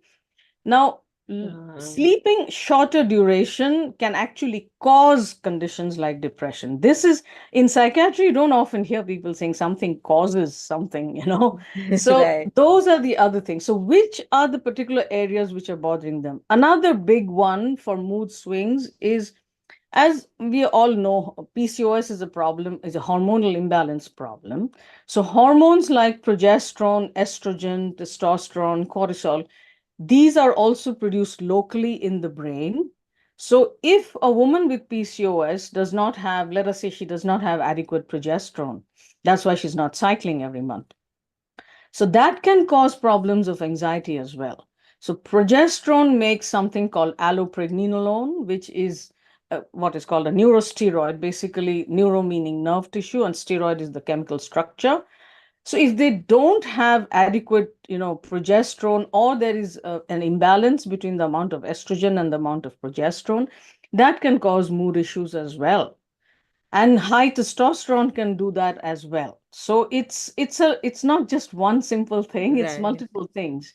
And most people don't connect. Like even today, unfortunately, a lot of people think, oh, she just needs to think positive. And I keep saying, and so Priyanka, I tell people, I said, I have not met a single person until today who wakes up in the morning and decides, I'm going to think only negative thoughts today. So depression, anxiety, these are actual medical problems, just as diabetes or hypertension. And this is, and including, people living with a higher than expected body weight, people think, oh, they're just lazy. They just eat too much. They don't exercise enough. That thinking has to change. And I'm sorry, Priyanka, that has not changed even amongst a lot of the doctors. They still think, oh, this person is like this because they eat too much. They eat too much junk food and they don't exercise. They are lazy. They don't have, the motivation. They need a lot of will force. So that is basically what a lot of the thinking goes. Yeah, in fact, even like now that I'm guiding even the older women, they carry this guilt. They still continue to blame themselves for, that it's my habits which are wrong, or I'm not doing something right. That's why. So as you were saying earlier to me also, that PCOS is a lifelong condition. So if you could explain that, because as you said, it's not something that, just happens in young women and remains with them at that time, but it carries over to later. So yes, that is again something that is number one, not talked about as often. And for women, this judgment and this, thinking that I am less than something else is or someone else is like so pervasive. And we didn't even today, I don't think in medical college we are being taught about these things. Back when I studied medicine, we were not taught about how your childhood, how nurturing relationships, if you had a lot of severe mental health challenges in the family and you had, let us say you had an alcoholic parent, how that impacts long-term health, and how women are so often made to feel less than something else. It's like there's a lot of work we have to do. We are not there yet. So what you said is Very true. So number one, there is no specific cure for PCOS as of today. I'm saying as of today because there's a lot of research going on. And it's a lifelong condition. So what do I mean by lifelong? So a lot of women, they are diagnosed with PCOS when they are in their teens. They have some irregular cycles, they have, hirsutism, and their mother takes them to the gynecologist and they come up with a treatment, they come up with a diagnosis of PCOS after having an ultrasound, and then they are put on birth control pills to regularize their cycles. Now, again, I'm not going into that. That's another story because we'll run out of time, Priyanka. So the thing is, in the adolescent years, a young girl in her, teens is not concerned about fertility or not concerned about, endometrial cancer or heart disease down the line. She is thinking of, how can I look better? How can I get rid of my acne? How can, I wear better clothes and look good about it? Or they may also be having eating disorders or food addictions, and like you said, mental health challenges. Young hypertension is very common in India, and often it is not diagnosed because young people don't have their blood pressure checked. So depending on the age, then comes young adults. Now, some of these women may be interested in getting pregnant and starting a family. Then fertility becomes a bigger issue, and all these things are still there. In the perimenopause and postmenopause, everything kinds of, sort of just keeps on adding up and adding up. So the other thing that happens during the menopausal transition, now when I say menopausal transition, I need to clarify what it is. The 8 to 10 years before menopause is called the perimenopause. That is a time of where hormones can be really wildly fluctuating. So that is a time when women have another problem, which is a metabolic dysfunction. So there are estrogen receptors in the pancreas, which produces insulin. And women also lose muscle mass. And muscle mass in South Asians is a big problem. And muscle is a big glucose sink. So when we talk about insulin resistance, we need a good glucose sink. So building muscle mass is very important. So women with age start losing more muscle. Along with the metabolic dysfunction, it has been going on for much longer. So women in the perimenopausal transition have really a lot of challenges with losing weight, or they end up gaining more belly fat, and they have one of the commonest symptoms of menopause is brain fog, sleep issues, chronic insomnia. All those sort of contribute, and it becomes very difficult for people to manage all that, and particularly if they are not getting the kind of support they need. So yeah, Yeah, I think, these are like a lot of symptoms which we can actually ignore very easily. Yeah. So I think it was very important for people to know. But earlier you also mentioned that there is no curative treatment for PCOS. So in such a scenario, what could women with PCOS do? Like what kind of, because we talked about like they can follow some nutritional strategies, especially low carb strategies and habits. So if you could talk about that. Yeah. So in the absence of definitive curative treatment, the best we can do is manage symptoms. So in managing symptoms, insulin resistance is a problem where the hormone insulin does not function as well as it should. And as most of you know, insulin is the hormone that regulates your blood glucose levels. So women with PCOS have that challenge. So obviously eating more carbohydrate containing food will impair the insulin carbohydrate metabolism even more. Now, how much carbohydrate does someone eat? It depends. And as you know, in India, even people who are vegetarians, and you are a former vegetarian, vegetarian people in India don't eat vegetables and, fruit kind of stuff. Yes. They eat a lot of grains. It's like, roti and not so much maybe rice, but it's not what in countries like Canada, vegetarian food involves a lot of vegetables. But in Indian food, that's usually not a primary one. So yeah, Shashi has Yeah, no, sorry. Yeah, go ahead. Shashi has a term for people who eat grain called grainitarian. Yeah, they're predominantly grainitarians. And even actually people who do eat non-vegetarian food in India, it's not like they are eating non-vegetarian food every day. It's like maybe 3 meals in a week or something for some of them. So anyway, we don't have a lot of time, so I'm going to go ahead and tell you what are the strategies. Food is, of course, primary. And eating a lower carbohydrate food than what they were eating before. Now, the last conversation was a lot about ketogenic diet as well. So one thing I want to clarify, a lot of people mistake a ketogenic diet for being a high-fat diet. No, that is not the definition of a ketogenic diet. A ketogenic diet is a carbohydrate restricted diet, and the restriction definition has to be very clear, because it's like as little as 20 grams of carbs in a day. So 20 grams of carbs, Priyanka, one apple is 20 grams of carbs. One roti, I have a slide where I talk about the different lentils and things like that, how much carbs they have. So how are we going to talk about lower carbohydrate diet, maybe even if they don't reach a ketogenic level? How can that be implemented? So I talk about food in terms of a few things. I will share my slide. Okay, so first is when it comes to food, what is someone supposed to eat? Rather than focusing on, let us say someone is eating 300 to 400 grams of carbs a day, which is quite common in India. Instead of saying, don't eat this, don't eat that, the don't list goes very long. How I like to start is you need to prioritize protein. Now, in food, there are 3 macronutrients: proteins, carbohydrates, fats. Now, amongst proteins are made of amino acids. Some amino acids are called essential amino acids. That means our bodies don't have the ability to make them.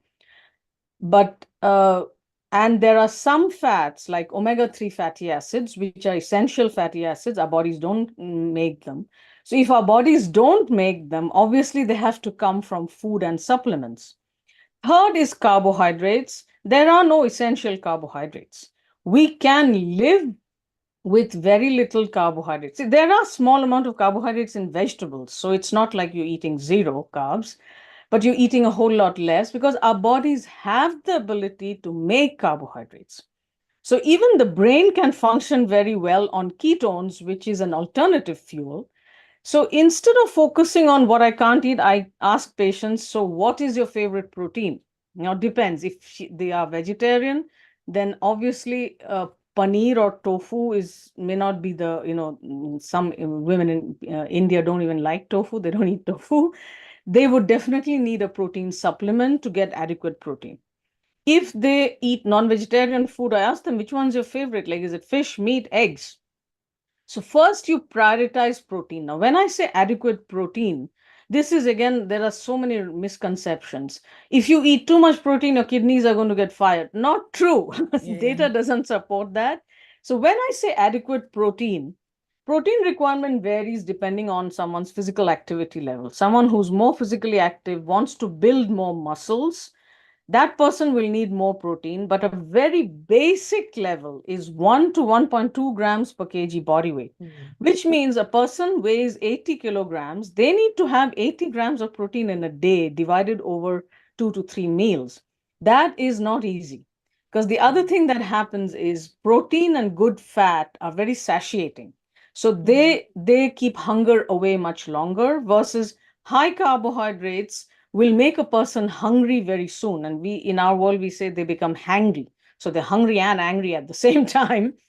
And what happens is if you look at the glucose curves, with carbohydrate containing food, it goes up in 1 hour, 2 hours, stays like that, and then dramatically falls. This wildly fluctuating blood glucose levels also cause mental health challenges like anxiety, panic attacks. There is something else called relative hypoglycemia. We won't have time to go into that. Basically, when I say prioritize protein, how we serve ourselves the food. So in Indian food, usually what happens is the roti or the rice that is served first. So instead of doing that, start with whatever your favorite protein is. If it is paneer, paneer, or if you're eating non-vegetarian, chicken or fish or eggs, whatever, and some high quality, good vegetables. Now cook the vegetables in whatever spices you want, your family's favorite recipes, but make sure the oil in which it is cooked is not one of these inflammatory seed oils. So using ghee, butter, or I ask patients, what is your ancestral oil? Like, what did your great-grandparents, it's not even grandparents anymore, the great-grandparents have to ask about. What did they, if they ate coconut oil, can you get the minimally processed coconut oil?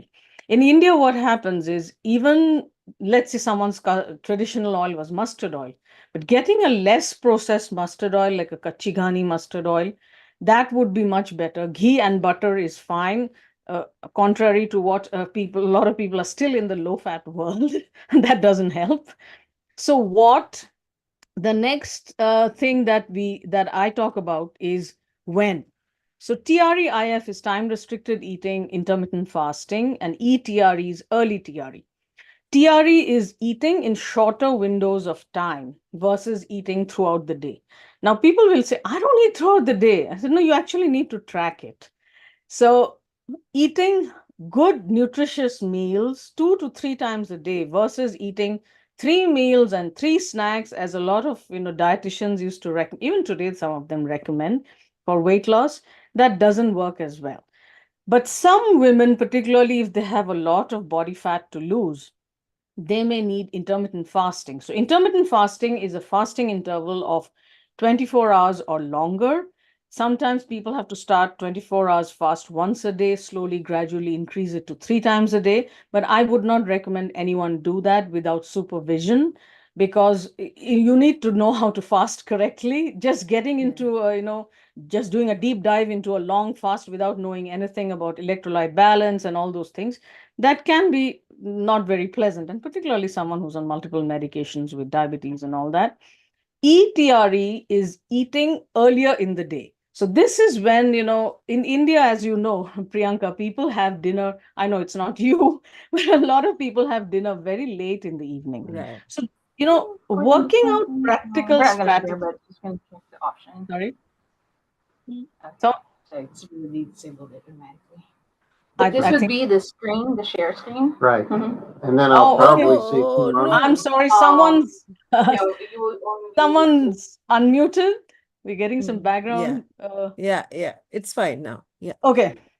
So I was talking about when. So eating higher, let's say it's someone who cannot give up their rice or their roti. So what I tell them is, okay, have that during lunch. Make sure that for supper or dinner, you don't have a lot of carbohydrates.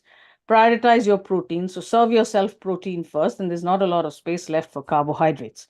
Early dinner is something that most of my patients find it makes a huge change. And for some people, they might just have to carry an extra meal to the office, because in a city like Mumbai, most of them won't reach home by 7:38. So what I tell them is, finish your meal in the office and then you leave for your long commute, so that you don't reach home at 10 o'clock and then you're left with eating. In what order? Eating protein before carbohydrates changes blood glucose response dramatically and also increases satiety. So satiety is basically not feeling hungry.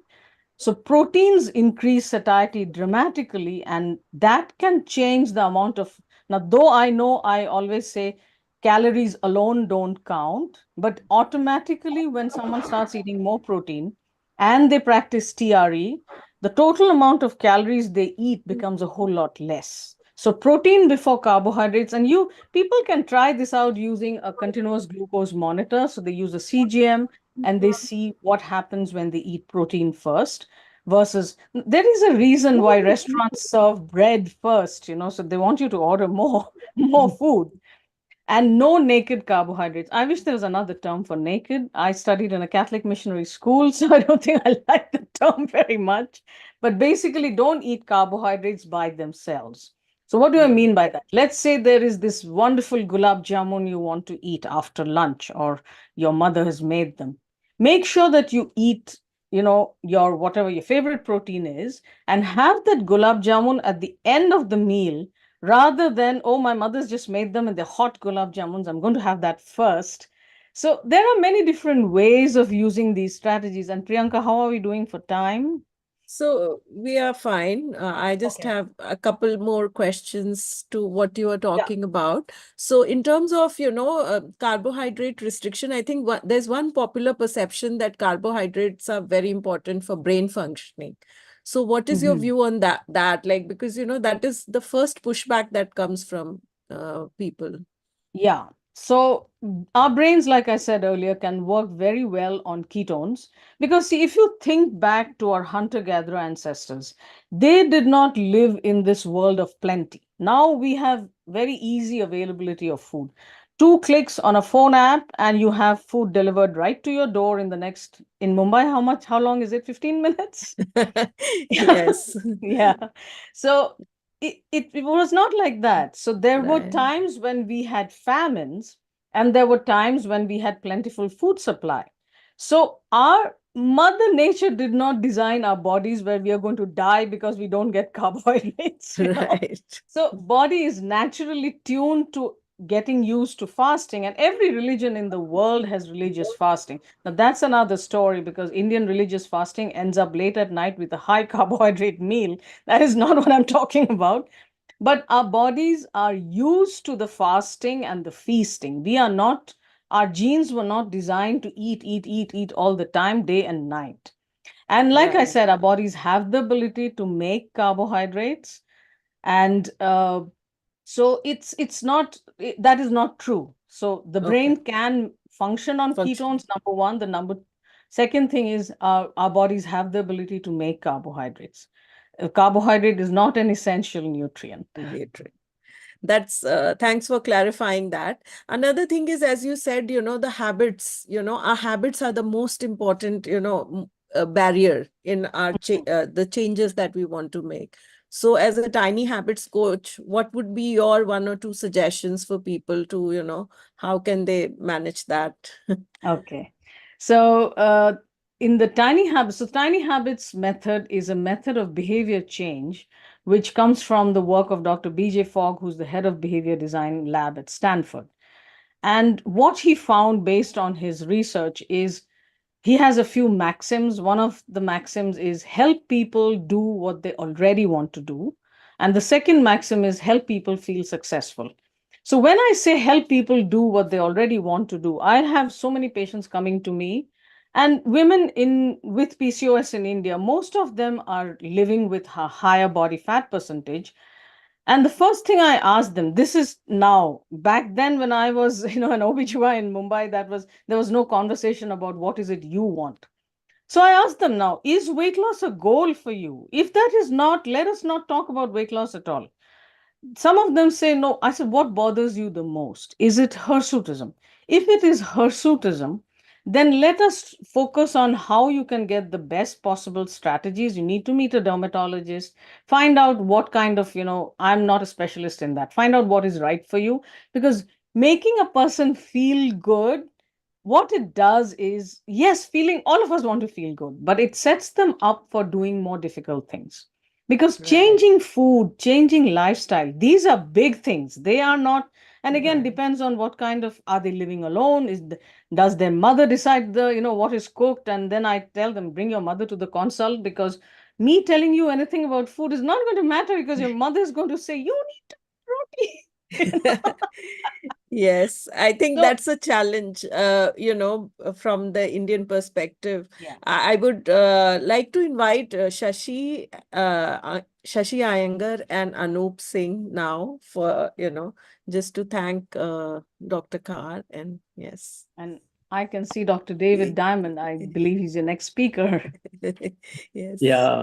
Dr. Shagunam, thank you very much for coming in this conference and sharing a valuable insights into this topic. And I think that is very much required, because especially the PCOS, 1 in 5 in India actually have PCOS without, many of them may not be knowing also. And of course, related to insulin resistance, obesity, lifestyle, as you explained it very nicely with all the slides. So I want to once again thank you. Thank you very much. Yeah, Anup. Thank you, Shashi. Thank you very much. My pleasure. Hi, Anup. Anup, we cannot Anup's- hear you. yeah, You need to can't connect hear. something. He needs to connect it. Yeah, thank you, Dr. Shabnam, for Yeah. coming. My Thank you for pleasure. coming and taking our invitation. It was a nice session to watch. And to put on record, few days back, Priyanka had tweeted one tweet. Now that Yeah. has been covered in almost all media and she has been quoted all around. It was on PCOS.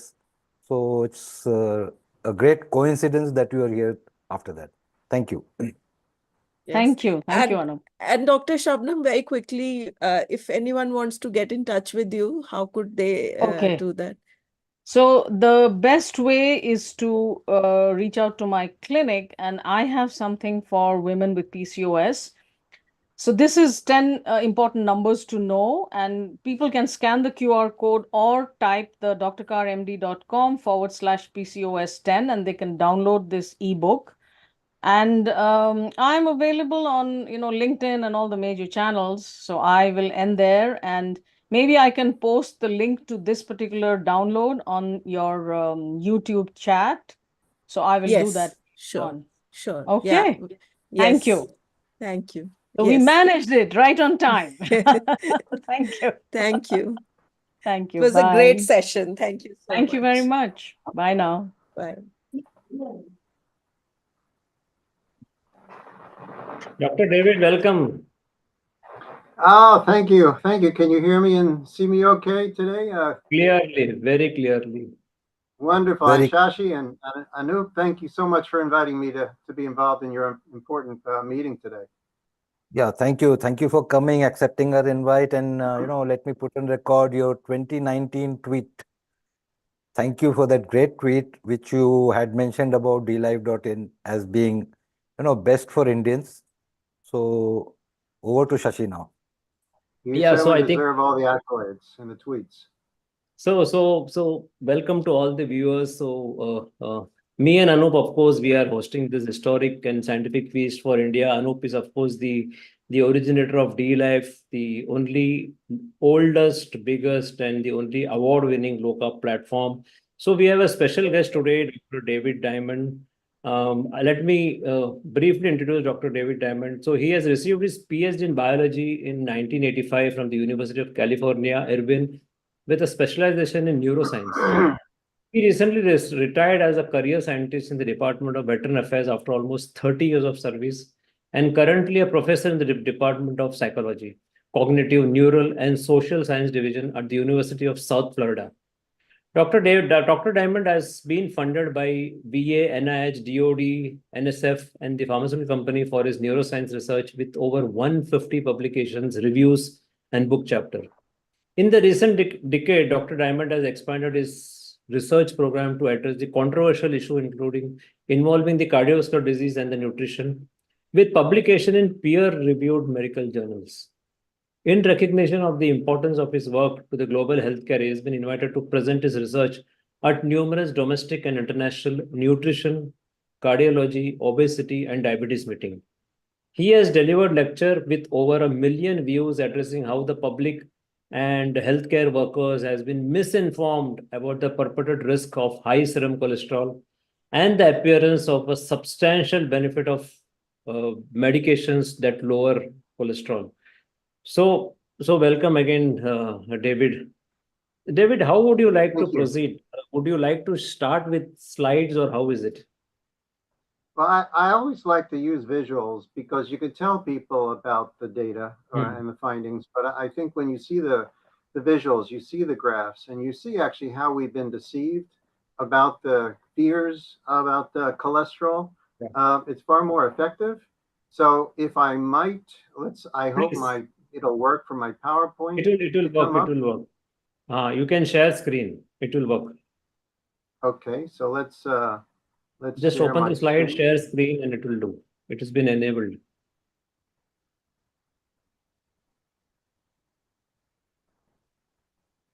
Well, let's see, screen 2. No. Screen 1. Okay. And let's go to my PowerPoint. Yeah. All right, how does that look? Yeah, fantastic. You can start. Okay, great. So this is actually a title from when I was at Low Carb Denver. So if people want more information, this talk was recorded. This was from a year ago. So we got a lot to cover. This slide, which I hope you can see, shows my triglycerides were astronomically high. This is about 25 years ago, and in which you're hovering around 800, and my HDL was in the low 30s. So my triglyceride HDL ratio was extremely frightening at about 23, which is more than 10 times what is recommended to people, maybe even 20 times what is recommended. And as you said, I'm a neuroscientist. I've been a neuroscientist for over 40 years. But when my doctor told me I was at such a high risk for developing heart disease, it really was alarming. And he recommended that I go on a variety of medications, including statins. And you can see all over here, there are the warnings to me that are in my notes that the patient, is he agreeable to go on medication?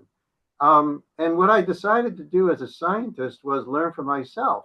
And so you could see here that, in fact, it's very frightening to hear about hypercholesterolemia.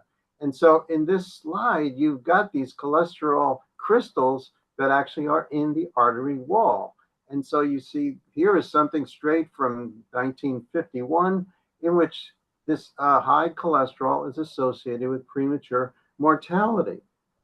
And this has continued to the present day. When I started reading about this, in which I had not only extremely high triglycerides, I learned also that I had extremely high cholesterol. And so you can see that someone in his 40s now with very high cholesterol can expect to have a cardiovascular event or even die. So this was very frightening to me. But again, as a scientist, I wanted to learn more about it. And so what I found in the literature is completely contrary to what you'll hear from cardiologists and what's taught in medical school. And so this is a very important finding, and it's consistent with many other publications in which people diagnose what's called familial hypercholesterolemia, meaning they have extremely high cholesterol from birth as a result of considered a defect in their cholesterol receptor. And so when you look at the rate of death, which here, the general population here is 1.0. So if you're above that, you're dying at a higher rate than the general population. And so it's frightening when someone who is a teenager or in his 20s dies of heart disease when this is almost unheard of. And so your first two bars are above the baseline for the population.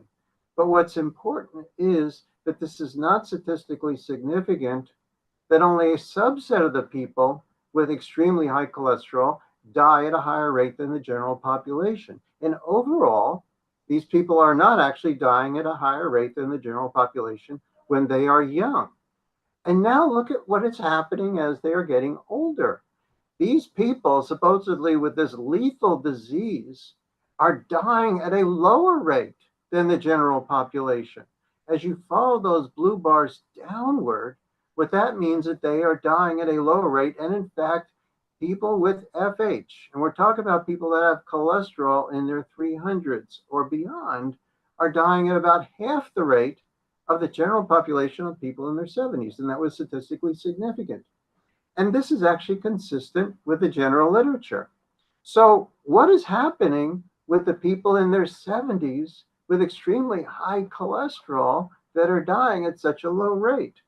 Well, this paper, which really is one of the best papers if you want to look at general rate of death, they broke it down to the type of death. And the people in their 70s, again, with very high cholesterol, are dying at a normal rate. That's right, they're right around 1.0. And they have half the rate of death from cancer and less than half the rate of death from other causes. Now, is this a mystery? I mean, you read this and say, why aren't these people dying at an extremely high rate? Well, there's an explanation. They're not different from the general population. That, in fact, people with high cholesterol, and here's a paper that I had the pleasure to publish along with other investigators, almost all of these being MDs, including cardiologists. And what we found is the people with the highest LDL, which is all the bad cholesterol, they live as long, and even most of the findings show they live longer than people with low LDL. And so that's why the conclusion was that we should question the validity of the cholesterol hypothesis, which is that high cholesterol will clog your arteries and cause premature death. Now, why is that? Why is high cholesterol so good for you? And this is a message that people generally don't hear. But there's an extensive literature showing that not only in general are lipoproteins important for our immune system, but specifically LDL is important for immune function. That bacteria produce toxins that can kill you. For example, when people die of sepsis, it's a result of the toxins produced by bacteria that can ultimately cause the immune system to go on the offensive and destroy our own organs. And so LDL, in fact, binds to these toxins and protects us. So this is something that's entirely ignored by cardiologists and largely unknown by the general population, but very well established in studies of the immune system. And this is, in fact, why elderly people with high LDL are so healthy. Granted, we still need to be concerned about heart disease.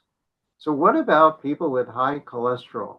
Is it the high LDL that is causing more heart disease? So we have really important papers that every now and then are looking beyond LDL and telling us what's actually causing heart disease. So here's a really nice paper on people with familial hypercholesterolemia, meaning of extremely high cholesterol. And they're all on statins, which has now reduced the LDL. As you can see here, we have two groups that are about 150, which is still considered high. But the important thing about this graph is that it shows that we have two groups of people.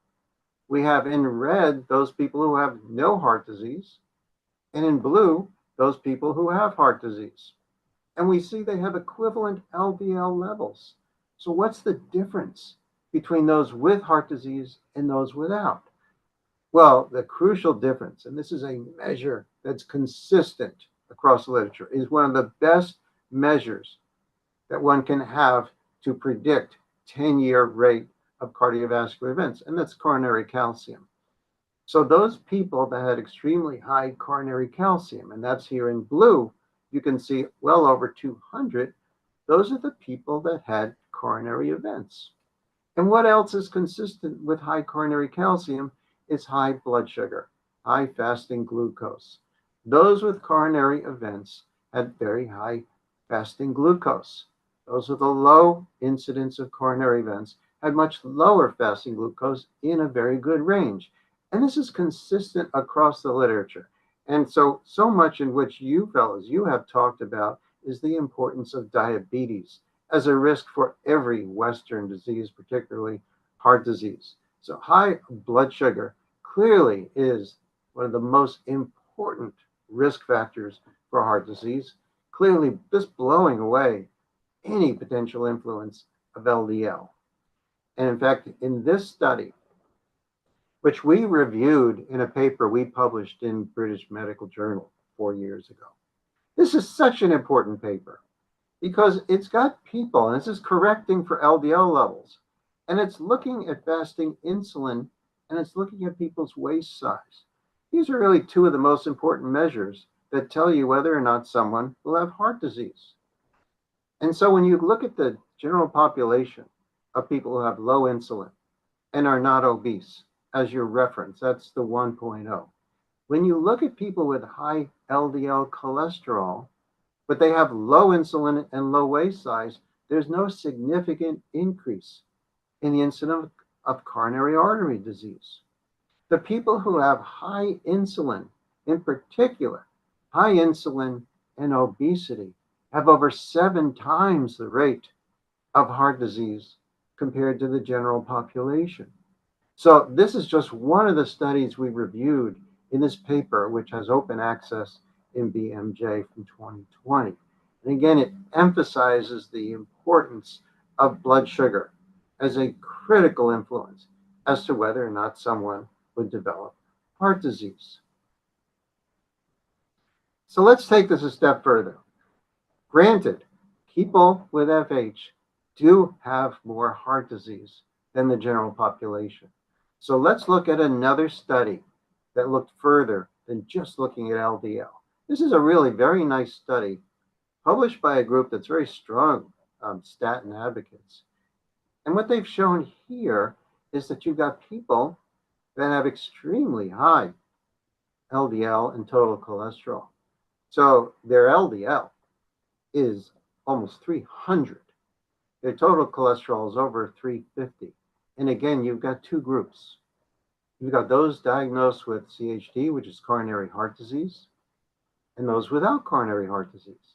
And you see there's no difference between those with and without coronary heart disease as far as their total cholesterol and their LDL. There's a slight difference in their HDL and a slight difference in their triglycerides. So lower HDL, higher triglycerides. That's a sign of insulin resistance. But what's most important is when you look at clotting factors. And so there is a genetic predisposition that you find in not only FH, but in the general population, that people who have this, what's called a polymorphism, a gene form for the protein prothrombin, which is involved in clotting. Well, those who have this polymorphism are over 2 times as likely to be diagnosed with coronary heart disease. And that is independent of their LDL. And so this clotting factor is incredibly important. If you've got this polymorphism, you're much more likely to develop heart disease, and that's independent of your LDL levels. Another study, and this is rare because normally people are looking at FH, they only look at cholesterol, but sometimes we have a treat. We get the sort of a present that some investigators, or this is before the development of statins, in which you can look at other factors besides LDL. So here's another study in which you see no difference in total cholesterol, LDL, as well as HDL and triglycerides. And what you find is extremely high total cholesterol, extremely high LDL. This is before the age of statins. And the crucial difference are the clotting factors. So the people who did not have coronary heart disease in blue had a lower level of fibrinogen and factor VIII. So these are the crucial clotting factors that when they become activated, then cause a blockage in our arteries, increase the viscosity of our plasma, and therefore contribute to coronary heart disease. Now, this isn't just a few studies and just not what I present in talks. I've had the great pleasure to work with Drs. Ufi Ravenskov, Dr. Michelle Largeril, and Dr. Malcolm Kendrick. And we have published papers on the importance of what we call coagulopathy. When you look at the people with FH, that's familial hypercholesterolemia, those are the people who die young, and the people who die old. What is crucial is that they have greater clotting factors, or they have less reduction of clotting, which is called fibrinolysis. So we've got some papers that we have published on this, which frankly, I have to admit, has been ignored by cardiologists, most cardiologists. I will also say that Michel de Largeril is a cardiologist in France, and he recognizes the importance of clotting factors and does not believe that people with FH should automatically be treated with statins because he understands the importance of the clotting factors and not the LDL as a cause of heart disease. So if we look at one of the clotting factors, one of the most important ones is fibrinogen. So this is a protein that in its inactivated state is benign. But when it gets activated, what activates fibrinogen? High blood sugar, high blood pressure, stress, activates fibrinogen, which then triggers a cascade in which we ultimately end up with clots. And when we look here at, in this study, at whether we're looking coronary heart disease as well as cerebrovascular disease or stroke, what we see is a linear relation between the amount of fibrinogen in the blood and the risk for heart disease as well as stroke. There is nothing like this kind of clear age-independent risk that you'll find with cholesterol. So what is most important that we need to really be aware of is the clotting factors, because this ultimately is what causes both coronary heart disease as well as stroke.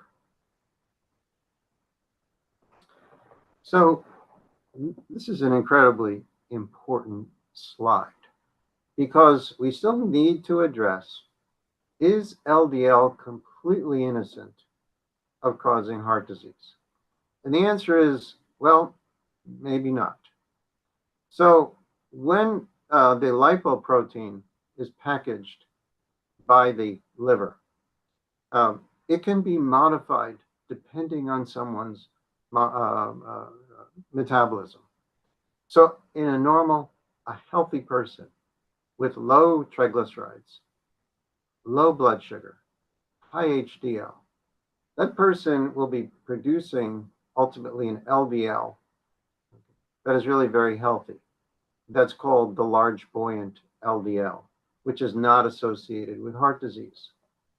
But in that person with metabolic syndrome, that person with particularly high blood sugar, what will happen is that glucose will bind to the LDL.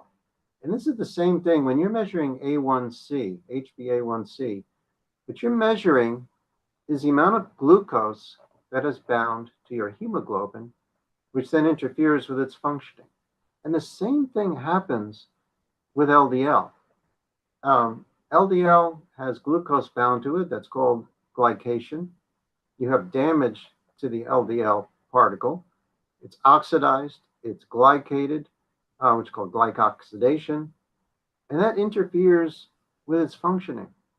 It will then remain in the blood much longer than the large buoyant LDL. It will have more difficulty being able to bind to the LDL receptors. It will exist in an unhealthy metabolism. It will exist under conditions in which there is damage to the artery wall. And it gets caught up, in a sense, in this maelstrom of damaged metabolism.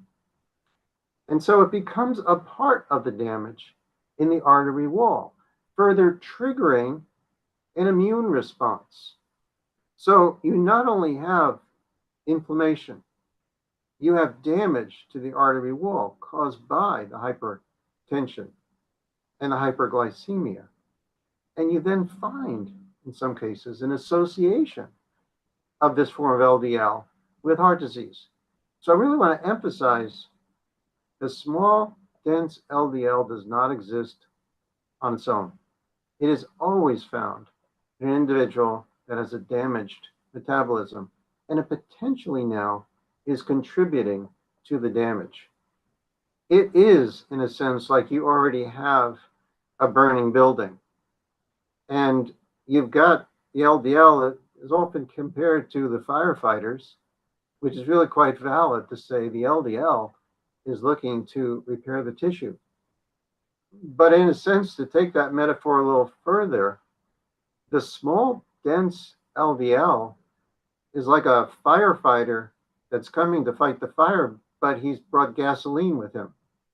And so potentially exacerbating the problem. And it is really important, again, I want to emphasize the small, dense LDL does not exist to a high degree in a healthy person. So let's look at the small, dense LDL, which again is what you find in people with typically high blood sugar, high triglycerides. So if we look at people who have a high level of small, dense LDL versus those who have a low level small, dense LDL, those people who are in the upper half having high, small, dense LDL they also are extremely high in triglycerides, which is unhealthy. And this is what I learned for myself, that I had extremely high triglycerides, which I didn't mention earlier in the introduction. As a result of my studying the literature, realized that what was causing my high triglycerides was my excess consumption of carbohydrates. And so by dramatically reducing my carbohydrate consumption, I've been able to lose weight, reduce my triglycerides by about 75%, and also raise my HDL by about 25%. So in the last 25 years, I've been able to improve my overall metabolism. So let's get back to this study. So what you've got here is people who have a high degree of small dense LDL, have very high triglycerides. People who are very low in small dense LDL have a very healthy level of triglycerides. Looking at these people as well, the people with high small dense LDL, over 70% of them are diagnosed with metabolic syndrome, which means high triglycerides, high blood sugar, high blood pressure. So these people are very unhealthy. So the small dense LDL exists in an unhealthy metabolism. Now let's look at their rate of heart attacks, coronary heart disease. The people who have the high level of small dense LDL have far greater incidence of coronary heart disease compared to those who are very low in the small dense LDL. So this is a risk factor for heart disease, but it's an indication, again, that someone is very unhealthy. You look at the native LDL, the one that is not damaged by blood sugar, and that's the large buoyant LDL, and that's on the right. What you see is no association of large buoyant LDL to heart disease risk, because large buoyant LDL has not been damaged by the blood sugar. Now, there's an odd finding that people with familial hypercholesterolemia do not have more strokes than the general population. And one reason for that is you actually do find that people with FH are relatively healthy. Obesity is rare. Diabetes, type 2 diabetes is rare. And so they rarely have high blood sugar. And so one question is, why is it that people with high cholesterol in general don't have a greater incidence of stroke? Well, again, it's because high cholesterol is not blocking arteries. So what is it that causes stroke? Well, it's very clear. What causes a stroke is blood clots. And so that's this slide right here shows the association of small dense LDL with a greater incidence of stroke. And why is that? Well, again, small dense LDL exists in a metabolism that is dominated by high blood sugar. And so the people who have the highest incidence of small dense LDL are also the ones that have more stroke. So again, I emphasize, because one component of LDL is associated with, in this case, cerebrovascular disease, does not mean it alone is causing it. We need to look at what is causing an increased incidence and concentration of small dense LDL. And what is causing that is the increased blood sugar you find in these people. So let's take this a step further. LDL-C, so often people just measure their LDL-C, and the LDL-C is high, and your blood test result says you should go on a statin. Your doctor is alarmed because your LDL-C is 200 or 300. We need to understand, LDL-C is a terrible measure because it has multiple components. So when you get an LDL-C measure, that is a combination of the small dense LDL and the large buoyant LDL. So first of all, realize you need to know, of course you need to know your blood pressure and your blood sugar, but you're seeing a hybrid measure. It's not telling you the relative difference between the small dense and the large buoyant LDL. It's just looking at the total LDL in all the particles. So that's the first thing that's a problem. Now, I hope you can see this animation in which the studies are so consistent. And I've enjoyed hearing the talk before mine on the importance of blood sugar, to reduce blood sugar with a low carb or ketogenic diet. Because what happens with the low carb diet is that because the blood sugar comes down, you're reducing the small dense LDL, you're increasing the large buoyant LDL. Now, what can happen?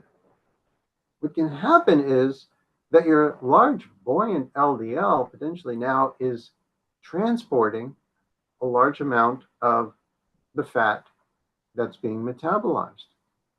So if your large buoyant LDL goes up a lot and your small dense goes down, your total LDL-C could actually grow, could be very large.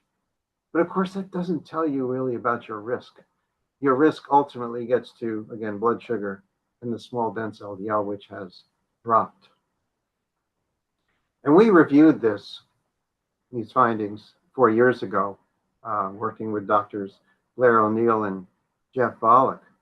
And if you look at where these arrows are pointing, what we showed in reviewing the literature is that large buoyant LDL, that is, of course, the one that at worst is neutral and at best is helping your immune system.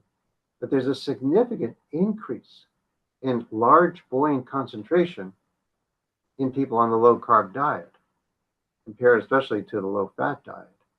And now if we look on the right, we see all these measures in which it's better when they go down. And in particular, we focus right now, the small dense LDL, here you can see in blue, is declining. All these other measures, the weight, blood glucose, insulin, the measure of insulin resistance, the HOMA, triglycerides drop dramatically. The ratio of triglyceride to HDL, the small dense LDL has dropped, leptin as well, and LP little a, which is also a measure. So all these measures, all these risk factors have improved. So there's certainly no reason. And you see on the far left, the LDL-C may increase, but there's certainly no reason to fear high LDL-C for someone on a low carb diet. Let's take this another step further, just to show you the, frankly, absurdity of depending on LDL-C as a determinant as to whether or not someone is at risk for heart disease. There is another lipoprotein which is structurally almost identical to LDL, and that's lipoprotein A, or called LP little a. Even though it is virtually identical, it has quite different function from LDL. And the reason why it's all together is because when you measure LDL-C, you're looking at LP little a as well, because it is structurally so similar to LDL. LP little a does not actually cause clotting. LP little a is involved potentially in reducing fibrinolysis. And so what you've got is LP little a can interfere with the breakdown of clots. And so what you've got then is LP little a is bound to the clots and interferes with this fibrinolysis process. And I think we're only learning the importance of LP little a, but what is very clear is that there is evidence that high LP little a is associated with an increased incidence of heart disease. And so high incidence or high concentration of LP little a will drive up your LDL-C measure, but it's measuring something completely different. And what's important about this paper that I have is that these investigators were able to tease out the component of LDL-C, which was the Lp(a). And their conclusion was that LDL-C, which again, remember, is this global measure, multiple ingredients, when they removed the Lp(a) component, then LDL-C was no longer associated with heart disease. This is an incredibly important finding that says that LDL-C is useless. People shouldn't be paying attention to LDL-C because it has individual components that are either neutral, such as large buoyant LDL, or the small dense LDL, which is basically damaged LDL from blood sugar, or the lipoprotein A, which is somehow involved in fibrinolysis, which ultimately means, again, getting back to clotting. If you're interfering with fibrinolysis, well, then you're going to have more clots that will be presented for a longer period of time. Okay, so now let's talk about statins. Of course, statins are the wonder drugs.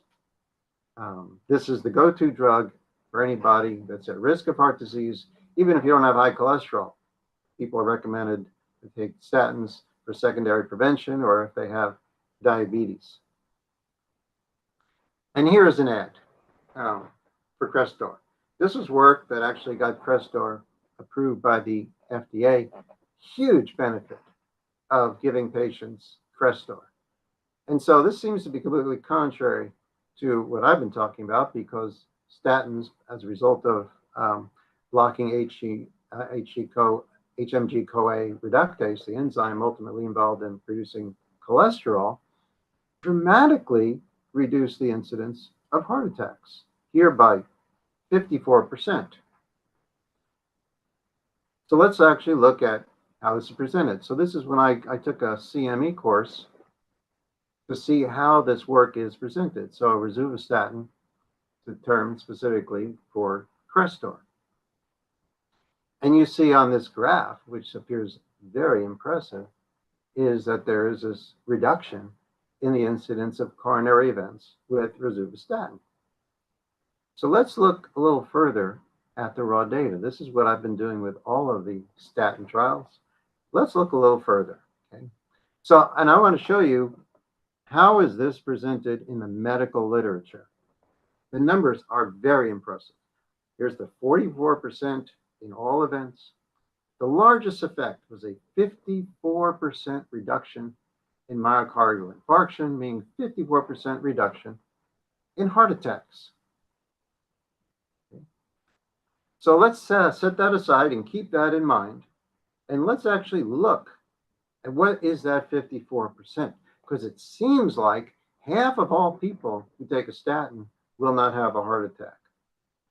So I have shown here on the left the same way to present the data, but what I'm showing you here is the percent of people that did not have a heart attack. And I hope this little guy is showing up on your screen. The difference between those treated with Crestor and those treated with placebo is 54%. And again, just to be clear, we are looking at the percent of people that did not have a heart attack. And that difference between the blue and the red is 54%. And it was this finding that got Crestor approved by the FDA in about 2009. How can that be a 54% reduction? Because over 99% of all subjects did not have a heart attack. Let's look at the raw data. For those on Crestor, we had almost 9,000 people in this study. About 8901 in a Crestor, 8901. 31 people had a heart attack in the Crestor group, 68 people in the placebo group. So almost 18,000 people, less than 100, had a heart attack. I like to say These people were horribly uncooperative. Almost nobody had a heart attack. Almost nobody died. So let's get to the numbers. How is there a 54% reduction in heart attacks? So the arithmetic difference between the placebo and the Crestor group was 0.41%.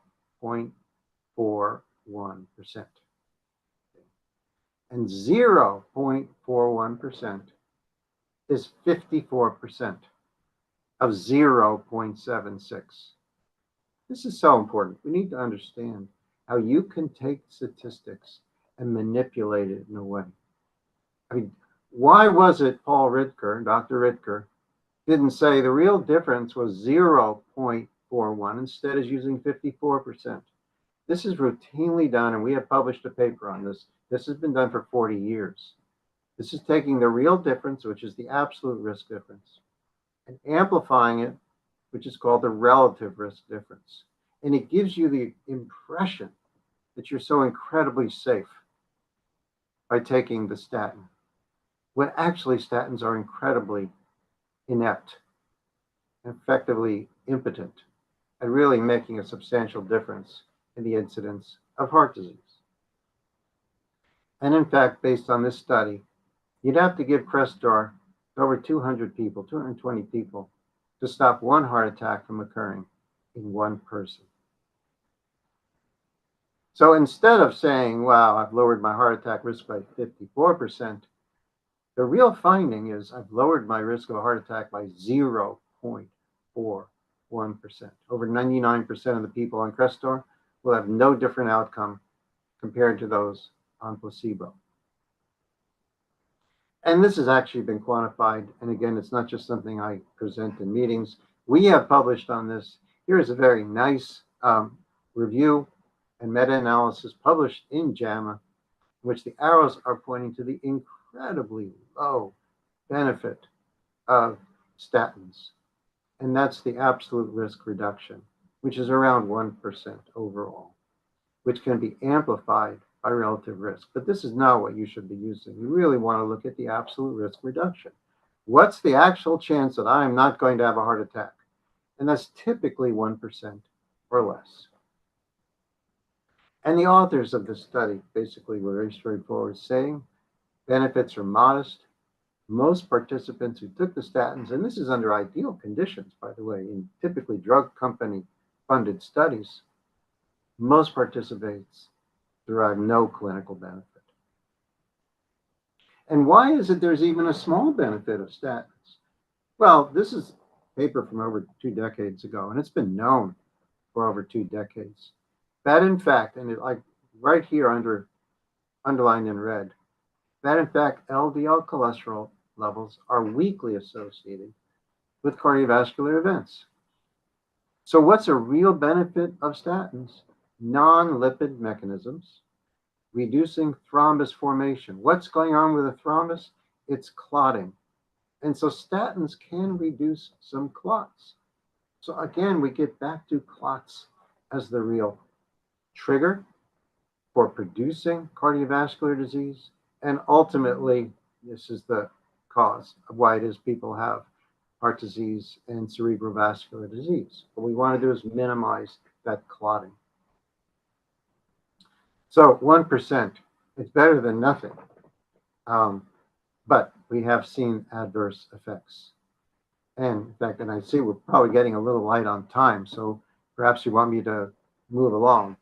But one of which is forgetfulness, okay? Cognitive impairment mentioned by the AHA. And so what we have is dementia. Here reported in the study on elderly people on statins. They were taken off their statins, cognition improved.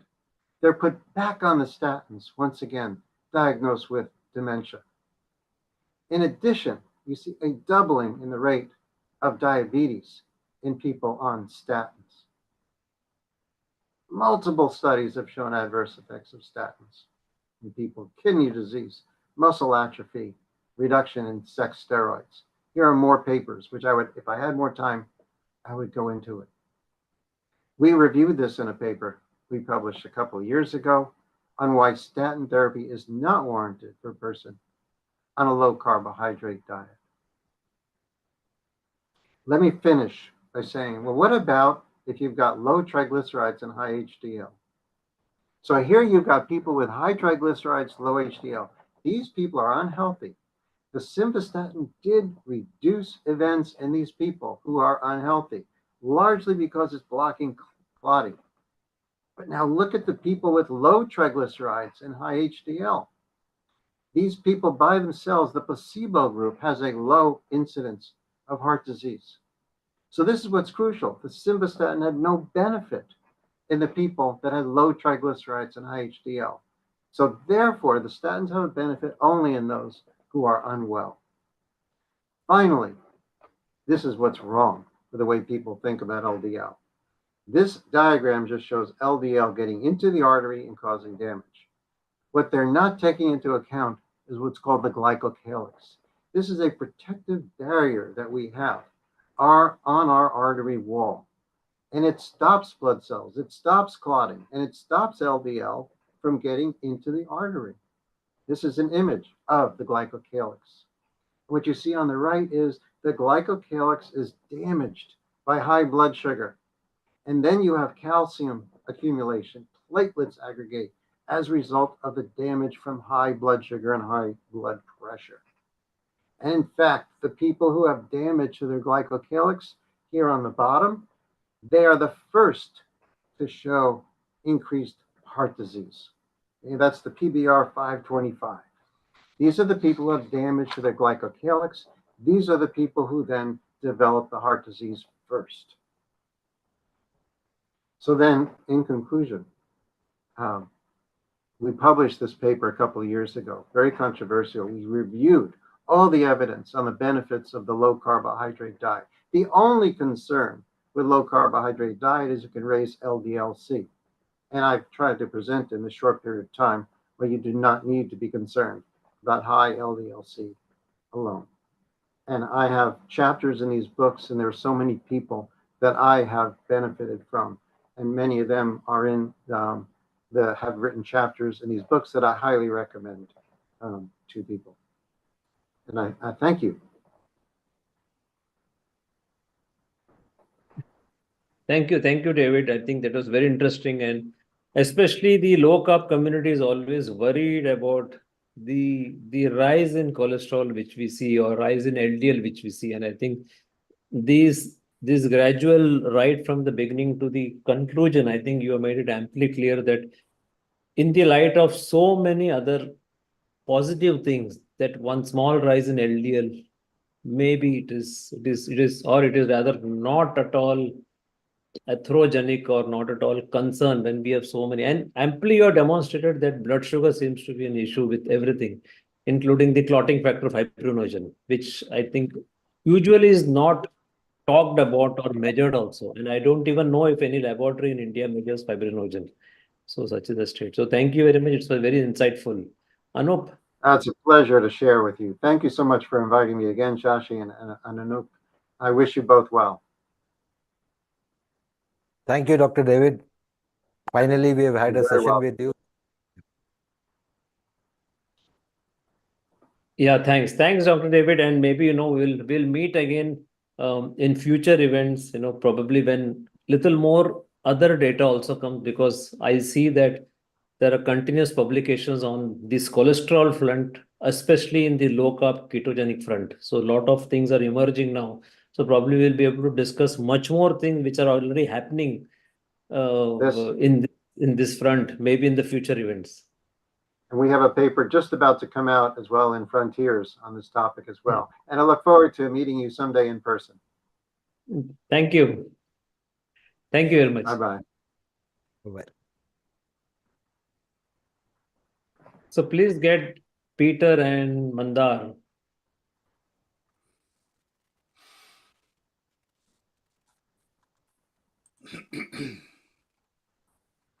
Sorry, I thought I hit mute. Hello, hey, hi everyone.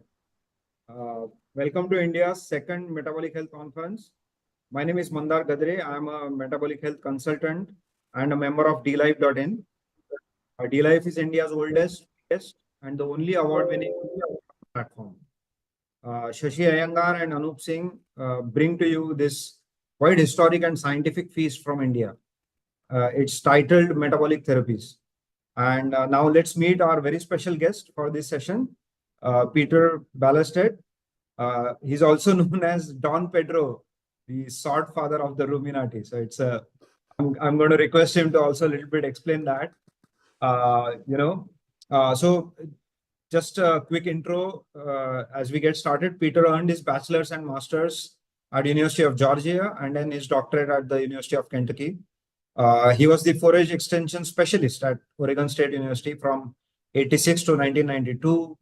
He has worked in the forage seed industry for quite a few years, member of several national and international scientific societies, participates in related global initiatives, and is a past president of the American Forage and Grassland Council. And his personal experience has really led him to re-examine human diet and health. And I'm very keen to learn from him today. Of course, what he has learned sort of disagrees with the advice generally given in the mainstream for several decades. And Peter has now come to advocate for ruminant animal agriculture and quite the essential role of animal source food in the human diet. And is really great at connecting producers, consumers, researchers across a lot of scientific disciplines, increasing awareness of metabolic health and ruminant animal agriculture's essential role, right? So welcome, Peter. I'm so thrilled to have you here and get a chance to talk to you. Thanks for joining us. Thank you, Mandar. I'm very happy to be a part of this. It's somewhat amazing to me that a forage agronomist ends up coming after Dr. David Diamond. I mean, this is just quite remarkable. But I think we are all, we can draw a thread through everything that has been presented today, will be presented over the next 2 days. So thank you very much for the opportunity. Perfect. Thanks for joining us. So maybe before I sort of, start with all the questions, maybe a basic one, but for me and all of our audience, would you sort of briefly describe what is a forage agronomist and, what sort of you do out in the field? Sure. So forage is those parts of plants that are eaten by livestock. And it could be cut and carry, it could be cut and dried and stored and fed later, it could be pasture. Could be grasses, legumes, other forbs. Some species of ruminants will browse on trees. So basically anything except the mature seed would be considered forage. Perfect.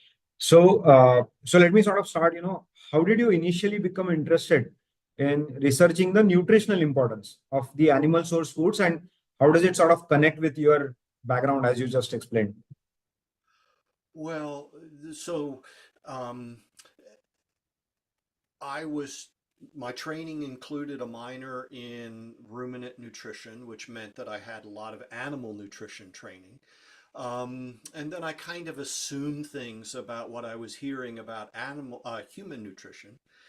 And then, speed forward several years from my graduation. And in 2007, I realized I was a 51-year-old balding, obese pre-diabetic. Okay. And then I started reading the materials that were then available and through lifestyle, address those conditions, primarily through diet. My joke is today I'm just balding, Congrats on that, yeah. It's a really effective lifestyle intervention, but then that led me to re-examine what so many people, all of us have been told about what constitutes a healthy diet and where did that come from? Why do we believe that's the case? And then as you get around that very long, you're going to start to hear other messages about environmental impacts or sustainable food systems. And you realize there's a whole lot of poorly based belief system involved in those. And so I want the farmers that I was trained to serve, the people, which is everyone, I mean, the people that depend on farmers is all of us, But I want people to understand how important animal source food is in human diet, how important ruminant animals are for sustainable food systems. And I want people who are producing this food to understand that what they're producing is the health food. Because many people in that community face the same metabolic disorders that I did and others do, the general population. And then I become aware of the fact that this is all malnutrition.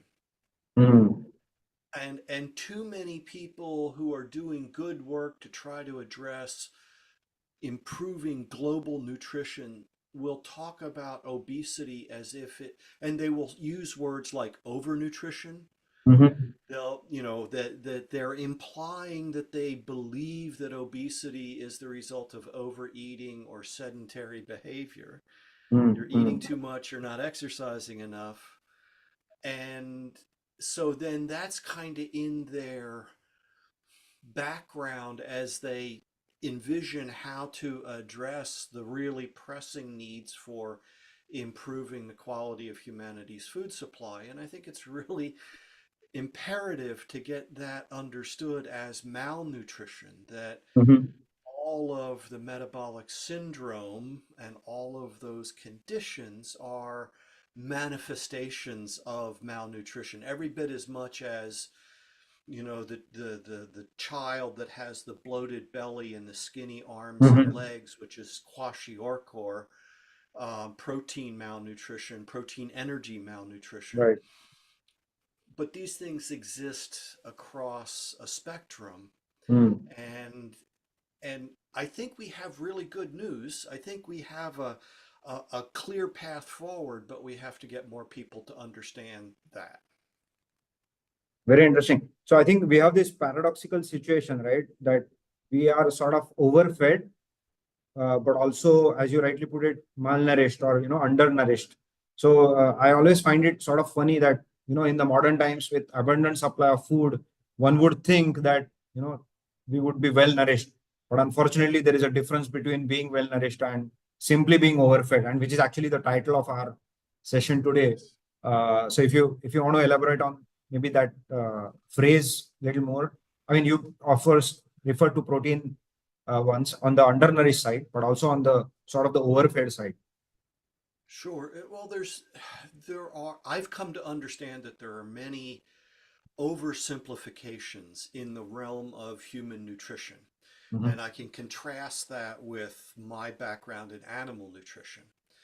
And so people who work, human beings are technically a monogastric animal.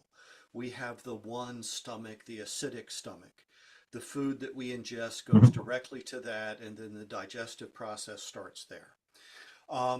Ruminants have 4 stomachs. So those are sheep and cattle, goats, bison, buffalo. There's many, many others. Their unique contribution is that they can utilize this plant material, which is high in fiber, low in fat, has relatively low amounts of crude protein, which itself is poor quality protein. And they can take that material and then produce from it highest quality food for human nutrition and development. So calorie from plants is primarily going to come from sugars and starches. A calorie from animal source food is primarily going to come from fat. Well, if I had 100 calories from both food sources, they're not going to have the same metabolic effect on a human being that eats them. Right. And some people could say, well, maybe once upon a time humans could eat more carbohydrates than they can now. Fine. The fact is we're in the grip of a pandemic of metabolic diseases. And so to rectify that, you can no longer, basically people are intolerant of carbohydrate. So how are they going to get the energy that they require? And then on top of that, if I had a, 50 grams or 30 grams of protein, and I'm putting air quotes around protein, from plant source foods and animal source foods, those won't have the same metabolic effect on the human being because they're not equal. Right. So protein sources vary tremendously in their quality and our ability to use them and their ability to provide us the essential amino acids that we need. And then there's all the other nutrients that come along with those. So we tend to oversimplify, and we just talk about protein and compare plant sources and animal sources and forget about the vitamin A and the zinc and the iron and the essential fatty acids long chain that we require that aren't available or are poorly supplied by plant source foods. And then of course there's anti-nutrient components that come along with plants. So it's far more complicated than the many of the public health messaging has conveyed. And so it's possible for us to eat a lot of calories and not get a lot of nutrients. Let's just think of, I don't know, eating a sack of sugar. Get a 2.5 kilo bag of sugar and you'll get calories. And then from some of the areas that I work in, we talk about food systems and people will talk about caloric yield per hectare. And I'm going, well, okay, that's sugar cane. But is that appropriate for a population that's metabolically ill? And similarly, people will talk about protein yield from different farming systems. And again, that's just looking at crude protein without looking at its utilizable essential amino acid yield, which is a far more important metric. And so all of these things, I want to do the work with those communities, but I also want people to understand that maybe we haven't heard the whole story. Absolutely, very pertinent points. So if I may sort of summarize quickly, we have to look at not just gram for gram protein comparison, but also a variety of dimensions, right? You mentioned bioavailability, you mentioned the amino acid profile, any anti-nutrients that may come with it, and fourthly, the carbohydrate load that comes with it, right? Because a lot of your plant proteins are going to bring the carbohydrate. So even if not just anti-nutrient. So all these 4 dimensions. So in that light, I want to ask you, and it's sort of relevant for Indians who are listening to us. See, a lot of times we have a tendency of mixing, the dal and the rice, right? The lentils and rice, and we sort of try to achieve sort of a complete amino acid profile from that. What's your view on it? How well does it work? And what may be the pitfalls of that? Again, I'm going to lean heavily on the people that I've worked with. But when someone tells me that an 8-year-old boy with unlimited access to rice and lentils could not meet his lysine requirements, if he had unlimited access, just the physical gut size, and then of course you'd have to think about everything else they're getting, all the fiber that can cause problems, the phytate that causes problems with, as you alluded to, the micronutrient absorption because it binds certain minerals. And so the point is that some amount of animal source food is essential for proper human development and function. And when we see children not getting, take a step back, the World Health Organization says that children 6 to 36 months of age, the best source of the essential nutrients they need for proper development is meat, eggs, dairy, seafood. Perfect.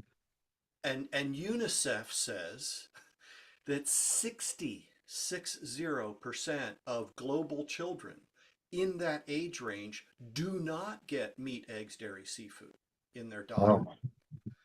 So I say that this is a shame and it's a scandal, and I say that we can address this relatively easily, but we need resources. We need the awareness amongst the governments and the NGOs and private funding.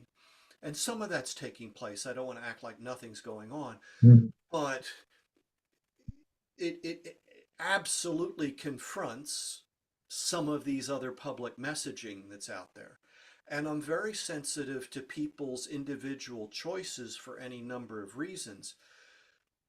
But it can be eggs, it can be dairy, it can be fish, it can be other, it doesn't mean that it has to be red meat consumption, although some forms of red meat will be acceptable to populations and others not. That's absolutely appropriate. And in fact, the people that I think are treading on people's traditions and cultures are those people who are saying we must eat a vegan diet in the name of whatever. Because the vegan diet really has never existed anywhere, right? They absolutely no animal source food diet. And we have evidence of something like between a fifth and a quarter of children under 5 years old globally being stunted. Their brains aren't developing properly because they're not getting these essential nutrients that are best or solely provided by animal source foods. And that's a for the rest of their life decrement, insult, whatever. These people won't be able to achieve their potential because they weren't fed properly. And this has an economic cost. It inhibits development of countries. So there are many factors to this, but there are just some, maybe I could go through a few things and you can interrupt at any time. Sure. Please, Let me switch to somewhere here. There, right in front of me, the big green one that I could have seen if I looked. Let's share. So we don't need to look at that. Why are you not moving? Oh, I know why, because I need to click in here and then it'll work, right? Yep. So humanity is the product of grasslands. Our grasslands are actually the most endangered biome in the world, not the tropical rainforests. And if you think about it, grasslands are converted to cropland. But the good news is that ruminant animal agriculture is going to be part of the solution to many of the problems that we face. And I want people to understand, to value their own health more. When you improve your health, you are improving the world, and maybe it's the most practical thing you can do as an individual. You will have an impact to your community, your family, your business or your place of employment, all of those things. Absolutely. Whenever we talk about environments or ecosystems, we need to understand that these are incredibly complex systems, and we tend to just reduce them down to some oversimplified conception. So you look at a landscape like this, and you're not going to grow many crops on that landscape, but you can grow grass. You can then harvest that grass with ruminants and have the benefit of those animals in your food system. And in fact, livestock in food systems are essential. We cannot have sustainable food systems without livestock in general, or ruminant animals in particular. And again, without sustainable food systems, we don't have sustainable societies. Food security is national security. So I just learned yesterday morning that India is the largest producer of milk. And since at the time of independence, you were not sufficient in dairy, but you have become that. So these are enormously important questions for our national sustainability, if you will. This is one that I got from Dr. Holder. You cannot replace food production with food processors. And so many of these substitute products that are marketed are produced by processing some commodity. And so if we think about it, we take that commodity, which was perhaps already human edible, but now we're going to put it through a process. Well, all of those result in less coming out than went in, right? They're not 100% efficient. And then we understand that a lot of this processing lowers nutritive value. So we're actually decreasing humanity's food supply by these high ultra processed foods that are now in the United States. I don't know about India, so forgive me, but in the United States, one estimate has 60% of the calories in adult Americans' diet coming from ultra processed foods. And for children and adolescents, it's 70%. Oh. So this is versus what we have here, where this animal is grazing is converting a resource we can't utilize directly. So they're increasing humanity's food supply. And then just to throw out little things like this, that this whole question of environmental impacts has been oversimplified and misstated. But this study released last year estimated comparable greenhouse gas emissions from animals in wildlife and livestock dominated savannas. So savanna is a grassland with some kind of tree component to it, and you're going to end up with animals grazing that, whether it's wildlife or livestock. It's a requirement for the health of the grassland and that ecosystem. And you're going to have but the way we've spoken about things accepts this assumption that there would be zero emissions if there weren't livestock there. And clearly that's not the case. Globally, like 96% of the feed that's consumed by domesticated livestock, ruminants, is not human edible. 9/6. So there is no feed-food competition. Much as people will say. This quote from the former director of the International Livestock Research Institute. But, you know, everyone's entitled to their own opinions. No one is entitled to their own facts. And so people in, you know, some countries can entertain whatever but to inflict those through various means on other parts of the world is a form of imperialism that I don't think is recognized enough. Many people would consider these foods, these 9 foods, as good quality protein sources, and I've heard people talk about them that way. But when you apply even the PDCAS, protein digestibility corrected amino acid score, that's a mouthful, will be a test at later. I want you. The almonds and the sunflower seeds and the peanut butter don't qualify as a good source of protein. And then if you apply the more current DIAS, digestible indispensable amino acid score, only chickpeas qualify as a good protein claim for those foods.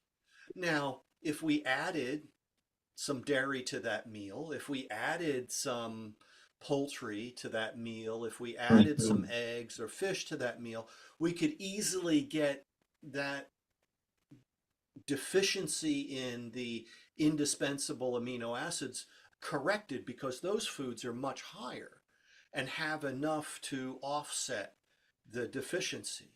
So, but again, we haven't begun to get this into our conversation. Here's another, this is from the US, so forgive me if this is not applicable, but the dietary guidelines uses this phrase ounce equivalent. So an ounce is like what, 28 grams of meat, or 28 grams per ounce. So this is the idea that this amount of food would give you the same amount of protein as an ounce of meat. Okay, so 1 cooked egg, or 70 grams of red kidney beans, or 15 grams of peanut butter, 56 grams of tofu, 14 grams of mixed nuts. Okay, so people went and started, what's that based on? And they started saying things like this in their paper. The metabolic equivalency of these very protein food sources has not been established. That the basis for considering these protein food sources to be equivalent is unclear. And upon inspection, these equivalent protein food sources do not appear to be equivalent in any respect. Okay. Another author basically said, this gets very complicated, maybe hard to get our minds around all this. It's just much simpler if we utilize muscle foods or other animal source foods compared to the plant-based sources of protein. Right. So this is the quote: one can be fed but not nourished. And as you and I would agree, I think we're overfed. And maybe that, maybe what we eat influences how much we eat. Absolutely. That we're, especially when we're on these processed cereal rations, which are cereals are the single largest source of crude protein in humanity's food supply. The cereals is bigger than all animal source foods combined. And wheat is the single largest source of crude protein in humanity's food supply. And they're poor quality protein. They're deficient in lysine. They come along with other anti-nutrient components. When we process them, we make them even less nutritious. And so it's not hard to imagine that people are eating more of these foods for any number of reasons. One being to try to overcome those deficiencies. And flourishing requires nourishing. From Dr. Ead's book, she used this quote that mental power cannot be got from ill-fed brains, and I've talked about these issues already. Right. And I mentioned this idea that there are many manifestations of malnutrition, and we need to broaden our conception of malnutrition so we can address the problem. It's interesting to see people start talking about subclinical kwashiorkor. That many manifestations of essential amino acid deficiency. But we have more than 3 billion human beings today that are malnourished. More than 3 billion out of a total of around 8 billion. Again, undernutrition is not synonymous with caloric deficit. Another way of saying overfed but undernourished. And Absolutely. protein energy malnutrition is a lethal form, especially for children. People want to talk about sustainability issues. In the US, 90% of our healthcare expenditures, which is $4.1 trillion, is due to these chronic diseases. A significant portion of those are malnutrition. Globally, $47 trillion by 2030 is the estimated cost. Right. And if you start thinking about limited healthcare resources, would it not be better to have those resources able to address infectious disease or trauma care rather than malnutrition issues that we could address through other means? So humanity's existential crisis then is insufficient animal source food. And this flies in the face of many messages. So these are just some resources that I want people to have available or know they're already available. I want people to know that they exist. This one issue of animal frontiers, foods of animal origin, a prescription for global health, want people to know about that. Then subsequent to that, there was the result of some of a Congress that was held in Ireland in October of 22, the societal role of meat. There's a web source that's available for free called Animal Source Foods and Ethical, Sustainable, and Healthy Diets. And then there's some areas in research centers in 2 universities if people are interested in issues of animal agriculture and environmental issues. Dublin Declaration of Scientists on the Societal Role of Meat. There's still an opportunity for scientists to review. Everyone can review this document. Scientists who review it and support it are encouraged to sign it, and they're still collecting signatures. I have a reading list of books that I find of interest. This is available. It's a US Amazon link, so I don't know how that's going to translate. Anybody who's interested, we'll see what we can do. I'm available on social media, and then these presentation materials are available now at the link that's shown there on the screen. And I welcome correspondence to talk about these things, and maybe this kind of quick run through those addressed some of the issues that were on the list of questions, but certainly happy to go through more in greater depth as time permits. Right. No, thanks for this. It's quite helpful. I have sort of 2 questions that, we also keep hearing about.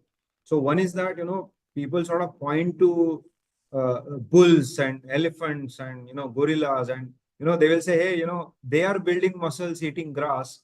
Why do you need to eat eggs or, dairy items or fish and meat?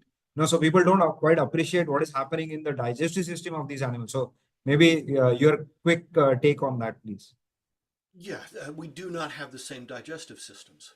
And there's some very interesting work that makes the point, it reinforces the points that have been made already and that I've said in our conversation.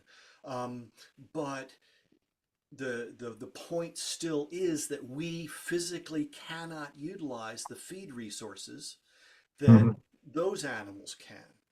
And so, yeah, pointing to them and saying, well, they're big and strong and they only eat plants, so we could be big and strong and yeah, it's not, you're not comparing apples to apples. You're comparing apples to oranges. Right. Absolutely. The other question, is that people sort of sometimes misunderstand, how the use of grasslands versus croplands becomes, right? I mean, we have this notion that, I have to first grow these crops and then feed some of that, even if it is other than the grain part, right, to the ruminants and then eat them. So then, naturally, some of them ask that, why go through all this trouble? Let's just skip that level and eat the plants, right? So, but if I may check with you the statistics, but what I heard is grassland, the amount of grassland in the world is, I think, 2.5 times, 2.5 times the amount of cropland, right? And we have to do a lot of things to make a land arable, right?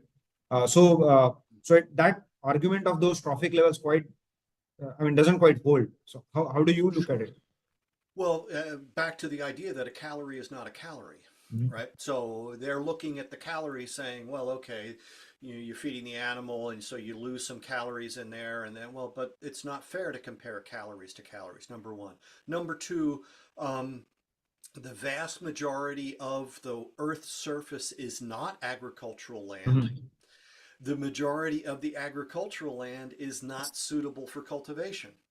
So we can use the example of a soccer field, and we can, or I'm sorry, football. If we imagine that the Earth's land surface is within the boundaries of a soccer field, then the agricultural land would only go from the one goal line, would not even reach the center circle. Mhm. It would be short by several meters. Then if you imagine the arable is the term that we use to describe land that can be cultivated to Right. produce crops.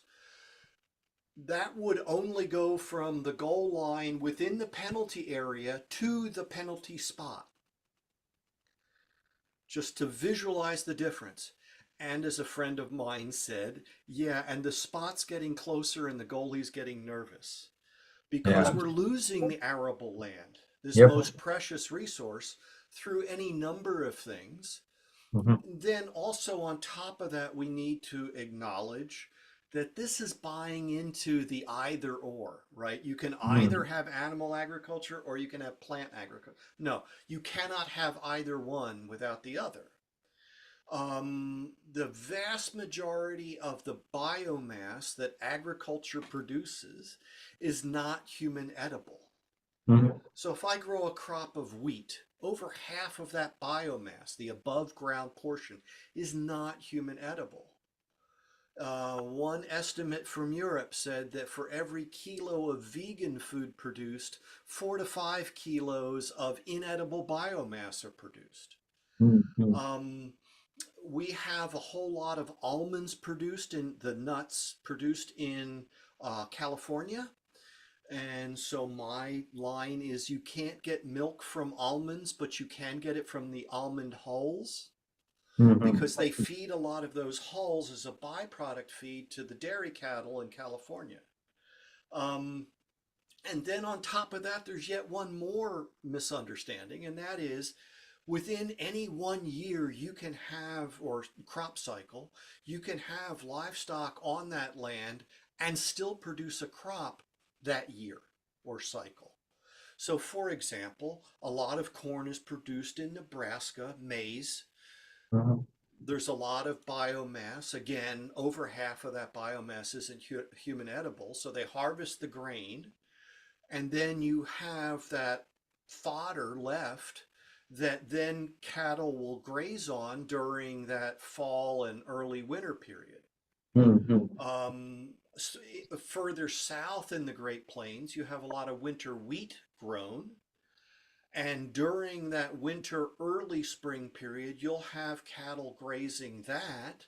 And then the farmer can say, do I want to produce a wheat crop or do I want to just graze it out?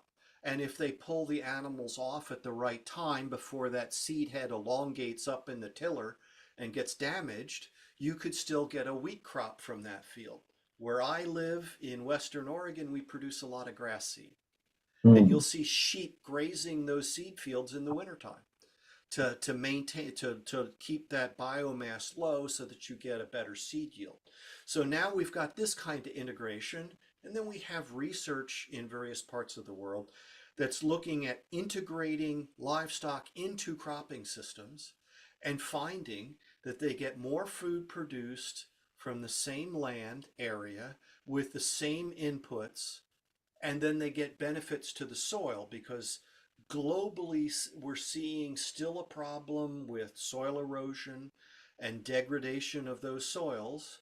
And so a lot of people are looking at how to protect that soil from erosion, and grazing animals is one of the key parts of that soil health regenerative agriculture that many people are hearing.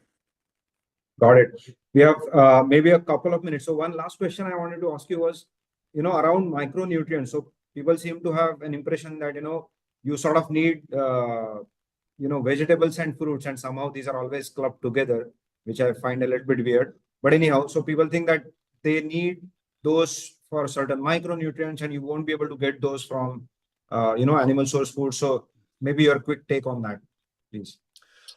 I think that people again are confusing seeing, for example, iron in green leafy plants and confusing that with heme iron.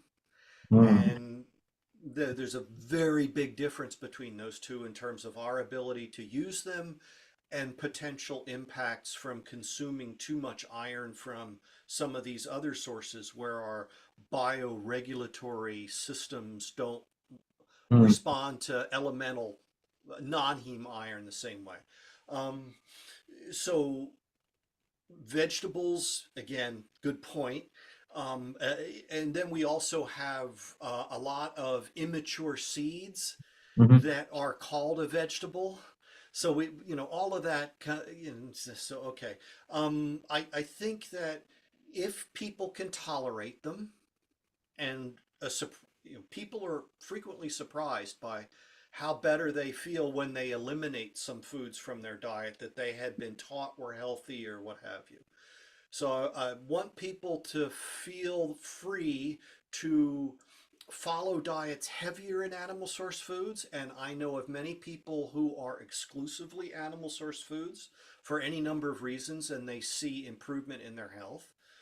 But if you can tolerate the plant source foods and you like the taste and you like the variety, then by all means enjoy them. But I don't think there's anything that says that they're a requirement to provide the essential nutrients that humans require. Perfect. Yeah, thanks for that elaboration. I think we are coming close at the end of the session. So may I request Shashi and Anup to join, if you're there, please.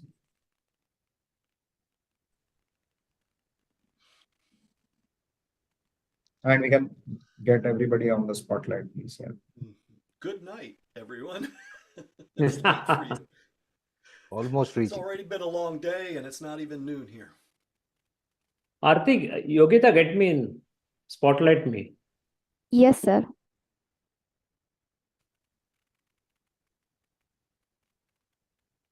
Yeah, that's good. So, Peter, thank you very much for accepting the invite. And I think your talk has been very valuable, especially in the context of protein. I think protein malnutrition is very wide in India, where in our plate, we see 70 to 80% components are grains, actually. And in this country, people fear protein. People do not know what protein is, first of all. And every disease which happens are blamed on protein, which they don't have. This is the paradoxical nature of India.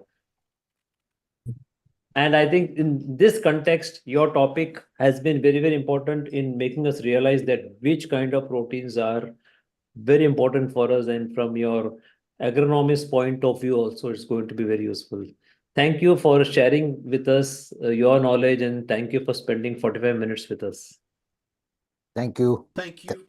Thank you for the opportunity. It's an honor, and I welcome the opportunity to collaborate or introduce or share sources.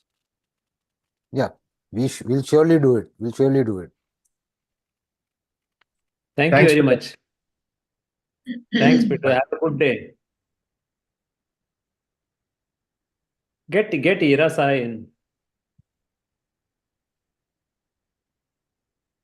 Yogita, get Ira in. Yes, sir. So from here, I'm ending. Yeah.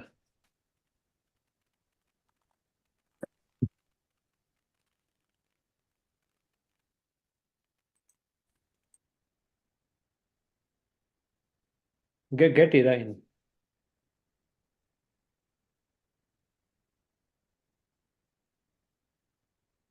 Fine. So yeah, you can conclude the session for today. Yeah, I think it's been a great day, and I've been listening to most of the sessions, except I think one that I missed because of the power outage.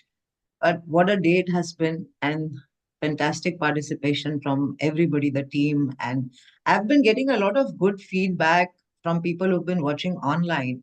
And I think that's very encouraging for us to have, because of, such a niche topic that we are covering this time. So I hope tomorrow is a bigger and a better and a more interesting day for all of us and for the viewers as well. Thank you so much to everybody who's joined. Thank you, Anup. Thank you, Shashi. And whatever you want to say, please go ahead. First, thank you. And I think everything went smooth today. Thank you, Imagica team. So today's session was very, very smooth. And we are going to have a more interesting topic for the next 2 days also. Anup? Thank you. Thank you, everyone, including audience, the team. And that's it. Good night for today. I think Ranveer's participation added a bit of Yeah. jazz to the entire show. And so nice of him to come over and encourage us and talk about his story. So Ranveer, if you're hearing this, thank you for coming over. Good night. Bye. Good night.